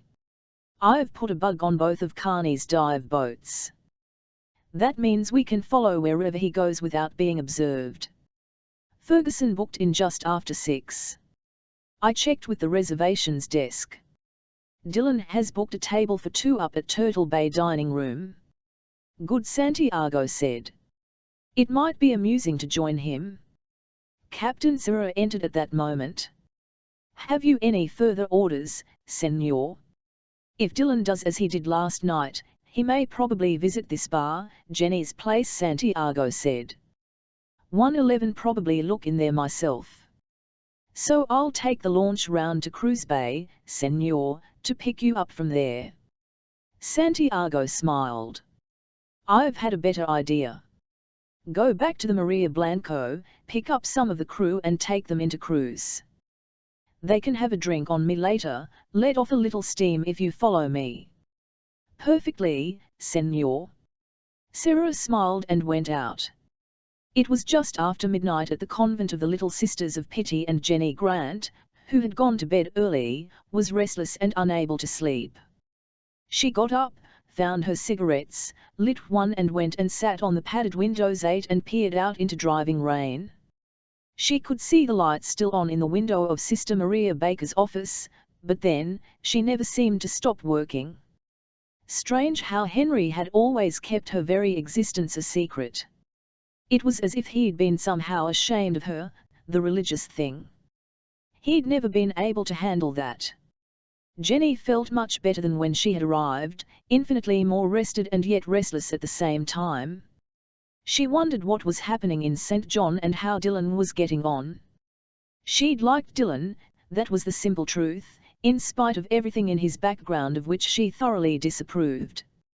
On the other hand, you could only speak as you found, and to her he had been good, kind, considerate and understanding. She went back to bed, switched off the light and dozed and had a dream of the half-waking sort, the U-boat in dark waters and Henry diving deep. Dear Henry. Such an idiot to have been down there in the first place, and somewhere dangerous, somewhere unusual, somewhere people didn't normally go. It had to be. She came awake in the instant and spoke out loud in the darkness. Oh, my God, of course, and so simple. She got out of bed and went to the window. The light was still on in the Mother Superior's office. She dressed quickly in jeans and sweater and hurried across the courtyard through the rain and knocked on the door. When she entered, she found Sister Maria Baker seated behind her desk working. She glanced up in surprise. Why, Jenny, what is it? Can't you sleep? I'll be leaving tomorrow, sister, I just wanted to let you know. I'm going back to St. John. So soon, Jenny? But why? The location of the U-boat that Henry found and that Dylan is looking for? I think I can find it for him. It just came to me as I was falling asleep. Ferguson sat on the terrace at Turtle Bay and looked out to the Sir Francis Drake Channel, islands like black cutouts against the dark sky streaked with orange as the sun descended. Really is quite extraordinary, the Brigadier said as they sipped a fruit punch. Sunset's exquisitely dying, that's what the poet said, Dylan murmured. The cicadas chirped ceaselessly, night birds calling to each other. He got up and moved to the edge of the terrace and Ferguson said, Good heavens, I didn't realize you had a literary bent, dear boy. Dylan lit a cigarette, the Zippo flaring. He grinned. To be frank with you, I'm a bloody literary genius, Brigadier. I did Hamlet at the Royal Academy. I can still remember most of the text. His voice changed suddenly into a remarkable impression of Marlon Brando. I could have been somebody, I could have been a contender. Don't get maudlin on me at this stage in your life, Dylan, never pays to look back with regret because you can't change anything. And you've wasted too much time already on that damned cause of yours. I trust you realize that. Stay with the present. The main point which concerns me at the moment is how this wretched man Santiago comes to be so well informed. And wouldn't I like to know that myself? Dylan said. Santiago walked in through the arched gateway, Algaro at his shoulder. He looked around the terrace, saw Dillon and Ferguson and came over. "Mr. Dillon?" "Max Santiago." "I know who you are," Señor Dillon replied in excellent Spanish. Santiago looked surprised. "I must congratulate you, Señor," he replied in the same language. Such fluency in a foreigner is rare. He turned to Ferguson and added in English, "A pleasure to see you at Canil Bay, Brigadier. Have a nice dinner, gentlemen," and he left followed by Algaro.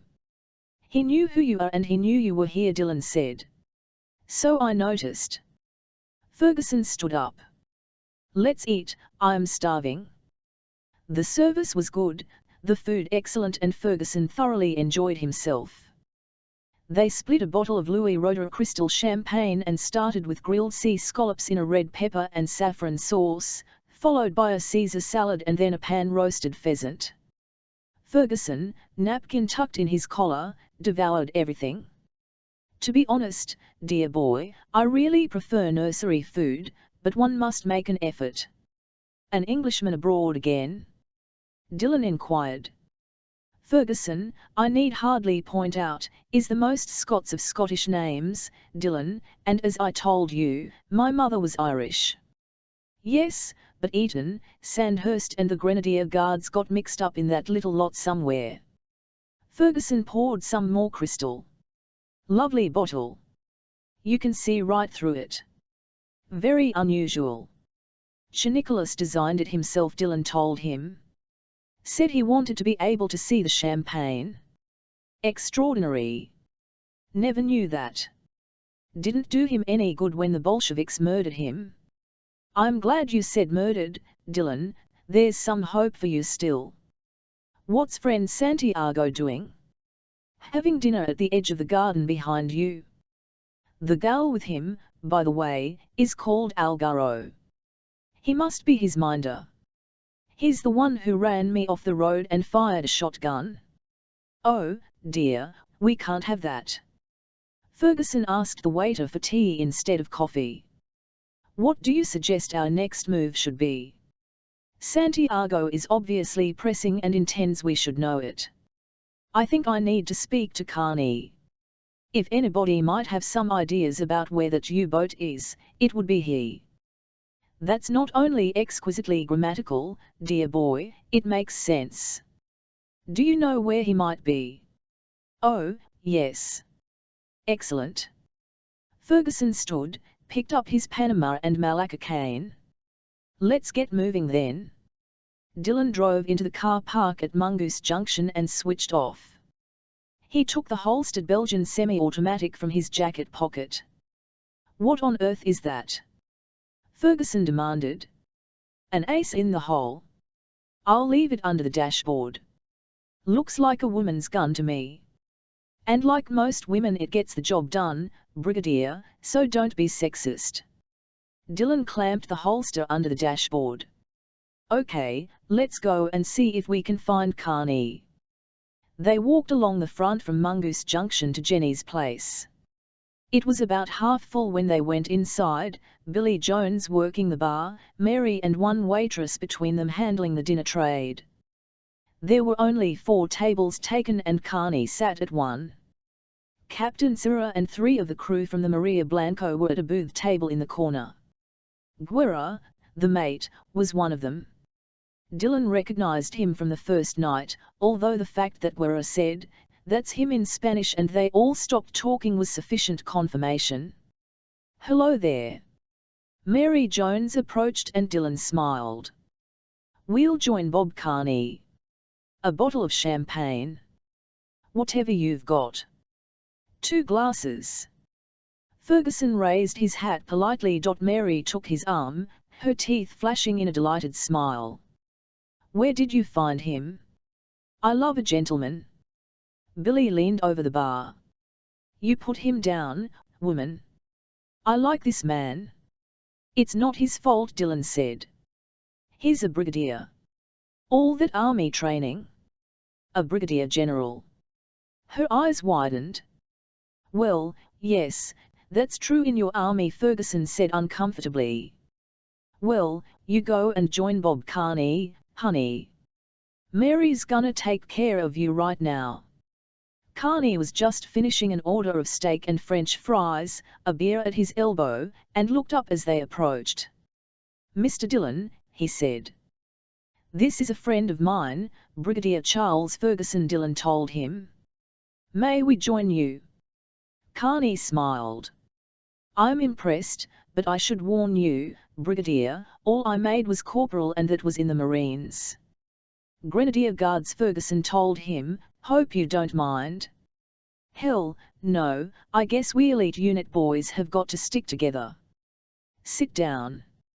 As they each pulled up a chair, he went back to his steak and said to Dillon, "You ever in the army, Dillon?" "Not exactly," Dillon told him. "Hell, there's nothing exact about it, not that you hear about the Irish Army too much, except that they seem to spend most of their time fighting for the United Nations in Beirut or Angola or someplace. Of course, there is the other lot, the IRA." He stopped cutting the last piece of steak for a moment, then carried on. "But no, that wouldn't be possible, would it, Dillon?" He smiled and Ferguson said, "My dear chap, be reasonable, what on earth would the IRA be interested in here? What's more to the point, why would I be involved?" "I don't know about that, Brigadier. What I do know is that Dillon here is a mystery to me, and a mystery is like a crossword puzzle. I've just got to solve it." Santiago came in followed by Algaro and the other four stood up. "We've got company," Dillon told Ferguson. The Brigadier looked round. "Oh, dear," he said. Bob Kearney pushed his plate away. "Just to save you more questions, Santiago, you know, and that creep Algaro. The one with the beard is the captain of the Maria Blanco, Sarah. The others will be crew." Billy Jones brought a bottle of Poi Roger in a bucket, opened it for them, then went across to the booth to take Santiago's order. Dillon poured the champagne, raised his glass and spoke to Kearney in Irish. "Jesus," Kearney said. "What in the hell are you saying, Dillon?" "Irish, the language of kings. A very ancient toast. May the wind be always at your back. Appropriate for a ship's captain. I mean, you do have a master's ticket amongst other things."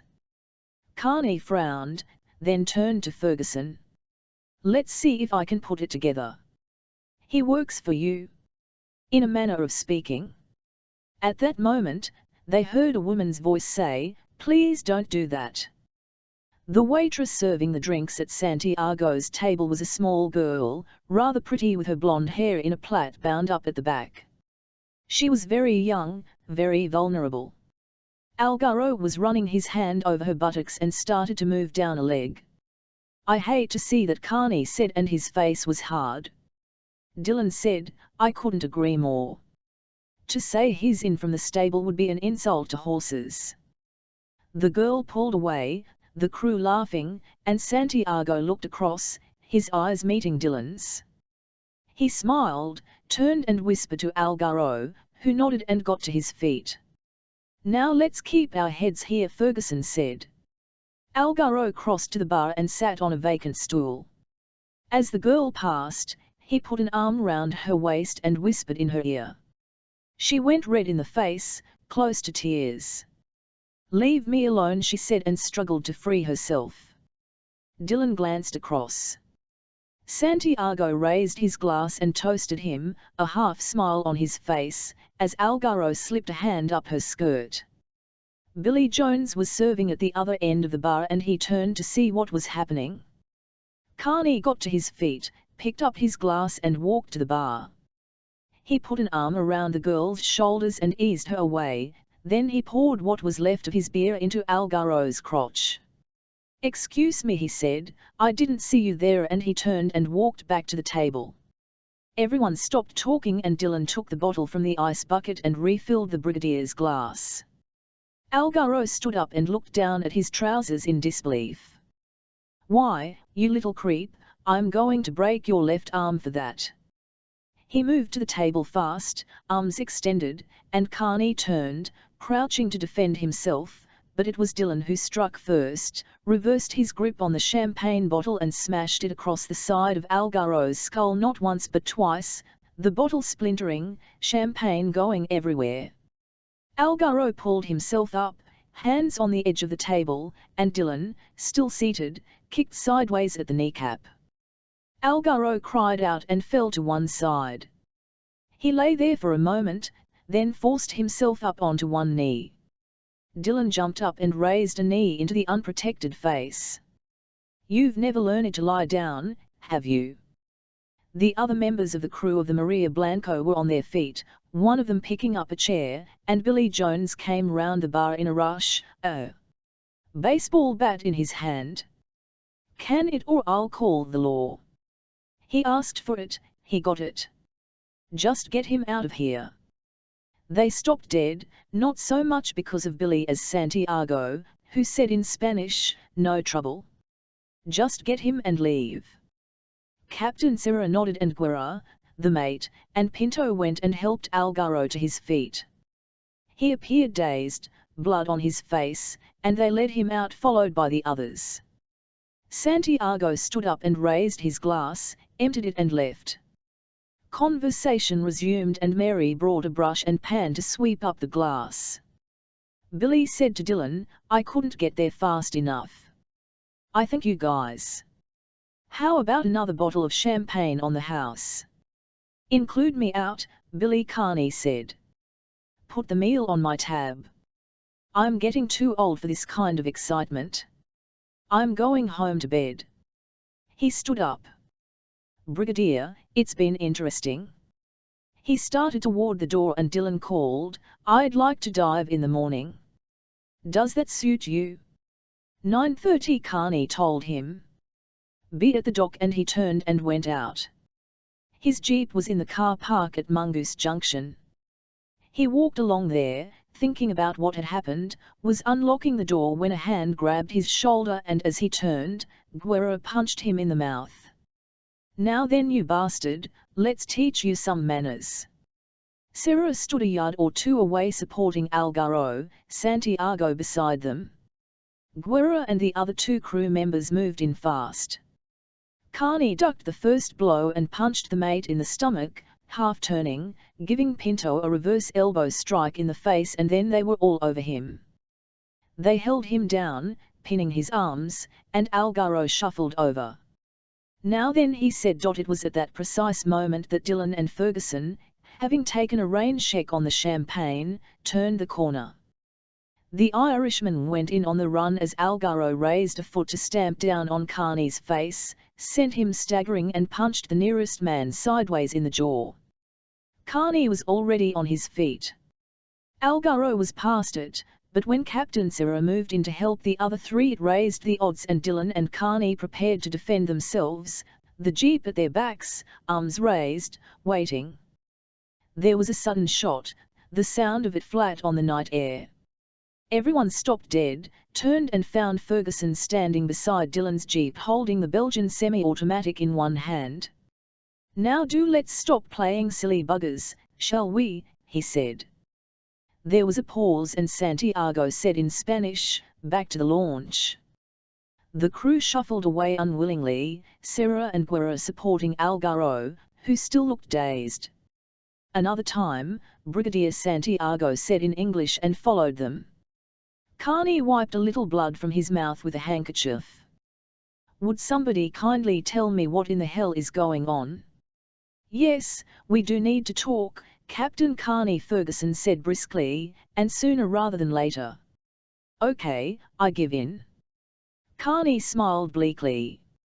"Follow me and we'll go to my place. It's not too far away."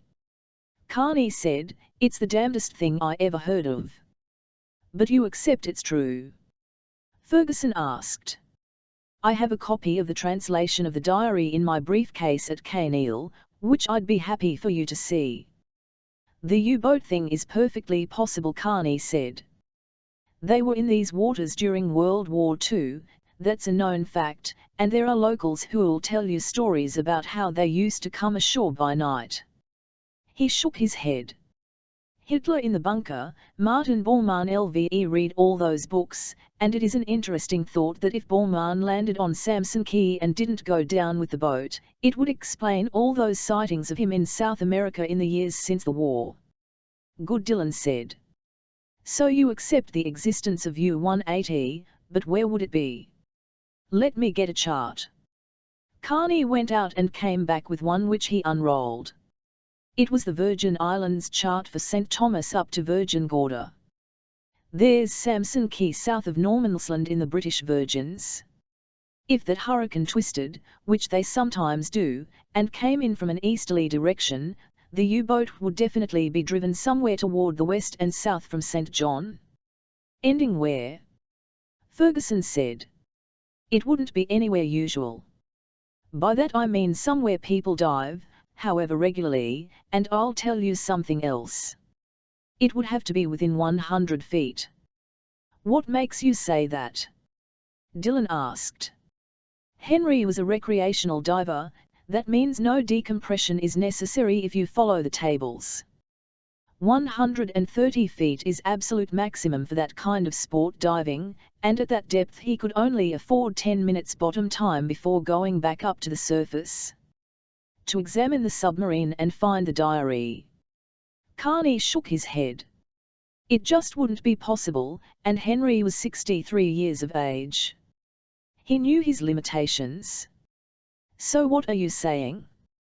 To discover the wreck, enter it, hunt around and find that diary. Carney shrugged. I'd say 30 minutes bottom time, so his depth would likely be 80 feet or so.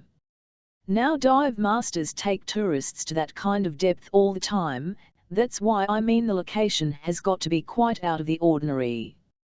He frowned and Ferguson said, you must have some idea. The morning Henry made his discovery must have been the day after the hurricane blew itself out. He'd gone out so early that he was coming back in at around 9:30 when I was taking a dive party out. We crossed each other and we spoke. What did he say?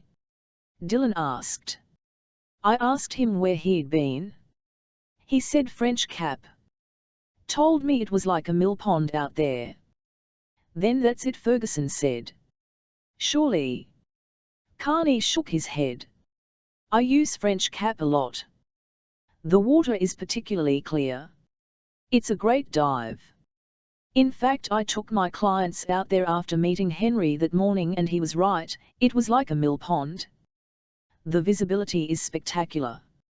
He shook his head. No, if it was there it would have been found before now. Can you think of anywhere else? Carney frowned. There's always South Drop, that's even further. You dive there? Ferguson asked. Occasionally. Trouble is if the sea's rough, it's a long and uncomfortable trip, but it could be the sort of place. A long ridge running to 170 or so on one side and 2,000 on the other. Could we take a look at these places? Ferguson asked. Carney shook his head and examined the chart again. I don't know. Ferguson said, I'd pay you well, Captain Carney. It isn't that, Carney said. Strictly speaking, this thing is in United States territorial waters. Just listen, please, Ferguson said. We're not doing anything wicked here. There are some documents on U-180, or so we believe, which could give my government cause for concern. All we want to do is recover them as quickly as possible and no harm done. And Santiago, where does he fit in? He's obviously after the same thing, Ferguson said. Why, I don't know at this time, but I will, I promise you. You go to the movers, Carney, Dylan said. Santiago and his bunch are the bad guys. Black hats. And I'm a good guy. Carney laughed out loud. Get the hell out of here and let me get some sleep. I'll see you at the dock at 9:30. Santiago, standing in the stern of the Maria Blanco, looked toward Cottage 7 and the lights which had just come on in both sections. "So they are back," he said to Sarah, who stood beside him. "Now that they've made contact with Carney, they may make their move sometime tomorrow," Sarah said. "You'll be able to follow them in the launch whichever boat they are in, thanks to the bugs, at a discreet distance of course." "Shall I take the divers?"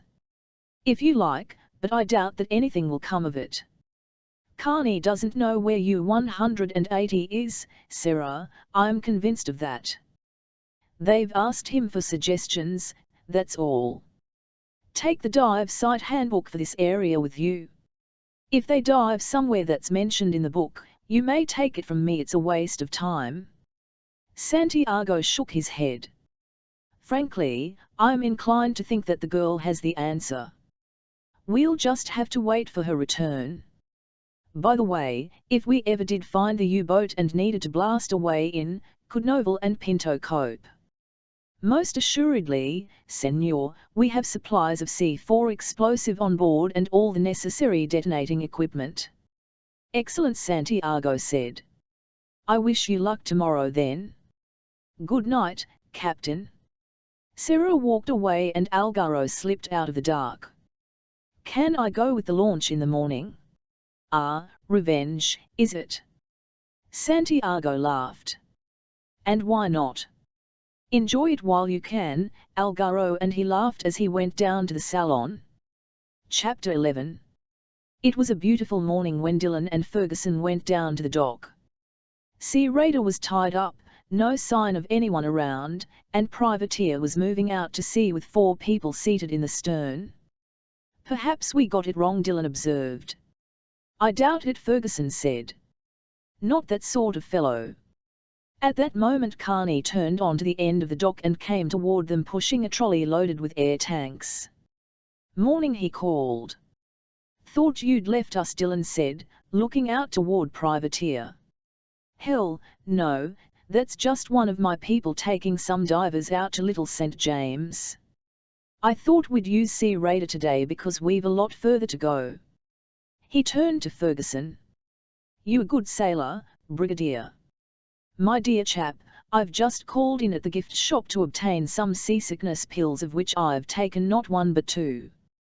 He went on board and climbed the ladder to the flying bridge, where he sat in solitary splendor on one of the swivel seats while Dylan and Carney loaded the tanks. When they were finished, Carney went up, joined Ferguson and switched on the engines.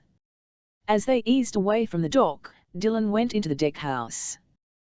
He wasn't using his net dive bag, had put his diving gear into the olive green army holdall Stacy had given him in St. Thomas.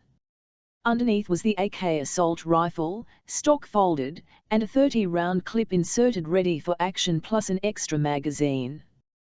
There was also his ace-in-the-hole Belgian semi-automatic which he'd retrieved from the Jeep. As with all sport fishermen, there was a wheel in the deckhouse as well as on the flying bridge so the boat could be steered from there in rough weather. Dylan felt under the instrument panel until he encountered a metal surface and clamped the holster and gun in place. He went up the ladder and joined the others. "What's our course?"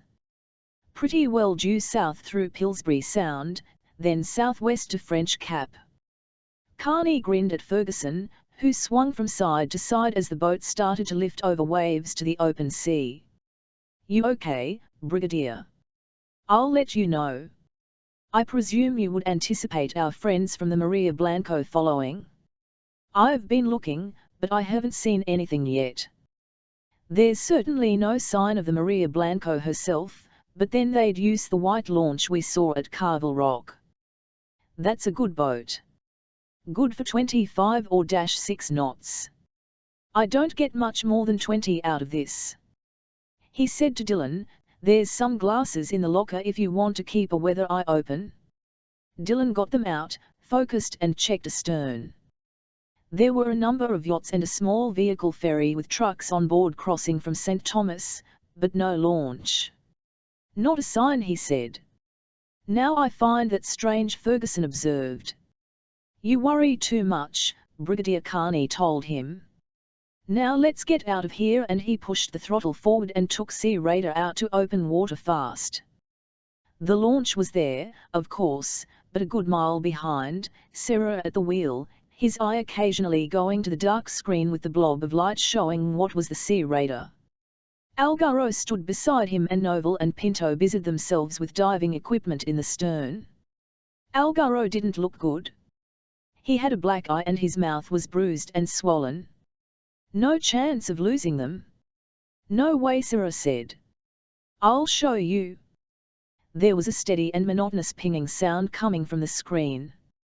When he swung the wheel, turning to port, it raised its pitch, sounded frantic.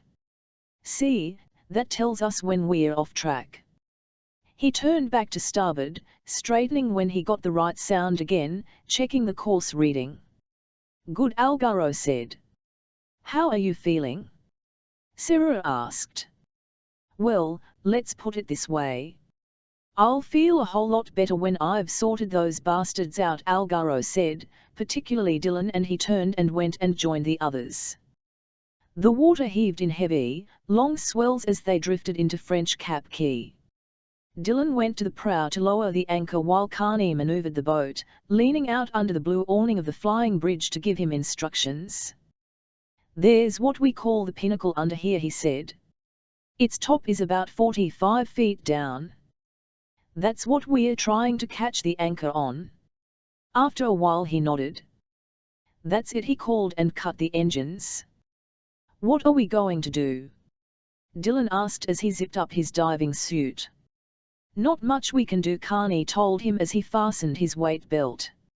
It's around 95 feet at the most, ranging up to 50. We can do a turn right round the rock base and General Reef area. The visibility is incredible. You'll not find better anywhere. That's why I don't believe this is the right spot. That U-boat would have been spotted before now. By the way, I think you picked up my diving gloves by mistake yesterday, and I've got yours. He rummaged in Dylan's holdall and found the rifle. Dear God, he said, taking it out. What's this? Insurance, Dylan said as he pulled on his fins. An AK-47 is considerably more than that. Carney unfolded the stock and checked it. I would remind you, Mr. Carney, that it was our friends who fired the first shot, Ferguson said. You're familiar with that weapon? I was in Vietnam, Brigadier. I've used one for real. They make a real ugly, distinctive sound. I never hope to hear one fired again. Carney folded the stock, replaced the AK in the holdall and finished getting his diving gear on. He stepped awkwardly onto the diving platform at its rear and turned. I'll see you down there, he said to Dylan, inserted his mouthpiece and tumbled backwards. Cyril watched them from about a quarter of a mile away through a pair of old binoculars. Novel and Pinto stood ready in their diving suits. Algaro said, What are they doing? They've anchored and Dylan and Carney have gone down. There's just the Brigadier on deck. What do you want us to do? Novel asked. We'll go in very fast, but I won't anchor. We'll make it a drift dive, catch them by surprise, so be ready to go. He pushed the launch up to 25 knots and as it surged forward, Novel and Pinto got the rest of their equipment on. Carney hadn't exaggerated. There were all colors of coral, barrel and tube sponges, fish of every description, but it was the visibility that was so incredible, the water tinged with a deep blue stretching into a kind of infinity. There was a school of horse-eyed jacks overhead as Dylan followed Carney, and a couple of manta rays flapped across the sandy slope to one side. But Carney had also been right about the U-boat. No question that it could be on a site like this. Dylan followed him along the reef and the base of the rock until finally Carney turned and spread his arms. Dylan understood the gesture and swung round for the return to the boat and saw Novel and Pinto ahead of them and perhaps 20 feet higher. He and Carney hung suspended, watching them, and then the American gestured forward and led the way back to the anchor line. They paused there and looked up and saw the keel of the launch moving in a wide circle. Carney started up the line and Dylan followed him, finally surfacing at the stern. When did they arrive? Dylan asked Ferguson as he shrugged off his jacket and tank. About 10 minutes after you went down. Roared up at a hell of a speed, didn't put the anchor down, simply dropped 2 divers over the stern. We saw them. Dylan took his gear off and looked across at the launch. There's Cyril the captain and our old chum Algaro glowering away. They did a neat job of trailing us, I'll say that, Carney said. Anyway, let's get moving. Are we still going to try this South Drop place? Dylan asked. I'm game if you are. Haul up the anchor. Noble and Pinto surfaced beside the launch and heaved themselves in as Dylan went into the prow and started to pull in the anchor, only it wouldn't come. I'll start the engine and try a little movement, Carney said. It made no difference and Dylan looked up.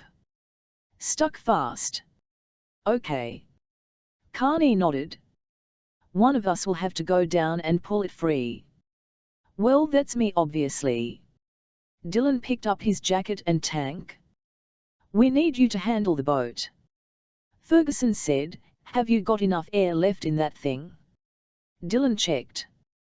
500. That's ample. Your turn, Brigadier Carney said. Get in the prow and haul that anchor up the moment it's free and try not to give yourself a hernia. I'll do my best, dear boy. One thing, Dylan, Carney called. You won't have the line to come up on and there's a 1 to 2 knot current so you'll most probably surface well away from the boat.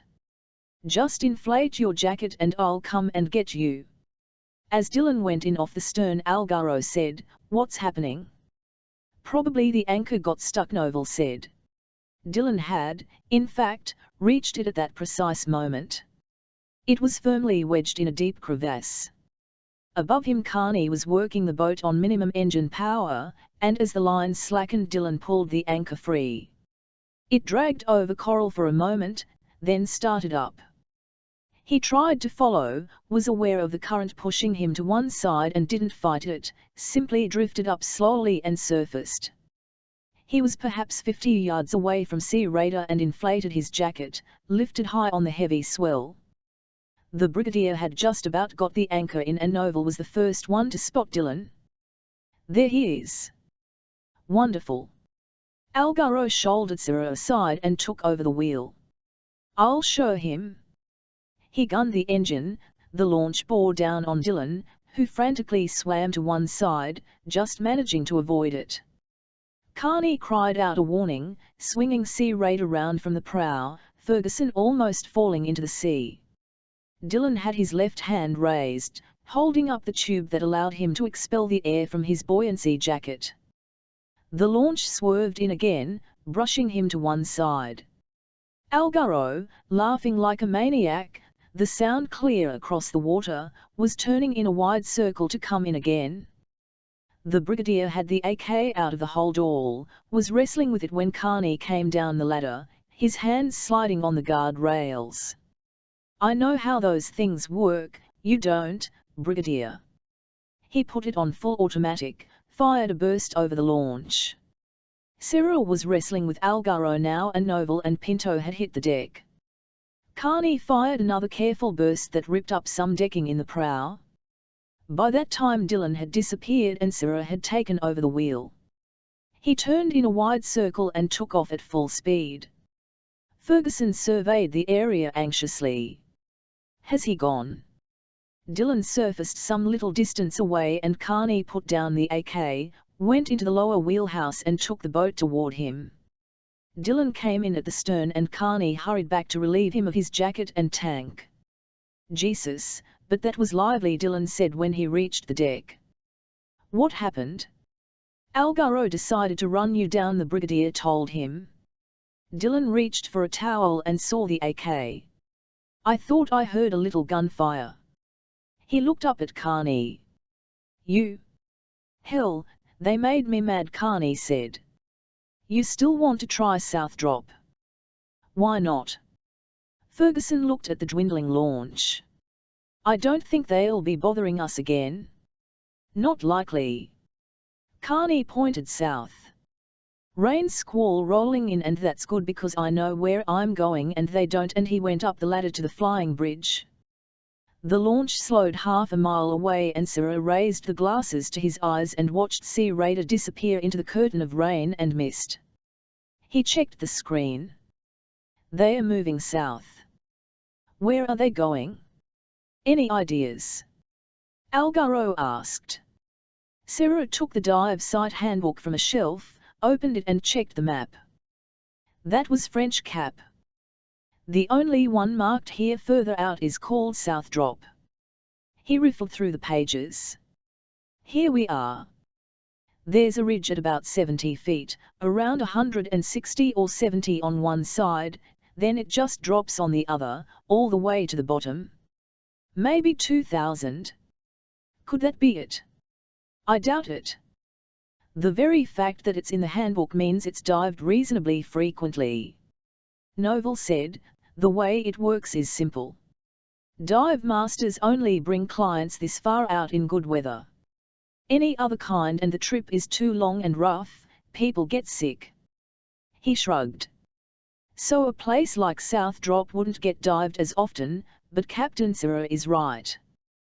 The fact that it's in the handbook at all makes it very unlikely the U-boat is there. Somebody would have spotted it years ago. And that's a professional's opinion, Sarah said. I think Senor Santiago is right. Carney doesn't know anything. He's just taking them to one or two far-out places for want of something better to do. Senor Santiago thinks the girl is our only chance, so it's a question of waiting for her return. I'd still like to teach those swine a lesson, Algaro told him. And get shot at again. That was an AK Carney was firing, I recognized the sound. He could have knocked us all off. Algaro shrugged. He didn't and he won't now. Pinto was reading the section on South Drop in the site guide. It sounds a good dive, he said to Novel, except for one thing.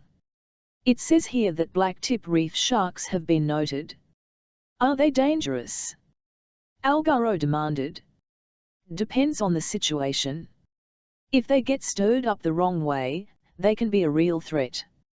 Algaro's smile was unholy. Have we still got any of that filthy stuff left you had in the bucket when you were fishing from the launch yesterday? He asked Novel. You mean the bait we were using? Novel turned to Pinto. Is there any left? Pinto moved to the stern, found a large plastic bucket and took the lid off. The smell was appalling. There were all kinds of cut-up fish in there, mingled with intestines, rotting meat and oil. I bet the sharks would like that, Algaro said. That would bring them in from miles around. Novel looked horrified. It would drive them crazy. Good, then this is what we do. Algaro turned to Sarah. Once they've stopped, we close in through the rain nice and quietly. We're bound to home in on them with that electronic gadget, am I right? Sarah looked troubled. Yes, but I don't want to hear any buts. We wait, give them time to go down, then we go in very fast, dump this shit over the side and get the hell out of it. There was a smile of pure joy on his face. With any kind of luck Dylan could lose a leg. The Sea Raider was at anchor, lifting in a heavy, rolling swell. Ferguson sat in the deckhouse watching as the other two got ready. Carney opened the deck locker and took out a long tube with a handle at one end. Is that what they call an underwater spear gun? Ferguson asked. No, it's a power gun. Carney opened a box of ammunition. What we call a power head. Some people use a shotgun cartridge. Me, I prefer a .45 ACP. Slide it on the rear chamber here, close her up nice and tight. There's a firing pin in the base. When I jab it against the target, the cartridge is fired, the bullet goes through but the gases blast a hole the size of your hand. And good night, Vienna. Dylan pulled on his jacket and tank. You're going fishing this time? Not exactly. When I was out here last there were reef sharks about and one of them got kind of heavy. I'm just being careful. Dylan went in first, falling back off the diving platform, swam to the line and went down very quickly. He turned at the anchor and saw Carney following, the power head in his left hand. He hovered about 15 feet above Dylan, beckoned and started along the ridge, pausing on the edge of the drop. The water was gin clear and Dylan could see a long way, the cliff vanishing way below. Carney beckoned again and turned to cross the reef to the shallower side. There was an eagle ray passing in slow motion in the far distance and suddenly a reef shark crossed its path and passed not too far from them. Carney turned, made a dismissive gesture and Dylan followed him to the other side. Ferguson, aware of the rain in the wind, moved into the deck house, found the thermos flask that was full of hot coffee and poured himself a cup. He seemed to hear something, a muted throbbing, moved to the stern and stood there listening. There was a sudden roar as Sarah pushed his engine up to full speed. The launch broke from the curtain of rain and cut across Sea Raider's prow. Ferguson swore, dropped the thermos flask and started for the AK in the hold-all in the deck house, aware of the men on the deck of the launch, the bucket emptying into the water. By the time he had the AK out they were gone, the sound of the engine rapidly disappearing into the rain. Dylan was aware of something overhead, glanced up and saw the keel of the launch moving fast and then the bait drifting down into the water. He hovered there, watching as a barracuda went in like lightning, tearing at a piece of meat. He was aware of a tug at his ankle, glanced down and saw Carney gesturing for him to descend. The American was flat on the bottom when Dylan reached him, and above them, there was a sudden turbulence in the water and a shark went in like a torpedo. Dylan lay on his back like Carney, looking up as another shark swerved in, jaws open. And then, to his horror, a third flashed in overhead. They seemed to be fighting amongst themselves and one of them snapped at the barracuda, taking its entire body, leaving only the head to float down. Carney turned to Dylan, pointed across the ridge to the anchor line, motioned to keep low and led the way. Dylan followed, aware of the fierce turbulence, glanced back and saw them circling each other now and most of the bait had gone. He kept right behind Carney and so low that his stomach scraped the bottom, only starting to rise as they reached the anchor. Something knocked him to one side with tremendous force, he bounced around as one of the sharks brushed past. It turned and started in again and Carney, above him, a hand on the line, jabbed the power head. There was an explosion, the shark twisted away, leaving a trail of blood. The other two sharks circled it, then one went in, jaws open. Carney tugged at Dylan's arm and started up the line. About halfway up Dylan looked down. The third shark had joined in now, tearing at the wounded one, blood in the water like a cloud. Dylan didn't look back after that, surfaced at the dive platform beside Carney and hauled himself on board, tank and all. He sat on deck, laughing shakily. Does that happen often? There's a first time for everything. Carney took his tank off. Nobody tried to do that to me before. He turned to Ferguson. Presumably that was the launch. I expect the bastard came in on low power, then went up to full speed at the last minute. That's it exactly. By the time I got to the AK they were away, Ferguson said. Carney dried himself and put on a t-shirt. I'd sure like to know how they managed to follow us though, especially in this rain and mist. He went and hauled in the anchor and Dylan said, I should have told you, Brigadier, I have my ace in the hole stowed under here. Maybe you could have got to it faster. He ran his hand under the instrument panel to find it and his fingers brushed against the bug. He detached it and held it out to Ferguson in the palm of his hand. Well, now Ferguson said, we're into electronic wizardry, are we? What in the hell have you got there? Carney demanded as he came round from the prow. Dylan held it out. Stuck under the instrument panel on a magnet. We've been bugged, my old son, no wonder they were able to keep track of us so easily. They probably did the same thing to Privateer in case we used that. But she stayed close inshore this morning. Exactly, otherwise they might have got confused. Carney shook his head. You know, I'm really going to have to do something about these people, and he went up the ladder to the flying bridge. On the way back to St. John there was a break in the weather, another rain squall sweeping across the water.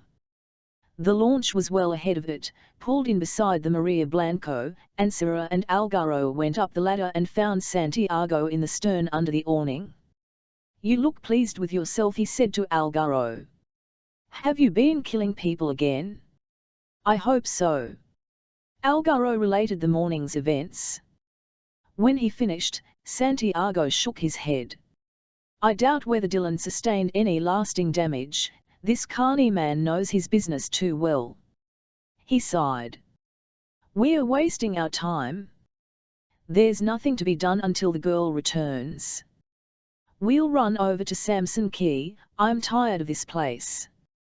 How long will it take, Sarah? 2 hours, Senor, maybe less. There's a squall out there off Pillsbury Sound, but it's only temporary. Good, we'll leave at once. Let Prieto know we're coming. Sarah turned away and Santiago said, Oh, and by the way, phone up one of your fisherman friends in Cruz Bay. I want to know the instant that girl turns up. The squall was quite ferocious, driving rain before it in a heavy curtain, but having a curious smoothing effect on the surface of the sea. Carney switched off the engines and came down the ladder and joined Ferguson and Dylan in the deckhouse. Best to ride this out. It won't last long. He grinned. Normally I wouldn't carry alcohol, but this being a private charter. He opened the plastic icebox and came up with 3 cans of beer. Accepted gratefully. Ferguson pulled the tab and drank some down. God, but that's good. There are times when an ice-cold beer is the only thing, Carney said. Once in Vietnam I was in a unit that got mortared real bad. In fact, I've still got fragments in both arms and legs too small to be worth fishing out.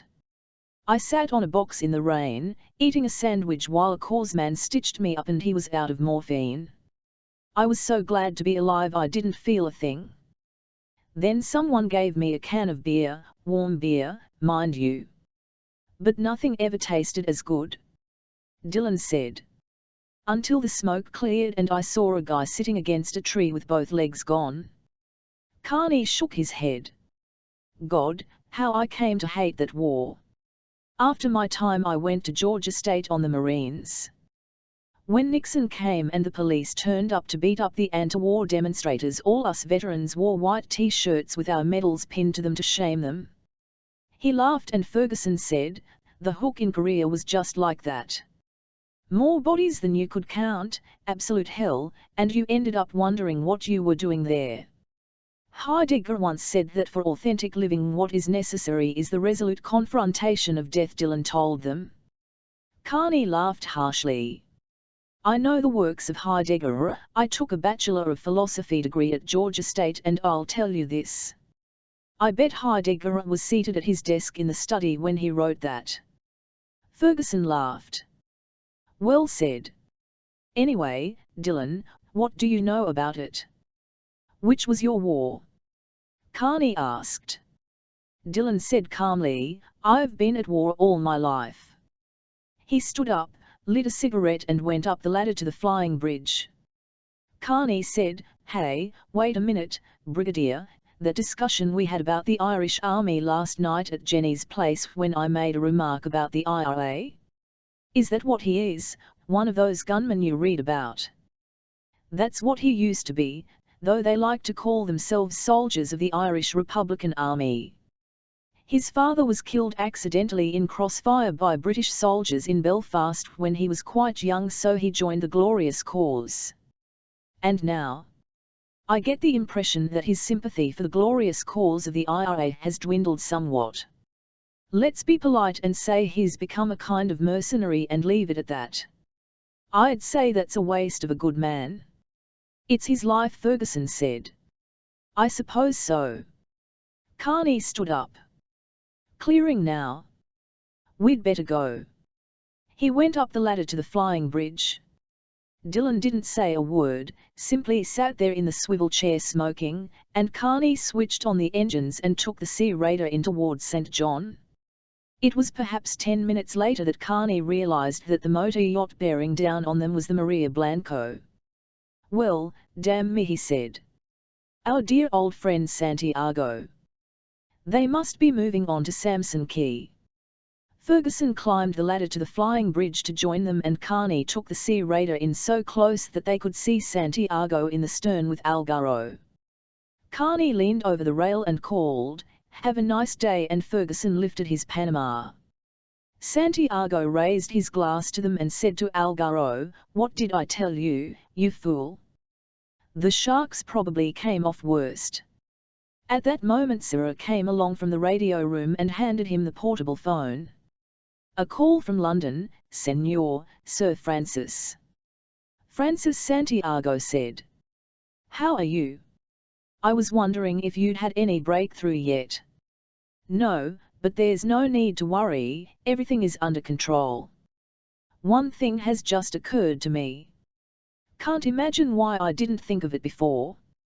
The caretakers of the old hotel at Samson Key during the war, they were a black couple from Tortola, May and Joseph Jackson. She died years ago, but he's still around. About 72, I think. Last time I saw him he was running a taxi on the quay." "I see," Santiago said. "I mean, he was there when my mother arrived and then Borman, you take my point. Sorry, I should have thought of it before." "You should, Francis, but never mind. I'll attend to it." Santiago put the phone down and turned to Algaro. "Another job for you, but there's no rush. I'm going for a lie down. Call me when we get in." Later in the afternoon Dylan was lying on a sun lounger on the terrace when Ferguson appeared. "I've just had a thought," the Brigadier said. "This millionaire's retreat at Samson Key. Might be rather fun to have dinner there. Beard the lion in his den." "Sounds good to me," Dylan said. "We could fly over if you like. There's the airstrip. I passed over it on my way here, and that Cessna of mine can put down on land as well as water. Perhaps we can persuade Carney to join us. Ring the front desk on your cellular phone, get the number and ask for the general manager's name." Which Dylan did, writing the details down quickly. "There you go, Carlos Prieto." Within 2 minutes Ferguson was speaking to the gentleman. "Mr. Prieto? Brigadier Charles Ferguson here, I'm staying at Kaneil. One of my friends has a float plane here and we thought it might be rather fun to fly over this evening and join you for dinner. It's a dual-purpose plane. We could put down on your airstrip. There would be 3 of us. I regret, Brigadier, but dining facilities are reserved for our residents." "What a shame, I'd so hate to disappoint Mr. Santiago." There was a slight pause. "Mr. Santiago was expecting you. Check with him, do." "A moment, Brigadier." Prieto phoned the Maria Blanco, for Santiago always preferred to stay on board when at Samson Key.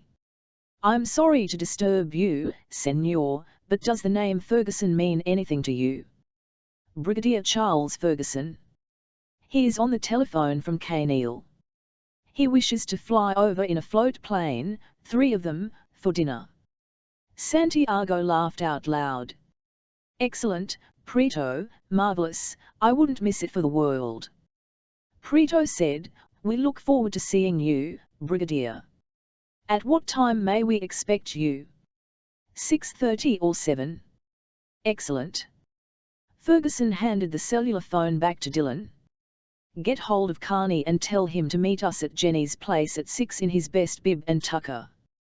We'll have a cocktail and wing our way to Samson Key. Should be a jolly evening," he said and went out. Chapter 12. It was 7 o'clock in the evening when Jenny Grant reached Paris and Charles de Gaulle Airport. She returned the hired car, went to the British Airways reservation desk and booked on the next flight to London. It was too late to connect with any flight to Antigua that day, but there was space the following morning on the 9 a.m. flight from Gatwick, arriving in Antigua just after 2 in the afternoon, and they even booked her on an onward flight to St. Thomas on one of the Light Inter-Island service planes. With luck she would be in St. John by early evening. She waited for her tickets, went and booked in for the London flight so that she could get rid of her luggage. She went to one of the bars and ordered a glass of wine. Best to stay overnight at Gatwick at one of the airport hotels. She felt good for the first time since she'd heard the news of Henry's death, excited as well, and couldn't wait to get back to St. John to see if she was right. She went and bought a phone card at one of the kiosks, found a telephone and rang Jenny's place at Cruise Bay. It was Billy Jones who answered. "Billy? It's me, Jenny." "My goodness, Miss Jenny, where are you?" "Paris. I'm at the airport. It's nearly 7:30 in the evening here. I'm coming back tomorrow, Billy, by way of Antigua, then light up to St. Thomas. I'll see you around 6. "That's wonderful. Mary will be thrilled." "Billy, has a man called Sean Dillon been in to see you? I told him to look you up." "He sure has. He's been sailing around with Bob Carney, he and a Brigadier Ferguson. In fact, I just heard from Bob. He tells me they are meeting in here, the three of them, for a drink at 6 o'clock. Good. Give Dillon a message for me. Tell him I'm coming back because I think I might know where it is." "Where what is?" Billy demanded. "Never mind. Just you give him that message. It's very important." She put the phone down, picked up her hand luggage and, still full of excitement and elation, passed through security into the International Lounge. Ferguson and Dillon parked the Jeep in the car park at Mongoose Junction and walked along to Jenny's place. In blazer and guard's tie, the Panama at a suitable angle, the Brigadier looked extremely impressive. Dillon wore a navy blue silk suit, a white cotton shirt buttoned at the neck. When they entered Jenny's place, the bar was already half full with the early evening raid. Bob Carney leaned on the bar wearing white linen slacks and a blue shirt, a blazer on the stool beside him. He turned and whistled. "A regular fashion parade. Thank God I dressed. Well, we are meeting the devil face to face, in a manner of speaking." Ferguson laid his Malacca cane on the bar. "Under the circumstances I think one should make an effort." "Champagne, innkeeper," he said to Billy. "I thought that might be what you'd want. I got a bottle of Poi Roger on ice right here." Billy produced it from beneath the bar and thumbed out the cork. "Now the surprise I've been saving." "And what's that?" Carney asked. "Miss Jenny was on the phone from Paris, France. She's coming home. Should be here right about this time tomorrow." "That's wonderful," Carney said. Billy filled 3 glasses. "And she gave me a special message for you, Mr. Dillon." "Oh, and what would that be?" Dillon inquired. "She said it was important. She said to tell you she's coming back because she thinks she might know where it is." "Does that make any kind of sense to you? Because it sure as hell doesn't to me." "All the sense in the world." Ferguson raised his glass and toasted the others. "To women in general, gentlemen, and Jenny Grant in particular. Bloody marvelous." He emptied his glass. "Good, into battle," and he turned and led the way out. Behind them, the bearded fisherman who had been sitting at the end of the bar listening, got up and left. He walked to a public phone just along the waterfront, took out the piece of paper Sarah had given him and rang the Maria Blanco. Santiago was in his cabin getting ready for the evening when Sarah hurried in carrying the phone. "What on earth is it?" Santiago demanded. "My informant in St. John. He just heard Dylan and his friends talking to Jones, the bartender at Jenny's place. Apparently she was on the phone from Paris, will be in St. John tomorrow evening. Interesting, Santiago said. That's not all, senor, she sent a message to Dylan to say she was coming back because she thinks she might know where it is. Santiago's face was very pale and he snatched the phone. Santiago here. Now repeat your story to me. He listened and finally said, you've done well, my friend, you'll be taken care of. Continue to keep your eyes open. He handed the portable phone to Sarah. You see, everything comes to he who waits, and he turned back to the mirror. Ferguson, Dylan and Carney crossed from Mungus and followed the trail to Lynn Point toward the seaplane ramp. Ferguson said, rather convenient having a ramp here and so on. Actually we do have a regular seaplane service some of the time, Carney said. When it's operating, you can fly to St. Thomas or Street Croix, even direct to San Juan on Puerto Rico. They reached the Cessna and Dylan walked round checking it generally, then pulled the blocks away from the wheels. He opened the rear door. Okay, my friends, in you go. Ferguson went first, followed by Carney. Dylan opened the other door, climbed into the pilot's seat, slammed and locked the door behind him, strapping himself in. He released the brakes and the plane rolled down the ramp into the water and drifted outwards on the current. Ferguson looked across the bay in the fading light. Beautiful evening, but I've been thinking. We'll be flying back in darkness. No, it's a full moon tonight, Brigadier Carney told him. I checked the weather forecast, Dylan added. A clear, crisp night, perfect conditions. The flight shouldn't take more than 15 minutes. Seat belts fastened, life jackets under the seat. He switched on, the engine coughed into life, the propeller turned. He taxied out of harbour, checked to make sure there was no boat traffic and turned into the wind. They drifted up into the air and started to climb, levelling out at 1,000 feet. They passed over part of the southern edge of St. John, then Reef Bay and finally Ram Head before striking out to sea toward Norman'sland, Samson Key perhaps 4 miles south of it. It was a flight totally without incident, and exactly 15 minutes after leaving Cruz Bay he was making his first pass over the island. The Maria Blanco was lying in the harbour below, 300 yards offshore, and there were a number of yachts, still a few people on the beach in the fading light. A real rich folks hideaway, Bob Carney said. Is that so? Ferguson said, unimpressed. Well, I hope they do a decent meal, that's all I'm interested in. Carlos Prieto came out of the entrance to reception and looked up as the Cessna passed overhead. There was an ancient Ford station wagon parked at the bottom of the steps, an aging black man leaning against it. Prieto said, there they are, Joseph, get up to the airstrip and bring them in. Right away, sir. Joseph got behind the wheel and drove off. As Prieto turned to go inside, Algaro emerged. Ah, there you are, I've been looking for you. Do we have an old black somewhere around called Jackson, Joseph Jackson? We certainly do. He was the driver of that station wagon that just drove off. He's gone to the airstrip to pick up Brigadier Ferguson and the others. Do you need him for anything important? It can wait, Algaro told him and went back inside. Dylan put the Cessna down for a perfect landing, taxied toward the other end of the airstrip, turning into the wind, and switched off. Not bad, Dylan, Ferguson told him. You can fly a plane, I'll grant you that.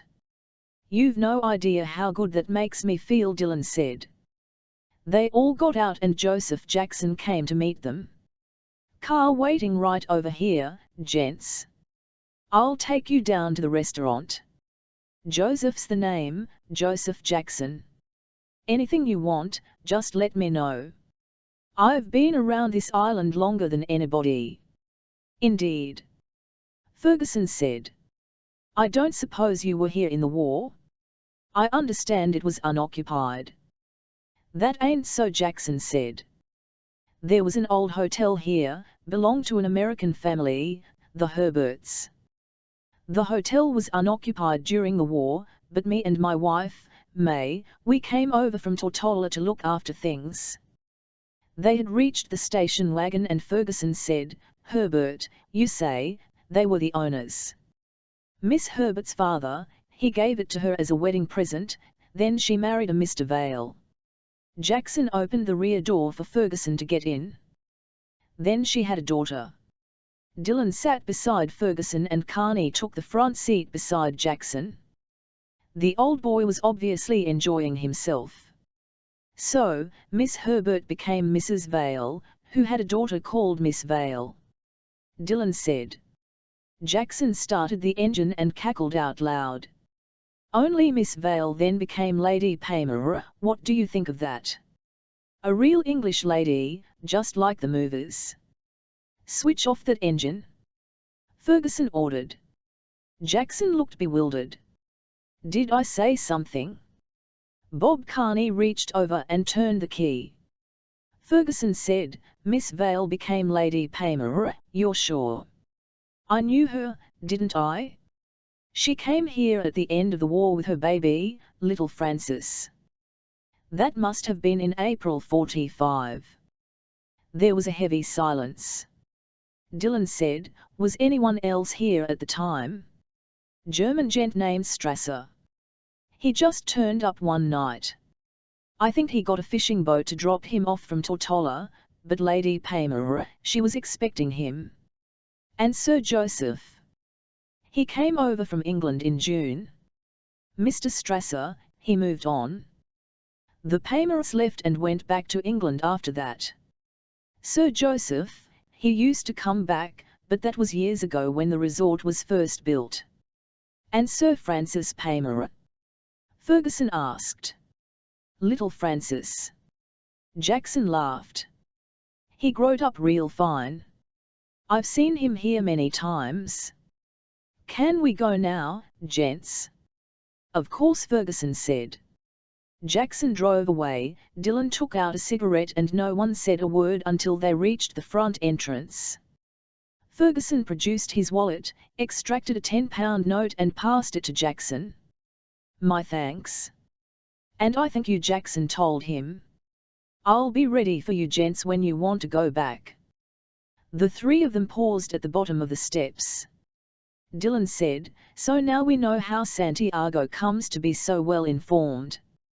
"God in heaven," Ferguson said. "A minister of the Crown and one of the oldest families in England. A lot of those people thought Hitler had the right ideas during the 1930s," Dillon said. "It fits, Brigadier, it all fits." "What about Carter?"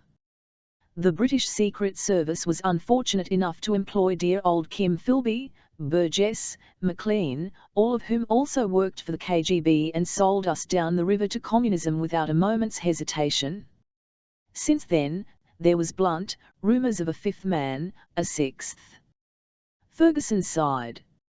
"In spite of the fact that I don't care a jot for Simon Carter, I must tell you that I believe he's an old-fashioned patriot and honest as the day is long."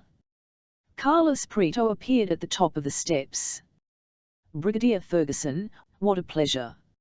Senor Santiago is waiting for you in the bar. He's just come over from the Maria Blanco. He prefers to stay on board while he's here." The lounge bar was busy with the rich and the good, as one would expect in such a place.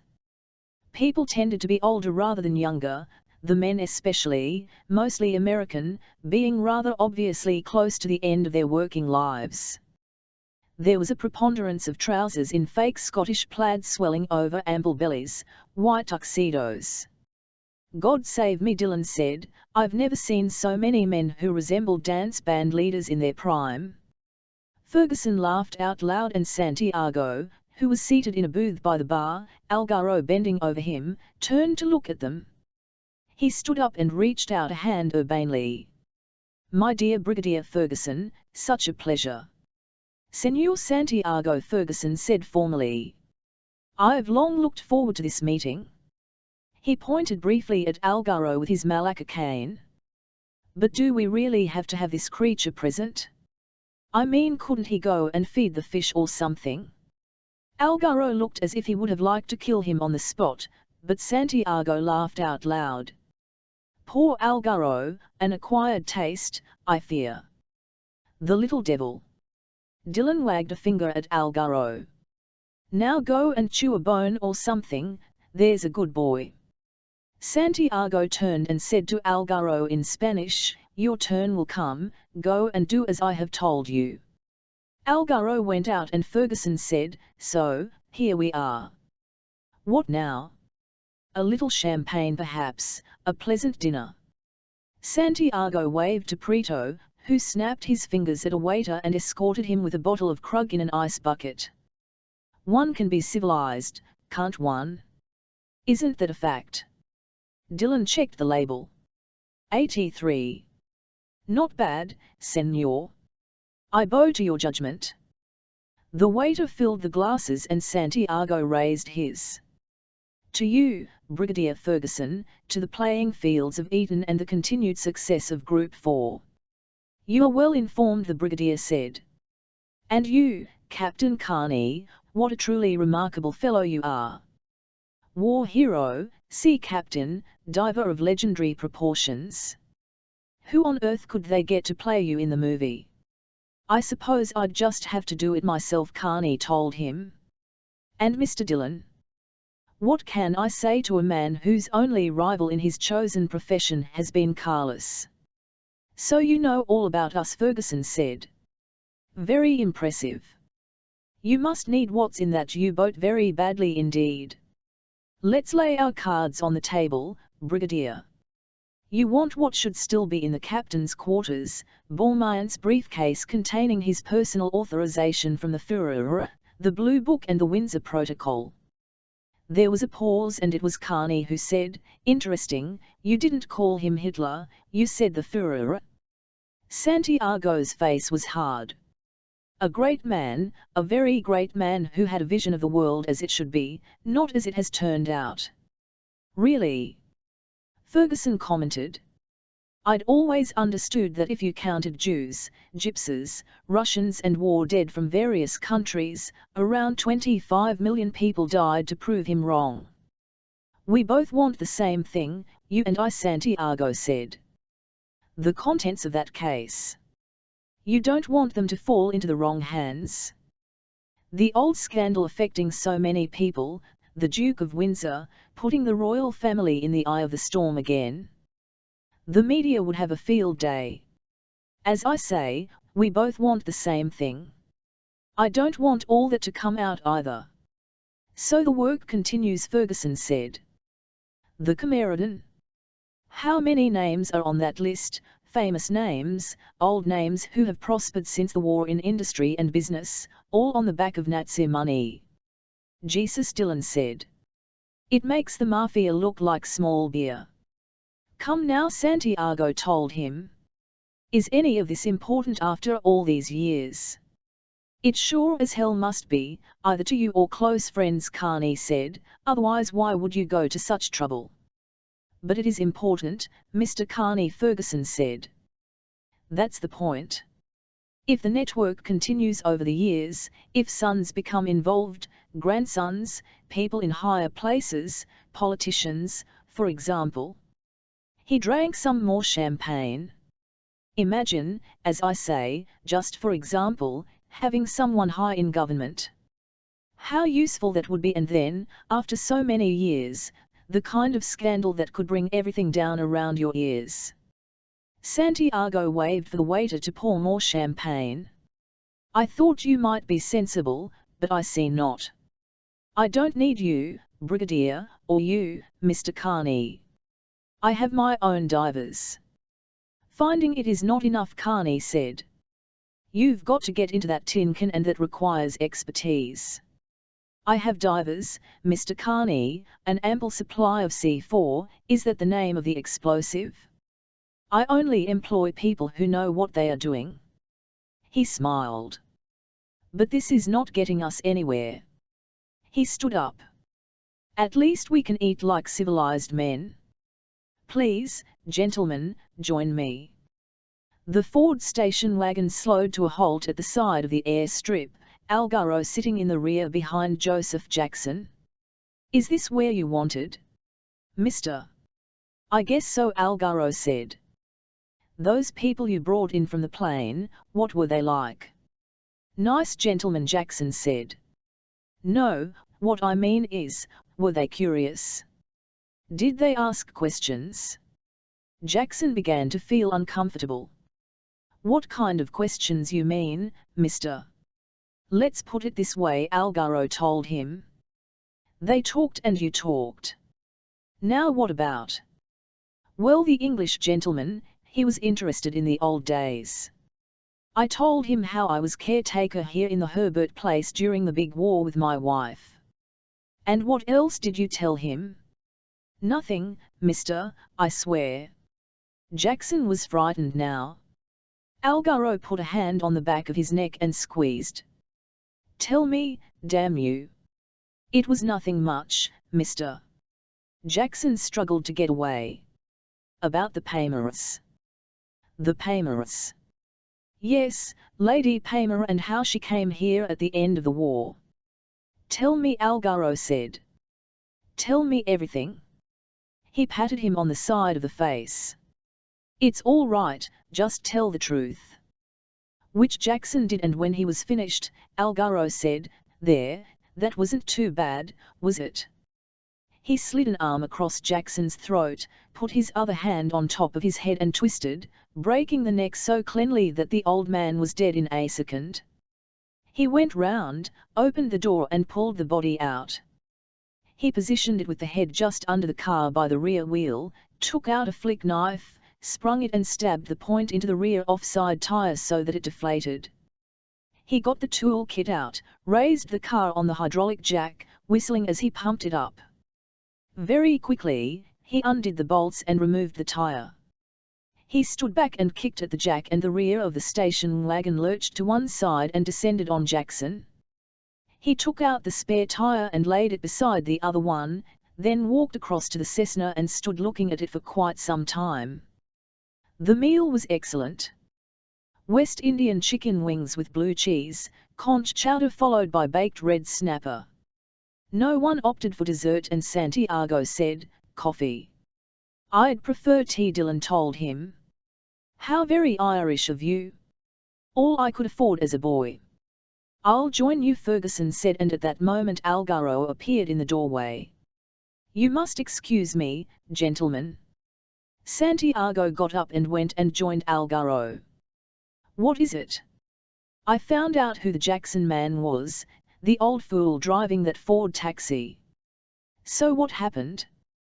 Algaro told him briefly, and Santiago listened intently, watching as the waiter took tea and coffee to the table. "But it means our friends now know that Sir Francis is involved in this business." "It doesn't make any difference, senor. We know the girl is returning tomorrow, we know she thinks she knows where the U-boat is. Who needs these people anymore?" Algaro Santiago said. "What have you done?" As Santiago returned to the table, Ferguson finished his tea and stood up. "Excellent dinner, Santiago, but we really must be going." "What a pity.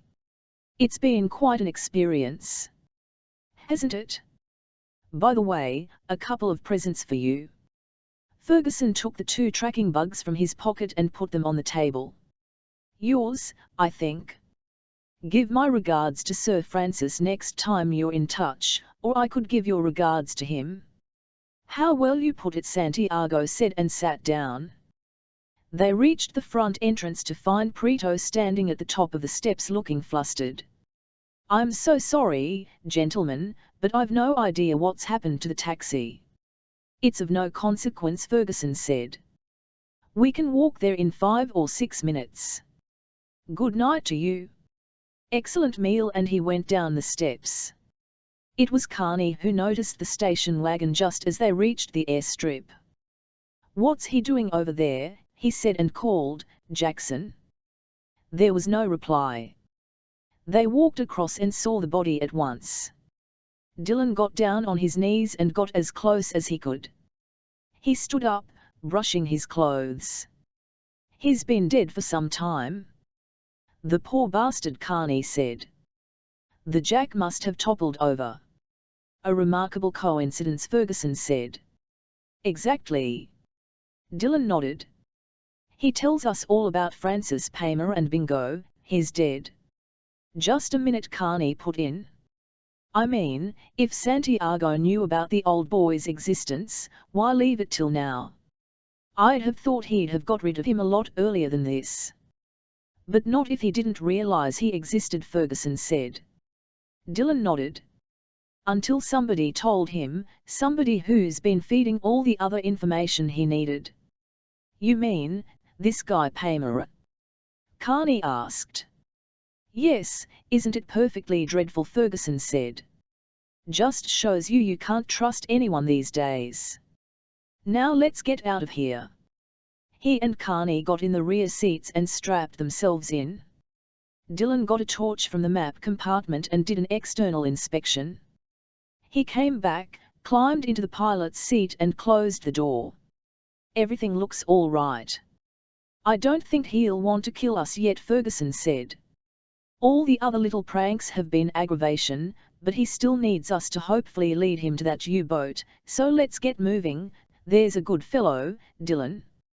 Dillon switched on, the engine roared into life, the propeller turned. He carefully checked the illuminated dials on the instrument panel.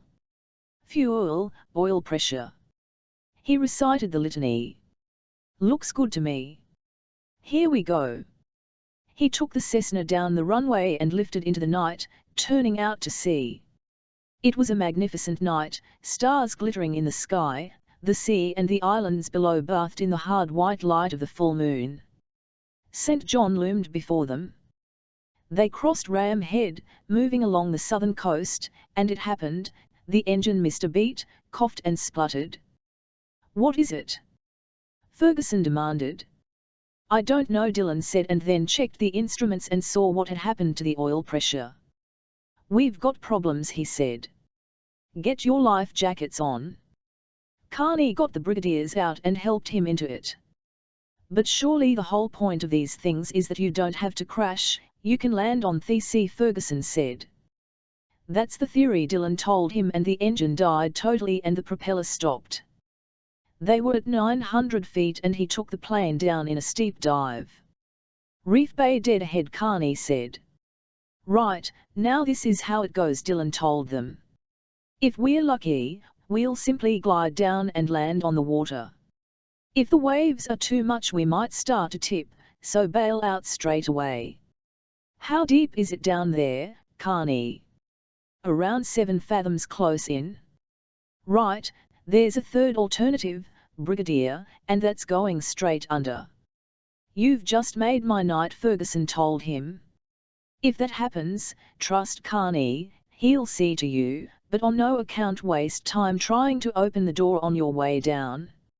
It'll just stay closed until we've settled and enough water finds its way inside and equalizes the pressure. Thanks very much, Ferguson said. Right, here we go. The surface of the bay was very close now and it didn't look too rough. Dillon dropped the Cessna in for what seemed like a perfect landing and something went wrong straight away.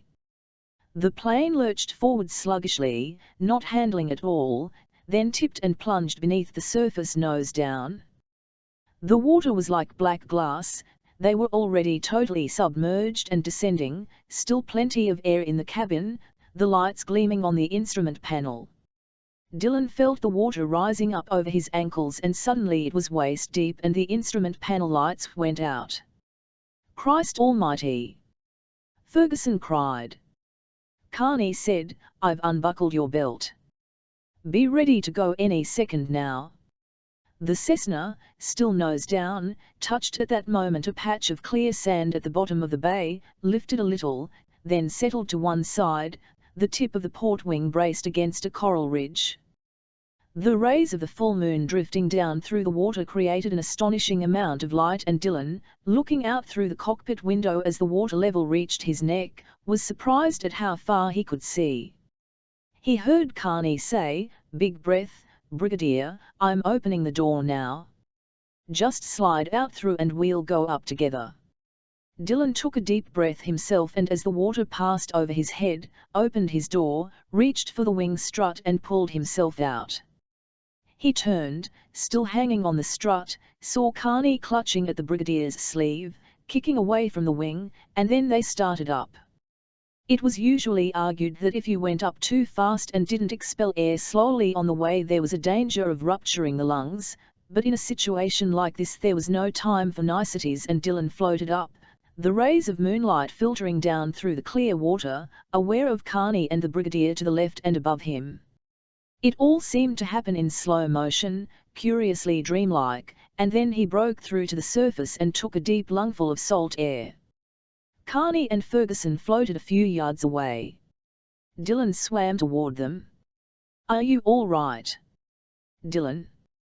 Ferguson was gasping for breath. "I owe you dinner. I owe you both a dinner." "I'll hold you to that," Dylan said. "You can take me to the Garrick again. Anywhere you want. Now do you think it's possible we could get the hell out of here?" They turned and swam toward the beach, Carney and Dylan on either side of the older man.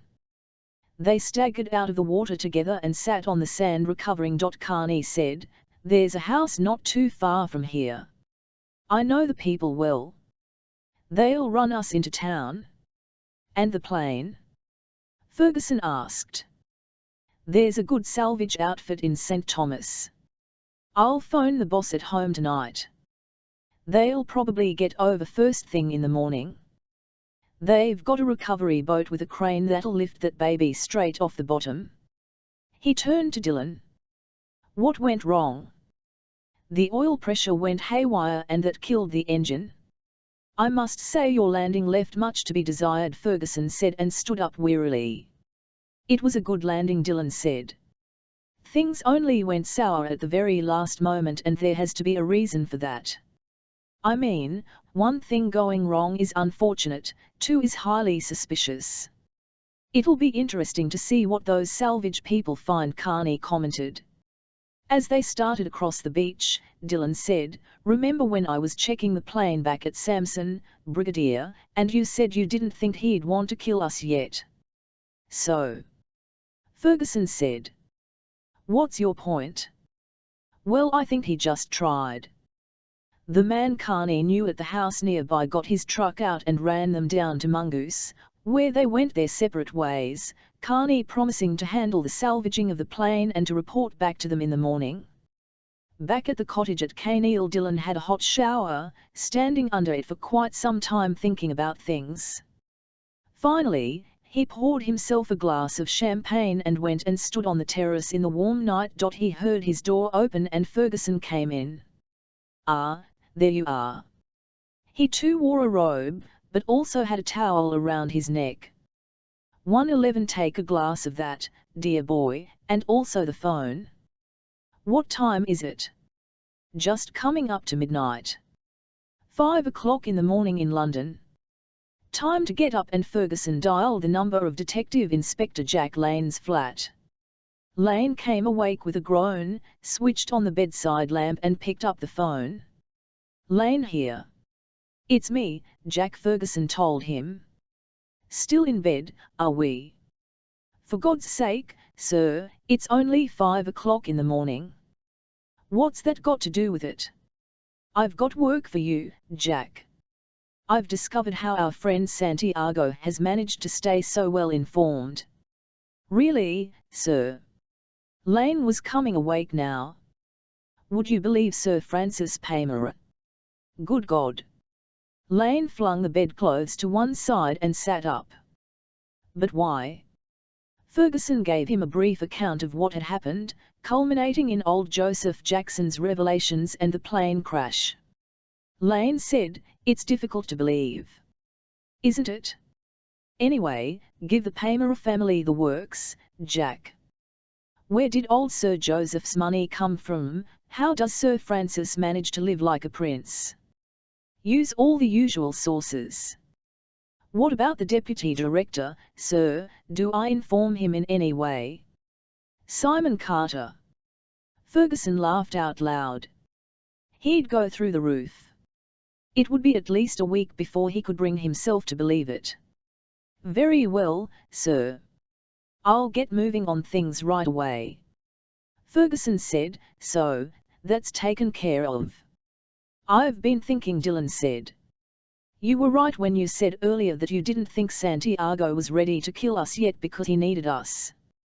So, assuming the crash was no accident, I wonder what made him change his mind. I've no idea, dear boy, but I'm sure we'll find out. Ferguson punched the numbers on the cellular phone again. Samson Key Resort? Mr. Preto, if you please. A moment later a voice said, Preto here. Charles Ferguson calling from Kaneil. Wonderful evening, excellent meal. Do thank Mr. Santiago for me. But of course, Brigadier, it was kind of you to call. Ferguson replaced the phone. That will give the bastard pause for thought. Give me another drop of champagne, dear boy, then I'm off to my bed. Dillon filled his glass. Not before you tell me something. Ferguson swallowed half the champagne. And what would that be? You knew you'd be coming to St. John from the beginning, booked your accommodation at the same time you booked mine, and that was before I got here, before it became apparent that Santiago knew my name and who I was and why I was here. Which means what? Dillon said, you knew Pamela was up to no good before I left London. True, Ferguson said. I just didn't have any proof. But how did you know? Process of elimination, dear boy. After all, who knew about the affair at all? Henry Baker, the girl, Admiral Travers, myself, Jack Lane, you, Dillon, the Prime Minister. Every one of you could be instantly discarded. Which only left Carter and Pamela. Sounds like an old-fashioned variety act, doesn't it? Carter, as I told you earlier and based on my past experience of the man, is totally honest. Which left the good Sir Francis. Exactly, and that seemed absurd. As I've said before, a baronet, one of England's oldest families, a government minister. He finished his champagne and put the glass down. But then, as I think the great Sherlock Holmes once said, when you've exhausted all the possibilities, then the impossible must be the answer. He smiled. Good night, dear boy, I'll see you in the morning. Chapter 13.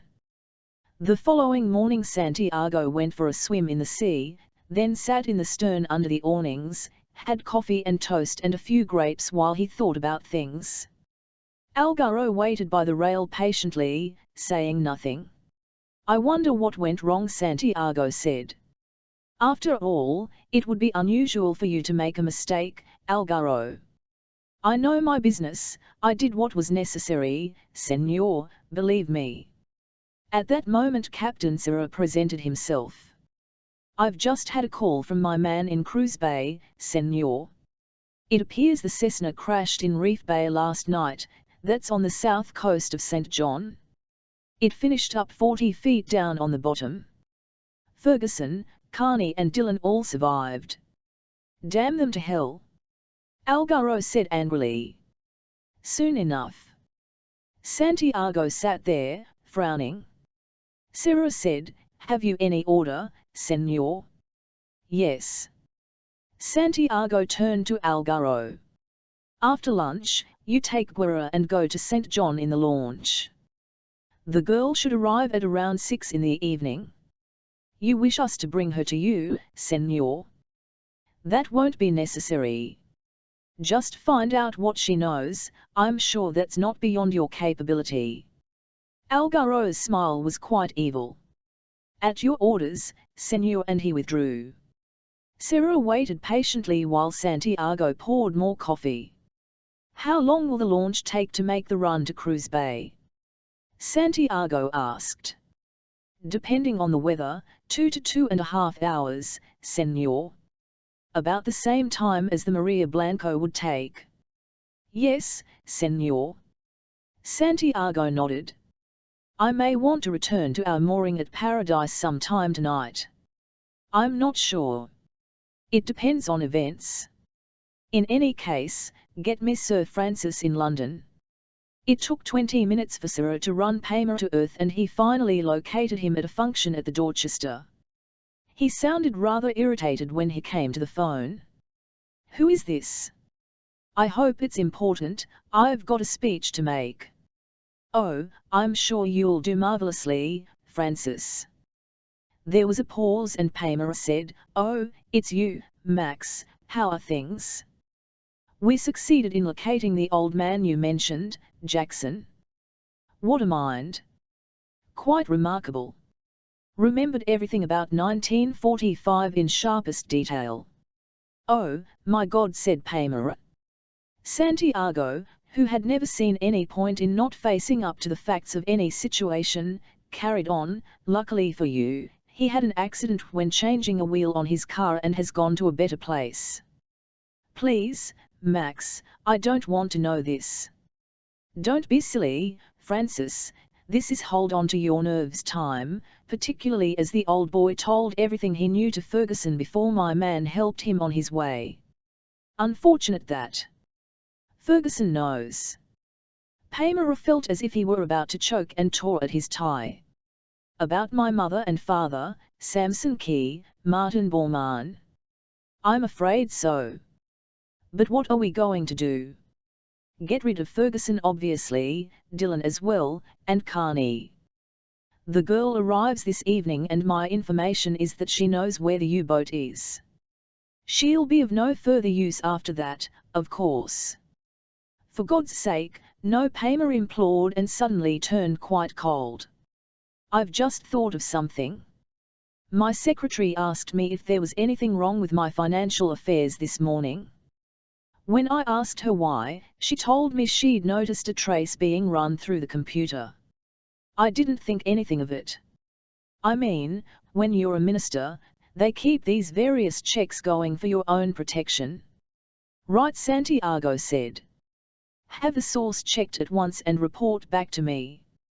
He handed the phone to Sarah. You know, Sarah, he said, it's a constant source of amazement to me, the frequency with which I become involved with stupid people. When Ferguson, Dillon and Carney drove down to Reef Bay in Carney's jeep, they could see the Cessna suspended on the end of the crane at the stern of the salvage boat, clear of the water. There were 3 men on deck in diving suits and one in a peaked cap, denim shirt and jeans. Carney whistled, the man turned, waved, then dropped into an inflatable at the side of the boat, started the outboard and aimed for shore. He came up the beach holding Ferguson's Malacca cane, and said to Carney, this belonged to somebody. Ferguson reached for it. I'm deeply indebted to you. Means a great deal to me. Carney introduced them. What's the verdict, or haven't you had time yet? Hell, it's open and shut, the salvage captain said and turned to Dillon. Bo tells me your oil pressure gauge went wild. That's true. Not surprising. The filler cap was blown off. That kind of pressure is usually only generated when there's a substantial amount of water in the oil. As the engine heats up, the water turns to steam and there you go. Wouldn't you say it was kind of strange to have that much water in the oil? Carney asked. Not for me to say. What is certain is some vandal or other intended you harm. Somebody went to work on the bottom of the floats with what looks like a fire axe, that's why your landing was fouled. The moment you hit the water, it poured into those floats. He shrugged. The rest, you know. Anyway, we'll haul her back to St. Thomas. I'll arrange repairs and keep you posted. He shook his head. You guys were real lucky, and he went back to the inflatable and returned to the salvage boat. They sat in a booth at Jenny's place and Mary Jones brought them chowder and hunks of French bread. Billy supplied the beer, ice cold, and shook his head. You gents must live right. I mean, you shouldn't be here. He walked away and Dillon said, so you were wrong, Brigadier, he did try to have us killed. Why? Maybe it had something to do with what that old guy Jackson said, Carney put in. Yes, that would be part of it, but I'm still surprised, Ferguson said. One still thought we had our uses. Well, we sure will have when Jenny gets in, Carney told him. Let's hope so. The brigadier raised his arm. Let's have some more beer, innkeeper, it really is quite excellent. When Paymer recalled Santiago back, it was 6 o'clock in the evening in London. It couldn't be worse, he said. That computer trace has been authorized by Detective Inspector Lane. He's Ferguson's assistant at the moment, on temporary loan from Special Branch. It's a check on my family's financial background, Max, searching way back. I'm finished. Don't be a fool. Just stay cool. Just think of the time scale. If you consider when Ferguson found out about you, he can only have had time to speak to this Lane and tell him to start digging. But what if he's spoken to Simon Carter or the PM? If he had, you'd know by now, and why should he? Ferguson's played this whole thing very close to his chest, and that's the way he'll continue. But what about Lane? I'll have him taken care of. For God's sake, no, Paymer moaned. I can't take any more killing. Do try to act like a man occasionally, Santiago said. And you do have one consolation. Once we have the Bormann documents in our hands, the Windsor Protocol should prove a very useful tool to have in your possession, and there must be people whose fathers or grandfathers appear in the Blue Book who'd give anything to prevent that fact coming out. He laughed. Don't worry, Francis, we'll have lots of fun with this one. He replaced the phone, thought about it, then picked it up again and dialed another London number. He spoke in Spanish. Santiago. I have a major elimination for you which must be carried out tonight. A Detective Inspector Jack Lane, Special Branch. I'm sure you can find the address. He handed the phone back to Algaro. And now, my friend, I think it's time you and Guerra departed for St. John. It was 5:30 when Jenny came in on the ferry to Cruz Bay. It was only a few hundred yards along the front to Jenny's place, and when she went in there were already a few people at the bar, Billy Jones standing behind. He came round to meet her. Why, Miss Jenny, it's so good to see you. Is Mary here? She sure is. In the kitchen getting things right for this evening. Just go through. I will in a moment. Did you speak to Dylan? Did you give him my message? I did. He and that friend of his and Bob Carney have been as thick as thieves these past few days. I don't know what's going on, but something sure is. So Dylan and Brigadier Ferguson are still at Kaneil. They sure are. You want to get in touch with him? As soon as possible. Well, you know they don't have telephones in the cottages at Kaneil, but Dylan has a cellular phone. He gave me the number. He went behind the bar, opened the cash register drawer and took out a piece of paper. Here it is. Mary came through the kitchen door at that moment and came to a dead halt. Jenny, you're back. She kissed her on the cheek, then held her at arm's length. You look terrible, honey, what you been doing? Nothing much. Jenny gave her a tired smile. Just driving halfway across France, then catching a plane to London, another to Antigua, a third to St. Thomas. I've never felt so tired in my life. What you need is food, a hot bath and a night's sleep. That's a great idea, Mary, but I've things to do. A cup of coffee would be fine. Let me have it in the office, I want to make a telephone call. Algaro and Guerra had obtained the address of the house at Gallows Point from the fisherman who was Captain Serra's contact in Cruz Bay.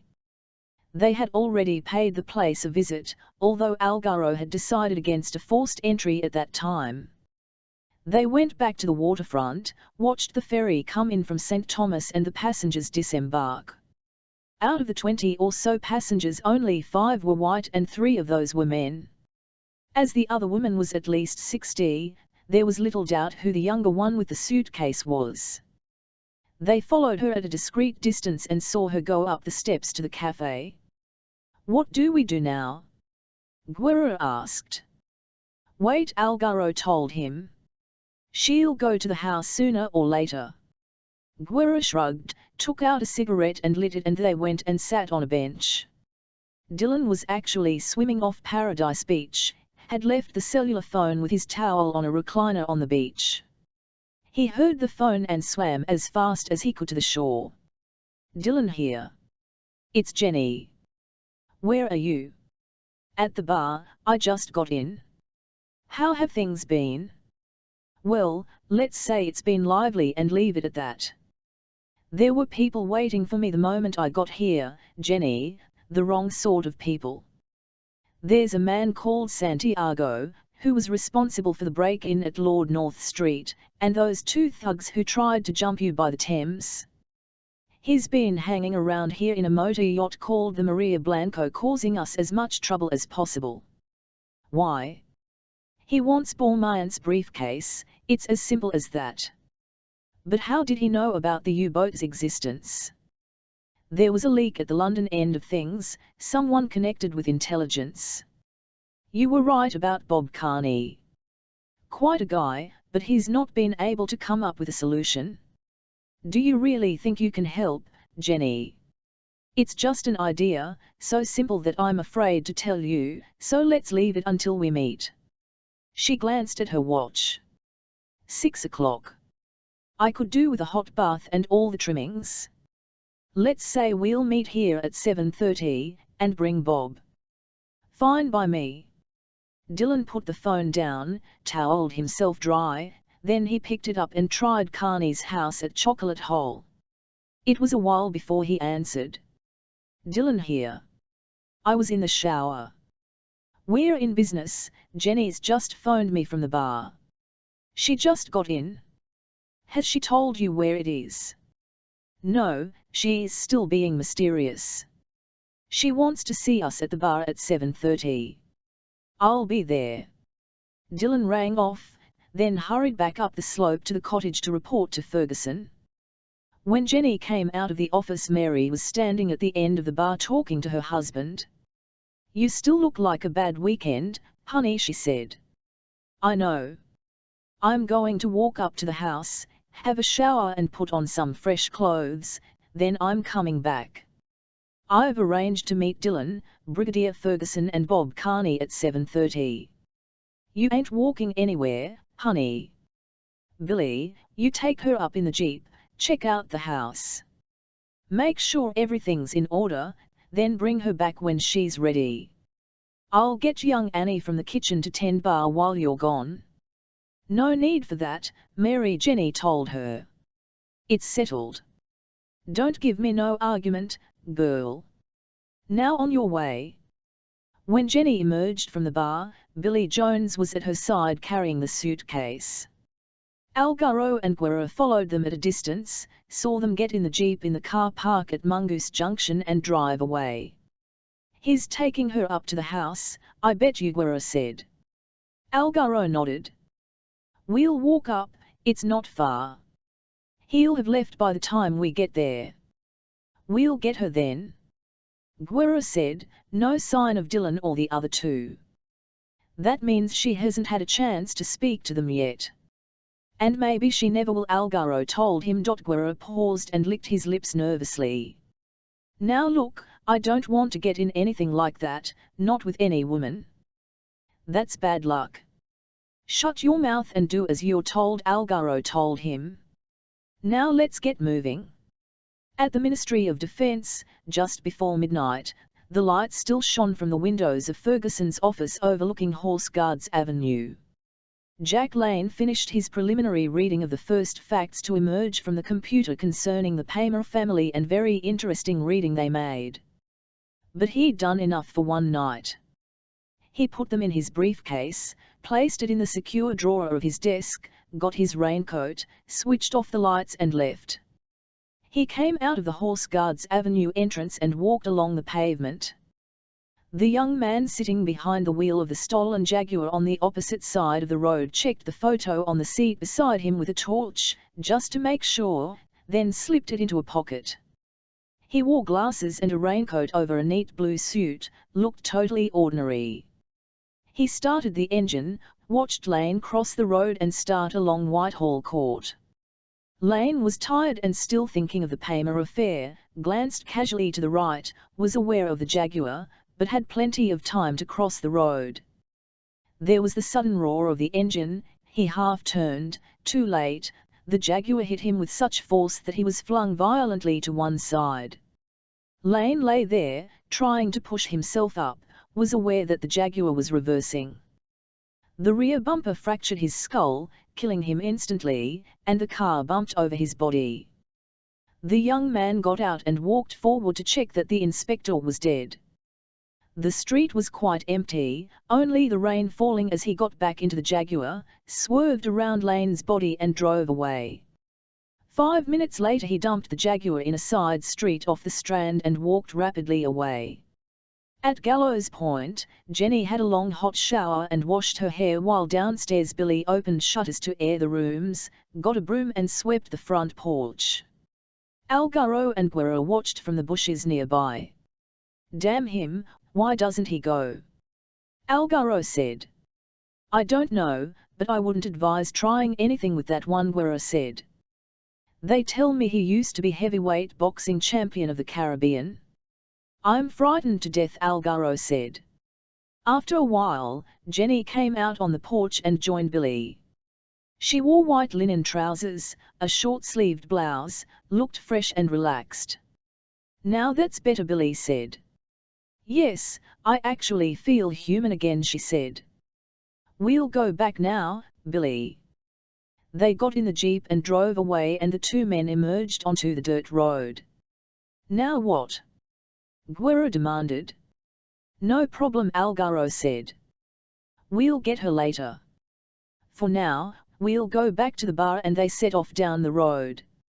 It was almost dark when Bob Carney went into Jenny's place and found her serving behind the bar with Billy. She came round and greeted him warmly with a kiss and drew him over to a booth. "It's good to see you, Jenny." He put a hand on hers. "I was real sorry about Henry. I know what he meant to you. He was a good man, Bob, a decent, kind man. I saw him on that last morning," Carney told her, "coming in as I was leaving with a dive party. He must have gone out real early. I asked him where he'd been, and he told me French Cap." He shook his head. "Not true, Jenny. Dylan and I checked out French Cap, even had a look at South Drop. But they are sites people go to anyway, Bob. That U-boat couldn't have just sat there all those years without someone having seen it." It was at that moment that Dylan and Ferguson entered. They saw Carney and Jenny at once and came over. Ferguson raised his Panama. "Miss Grant." She held out a hand to Dylan, he took it for a moment and there was an awkwardness between them. "Did things work out all right?" "Oh, yes, I saw Henry's sister. Sorry I was so mysterious. The truth is she's a nun, Little Sisters of Pity. In fact she's the Mother Superior." "I never knew that," Carney said. "No, Henry never talked about her, he was an atheist, you see.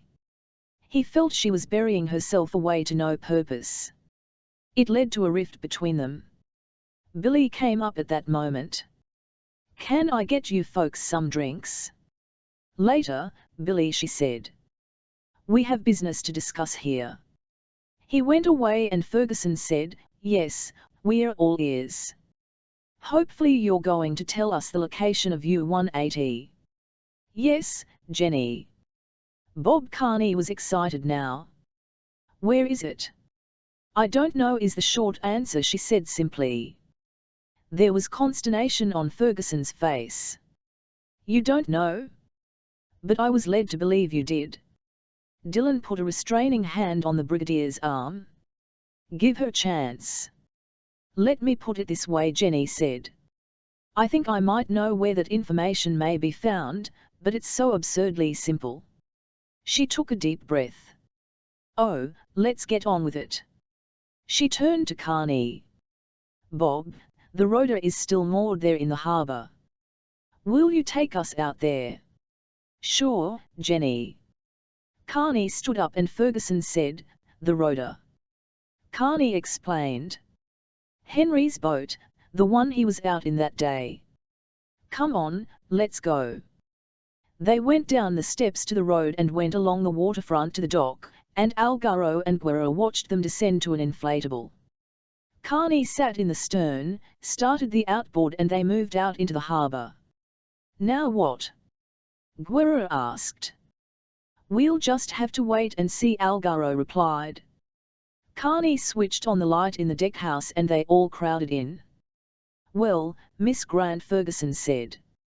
We're all here, so what have you got to tell us? It's just an idea. She turned to Carney. Bob, what do a lot of divers do after a dive? You mean, check their equipment? She broke in. Something much more basic. What I'm thinking of is the details of the dive. Carney said, of course. What on earth is she getting at? Ferguson demanded. I think I see, Dylan said. Just like pilots, many divers keep logs. They enter details of each dive they make. It's common practice. Henry was meticulous about it, she said.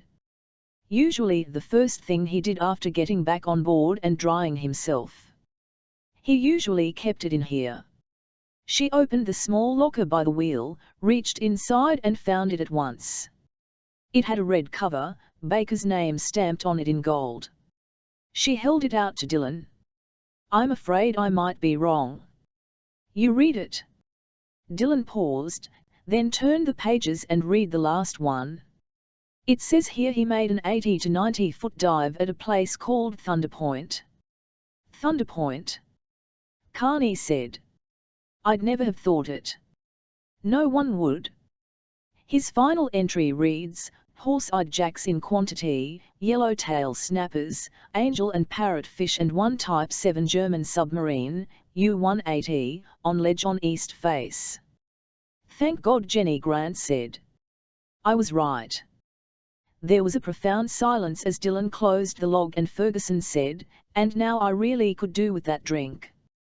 Algaro and Guerra watched them return. Algaro said, she's told them something, I'm sure of it. You stay here and keep an eye on things while I go down to the public phone and report in. Inside, they sat at the same booth and when Billy came over Ferguson said, this time champagne is very definitely in order. He rubbed his hands. Now we can really get down to brass tacks. Dylan said to Carney, you seemed surprised, I mean about the location, this Thunder Point. Why? It's maybe 12 miles out. That's close to the edge of things. I've never dived there. No one dives there. It's the most dangerous reef in this part of the world. If the sea is at all rough, it's a hell of a haul to get there, and when you do, the current is fierce, can take you every which way. How do you know this if you've never dived it? Dylan asked. There was an old diver here a few years back, old Tom Poole. He's dead now. He dived it on his own years back. He told me he happened to be that far out by chance and realized it was calmer than usual. From what he said, it's a bit like South Drop. A reef around 70 feet, about 180 feet on one side and 2,000 on the other. In spite of the weather being not too bad, the old boy nearly lost his life. He never tried again. Why didn't he see the U-boat? Ferguson demanded. Maybe he just didn't get that far, maybe it's moved position since his time. The one thing we know for sure is it's there because Henry found it, Carney told him. I just wonder why he even attempted such a dive, Jenny said. You know what Henry was like, Carney told her. Always diving on his own when he shouldn't, and that morning, after the hurricane, the sea was calmer than I've ever seen it. I figure he was just sailing out there for the pure joy of it, realized where he was and saw that conditions were exceptional. In those circumstances he would have dropped his hook on that reef and been over the side in no time at all. Well, according to Rear Admiral Travers, Dillon said, and he talked extensively to Baker, Bormann was using the captain's cabin, except that it wasn't really a cabin. It just had a curtain across. It's on the port side opposite the radio and sound room, that's in the forward part of the boat. The idea of having it there was so the captain had instant access to the control room. That seems reasonably straightforward to me, Carney said. Yes, but the only access from the control room is by the forward watertight hatch, and Baker told Travers it was corroded to hell, really solid. Okay, Carney said, so we'll have to blow it. C4 is the thing, the stuff Santiago was going on about when we were at Samson. I'm ahead of you there, Dillon told him. I couldn't get hold of any C4, but I thought Semtex would be an acceptable substitute. I've also got chemical detonating pencils. Is there anything you forgot? Carney asked ironically. I hope not. So when do we go? Ferguson demanded. Dillon said, I'd say that's up to Carney here, he's the expert. Carney nodded, slightly abstracted. I'm thinking about it. He nodded again. The way I see it, we want to be in and out before Santiago even knows what's going on. That makes sense, Ferguson agreed.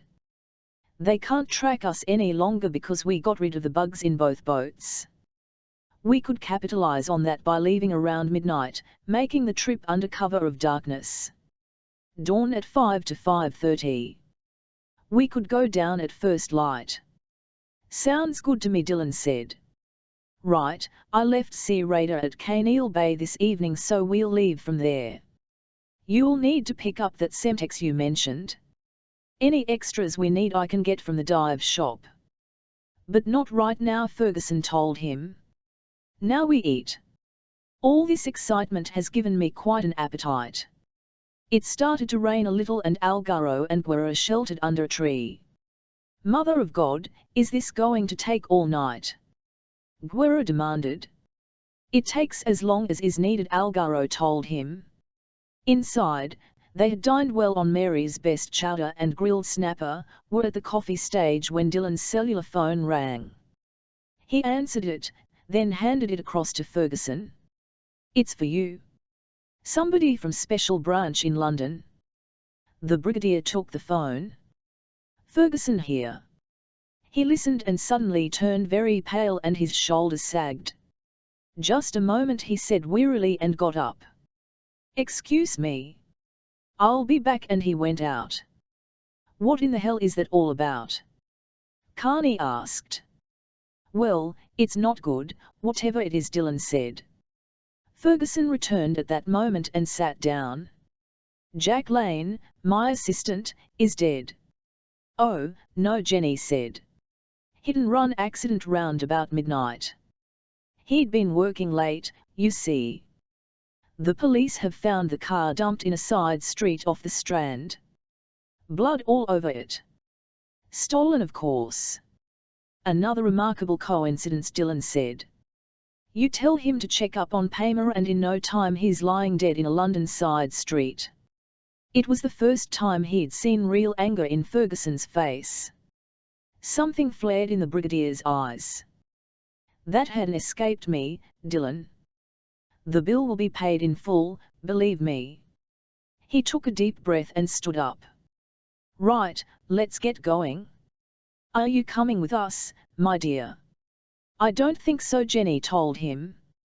That kind of boat ride is the last thing I need after what I've been through, but I'll come and see you off. I'll follow you in my jeep. You carry on, I'll catch you up, I just want a word with Mary. She went into the kitchen and Dillon beckoned Billy to the end of the bar. Do you think you and Mary could spend the night at Jenny's house? You think there could be a problem? We've had too many for comfort, Ferguson told him. Dillon took the Belgian semi-automatic from his pocket. Take this. That bad? Billy inquired. That bad? Then this is better. Billy took a Colt .45 automatic from under the counter. Fine. Dylan slipped the Belgian semi-automatic back in his pocket. Take care. We'll see you in the morning. In the kitchen, Mary was working hard at the stove. What you doing now, girl? I've got to go up to Kaneal, Mary. Bob Carney is taking the Brigadier and Mr. Dylan on a special dive. I want to see them off. You should be in bed. I know. I'll go soon. She went out through the bar and hurried down the steps. Algaro said, there she is. Let's get after her. But Jenny started to run, catching Ferguson, Dylan and Carney at Mongoose Junction. Algaro and Guerra watched as their quarry got into her jeep, Carney at her side, and followed Dylan and Ferguson out of the car park. All right, Algaro said. Let's get after them, and they ran toward their own vehicle. At the cottage, Dylan got the olive green army hold-all, took everything out, the Semtex and fuses, the AK, and the Walther and its silencer. Ferguson came in as he was finishing, wearing cord slacks, suede desert boots and a heavy sweater. Are we going to war again? He asked. Dylan stowed everything back in the hold-all. I hope not. Carney and I are going to have enough on our plate just making the dive, but you know where everything is if you need it. You think you can pull it off? We'll see. Dylan found his tracksuit top. I'm sorry about Lane, Brigadier. So am I. Ferguson looked bleak. But our turn will come, Dylan, I promise you. Now let's get on with it. As they made for the door, Dylan paused and opened the bar cupboard. He took out half a bottle of brandy and dropped it into the hold-all. Purely medicinal, he said, and held the door open. It's going to be bloody cold down there at that time of the morning. Carney had brought the Sea Raider into the end of the dock at Kaneal. Jenny was sitting on a bench looking down at the boat as he checked the air tanks. A three-piece band was playing in the bar, music and laughter drifting over the water on the night air. Ferguson and Dylan walked along the front, past the Beach Terrace restaurant and came along the dock. Ferguson stepped on board and Dylan passed him the hold-all. He turned to Jenny. Are you all right? Fine, she said.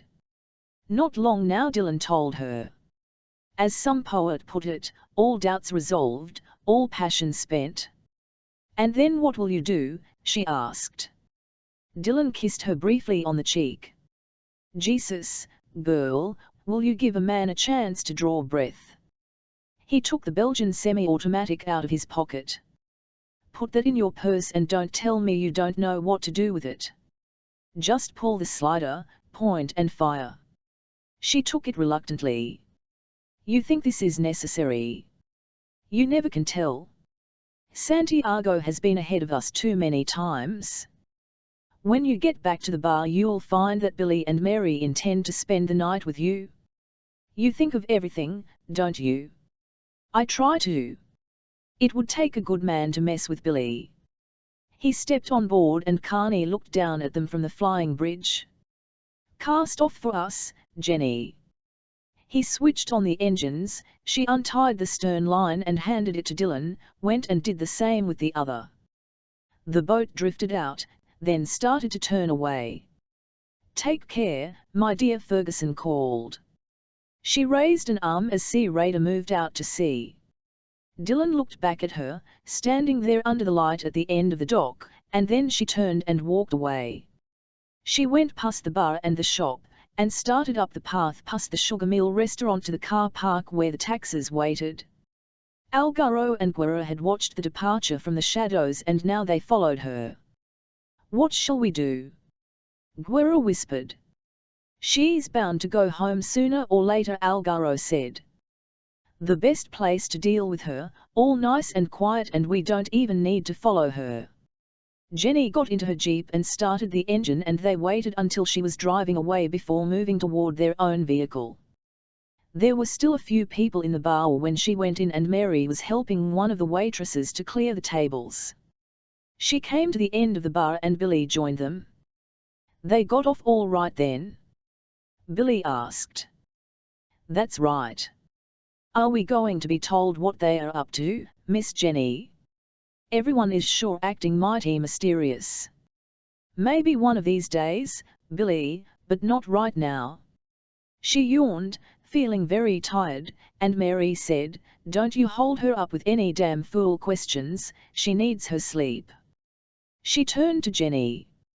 "Mr. Dillon asked us to spend the night with you, and that's what we're going to do." "All right," Jenny said. "I'll go on up to the house." "Maybe you should wait for us, Miss Jenny," Billy told her. "It will only take us 5 minutes to close." She opened her purse and took out the Belgian semi-automatic. "I've got this, Billy, and I know how to use it. I'll be fine. I'll see you soon." She'd parked the Jeep right outside at the bottom of the steps, and she slid behind the wheel, turned on the engine and drove away, so tired that for a moment she forgot to switch on the lights. The streets were reasonably quiet now as she drove out toward Gallows Point, and she was at the house in 5 minutes. She parked in the driveway, went up the steps, found her key and unlocked the front door. She switched on the porch light, then went in. God, but she was tired, more tired than she had ever been, and she mounted the stairs wearily, opened her bedroom door and switched on the light. It was hot, very hot in spite of the ceiling fan, and she crossed to the French windows leading to the balcony and opened them. There were a few heavy spots of rain and then a sudden rush, the kind of thing that happened at night at that time of year. She stood there for a moment enjoying the coolness, then turned and found Algaro and Guerra standing just inside the room. It was as if she was dreaming, but the terrible face told her otherwise, the cropped hair, the scar from the eye to the mouth. He laughed suddenly and said to Guerra in Spanish, "This could prove interesting." And Jenny, in spite of her tiredness, surprised even herself by darting forward and around them to the door, almost made it, and it was Guerra who caught her right wrist and swung her around. Algaro struck her heavily across the face, then hurled her back on the bed. She tried to pull the gun from her purse. He took it from her, turned her on her face, pulling her left arm up, twisted and applied some special kind of leverage. The pain was terrible and she cried out. "You like that, eh?" Algaro was enjoying himself and tossed the gun across the room. "Let's try some more." And this time, the pain was the worst thing she'd ever known and she screamed at the top of her voice. He turned her over, slapped her heavily again and took a flick knife from his pocket. When he jumped the blade she saw that it was razor sharp. He grabbed a handful of her hair. "Now I'm going to ask you some questions." He stroked the blade across her cheek and pricked it gently with the needle point so that blood came. "If you refuse to answer, I'll slit your nose, and that's just for starters." She was only human and terrified out of her mind. "Anything," she pleaded. "Right. Where would we find the wreck of U-180? "Thunder Point," she gasped. "And where would that be?" "It's on the chart. About 10 or 12 miles south of St. John." "That's all I know. Dillon, the Brigadier and Carney, we saw them leave from the dock at Kaneal Bay. They've gone to Thunder Point to dive on the U-boat, is that right?" She hesitated and he slapped her again. "Is that right?" "Yes," she said. "They are diving at first light." He patted her face, closed the knife and turned to Guerra. "Lock the door." Guerra seemed bewildered. "Why?"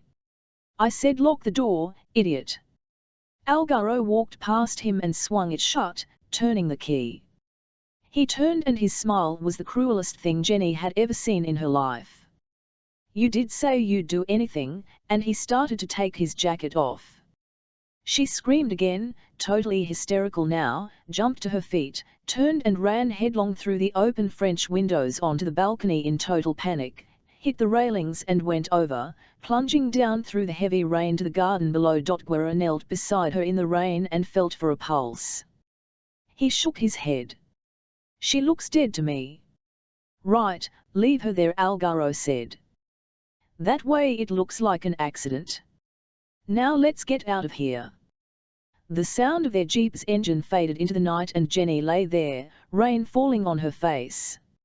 It was only 5 minutes later that Billy and Mary Jones turned into the drive in their jeep and found her at once, lying half across a path, half on grass.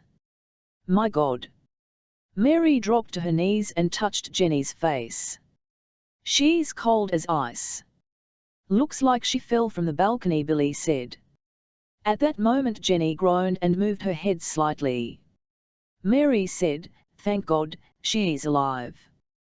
You carry her inside and I'll phone for the doctor, and she ran up the steps into the house.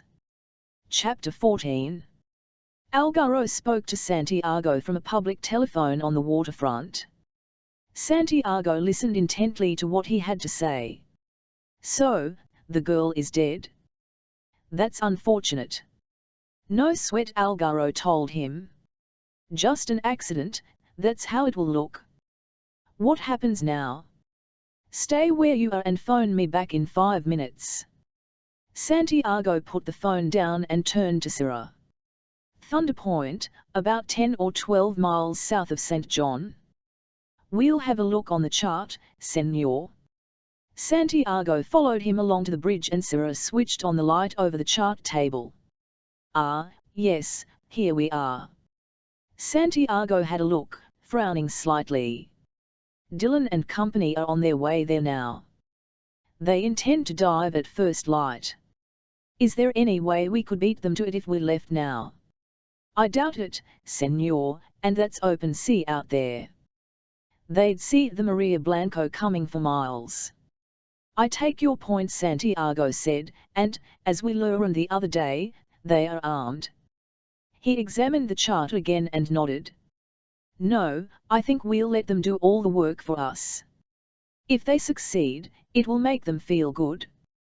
They'll sail back to St. John happy, maybe even slightly off guard because they will think they have won the game. And then, senor, we'll descend on them when they return to Caneil, possibly at the cottage. We'll see. So, what are your orders? We'll sail back to St. John and anchor off Paradise Beach again. The phone was ringing in the radio room. That will be Algaro calling back, and Santiago went to answer it. Algaro replaced the phone and turned to Guerra. They intend to let those bastards get on with it and do all the work. We'll hit them when they get back. What, just you and me? No, stupid. The Maria Blanco will be back off Paradise Beach in the morning. We'll rendezvous with her then. In the meantime, we'll go back to the launch and try to catch a little shut-eye. Jenny's head, resting on the pillow, was turned to one side. She looked very pale, made no movement even as the doctor gave her an injection. Mary said, What do you think, doctor? He shook his head. Not possible to make a proper diagnosis at this stage. The fact that she's not regained consciousness is not necessarily bad. No overt signs of broken bones, but hairline fractures are always possible. We'll see how she is in the morning. Hopefully she'll have regained consciousness by then. He shook his head. That was a long fall. I'll have her transferred to St. Thomas Hospital. She can have a scan there. You'll stay with her tonight. Me and Billy won't move an inch, Mary told him. Good. The doctor closed his bag. The slightest change, call me. Billy saw him out, then came back up to the bedroom. Can I get you anything, honey? No, you go and lie down, Billy, I'll just sit here with her, Mary said. As you say. Billy went out and Mary put a chair by the bed, sat down and held Jenny's hand. You'll be fine, baby, she said softly. Just fine. Mary's here. At 3 o'clock they ran into a heavy squall, rain driving in under the canopy over the flying bridge, stinging like bullets. Carney switched off the engine. "We'll be better off below for a while." Dillon followed him down the ladder and they went into the deckhouse where Ferguson lay stretched out on one of the benches, his head propped up against the hold-all. He yawned and sat up. "Is there a problem?" Sea Raider swung to port, buffeted by the wind and rain. "Only a squall," Carney said. "It'll blow itself out in half an hour. I could do with a coffee break anyway." "A splendid idea." Dillon found the thermos and some mugs and Carney produced a plastic box containing ham and cheese sandwiches. They sat in companionable silence for a while eating them, the rain drumming against the roof. "It's maybe time we discussed how we're going to do this thing," Carney said to Dillon. "For a no-decompression dive at 80 feet, we're good for 40 minutes. So a second dive would be the problem." Ferguson said, "I don't understand the technicalities, would someone explain?" "The air we breathe is part oxygen, part nitrogen," Carney told him. "When you dive, the pressure causes nitrogen to be absorbed by the body tissues. The deeper you go, the increase in pressure causes more nitrogen to be absorbed. If you're down too long or come up too quickly, it can form bubbles in your blood vessels and tissues, just like shaking a bottle of club soda. The end result is decompression sickness. And how can you avoid that? First of all, by limiting the time we're down there, particularly on the first dive. Second time around, we might need a safety stop at 15 feet. And what does that entail?" Ferguson asked. "We rise to that depth and just stay there for a while, decompressing slowly." "How long for?" "That depends." Dillon lit a cigarette, the Zippo flaring in the gloom. "What we're really going to have to do is find that submarine fast. And lay the charge on the first dive down," Carney said. "Baker did say it was lying on a ledge on the east face." Carney nodded. "I figured that to be the big drop side so we won't waste time going anywhere else." He swallowed his coffee and got up. "If we had the luck, went straight down, got in the control room and laid that Semtex." He grinned. "Hell, we could be in like Flynn and out and back up top in 20 minutes. "That would make a big difference to the second dive," Dillon said. "It surely would." The rain had stopped, the sea was calm again now and Carney glanced at his watch. "Time to get moving, gents," and he went back up the ladder to the flying bridge. In London it was 9 o'clock in the morning and Francis Paymer was just finishing a delicious breakfast of scrambled eggs and bacon which his housekeeper had prepared when the phone rang. He picked it up. "Paymer here. Simon Carter." "Morning," Simon Paymer said. "Any word from Ferguson?" "No, but something rather shocking which affects Ferguson has happened." "What would that be?" "You know his assistant, the one he borrowed from Special Branch, Detective Inspector Lane?" Paymer almost choked on the piece of toast he was eating. "Yes, of course I do," he managed to say. "Killed last night when he was leaving the Ministry of Defence around midnight. Hit and run. Stolen car apparently, which the police have recovered. How terrible. Thing is, Special Branch aren't too happy about it. It seems the preliminary medical report indicates that he was hit twice. Of course, that could simply mean the driver panicked and reversed or something. On the other hand, Lane sent a lot of men to prison. There must be many who bore him a grudge." "I see," Paymer said. "So Special Branch are investigating?" "Oh, yes, you know what the police are like when one of their own gets hit." "Free for lunch, Francis?" "Yes," Paymer said. "But it would have to be at the house. I'm taking part in the debate on the crisis in Croatia." "That's all right. I'll see you on the terrace at 12:30. Paymer put the phone down, his hand shaking, and looked at his watch. No sense in ringing Santiago now, it would be 4 in the morning over there. It would have to wait. He pushed his plate with the rest of his breakfast on it away from him, suddenly revolted, bile rising in his throat. The truth was he had never been so frightened in his life. Way over toward the east the sun was rising as Sea Raider crept in toward Thunder Point, Carney checking the fathometer. There it is, he said as he saw the yellow ridged lines on the black screen. You get to the anchor, he told Dylan. I'll have to do some maneuvering so you can hit that ridge at 70 feet. There was a heavy swell, the boat, with the engines throttled back, just about holding her own. Dylan felt the anchor bite satisfactorily, called up to Carney on the flying bridge, and the American switched off the engines. Carney came down the ladder and looked over the side. There's a rough old current running here. Could be 3 knots at least. Ferguson said, I must say the water seems exceptionally clear. I can see right down to the reef. That's because we're so far from the mainland, Carney said. It means there is very little particulate matter in the water. In fact, it gives me an idea. What's that? Dylan asked. Carney took off his jeans and t-shirt. This water is so clear, I'm going to go trolling. That means I'll stay at less than 10 feet, work my way across and locate the edge of the cliff. If I'm lucky and the water down there is as clear as it looks, I might manage to pinpoint the U-boat. He zipped up his diving suit and Dylan helped him into his tank. Do you want a line? Carney shook his head. I don't think so. He pulled on his mask, sat on the high thwart, waited for the swell to rise high and went over backwards. The water was so clear that they could mark his progress for a while. What's the point of all this? Ferguson asked. Well, by staying at such a shallow depth, it will have no effect on the diving later. It could save time, and time is crucial on this one, Brigadier.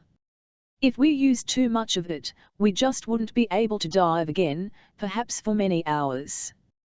Carney surfaced 100 yards away and waved his arms. Ferguson got out the old binoculars and focused them. He's beckoning. Carney's voice echoed faintly. Over here. Dylan switched on the engines by the deckhouse wheel and throttled down. Try and get the anchor up, Brigadier, I'll do my best to give you a bit of movement. Ferguson went round to the prow and got to work, while Dylan tried to give him some slack. Finally, it worked, the Brigadier shouted in triumph and hauled in. Dylan throttled down and coasted toward Carney. When they came alongside, the American called, "Drop the hook right here." Ferguson complied, Dylan switched off the engine, Carney swam around to the dive platform, slipped off his jacket and climbed aboard. "Clearest I've ever seen," he said. "We're right on the edge of the cliff. There's been a lot of coral damage recently, maybe because of the hurricane, but I swear I can see something sticking out over a ledge." "You're sure?" Ferguson demanded. "Hell, nothing's certain in this life, Brigadier, but if it is the U-boat, we can go straight down and be inside in a matter of minutes. Could make all the difference. Now let's see what you've got in the bag, Dylan." Dylan produced the Semtex. "It'll work better if it's rolled into a rope and placed around the outer circle of the hatch." "You would know, would you?" Carney asked. "I've used the stuff before." "Okay, let's have a look at those chemical detonating fuses." Dylan passed them to him and Carney examined them. "These are good. I've used them before. 10 or 30-minute delay. We'll use a 10. Dylan was already into his diving suit and now he sliced a large section off the block of Semtex and first kneaded it, then rolled it between his hands into several long sausages. He put it into his dive bag with the detonating fuses. "I'm ready when you are." Carney helped him on with his gear, then handed him an underwater spot lamp. "I'll see you at the anchor and remember, Dylan, speed is everything, and be prepared for that current." Dylan nodded and did what Carney had done, simply sat on the thwart, waited until the swell lifted and went in backwards. The water was astonishingly clear and very blue, the ridge below covered with elk horn coral and large basket sponges in muted shades of orange. As he waited at the anchor, a school of barracuda-like fish called Senet moved past him, and when he looked up, there were a number of large jacks overhead. The current was strong, so fierce that when he held on to the anchor chain his body was extended to one side. He glanced up again and Carney came down toward him, paused for a moment, already drifting sideways, and gestured. Dylan went after him, checking his dive computer, noting that he was at 65 feet, followed Carney over the edge of the cliff, looking down into the blue infinity below and saw, to the left, the great scar where the coral had broken away, the bulk of U-180, the prow sticking out from the ledge. They descended to the conning tower, held on to the top of the bridge rail, dropped down from the high gun platform to the ragged 15-foot gash in the hull below the conning tower. Dylan hovered as Carney went inside, checked his dive computer and saw that it was 7 minutes since leaving Sea Raider. He switched his spot lamp on and went after the American. It was dark and gloomy, a confusion of twisted metal in spite of the illumination from Carney's lamp. He was crouched beside the forward hatch, trying to turn the unlocking wheel with no success. Dylan opened his dive bag, took out the Semtex and handed a coil to Carney. They worked together, Dylan taking the top of the hatch, Carney the bottom, pressing the plastic of the explosive in place until they had completed a full circle. They finished. Carney turned and held out a gloved hand. Dylan passed him 2 of the chemical detonating pencils. Carney paused, broke the first one and pushed it onto the Semtex at the top of the circular hatch. A small spiral of bubbles appeared at once. Carney did the same at the bottom of the circle with the other. Dylan glanced at his computer. 17 minutes. Carney nodded and Dylan turned and went out through the rent, rose to the edge of the cliff, went straight to the anchor and started up the line, holding on with one hand, Carney just behind him. As they left the line at 15 feet and moved under the keel of the stern, he checked the computer again. 21 minutes. He broke through to the surface, slipped out of his jacket and climbed onto the diving platform. "You found it?" Ferguson demanded. "Just like Carney said," Dylan told him. "In like Flynn and out again." 20 minutes, that's all. Just 20 bloody minutes. Carney was changing the tanks for fresh ones. "Sweet Jesus, I've never seen such a sight. I've been diving 20 years or more and I've got to tell you, I've never seen anything to beat that." Dylan lit a cigarette with his Zippo. "Santiago, eat your heart out. I'd like to take him down, weight him with lead and leave him inside," Carney said, "except it would be an insult to brave sailors who died down there." The surface of the sea lifted, spray scattering, foam appeared, moved outwards in concentric circles over the swell. They stood at the rail watching until the activity dwindled. Finally Carney said, "That's it. Let's get moving."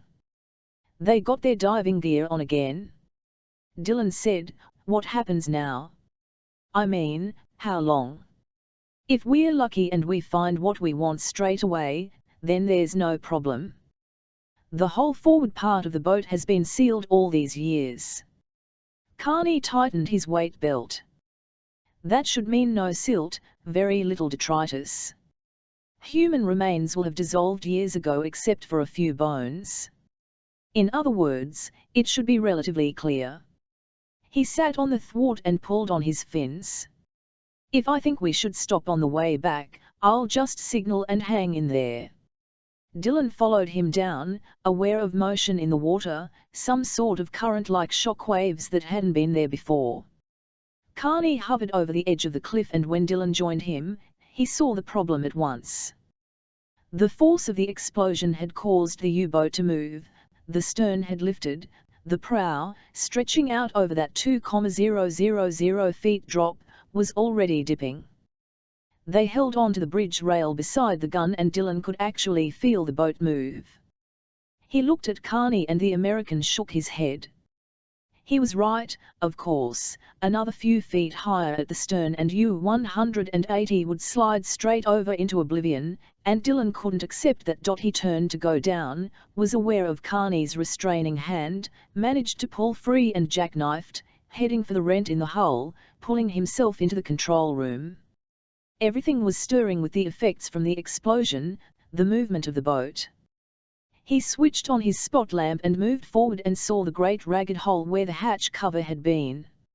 It was dark in there, far murkier than he had expected, again from the effects of the explosion. He shone his spotlight inside and as he pulled himself through was aware of a strange, eerie noise as if some living creature was groaning in pain, was aware of the boat moving, lurching a little. Too late to retreat now and his own stubbornness refused to let him. The radio and sound room was on the right, the captain's quarters opposite to his left, no curtain left now, long since decayed over the years. There was a metal locker, a door hanging off, the skeleton of a bunk. He splayed the beam of the torch around and saw it lying in the corner, coated with filth, a metal briefcase with a handle, just like the one Baker had taken to London. He ran a hand across it, silver gleamed dully, and then the floor tilted at an alarming angle and everything seemed to be moving. He bounced against the bulkhead, dropping the case, grabbed it again, turned and started through the hatch. His jacket snagged and he stopped dead, struggling frantically, aware of the boat tilting farther. And then Carney was in front of him, reaching through to release him. The American turned and made for that gash in the hull and Dylan went after him, the whole boat tilting now, sliding, the strange, groaning noises, metal scraping across the edge, and Carney was through, drifting up, and Dylan rose to join him, hovering on the edge of the cliff, and as they turned to look down, the great whale-like shape of U-180 slid over the edge and plunged into the void. Carney made the OK sign, Dylan responded, then followed him across the ridge to the anchor line. He checked his computer. Another 20 minutes, which was fine, and he followed up the line slowly, but Carney was taking no chances. At 15 feet he stopped and looked down. Dylan nodded, moved up beside him and raised the briefcase in his right hand. He could tell that Carney was smiling. They stayed there for 5 minutes, then surfaced at the stern to find Ferguson leaning over anxiously. "Dear God! I thought the end of the world had come," he said. They stowed the gear, made everything shipshape. Carney pulled on jeans and a t-shirt, Dylan his tracksuit. Ferguson got the thermos, poured coffee and added brandy from the half bottle. "The whole bloody sea erupted," he said. "Never seen anything like it. Sort of boiled over." "What happened?" "She was lying on a ledge, Brigadier, you knew that," Carney said.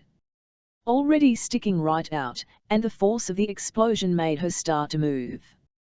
"Good God!" Carney drank some of the coffee. "Christ, that's good. Anyway, this idiot here decided he was going to go inside anyway." "Always suspected you were a fool," Dylan Ferguson told him. "I got the briefcase, didn't I? It was in the corner of the captain's quarters on the floor, and then the whole damn boat started to go, taking me with it because I got snagged trying to get back out of the hatch." "What happened?" "A mad, impetuous fool called Bob Carney who decided to follow me and pulled me through." Carney went and looked over the side, still drinking his coffee. "A long, long way down. That's the last anyone will ever see of U-180. It's as if she never existed." "Oh, yes, she did," Ferguson said. "And we have this to prove it," and he held up the briefcase. "There wasn't much encrusting." Carney got a small wire brush from the tool kit and an old towel. The surface cleaned up surprisingly well, the Kriegsmarine insignia clearly etched into the right-hand corner. Carney unfastened the 2 clips and tried to raise the lid. It refused to move. "Shall I force it, Brigadier?" "Get on with it," Ferguson told him, his face pale with excitement. Carney pushed a thin-bladed knife under the edge by the lock, exerted pressure. There was a cracking sound and the lid moved. At that moment it started to rain. Ferguson took the briefcase into the deckhouse, sat down with it on his knees and opened it. The documents were in sealed envelopes. Ferguson opened the first one, took out a letter and unfolded it. He passed it to Dillon. "My German is a little rusty, you're the language expert." Dillon read it aloud. From the leader and Chancellor of the State. Reichsleiter Martin Bormann is acting under my personal orders in a matter of the utmost importance to the state. He is answerable only to me. All personnel, military or civil, without distinction of rank, will assist him in any way he sees fit. Dillon handed it back. "It's signed Adolf Hitler." "Really?" Ferguson folded it again and put it back in its envelope. "That would fetch a few thousand at auction at Christie's." He passed another, larger envelope over. "Try that." Dillon opened it and took out a bulky file. He leafed through several pages. "This must be the Blue Book, alphabetical list of names, addresses, a paragraph under each, a sort of thumbnail sketch of the individual. See if Paymer is there." Dillon checked quickly. "Yes, Major, Sir Joseph Paymer, Military Cross, Member of Parliament, Hatherley Court, Hampshire. There's an address in Mayfair. The remarks say he's an associate of Sir Oswald Mosley, politically sound and totally committed to the cause of National Socialism." "Really?" Ferguson said dryly. Dillon looked through several more pages and whistled softly. "Jesus, Brigadier, I know I'm just a little Irish peasant, but some of the names in here, you wouldn't believe. Some of England's finest. A few of America's also." Ferguson took the file from him, glanced at a couple of pages, his face grave. "Who would have thought it?" He put the file back in its envelope and passed another. "Try that." There were several documents inside and Dillon looked them over briefly. "These are details of numbered bank accounts in Switzerland, various South American countries and the United States." He handed them back. "Anything else?" "Just this." Ferguson passed the envelope to him. "And we know what that must be, the Windsor Protocol." Dillon took the letter out and unfolded it. It was written on paper of superb quality, almost like parchment, and was in English. He read it quickly, then passed it over. "Written at a villa in Estoril in Portugal in July 1940, addressed to Hitler, and the signature at the bottom seems to be that of the Duke of Windsor." "And what does it say?" Carney asked. "Simple enough. The Duke says too many have already died on both sides, the war is pointless and should be ended as soon as possible. He agrees to take over the throne in the event of a successful German invasion." "My God!" Carney said. "If that's genuine, it's dynamite." "Exactly." Ferguson folded the letter and replaced it in its envelope.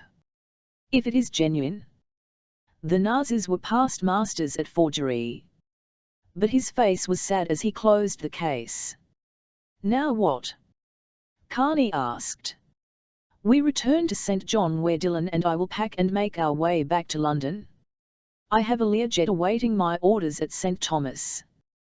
He held up the case and smiled bleakly. "The Prime Minister is a man who likes to hear bad news as quickly as possible." The Maria Blanco had dropped anchor off Paradise Beach mid-morning and Algaro and Guerra, in the launch, had made contact at once. Santiago, sitting at his massive desk in the salon, listened as they went over the events of the previous night, then turned to Syrah, who was standing beside him. "Tell me about the situation as you see it, Captain." "A long run out there, Senor, perhaps 2.5 hours to come back because they'll be sailing into the wind all the way. I'd say they'll be back quite soon, probably just before noon." "So what do we do, hit them tonight?" Algaro asked. No. Santiago shook his head. I'd anticipate Ferguson making a move back to London as soon as possible. According to our information, he has a Learjet on standby at St. Thomas Airport. He shook his head. No, we make our move on the instant. So what are your orders? Algaro demanded. The simple approach is the best. You and Guerra will go ashore in one of the inflatables dressed as tourists. Leave the inflatable on Paradise below Cottage 7, where Ferguson and Dylan are staying. Sarah will give you each a walkie-talkie so you can keep in touch with each other and the ship. You, Algaro, will stay in the general vicinity of the cottage. Read a book on the beach, enjoy the sun, try to look normal if that's possible. And me, Senor? Guerra asked. You go down to Caneal Beach and wait. When Carney's boat arrives, notify Algaro. Ferguson and Dylan must return to the cottage to change clothes and pack. That's when you strike. Once you have the Balmain briefcase, you return in the inflatable and we'll get out of here. Remember, the briefcase is distinctive. It's made of aluminium and is silver in appearance. Do we return to San Juan, Senor? Sarah asked. No. Santiago shook his head. Samson Key. I want time to consider my next move. The contents of that case will be more than interesting, Sarah. They could give my life a whole new meaning. He opened a drawer at his right hand. There were a number of handguns in there. He selected a Browning high power and pushed it across to Algaro. Don't fail me. I won't, Algaro said. If they have that briefcase, we'll get it for you. Oh, they'll have it all right. Santiago smiled. I have every faith in our friend Dylan. His luck is good. When Sea Raider moved in through all the moored yachts to the dock at Caneal Bay, the sun was high in the heavens. There were people windsurfing out in the bay and the beach was crowded with sun worshippers. Guerra was one of them, sitting on a deck chair in flowered shirt and Bermuda shorts, dark glasses shading his eyes. He saw Dylan step onto the dock to tie up. He returned on board, then came back, the olive green holdall in one hand. Ferguson followed him carrying the briefcase, Carney walking at his side. Guerra pulled on a white floppy sun hat that, with the brim down, partially concealed his features, adjusted the dark glasses and moved off the beach along the front of the restaurant to where the path from the dock emerged. He reached it almost at the same time as the three men, and at that moment a young black receptionist hurried out of the front desk lobby. Oh, Captain Carney, I saw you coming in. There was an urgent message for you. And what was it? Carney demanded. It was Billy Jones. He said to tell you Jenny Grant had an accident last night. Fell from a balcony at her house up at Gallows Point. She's there now. They are moving her over to St. Thomas Hospital real soon. My God. Carney said and nodded to the girl. That's okay, honey, I'll handle it. Another bloody accident, Dylan said bitterly and handed the holdall to Ferguson. I'm going to see her. Yes, of course, dear boy, Ferguson replied. I'll go back to the cottage, have a shower, get packed and so on. I'll see you later. Dylan turned to Carney. Are you coming? I sure as hell am, Carney told him, and they hurried off toward the car park together. With the holdall in his right hand and the briefcase in his left, Ferguson set off, following the path that led past the cottages fronting Caneal Bay. Guerra paused in the shelter of some bushes and using the walkie-talkie called up Algaro, who, sitting on the beach at Paradise, answered at once. Yes, I hear you. Ferguson is on his way and alone. The others have gone to see the girl. They've what? Algaro was thrown, but quickly pulled himself together. All right, meet me on the downside of the cottage. Guerra switched off and turned. He could see Ferguson a couple of 100 yards further on and hurried after him. Ferguson put the briefcase on the bed, then pulled off his sweater. He should have felt exhilarated, he told himself looking down at the case, but then too much had happened. Joseph Jackson at Samson Key, a poor old man who had never done anyone harm in his life, and Jack. He sighed, opened the door to the bar cupboard and found a whiskey miniature. He poured it into a glass, added water and drank it slowly. Jack Lane, the best damn copper he had ever worked with. And now Jenny Grant. Her accident so-called was beyond coincidence. Santiago had much to answer for. He took the briefcase from the bed and stood it at the side of the small desk, checked that the front door was locked, then went into the bathroom and turned on the shower. Guerra and Algaro went up the steps and entered the lobby. Very gently, Guerra tried the door. He shook his head. Locked. Algaro beckoned and led the way out, back down the steps. It was very quiet, no one about, and the garden surrounding the cottage was very luxuriant, shielding a great deal of it from view. Above their heads, a large terrace jutted out. There was a path, some steps, a low wall, a small tree beside it. Easy, Algaro said. Stand on the wall, brace yourself on the tree and I'll make a step up for you with my hands. You can reach the terrace rail. I'll wait at the door. He handed him the Browning. Take this. Guerra was on the terrace in a matter of seconds. The Venetian blinds were down at the windows, but he managed to peer inside through narrow slats. There was no sign of Ferguson. Very gently he tried the handle to the terrace door which opened to his touch. He took out the Browning, aware of the sound of the shower, glanced around the room, saw no immediate sign of the briefcase and went to the outside door and opened it. Algaro moved in and took the Browning from him. In the shower, is he? Yes, but I can't see the briefcase, Guerra whispered. But Algaro did, moved quickly to the desk and picked it up triumphantly. This is it. Let's go.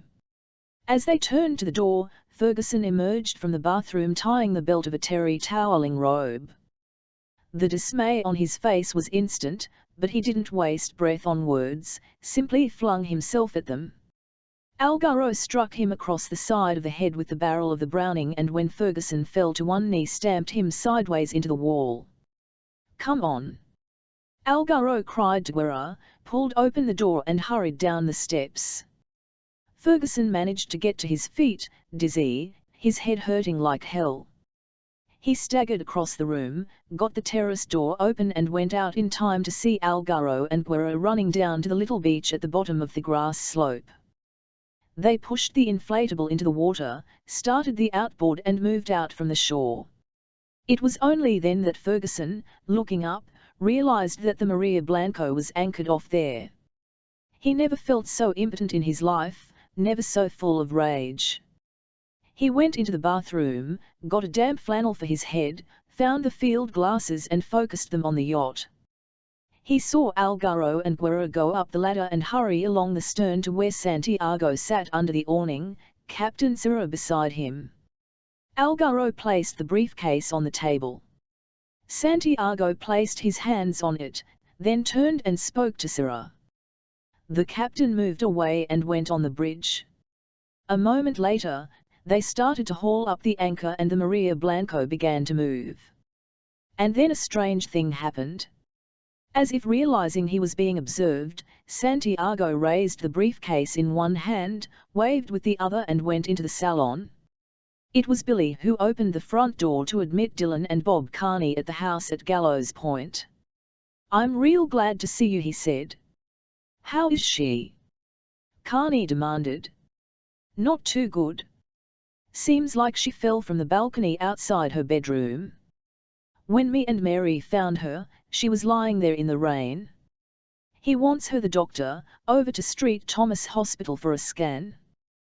They are coming to pick her up in an hour," Mary said. "Can she speak?" Dylan asked as they went upstairs. "Came to around an hour ago." It was you she asked for, Mr. Dillon. Did she tell you how it happened? No. In fact, she ain't said much at all. Listen, I'll go and make coffee while you stay with her. Come on, Billy, she told her husband, and they went out. Carney said, her face is real bad. I know, Dillon said grimly, and she didn't get that from any accident. If she'd fallen on her face from such a height it would have been smashed completely. He took her hand and she opened her eyes. Dillon. That's right, Jenny. I'm sorry, Dillon, sorry I let you down. You didn't let us down, Jenny. We found the U-boat.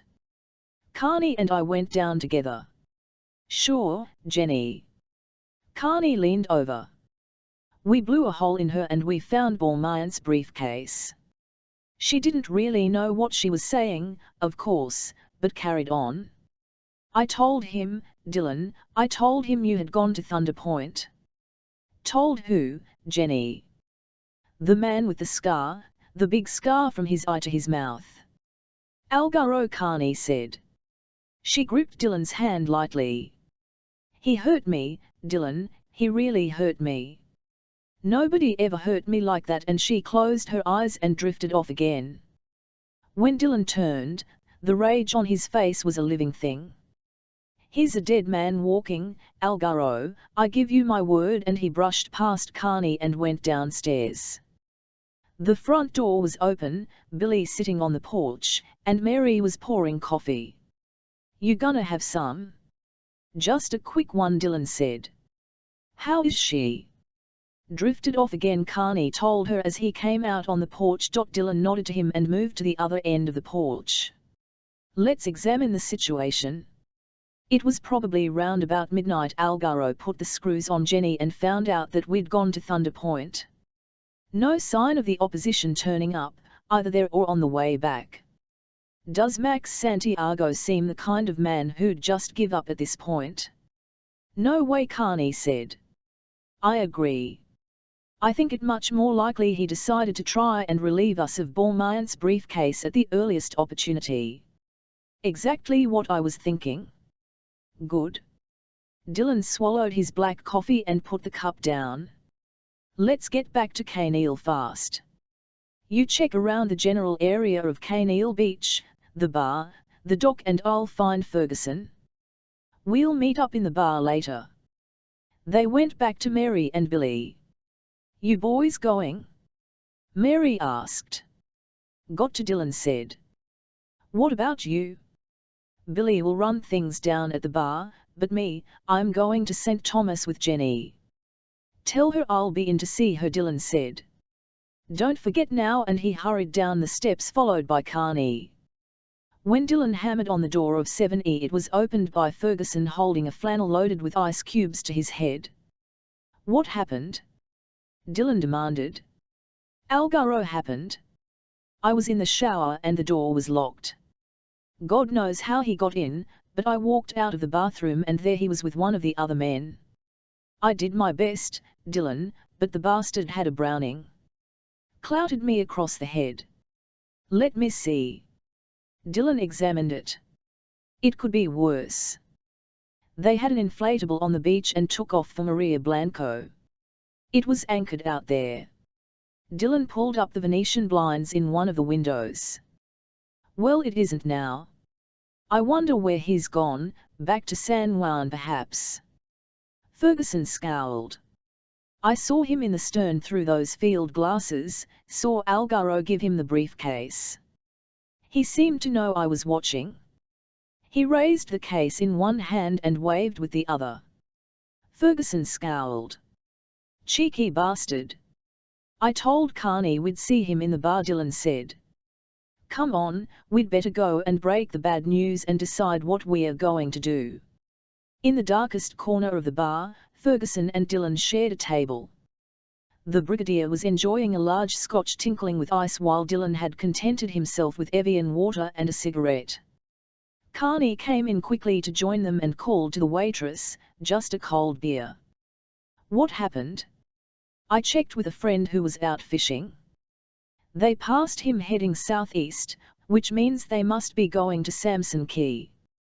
Dylan actually laughed. Right, you bastard, I've got you now. What on earth do you mean? Ferguson demanded. The Maria Blanco will be anchored off Samson tonight, and if you remember, the general manager, Prieto, told us that Santiago always stays on board when he's there. It's simple. We'll go in under cover of darkness and I'll get the briefcase back, if Carney will run us down there in Sea Raider of course. Try stopping me, Carney told him. Ferguson shook his head. You don't give up easily, do you, Dylan? I could never see the point. Dylan poured more Evian water and raised his glass. Chapter 15. It was toward evening as Dylan and Ferguson waited on the dock at Caneal Bay, sitting on the bench, the Irishman smoking a cigarette, the olive-green military holdall on the ground between them. I think that's him now, Ferguson said and pointed, and Dylan saw Sea Raider coming in from the sea, slowly to negotiate the moored yachts. There were still people on the beach, some of them swimming in the evening sun, laughter drifting across the water. Ferguson said, from what I know of Santiago, I should think he'd be ready to repel boarders. Do you really think you can pull this off? Anything's possible, Brigadier. Dylan shrugged. You don't need to come, you know. I'd understand. I'll overlook the insult this time, Ferguson said coldly, but don't ever say something like that to me again, Dylan. Dylan smiled. Cheer up, Brigadier. I've no intention of dying at a place called Samson Key. After all, I've got a dinner at the Garrick Club to look forward to again with you. He got up and moved to the edge of the dock as Sea Raider drifted in. He waved up to Carney, jumped across the gap, got the fenders over, then threw a line to the Brigadier. Carney killed the engines and came down the ladder as they finished tying up. I've refueled so everything's shipshape. We can leave any time you like. Ferguson passed the holdall to Dylan and stepped across as Dylan took it into the deckhouse and put it on one of the benches. At that moment the receptionist who'd given them the news about Jenny when they'd come in earlier came along the dock. I've just taken a phone call from Mary Jones at St. Thomas Hospital, Mr. Dylan. She'd like for you to call her back. Carney said, I'll come with you. The Brigadier nodded. I'll wait here and keep my fingers crossed. Dylan stepped over the side and turned along the dock, Carney at his side. Mary said, she's going to be fine, but a good job she had that scan. There's what they call a hairline fracture in the skull, but the specialist he say nothing that care and good treatment won't cure. Fine, Dylan said. Don't forget to tell her I'll be in to see her. Carney was leaning at the entrance of the telephone booth, his face anxious. Hairline fracture of the skull, Dylan told him as he hung up. But she's going to be okay. Well, that's good, Carney said as they walked back to the dock. That's one way of putting it, Dylan said. Another is that Santiago and Algaro have got a lot to answer for, not to mention that bastard Paymer. Ferguson got up and came out of the deckhouse as they arrived. Good news. It could be worse, Dylan said and told him. Thank God. Ferguson took a deep breath. All right, I suppose we'd better get going. Carney said, sure, but I'd like to know how we're going to handle this thing. Even in the dark, there's a limit to how close we can get in Sea Raider without being spotted. It seems to me the smart way would be an approach underwater, Dylan said. Only there's no way about it, Carney. I once told you you were one of the good guys. Santiago and his people, they are the bad guys, and that's what I am. I'm a bad guy, too. Ask the Brigadier, he'll tell you. That's why he hired me for this job in the first place. This is where I earn my keep and it's a one-man affair. Now look, Carney said. I can hold up my end. I know that, and you've got the medals to prove it. The Brigadier showed me your record, but Vietnam was different. You were stuck in a lousy war that wasn't really any of your business. I suppose you were just trying to stay alive. And I made it. I'm here, aren't I? Remember when you and the Brigadier were swapping war stories about Vietnam and Korea and you asked me what I knew about war and I told you I'd been at war all my life. At an age when I should have been taking girls out to dances, I was fighting the kind of war where the battlefield was rooftops and back alleys, leading British paratroopers a dance through the sewers of the Falls Road in Belfast, being chased by the SAS through South Armagh, and they are the best. What are you trying to say to me? Carney asked. That when I go over the rail of the Maria Blanco to recover that briefcase, I'll kill anyone who tries to get in my way. Dillon shrugged. Like I said, I can do that without a moment's hesitation because I'm a bad guy. I don't think you can, and thank God for it. There was silence. Carney turned to Ferguson, who nodded. He's right, I'm afraid. Okay, Carney said reluctantly. This is the way it goes. I'll go as close to the Maria Blanco as we dare and drop anchor, then I'll take you the rest of the way in an inflatable. Dillon tried to speak and Carney cut him off. No buts, that's the way it's going to be. I've got an inflatable moored out there on the buoy with Privateer. We'll pick it up on the way. All right, Dillon said. Have it your way. And I come in, Dillon, if anything goes wrong, I come in. On horseback, bugles blowing. Dillon laughed. The South shall rise again. You people never could come to terms with losing the Civil War. There was no Civil War. Carney went up to the flying bridge. You must be referring to the war for the independence of the Confederacy. Now let's get moving. He switched on the engines, Dillon stepped over to the dock and untied the lines.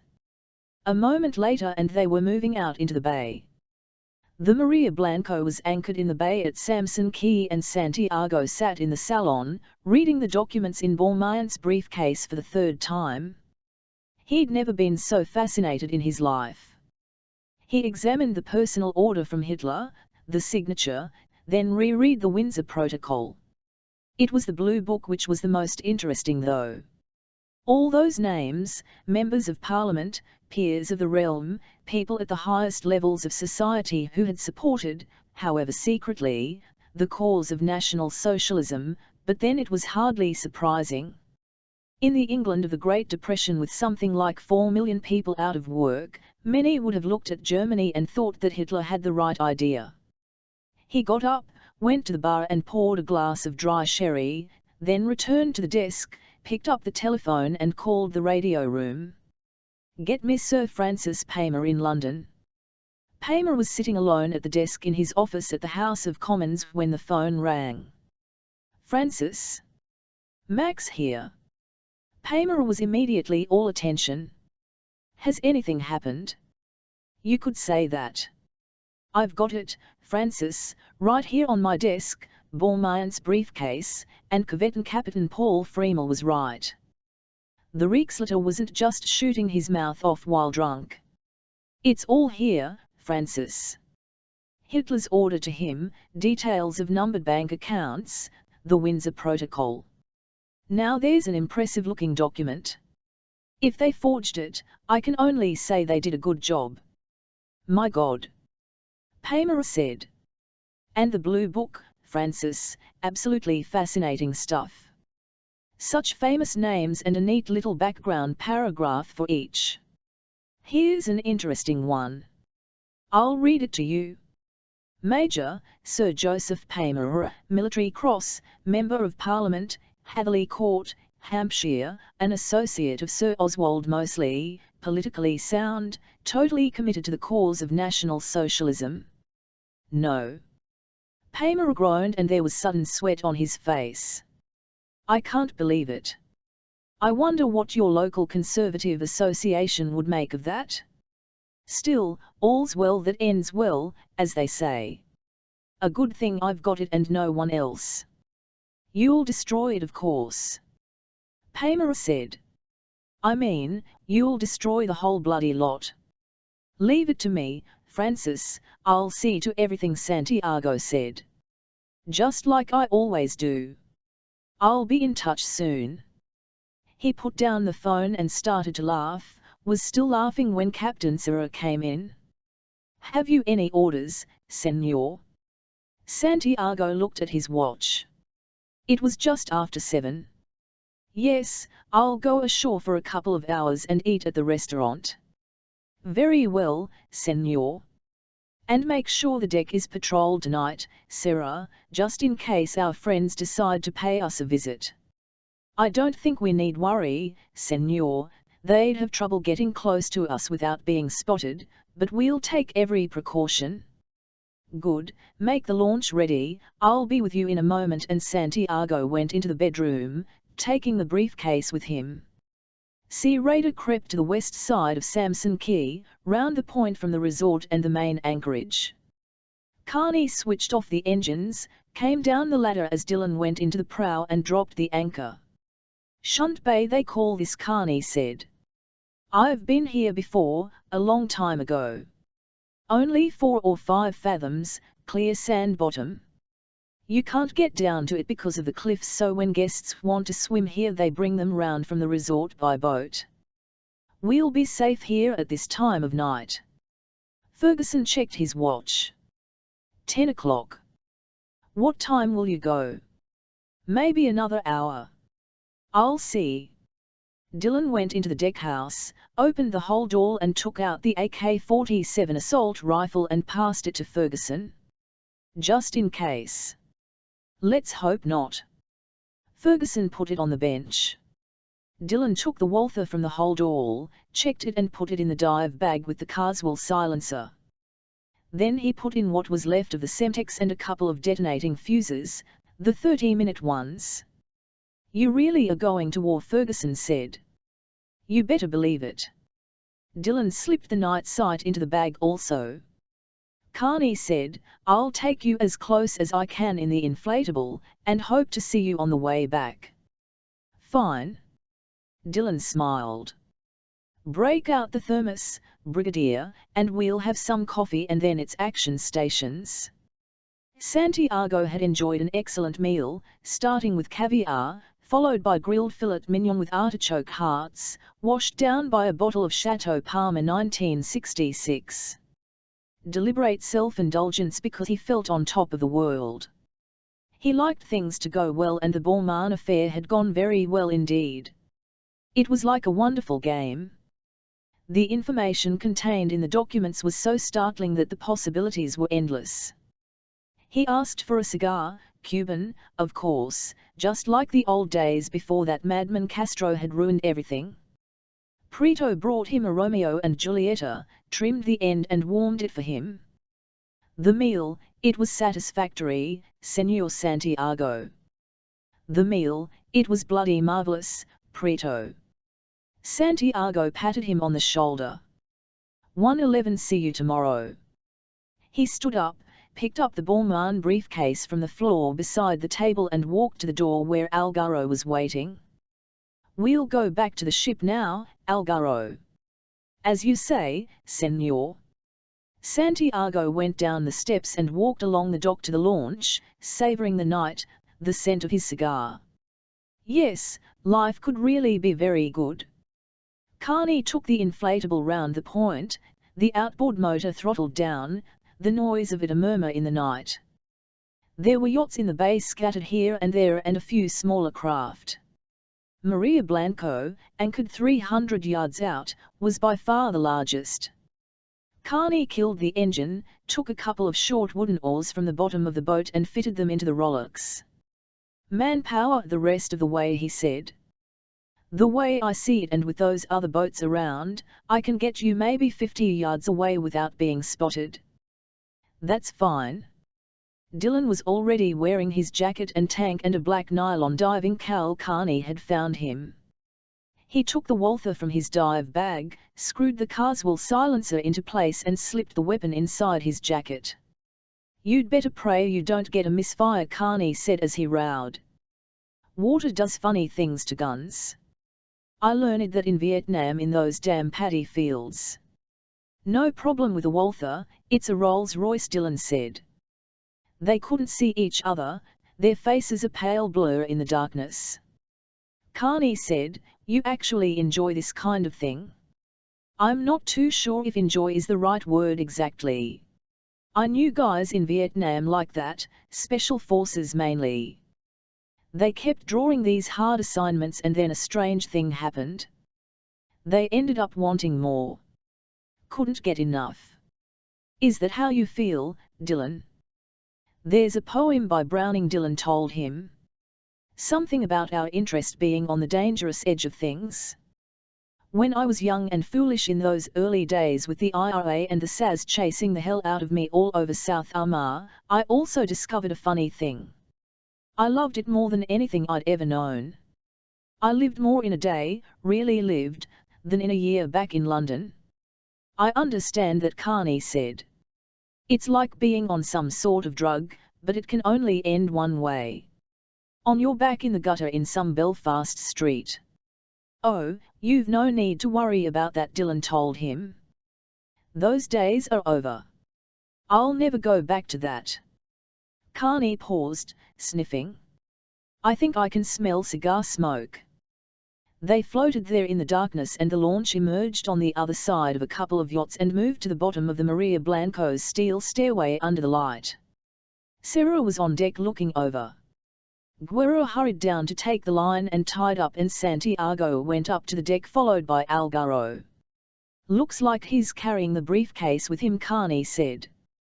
Dylan got the night sight from his dive bag and focused it. "You're right. He's probably afraid to let it out of his sight." "What now?" Carney said. "We'll hang on for a little while, give them a chance to settle down." Santiago and Sarah descended from the bridge to the main deck. Guerra and Solana stood at the bottom of the ladder, each armed with an M16 rifle.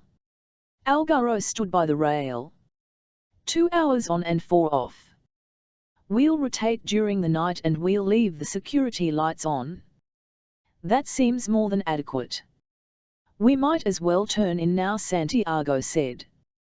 "Good night, Captain." He went along to the salon and Algaro followed him. "Do you need me any more tonight, Senor?" "I don't think so, Algaro, you can go to bed." Algaro withdrew. Santiago put the briefcase on the desk, then he took off his jacket and went and poured a cognac. He returned to the desk, sat down and leaned back, sipping his cognac and just looking at the briefcase. Finally, as he knew he would, he opened it and started to go through the documents again. Dylan focused the night sight. He picked out Solana in the shadows by a lifeboat in the prow. Guerra, in the stern, had made no attempt to hide, sat on one of the chairs under the awning smoking a cigarette, his rifle on the table. Dylan handed Carney the night sight. "All yours. I'm on my way." He dropped back over the side of the inflatable, descended to 10 feet and approached the ship. He surfaced at the stern of the launch, which was tied up at the bottom of the steel stairway. Suddenly, Solana appeared up above on the platform.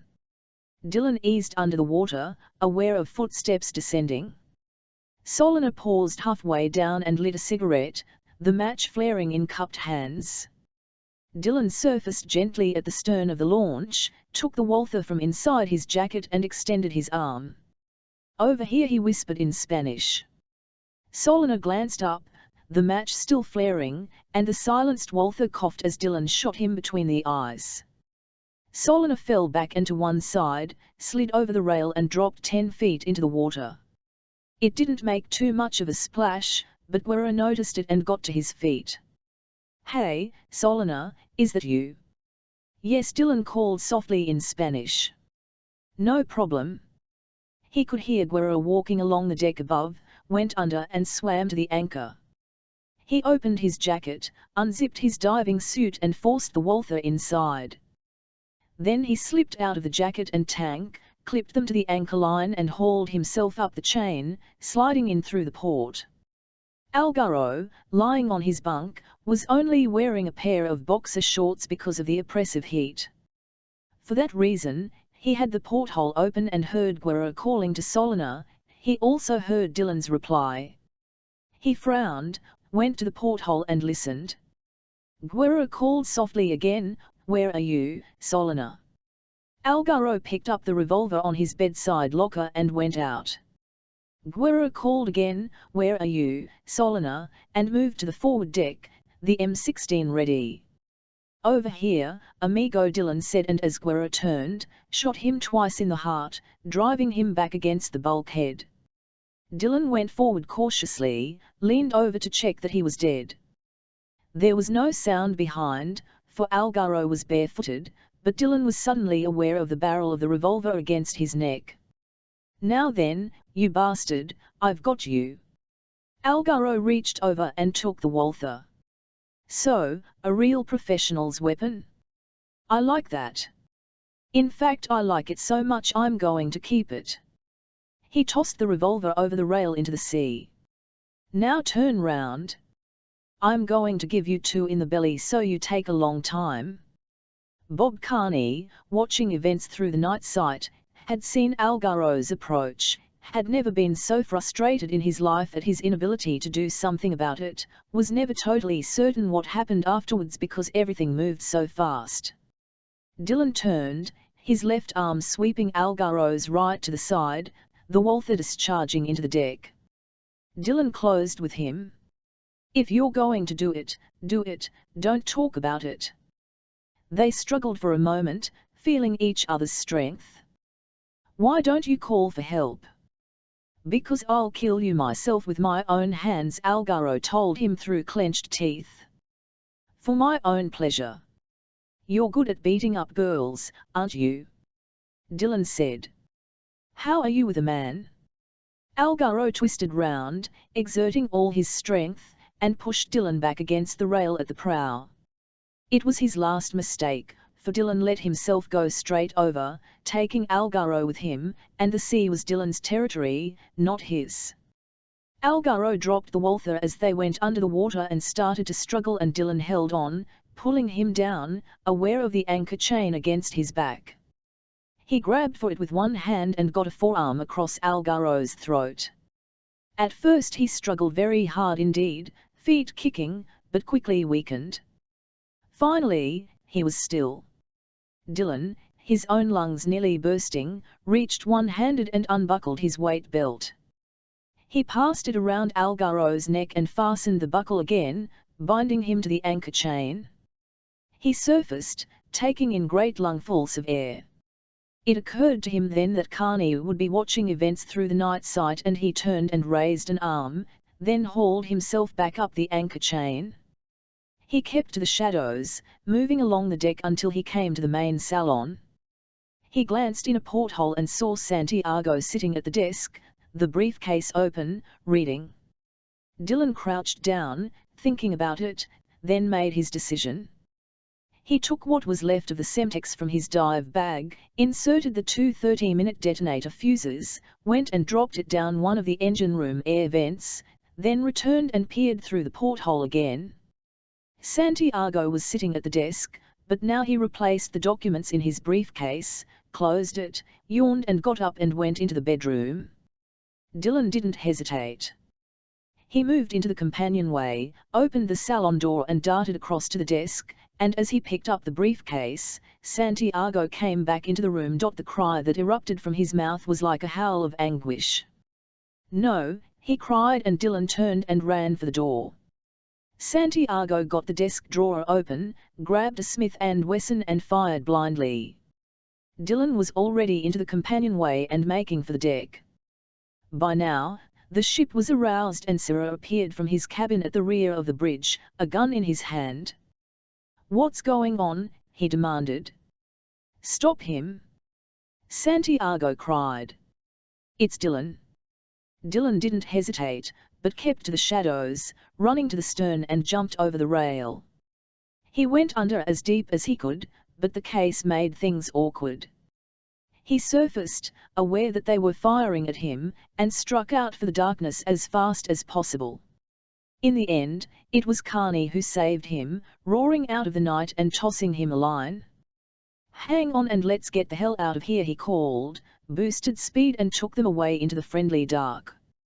Sarah said, "Guerra's dead, his body is still here, but no sign of Solana and Algaro."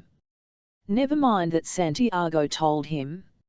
"Dylan and Carney didn't come all the way in that inflatable from St. John.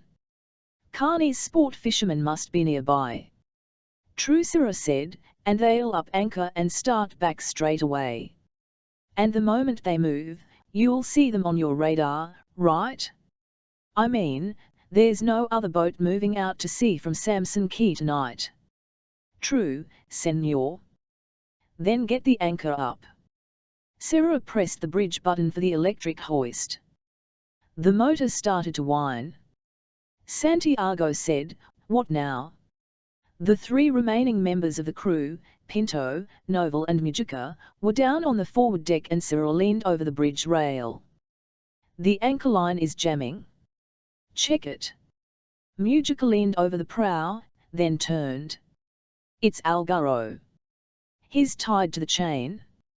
Santiago and Cyril went down the ladder and hurried to the prow and looked over.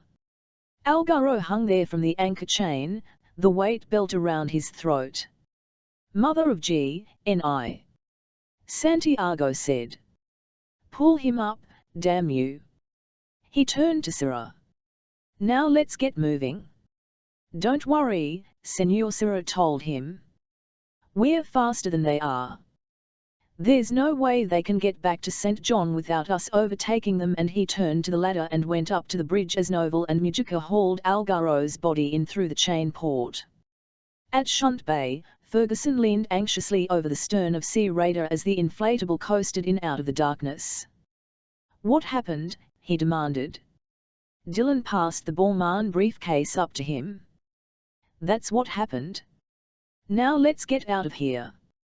He stepped onto the diving platform and Carney passed him the inflatable line and Dylan tied it securely, then went to the deckhouse and worked his way round to the prow and started to pull in the anchor. It came free of the sandy bottom with no difficulty. Behind him, Carney had already gone up to the flying bridge and was starting the engines. Ferguson joined him. "How did it go?" "He doesn't take prisoners, I'll say that for him," Carney said. "But let's get out of here. We don't have any kind of time to hang about." Sea Raider plowed forward into the night, the wind freshening 4 to 5. Ferguson sat in the swivel chair and Dylan leaned against the rail beside Carney. "They are faster than we are, you know that," Carney said. "And he's going to keep coming." "I know," Dylan told him. "He doesn't like to lose." "Well, I sure as hell can't go any faster, we're doing 22 knots and that's tops." It was Ferguson who saw the Maria Blanco first. "There's a light back there, I'm sure there is." Carney glanced round. "That's them all right, couldn't be anyone else." Dylan raised the night sight. "Yes, it's the Maria Blanco." "He's got good radar on that thing, must have," Carney said. "No way I can lose him." "Oh, yes there is," Dylan said. "Just keep going." Sarah, on the bridge of the Maria Blanco, held a pair of night glasses to his eyes. "Got it," he said and passed the glasses to Santiago. Santiago focused them and saw the outline of Sea Raider. "Right, you bastards." He leaned over the bridge rail and looked down at Mujica, Novel and Pinto, who all waited on the forward deck, holding M16 rifles. "We've seen them. Get yourselves ready." Sarah increased speed, the Maria Blanco raced forward over the waves and Santiago raised the glasses again, saw the outline of Sea Raider and smiled. "Now, Dylan, now," he murmured. The explosion, when it came, was instantaneous, tearing the bottom out of the ship. What happened was so catastrophic that neither Santiago, Captain Sarah nor the three remaining crew members had time to take it in as their world disintegrated and the Maria Blanco lifted, then plunged beneath the waves. On the flying bridge of Sea Raider what they saw first was a brilliant flash of orange fire and then, a second or two later, the explosion boomed across the water. And then the fire disappeared, extinguished, only darkness remaining. Bob Carney killed the engine instantly. It was very quiet. Ferguson said, a long way down. Dylan looked back through the night sight. U-180 went further. He put the night sight in the locker under the instrument panel. He did say they were carrying explosives, remember? Carney said, we should go back, perhaps there are survivors. You really think so after that? Dylan said gently. St. John's that way. Carney switched on the engines, and as they plowed forward into the night, Dylan went down the ladder to the deck house. He took off his diving suit, pulled on his tracksuit, found a pack of cigarettes, went to the rail. Ferguson came down the ladder and joined him. My God, he said softly. I don't think he had much to do with it, Brigadier Dylan said, and he lit a cigarette, the Zippo flaring. It was just after 10 the following morning when a nurse showed the three of them into the private room at the St. Thomas Hospital. Dylan was wearing the black cord slacks, the denim shirt and the black flying jacket he'd arrived in on the first day, Ferguson supremely elegant as usual in his Panama, blazer and guard's tie. Jenny was propped up against pillows, her head swathed in white bandages. Mary, sitting beside her, knitting, got up. I'll leave you to it, but don't you gentlemen overtire her. She went out and Jenny managed a weak smile. My three musketeers. Now that's kind of fanciful. Bob Carney took her hand. How are you? I don't feel I'm here half the time. That will pass, my dear, Ferguson said. I've had a word with the superintendent. Anything you want, any treatment you need, you get. It's all taken care of. Thank you, Brigadier. She turned to Dylan, looked up at him without speaking. Bob Carney said, I'll be back, honey, you take care. He turned to Ferguson, who nodded, and they went out. Dylan sat on the bed and took her hand. You look terrible. I know. How are you? I'm fine. How did it all go? We've got the Borman briefcase. The Brigadier has his Learjet waiting at the airport. We're taking it back to London. The way you put it, you make it sound as if it was easy. It could have been worse. Don't go on about it, Jenny, there's no point. Santiago and his friends, that animal, Algaro, they'll never bother you again. Can you be certain of that? As a coffin lid closing, he said bleakly. There was a kind of pain on her face. She closed her eyes briefly, opened them again. People don't really change, do they? I am what I am, Jenny, he said simply. But then you knew that. Will I see you again? I don't think that's likely. He kissed her hand, got up, went to the door and opened it. Dylan, she called. He turned. Yes, Jenny. God bless and take care of yourself. The door closed softly, she closed her eyes and drifted into sleep. They allowed Carney to walk out across the tarmac to the Lear with them, a porter pushing a trolley with the luggage. One of the two pilots met them and helped the porter stow the luggage while Dylan, Ferguson and Carney stood at the bottom of the steps. The Brigadier held up the briefcase. Thanks for this, Captain Carney. If you ever need help or I can do you a good turn. He shook hands. Take care, my friend, and he went up the steps. Carney said, what happens now, in London, I mean? That's up to the Prime Minister, Dylan said. Depends what he wants to do with those documents. It was a long time ago, Carney said. A legitimate point of view. Carney hesitated, then said, this Palmer guy, what about him? I hadn't really thought about it, Dylan said calmly. Oh, yes you have. Carney shook his head. God help you, Dylan, because you'll never change, and he turned and walked away across the tarmac. Dillon joined Ferguson inside and strapped himself in. "A good man," that Ferguson said. Dillon nodded. "The best." The second pilot pulled up the steps and closed the door, went and joined his colleague in the cockpit. After a while, the engines fired and they moved forward. A few moments later, they were climbing high and out over the sea. Ferguson looked out. "St. John over there?" "Yes," Dillon said. Ferguson sighed. "I suppose we should discuss what happens when we get back."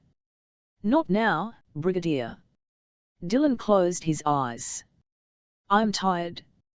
Let's leave it till later." The house at Chocolate Hole had never seemed so empty when Bob Carney entered it. He walked slightly aimlessly from room to room, then went in the kitchen and got a beer from the icebox. As he went to the living room, the phone rang. It was his wife, Curry. "Hi, honey, how are you?" "I'm fine, just fine." "How about the kids?" "Oh, lively as usual." "They miss you." "This is an impulse call.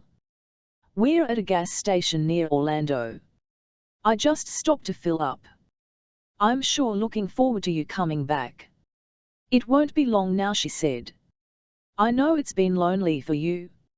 Anything interesting happened?" A slow smile spread across Carney's face and he took a deep breath. "Not that I can think of. Same old routine. Bye, honey, I'll have to go." He put the phone down, drank some of his beer, went out on the porch. It was a fine, clear afternoon and he could see the islands on the other side of Pillsbury Sound and beyond. A long way, but not as far as Max Santiago had gone. Chapter 16. It was just before 6 o'clock the following evening in Ferguson's office at the Ministry of Defence, and Simon Carter sat on the other side of the desk, white-faced and shaken as Ferguson finished talking. "So what's to be done about the good Sir Francis?" Ferguson asked. "A minister of the Crown, behaving not only dishonourably but in what can only be described as a criminal way." Dillon, standing by the window in a blue Burberry trench coat, lit a cigarette and Carter said, "Does he have to be here?" "Nobody knows more of this affair than Dillon, can't keep him out of it now." Carter picked up the blue book file, hesitated, then put it down and unfolded the Windsor Protocol to read it again. "I can't believe this is genuine." "Perhaps not, but the rest of it is." Ferguson reached across for the documents, replaced them in the briefcase and closed it. "The Prime Minister will see us at Downing Street at 8. Naturally I haven't invited Sir Francis. I'll meet you there." Carter got up. "Very well." He went to the door, was reaching for the handle when Ferguson said, "And Carter." "Yes." "Oh, don't do anything stupid like phoning Paymer. I'd stay well clear of this if I were you." Carter's face sagged, he turned wearily and went out. It was 10 minutes later and Sir Francis Paymer was clearing his desk at the House of Commons before leaving for the evening when his phone rang. "Paymer here," he said. "Charles Ferguson." "Ah, you're back," Brigadier Paymer said warily. "We need to meet," Ferguson told him. "Quite impossible tonight, I have a most important function, dinner with the Lord Mayor of London." "Can't miss that." "Max Santiago is dead," Ferguson said, "and I have here, on my desk, the Bormann briefcase. The Blue Book makes very interesting reading. Your father is featured prominently on page 18. Oh, dear God." Paymer slumped down on his chair. "I wouldn't speak to Simon Carter about this if I were you," Ferguson said. "That wouldn't really be to your advantage." "Of course not, anything you say." Paymer hesitated. "You haven't spoken to the Prime Minister then?" "No, I thought it best to see you first." "I'm very grateful, Brigadier, I'm sure we can work something out." "You know Charing Cross Pier?" "Of course. One of the river boats, the Queen of Denmark, leaves there at 6:45. I'll meet you on board." You'll need an umbrella, by the way, it's raining rather hard. Ferguson put down the phone and turned to Dylan, who was still standing by the window. That's it then? How did he sound? Dylan asked. Terrified. Ferguson got up, went to the old-fashioned hall stand he kept in the corner and took down his overcoat, the type known to guards officers as a British warm, and pulled it on. But then, he would be, poor sod. Don't expect me to have any sympathy for him. Dylan picked up the briefcase from the desk. Come on, let's get on with it, and he opened the door and led the way out. When Paymer arrived at Charing Cross Pier, the fog was so thick that he could hardly see across the Thames. He bought his ticket from a steward at the head of the gangplank. The Queen of Denmark was scheduled to call in at Westminster Pier and eventually Cadogan Pier at Chelsea Embankment. A popular run on a fine summer evening, but on a night like this, there were few passengers. Paymer had a look in the lower saloon where there were half a dozen passengers and a companionway to the upper saloon where he encountered only two aging ladies talking to each other in whispers. He opened a glass door and went outside, and looked down. There was someone standing at the rail in the stern holding an umbrella over his head. He went back inside, descended the companionway and went out on deck, opening his umbrella against the driving rain. That you, Ferguson? He went forward hesitantly, his hand on the butt of the pistol in his right-hand raincoat pocket. It was a very rare weapon from the exclusive collection of World War II handguns his father had left him, a Volker specially designed for use by the Hungarian Secret Service and as silenced as a pistol could be. He'd kept it in his desk at the Commons for years. The Queen of Denmark was moving away from the pier now and starting her passage upriver. Fog swirled up from the surface of the water, the light from the saloon above was yellow and sickly. There were no rear windows to the lower saloon. They were alone in their own private space. Ferguson turned from the rail. Ah, there you are. He held up the briefcase. Well, there it is. The Prime Minister's having a look at 8 o'clock. Please, Ferguson, Paymer pleaded. Don't do this to me. It's not my fault that my father was a fascist. Quite right. It's also not your fault that your father's immense fortune in post-war years came from his association with the Nazi movement, the Kameradine work. I can even excuse as simply weakness of character the way you've been happy over the years to accept a large, continuing income from Samson Key Holdings, mostly money produced by Max Santiago's more dubious enterprises. The drug business, for example. Now look here, Paymer began. Don't bother to deny it. I'd asked Jack Lane to investigate your family's financial background, not realizing I was sentencing him to death, of course. He'd really made progress before he was killed, or should I say murdered. I found his findings in his desk earlier today. It wasn't my fault, any of it, Paymer said wildly. All my father and his bloody love affair with Hitler. I had my family name to think of, Ferguson, my position in the government. Oh, yes, Ferguson conceded. Rather selfish of you, but understandable. What I can't forgive is the fact that you acted as Santiago's lapdog from the very beginning, fed him every piece of information you could. You sold me out, you sold out Dylan, putting us in danger of our very lives. It was your actions that resulted in Jennifer Grant being attacked twice, once in London where God knows what would have happened if Dylan hadn't intervened. The second time in St. John, where she was severely injured and almost died. She's in a hospital now. I knew none of this, I swear. Oh, everything was arranged by Santiago, I grant you that. What I'm talking about is responsibility. On Samson Key, a poor old man called Joseph Jackson who gave me my first clue to the truth behind the whole affair, the man who was caretaker at the old Herbert Hotel in 1945, was brutally murdered just after talking to me.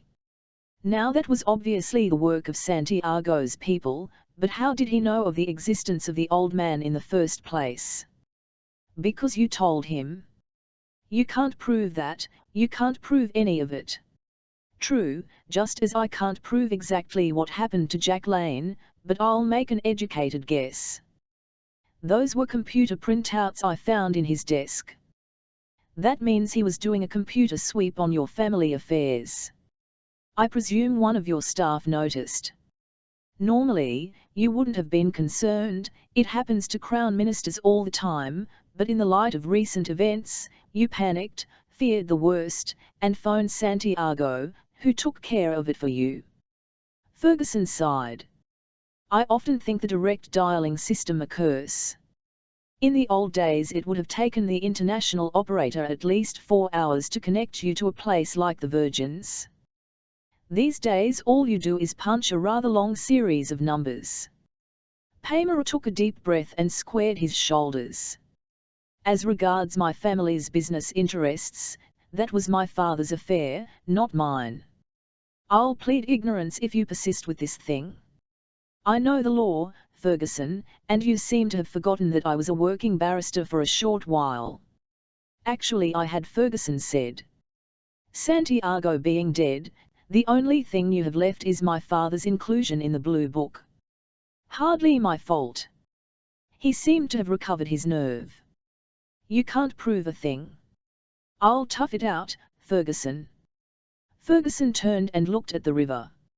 As I said, I could understand your panic, an ancient name tarnished, your political career threatened, but the attacks on that girl, the death of that old man, the cold-blooded murder of Inspector Lane, on those charges you are every bit as culpable as the men who carried them out. Prove it, Paymer said, clutching his umbrella in both hands. Goodbye, Sir Francis Charles, Ferguson said, and turned and walked away. Paymer was trembling, and he'd totally forgotten about the Volker in his pocket. Too late now for any wild ideas like relieving Ferguson of the briefcase at gunpoint. He took a deep breath and coughed as the fog bit at the back of his throat. He fumbled for his cigarette case, got one to his mouth and tried to find his lighter. There was the softest of footfalls and Dylan's Zippo flared. There you go.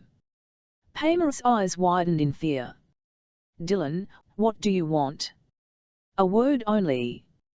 Dylan put his right arm around Paymer's shoulders under the umbrella and drew him against the stern rail. The first time I met you and Simon Carter on the terrace at the House of Commons, I made a joke about security and the river and you said you couldn't swim. Is that true? Well, yes. Paymer's eyes widened as he understood.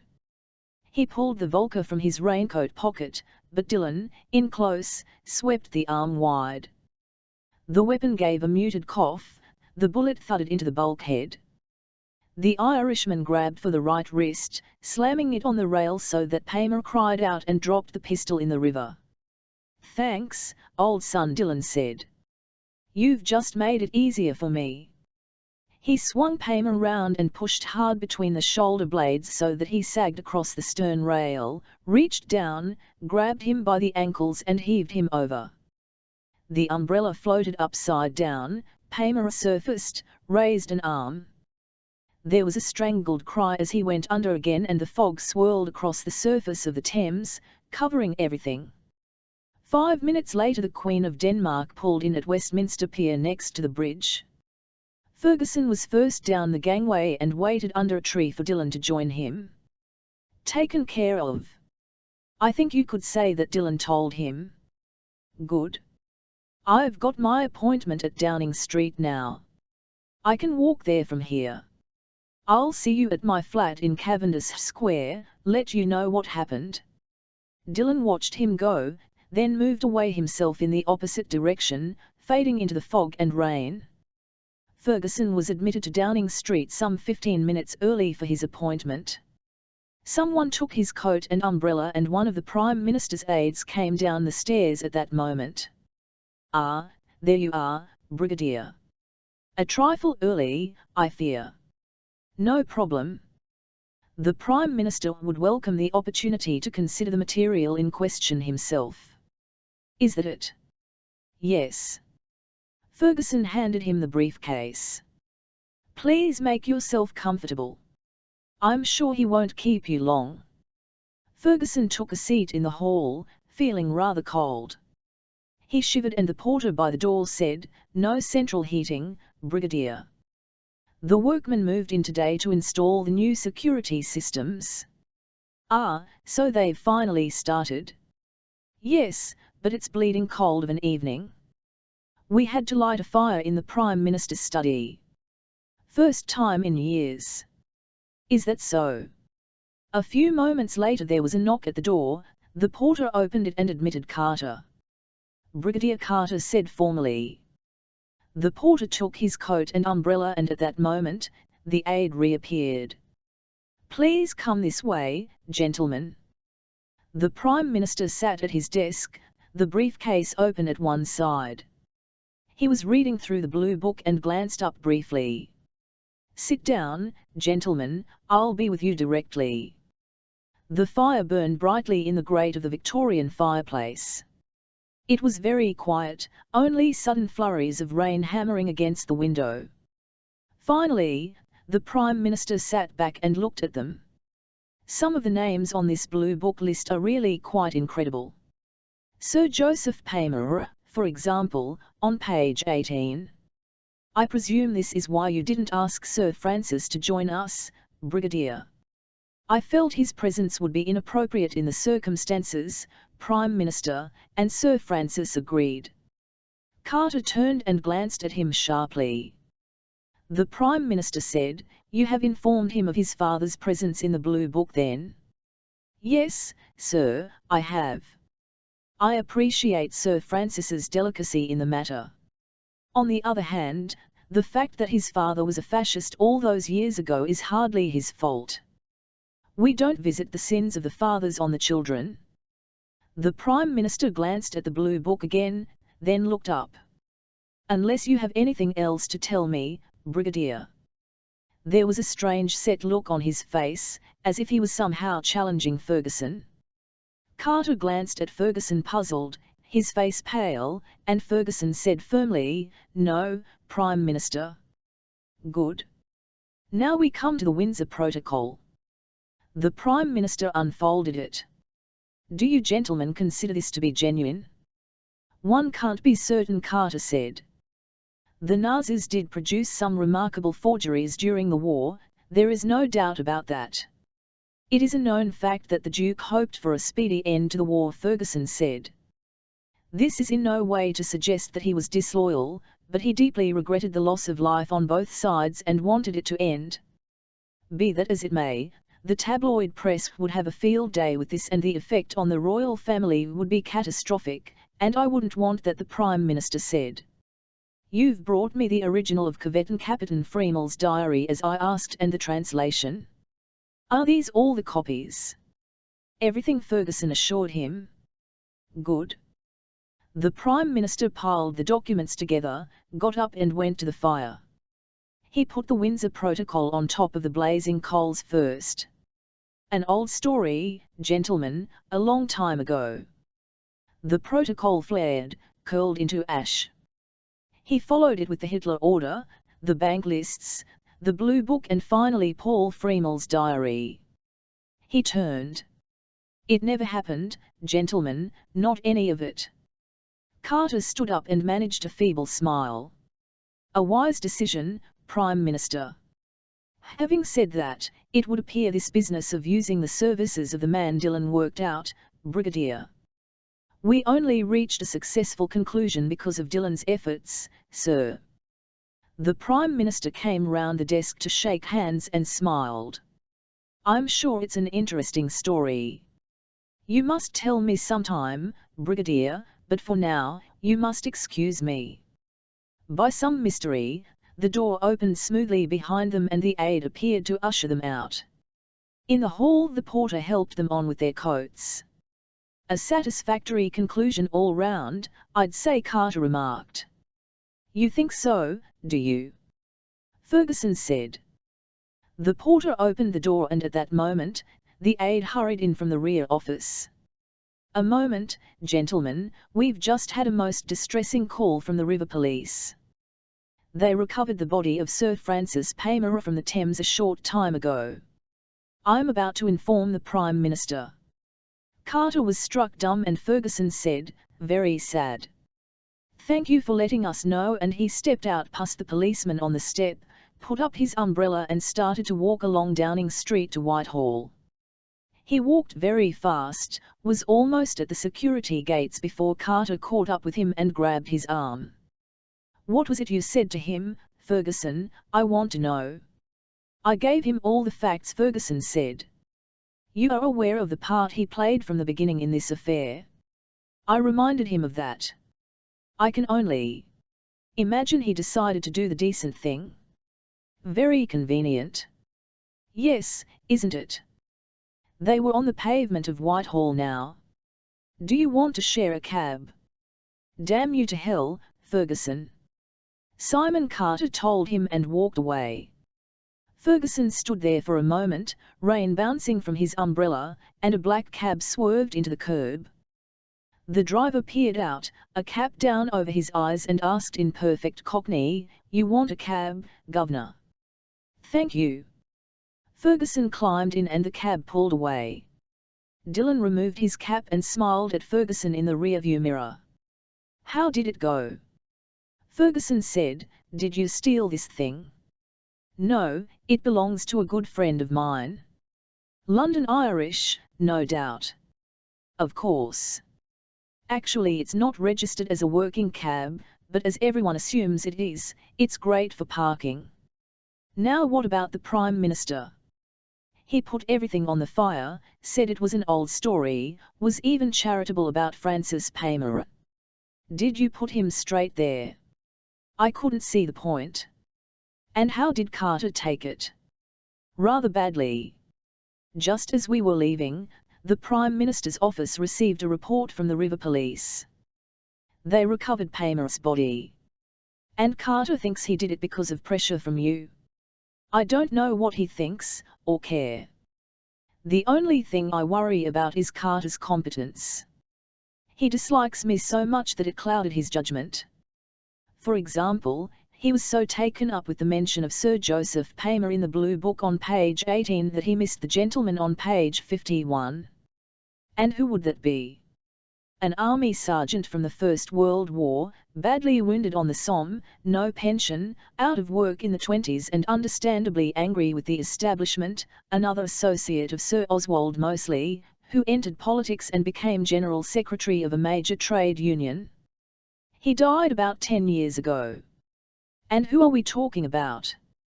"The Prime Minister's uncle on his mother's side." "Mother of God," Dillon said. "And you think he knew, the Prime Minister I mean?" "That I knew? Oh, yes." Ferguson nodded. "But as he said, an old story, and the evidence has just gone up in smoke anyway. Which is why I can afford to tell you, Dillon. After all your efforts in this affair, I think you're entitled to know." "Very convenient, I must say," Dillon observed. "No, the Prime Minister was right, we can't visit the sins of the fathers on the children. Paymer was different." "Where are we going, by the way?" "Your place, I suppose," Dillon said. Ferguson opened the window a little and let the rain blow in. "I've been thinking, Dillon, my department's under severe pressure at the moment. Besides the usual things, we've got the Yugoslavian business and all this neo-Nazi stuff in Berlin and East Germany. Losing Jack Lane leaves me in rather a hole." "I see," Dillon said. Ferguson leaned forward. "Right up your street, the sort of thing I have in mind." "Think about it, Dillon." Dillon swung the wheel, did a U-turn and started back the other way. Ferguson was flung back in his seat. "What are you doing, for God's sake?" Dillon smiled in the rearview mirror. "You did mention dinner at the Garrick Club, didn't you?"